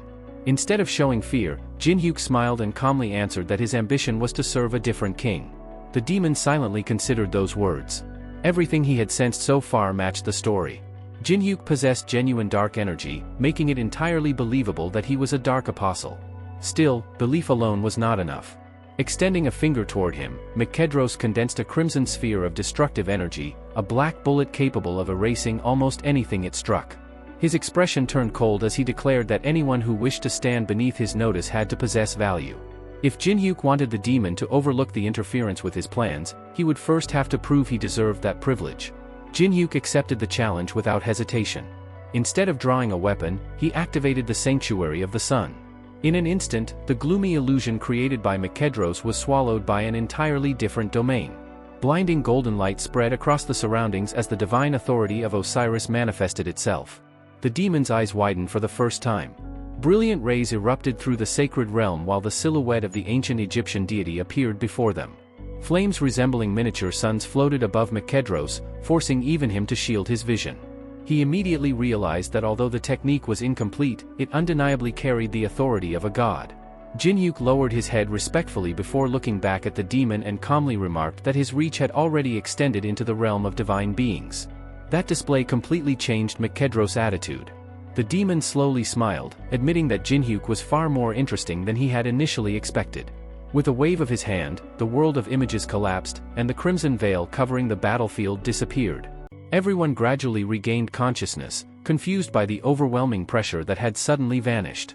Several people were in terrible condition. Catherine and Jack lay unconscious on the ground, foam gathering at the corners of their mouths after being overwhelmed by the demon's aura. Wolin recognized that the lingering dark energy alone was enough to incapacitate powerful awakened, making Jin-hyuk's ability to remain standing seem almost unbelievable. Rather than attacking again, Mkedros reached into the darkness and produced an ancient key before tossing it toward Jin-hyuk. It was known as the Key of Divergence. The demon explained that anyone wishing to sever a contract with a demon would eventually require this artifact. Folding his arms, he instructed Jin-hyuk to search for a crack hidden somewhere within the tower and use the key there. Before stepping through a black portal, Mkedros admitted that he had encountered many dark apostles over the years, but none had impressed him quite like this one. As far as he was concerned, Variel possessed remarkable judgment when selecting followers. After the demon departed, Jin-hyuk tightened his grip around the mysterious key. His thoughts immediately focused on one disturbing detail. If Mkedros had met numerous dark apostles before, then others carrying the same title already existed somewhere within the tower. Alice finally regained enough strength to speak and anxiously asked whether he had survived unharmed. Jin-hyuk quietly reassured her that without her assistance, the encounter would likely have ended very differently. She explained that Mkedros ranked among the highest class demons and that beings capable of manipulating time itself could practically be counted on one hand. Even hearing that sent a chill through Jin-hyuk. Setting those thoughts aside, he approached the enormous power crystal at the center of the floor.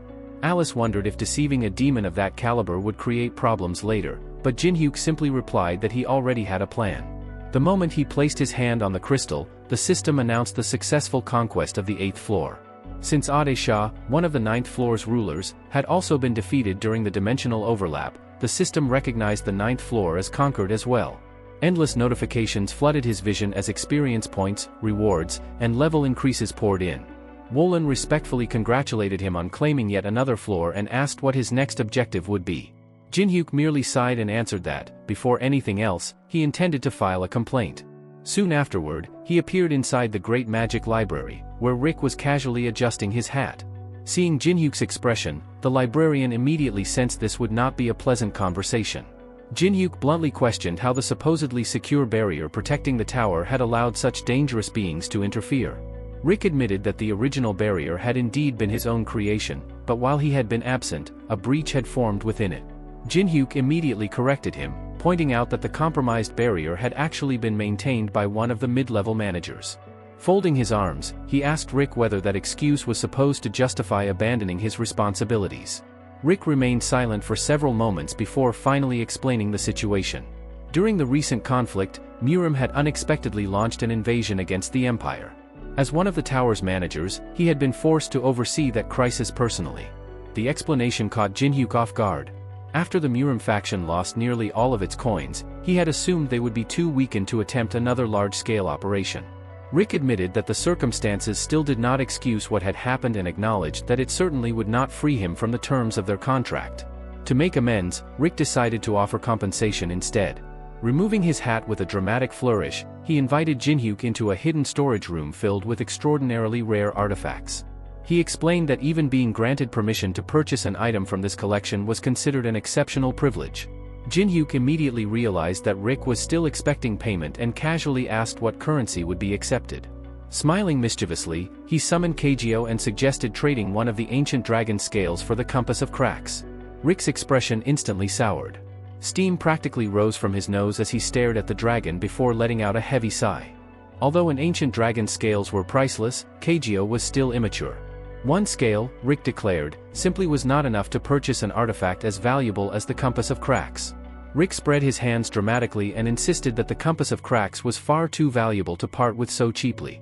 According to him, an artifact capable of locating fractures within the tower was practically priceless. Leaning across the counter, he secretly activated his bargaining skill before presenting what he considered a generous proposal. If Jinhyuk paid with 10 scales from Kagyo, Rick would not only hand over the compass of cracks but also allow him to rent an ancient creature for an entire week.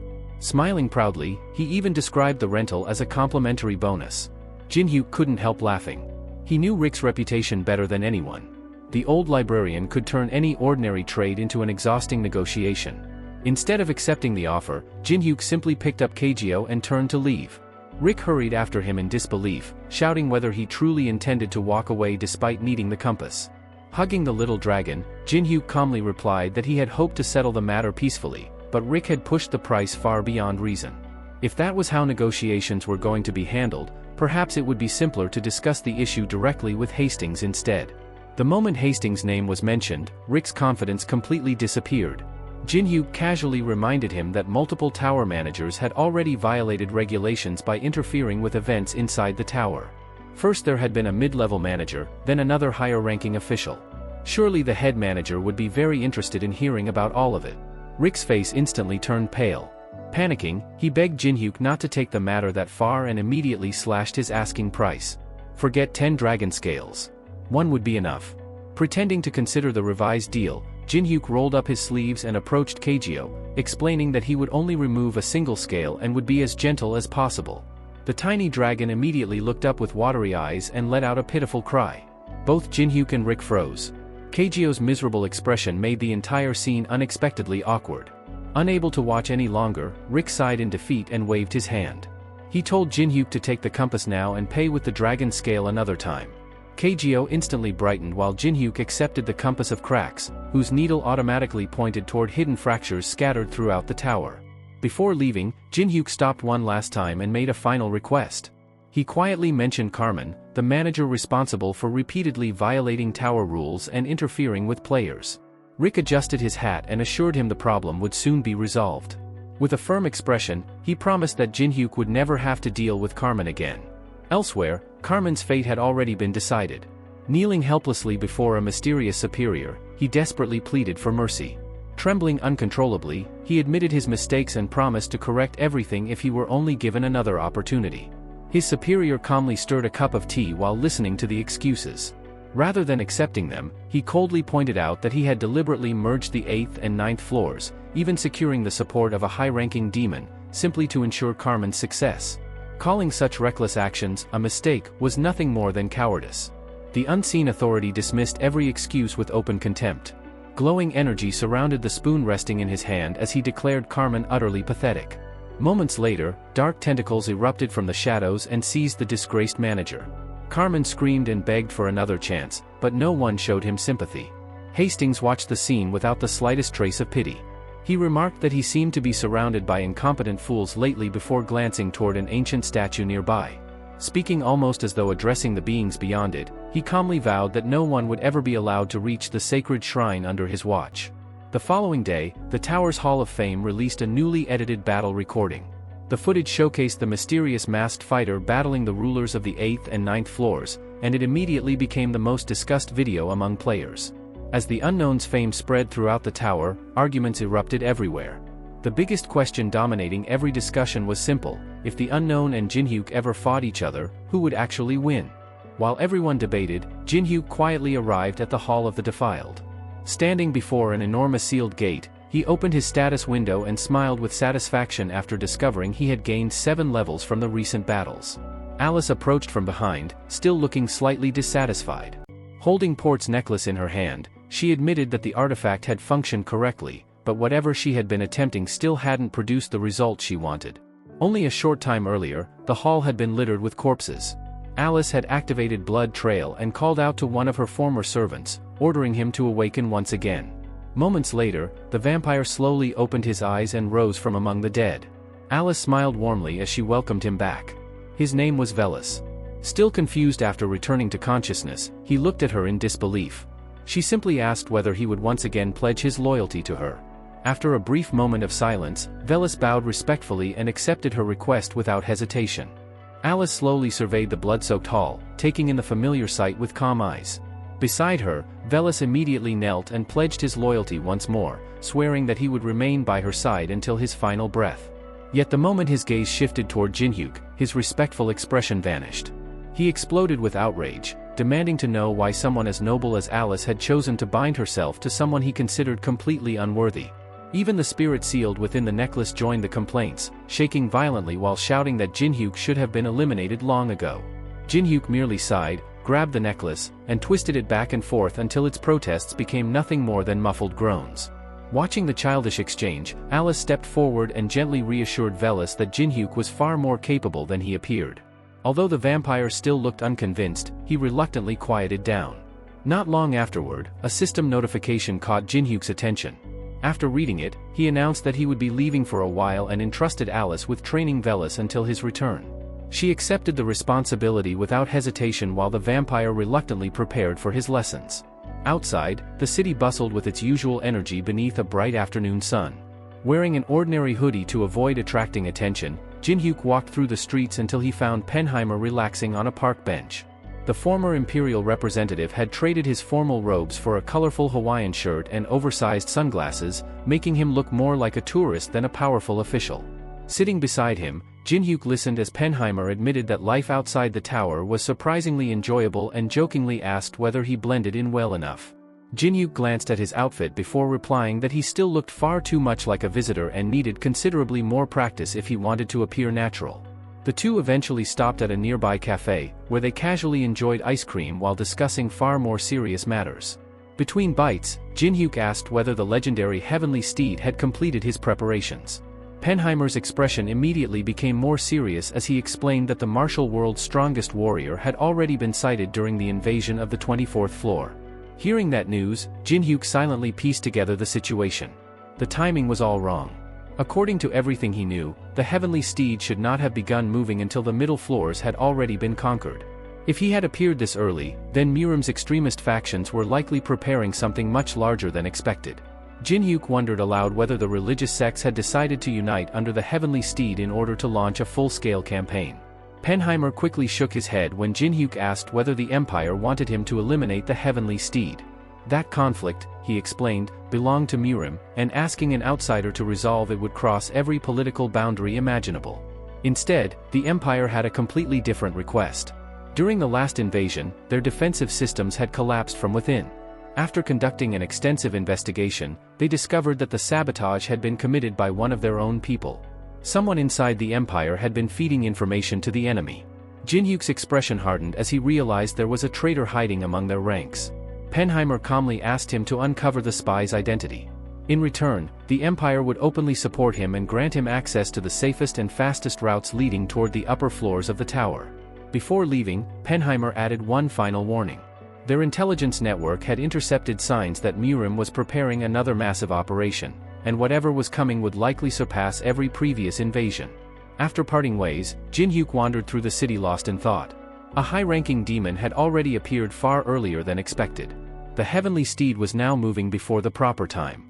Mirim was preparing for another war, and the future he had relied upon was rapidly unraveling. As he stared into his own reflection in a glass storefront, he quietly admitted that the tower's timeline was no longer following the path he remembered. Every major event was occurring ahead of schedule, making the future increasingly unpredictable. Before he could continue thinking, the glass suddenly cracked without warning. A web of fractures spread across its surface before it shattered, sending frightened pedestrians scrambling away in panic. Jin-hyuk barely reacted. Instead, he calmly walked toward the building as though he had expected something unusual to happen. A system notification appeared before him.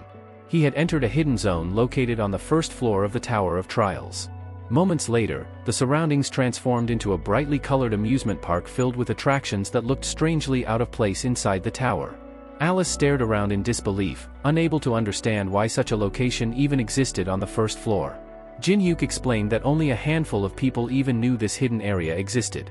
Velas immediately stepped in front of Alice, declaring that he would personally protect her from any danger. His determined expression made it clear that, unlike his previous life, he intended to keep his promise this time no matter what happened. Before they could explore further, another familiar face appeared. Teresa awkwardly approached the group with a nervous smile, clearly embarrassed by the situation. Jin-hyuk couldn't understand why she looked so uncomfortable until he realized she had probably expected to meet him alone. She had secretly hoped their reunion would be more like a date than a group outing. Instead of teasing her, Jin-hyuk simply gave her a friendly hug and jokingly asked whether she was still feeling guilty about declining his invitation to join the Veterans Company. Before she could answer, he pointed ahead with a grin. Another familiar figure was already waiting. Yoo-sung casually walked toward them with his usual indifferent expression. Jin-hyuk laughed and welcomed him by joking that even his personal stalker had decided to show up. Yoo-sung frowned at the remark before asking whether everyone had truly gathered here just to train. Jin-hyuk clapped his hands together with excitement and declared that it was time to begin. Almost instantly, another system message echoed through the hidden area. The Hardcore Amusement Park event had officially begun. As soon as the Hardcore Amusement Park event officially began, another system message appeared before the group. Until the event ended, the use of skills and equipment would be heavily restricted. Before anyone could react, a stuffed rabbit dropped from the sky and landed neatly in front of them. The plush creature cheerfully introduced himself as Ravi, the park's official guide, and welcomed everyone with exaggerated enthusiasm. The strange mascot quickly abandoned his cheerful tone and explained the true nature of the event. Their only objective was simple in theory but terrifying in practice: survive the amusement park and escape alive. With skills and items mostly sealed, they would have to rely on their own instincts while unimaginably powerful monsters hunted them throughout the park. No sooner had Ravi finished his explanation than the park itself came alive. Mechanical creatures burst out from every direction as the hellish amusement park officially opened. One raccoon-like animatronic leaped straight toward the group, only for Alice to instinctively punch it across the park while calling the creepy machine disgusting. The others joined in without hesitation, tearing through wave after wave of animatronics with nothing but their physical abilities. Ravi watched in complete disbelief as his carefully designed horror attraction was reduced to rubble within minutes. Jin-hyuk couldn't help laughing as he watched his companions casually dismantle every threat. They had grown so powerful that even without their abilities, the event felt less like a deadly trial and more like a relaxing vacation. Meanwhile, the devastated rabbit ran around in tears, desperately begging everyone to stop destroying his beloved amusement park. Far above, on the 24th floor within the Empire's territory, the atmosphere was far less cheerful. Beneath a tattered Imperial banner stood Jinho and Gunshin, surrounded by the bodies of fallen Imperial soldiers. Jinho admired the destruction and remarked that Gunshin had effortlessly wiped out one of the Empire's proudest military orders, joking that someone with such talent should have joined their ranks long ago. Gunshin stared coldly at the battlefield, convinced that the power he had gained through Murim had elevated him beyond the ordinary inhabitants of the tower. To him, the outside world had become nothing more than a playground. Jinho then shifted the conversation toward Jin-hyuk, explaining that eliminating him would make all of their future plans far easier. Gunshin admitted he was capable of killing Jin-hyuk himself, but the hero's greatest strength wasn't his personal power, it was the loyal allies who would willingly sacrifice themselves to protect him. After considering the problem, Jinho suggested attacking those companions first before confronting Jin-hyuk directly. When asked who posed the greatest obstacle, Gunshin immediately thought of Teresa. At that very moment, Teresa was happily spending time with Jin-hyuk and the others inside the amusement park, laughing as explosions erupted around them while they demolished one attraction after another. Much later, while relaxing with her friend Maria in Amsterdam, the two reminisced about that chaotic outing. Maria teased Teresa for expecting a private date when the trip had turned into a group adventure instead. Teresa smiled shyly and admitted that she had still enjoyed every second of it. Destroying the amusement park alongside Jin-hyuk had helped her finally forget the painful memories left behind after the Beijing incident. Maria jokingly remarked that Teresa had started thinking more and more like Jinhyuk because they spent so much time together. Teresa immediately denied the accusation before quietly confessing that their last outing had helped her understand him better. She explained that Jinhyuk often appeared selfish, stubborn, and impossible to deal with, yet every remarkable person around him genuinely trusted and respected him. Thinking back to the day they first met, Teresa realized he had always carried absolute confidence in every situation. Whether they were lying in ambush, charging into danger, or simply laughing together, he never hesitated or doubted himself. His certainty gave everyone around him the courage to keep moving forward. Looking away with a faint blush, Teresa admitted that she finally understood why so many people naturally gathered around him. Although she knew he could no longer spend as much time with her as he once had, the memories they shared remained precious. Maria watched her friend's embarrassed expression with an amused smile. Rather than jealousy, she only found Teresa's innocent feelings adorable and jokingly asked to be introduced to the famous Jinhyuk someday. Their light-hearted conversation ended abruptly when the ground began to shake. Buildings trembled violently, and the sky itself turned an unnatural shade of crimson. At first Maria assumed it was a massive earthquake, but Teresa instantly realized something far worse was happening. She leaped onto a rooftop within seconds and stared toward the horizon. Floating high above the city, she witnessed a horrifying sight that left her speechless. Elsewhere, construction continued across the 5th floor of the tower. Andrea trained under Jinhyuk's supervision as he effortlessly avoided every strike she launched at him. Calmly correcting her technique, he instructed her to watch an opponent's footwork instead of focusing only on their weapon, explaining that deceptive feints often created better opportunities than straightforward attacks. When Andrea swung her sword again, Jinhyuk casually caught the blade between 2 fingers before reminding her that the upper floors of the tower had finally opened. Curious, he asked whether the number of troublesome challengers visiting the 5th floor had decreased. Andrea laughed and admitted that powerful rankers still appeared from time to time, though they were no longer much of a threat. Determined to prove her improvement, Andrea gathered mana into both hands before unleashing twin waves of energy and following them with her punishment strike technique. Jinhyuk stepped aside effortlessly, avoiding every attack without the slightest difficulty. Andrea's shoulders slumped in disappointment while Jinhyuk chuckled softly. Looking at the discouraged girl, he couldn't help remembering the frightened child she had been when they first met. Compared to then, she had grown tremendously. As he glanced around at the rapidly expanding settlements on the 5th floor, he remarked that the area had transformed beyond recognition and would soon become another important stronghold supporting his growing faction. Seeing Andrea still sitting on the ground with a gloomy expression, Jinhyuk reminded her that improvement only came through persistence and encouraged her to stand up and continue training. Nearby, Alice and Velis watched the lesson unfold with mixed reactions. Velis insisted that Alice had certainly never taught anyone in such a ruthless manner, only for Alice to immediately begin lecturing Andrea herself with even stricter instructions. Watching the two of them bicker while Andrea listened obediently, Jinhyuk smiled to himself. Under Alice's guidance, Andrea would undoubtedly become far stronger than before. Even Velis, despite constantly complaining, was slowly adjusting to life alongside everyone else. Just as the peaceful training session continued, a system notification appeared before Jinhyuk. An incoming video call request had arrived from Sang Jin. Jinhyuk accepted the incoming call and was greeted by the worried face of Sang Jin. Looking at the scarred chairman, he remarked that it had been a while since they had last spoken and asked what had happened. Sang Jin skipped the pleasantries entirely.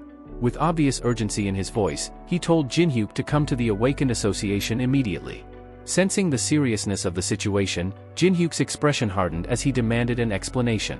The chairman revealed that Europe was experiencing an unprecedented catastrophe.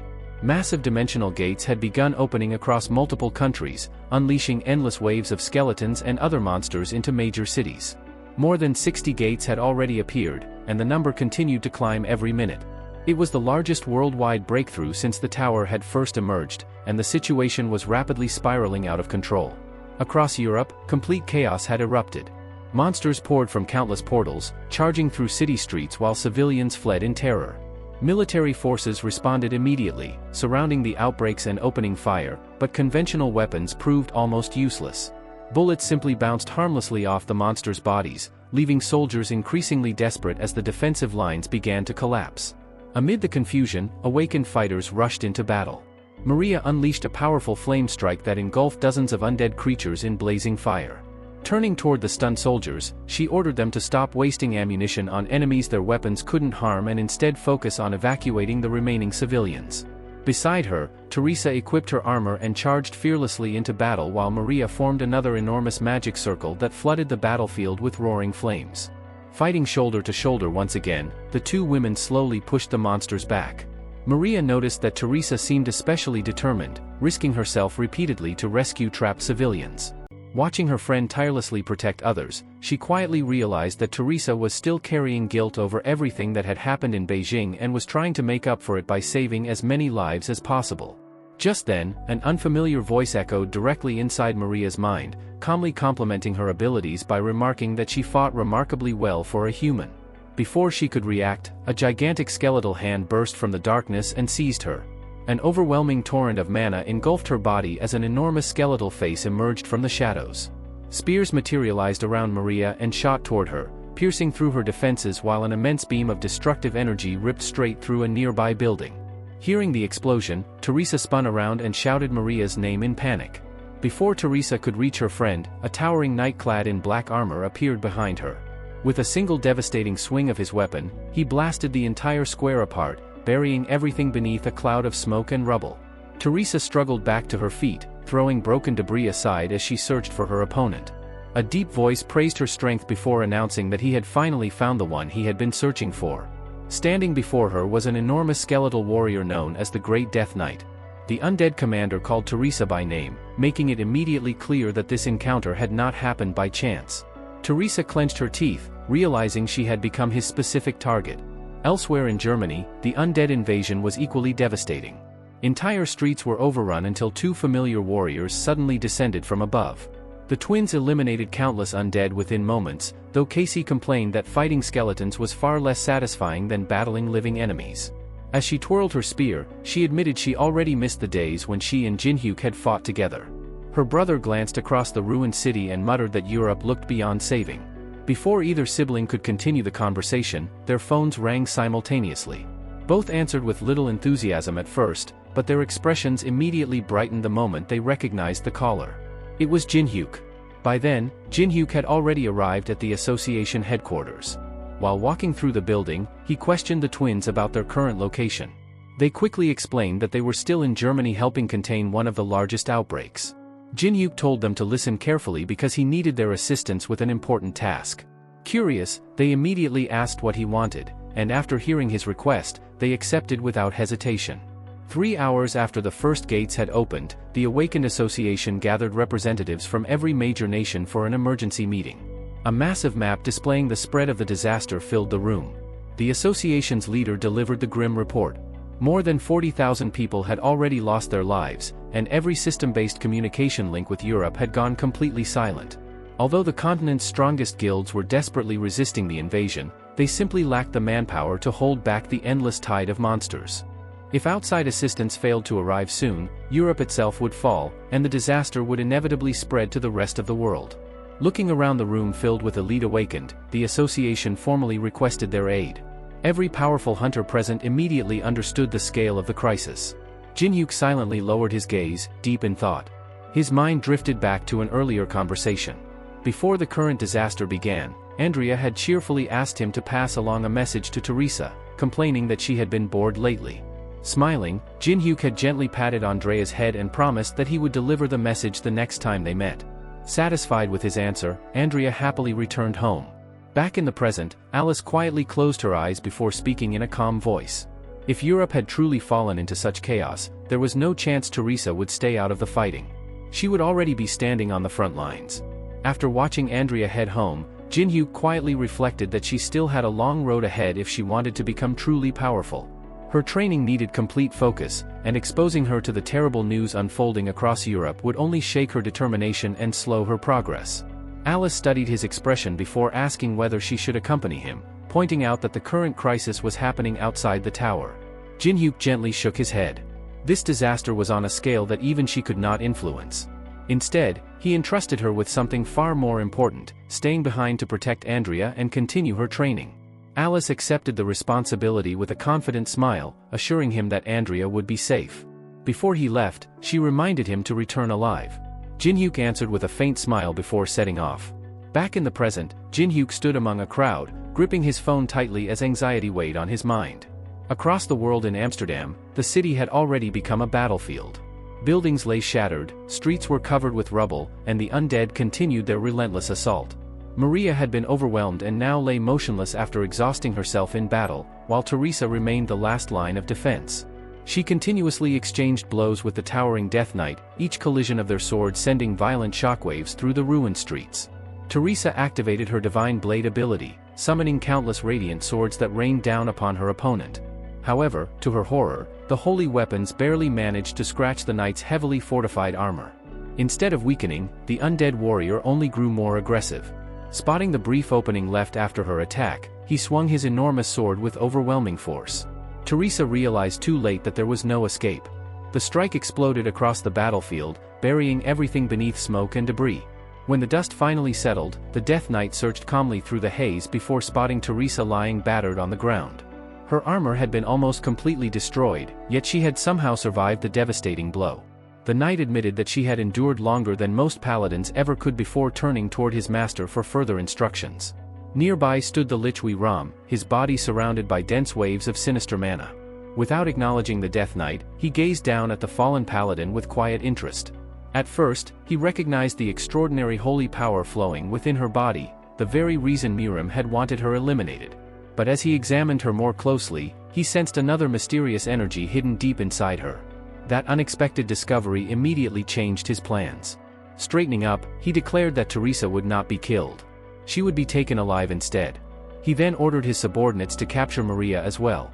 Not far from the battlefield, Casey secretly recorded everything on her phone while hiding with her brother Jadello. Looking at the terrifying strength of the undead commanders, Jadello wondered if they had any chance of helping. Casey immediately dismissed the idea. Facing those monsters head-on would be suicide.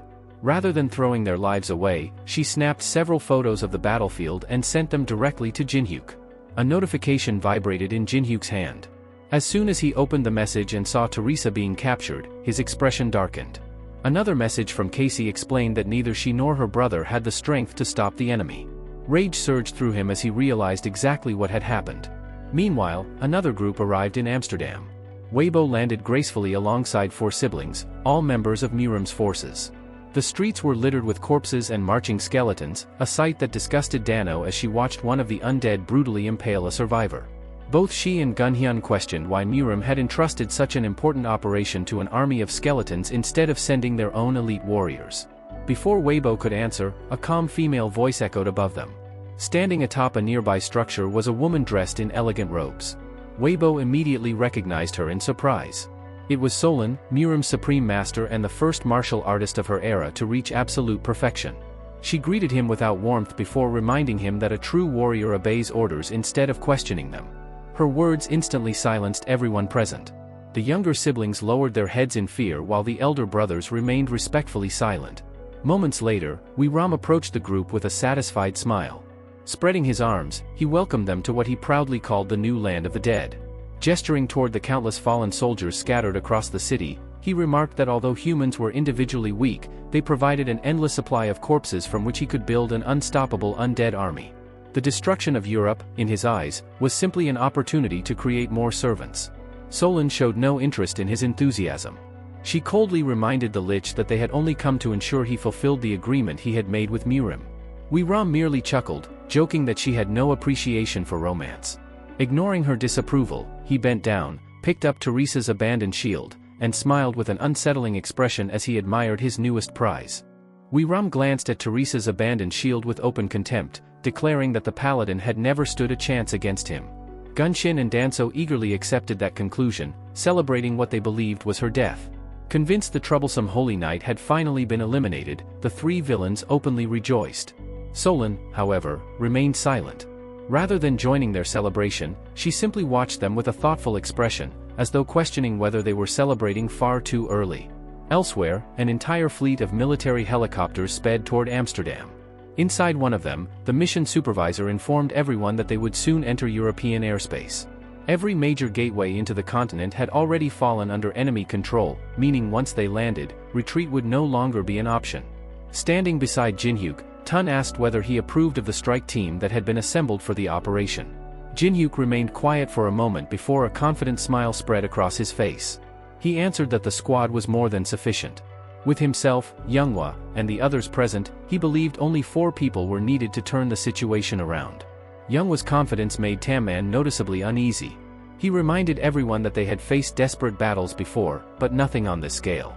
Jinhyuk laughed at his reaction and teased Younghwa for acting so serious, joking that he had practically volunteered to join the mission himself. Younghwa rolled his eyes and told him to stop talking nonsense because he was only doing what he wanted anyway. Using a tactical tablet, Jun asked whether there were any final orders before the assault began. Jinhyuk immediately shifted to strategy. He explained that their true target was the powerful Lich Ram. As long as the Lich continued gathering fresh corpses, his undead army would never stop growing. Pointing across the battlefield map, Jinhyuk ordered everyone to seal every remaining gate leading into the city. Preventing additional civilian casualties was just as important as defeating the Lich, because without fresh bodies, the enemy's forces would eventually stop expanding. After acknowledging the plan, Teton reported that elite rankers from countries around the world were already traveling toward Europe by both land and air to reinforce the defense. Before ending the briefing, he wished Jinhyuk luck. Jinhyuk simply smiled in response. Their conversation was suddenly interrupted by the pilot's urgent warning. A large formation of flying demons had appeared ahead, rapidly closing in on the helicopters. Radar alarms echoed through the cabin as the pilot announced that the enemy would reach them within moments. Without hesitation, Tamman activated his Machine King ability. Mechanical drones immediately deployed around the aircraft, and powerful magical artillery erupted from their weapons. Explosive mana rounds tore through the sky, destroying several demons before they could reach the helicopters. Even so, Tamman warned that the enemy numbers were overwhelming and a direct collision seemed unavoidable. Before anyone could react, Jinhyuk calmly rose from his seat and walked toward the helicopter hatch. He glanced at Younghwa with a grin before pressing the release button. As the hatch swung open and freezing wind rushed inside, Younghwa stared at him in disbelief. Jinhyuk pointed toward him with a playful smile and told him to watch carefully if he wanted to see how a true master handled impossible situations. Then, without the slightest hesitation, Jinhyuk stepped out of the helicopter and plunged into the open sky. Younghwa could only scream as he watched his teammate freefall toward the battlefield below. In midair, Jinhyuk remained perfectly composed. 2 enormous magic circles instantly materialized around him as the system activated barrier enhancement and enhanced vision, preparing him to confront the swarm of airborne demons head-on. That's it for today. Thank you so much for watching. If you enjoyed the video, don't forget to hit that like button and subscribe for more. We'll see you in the next one.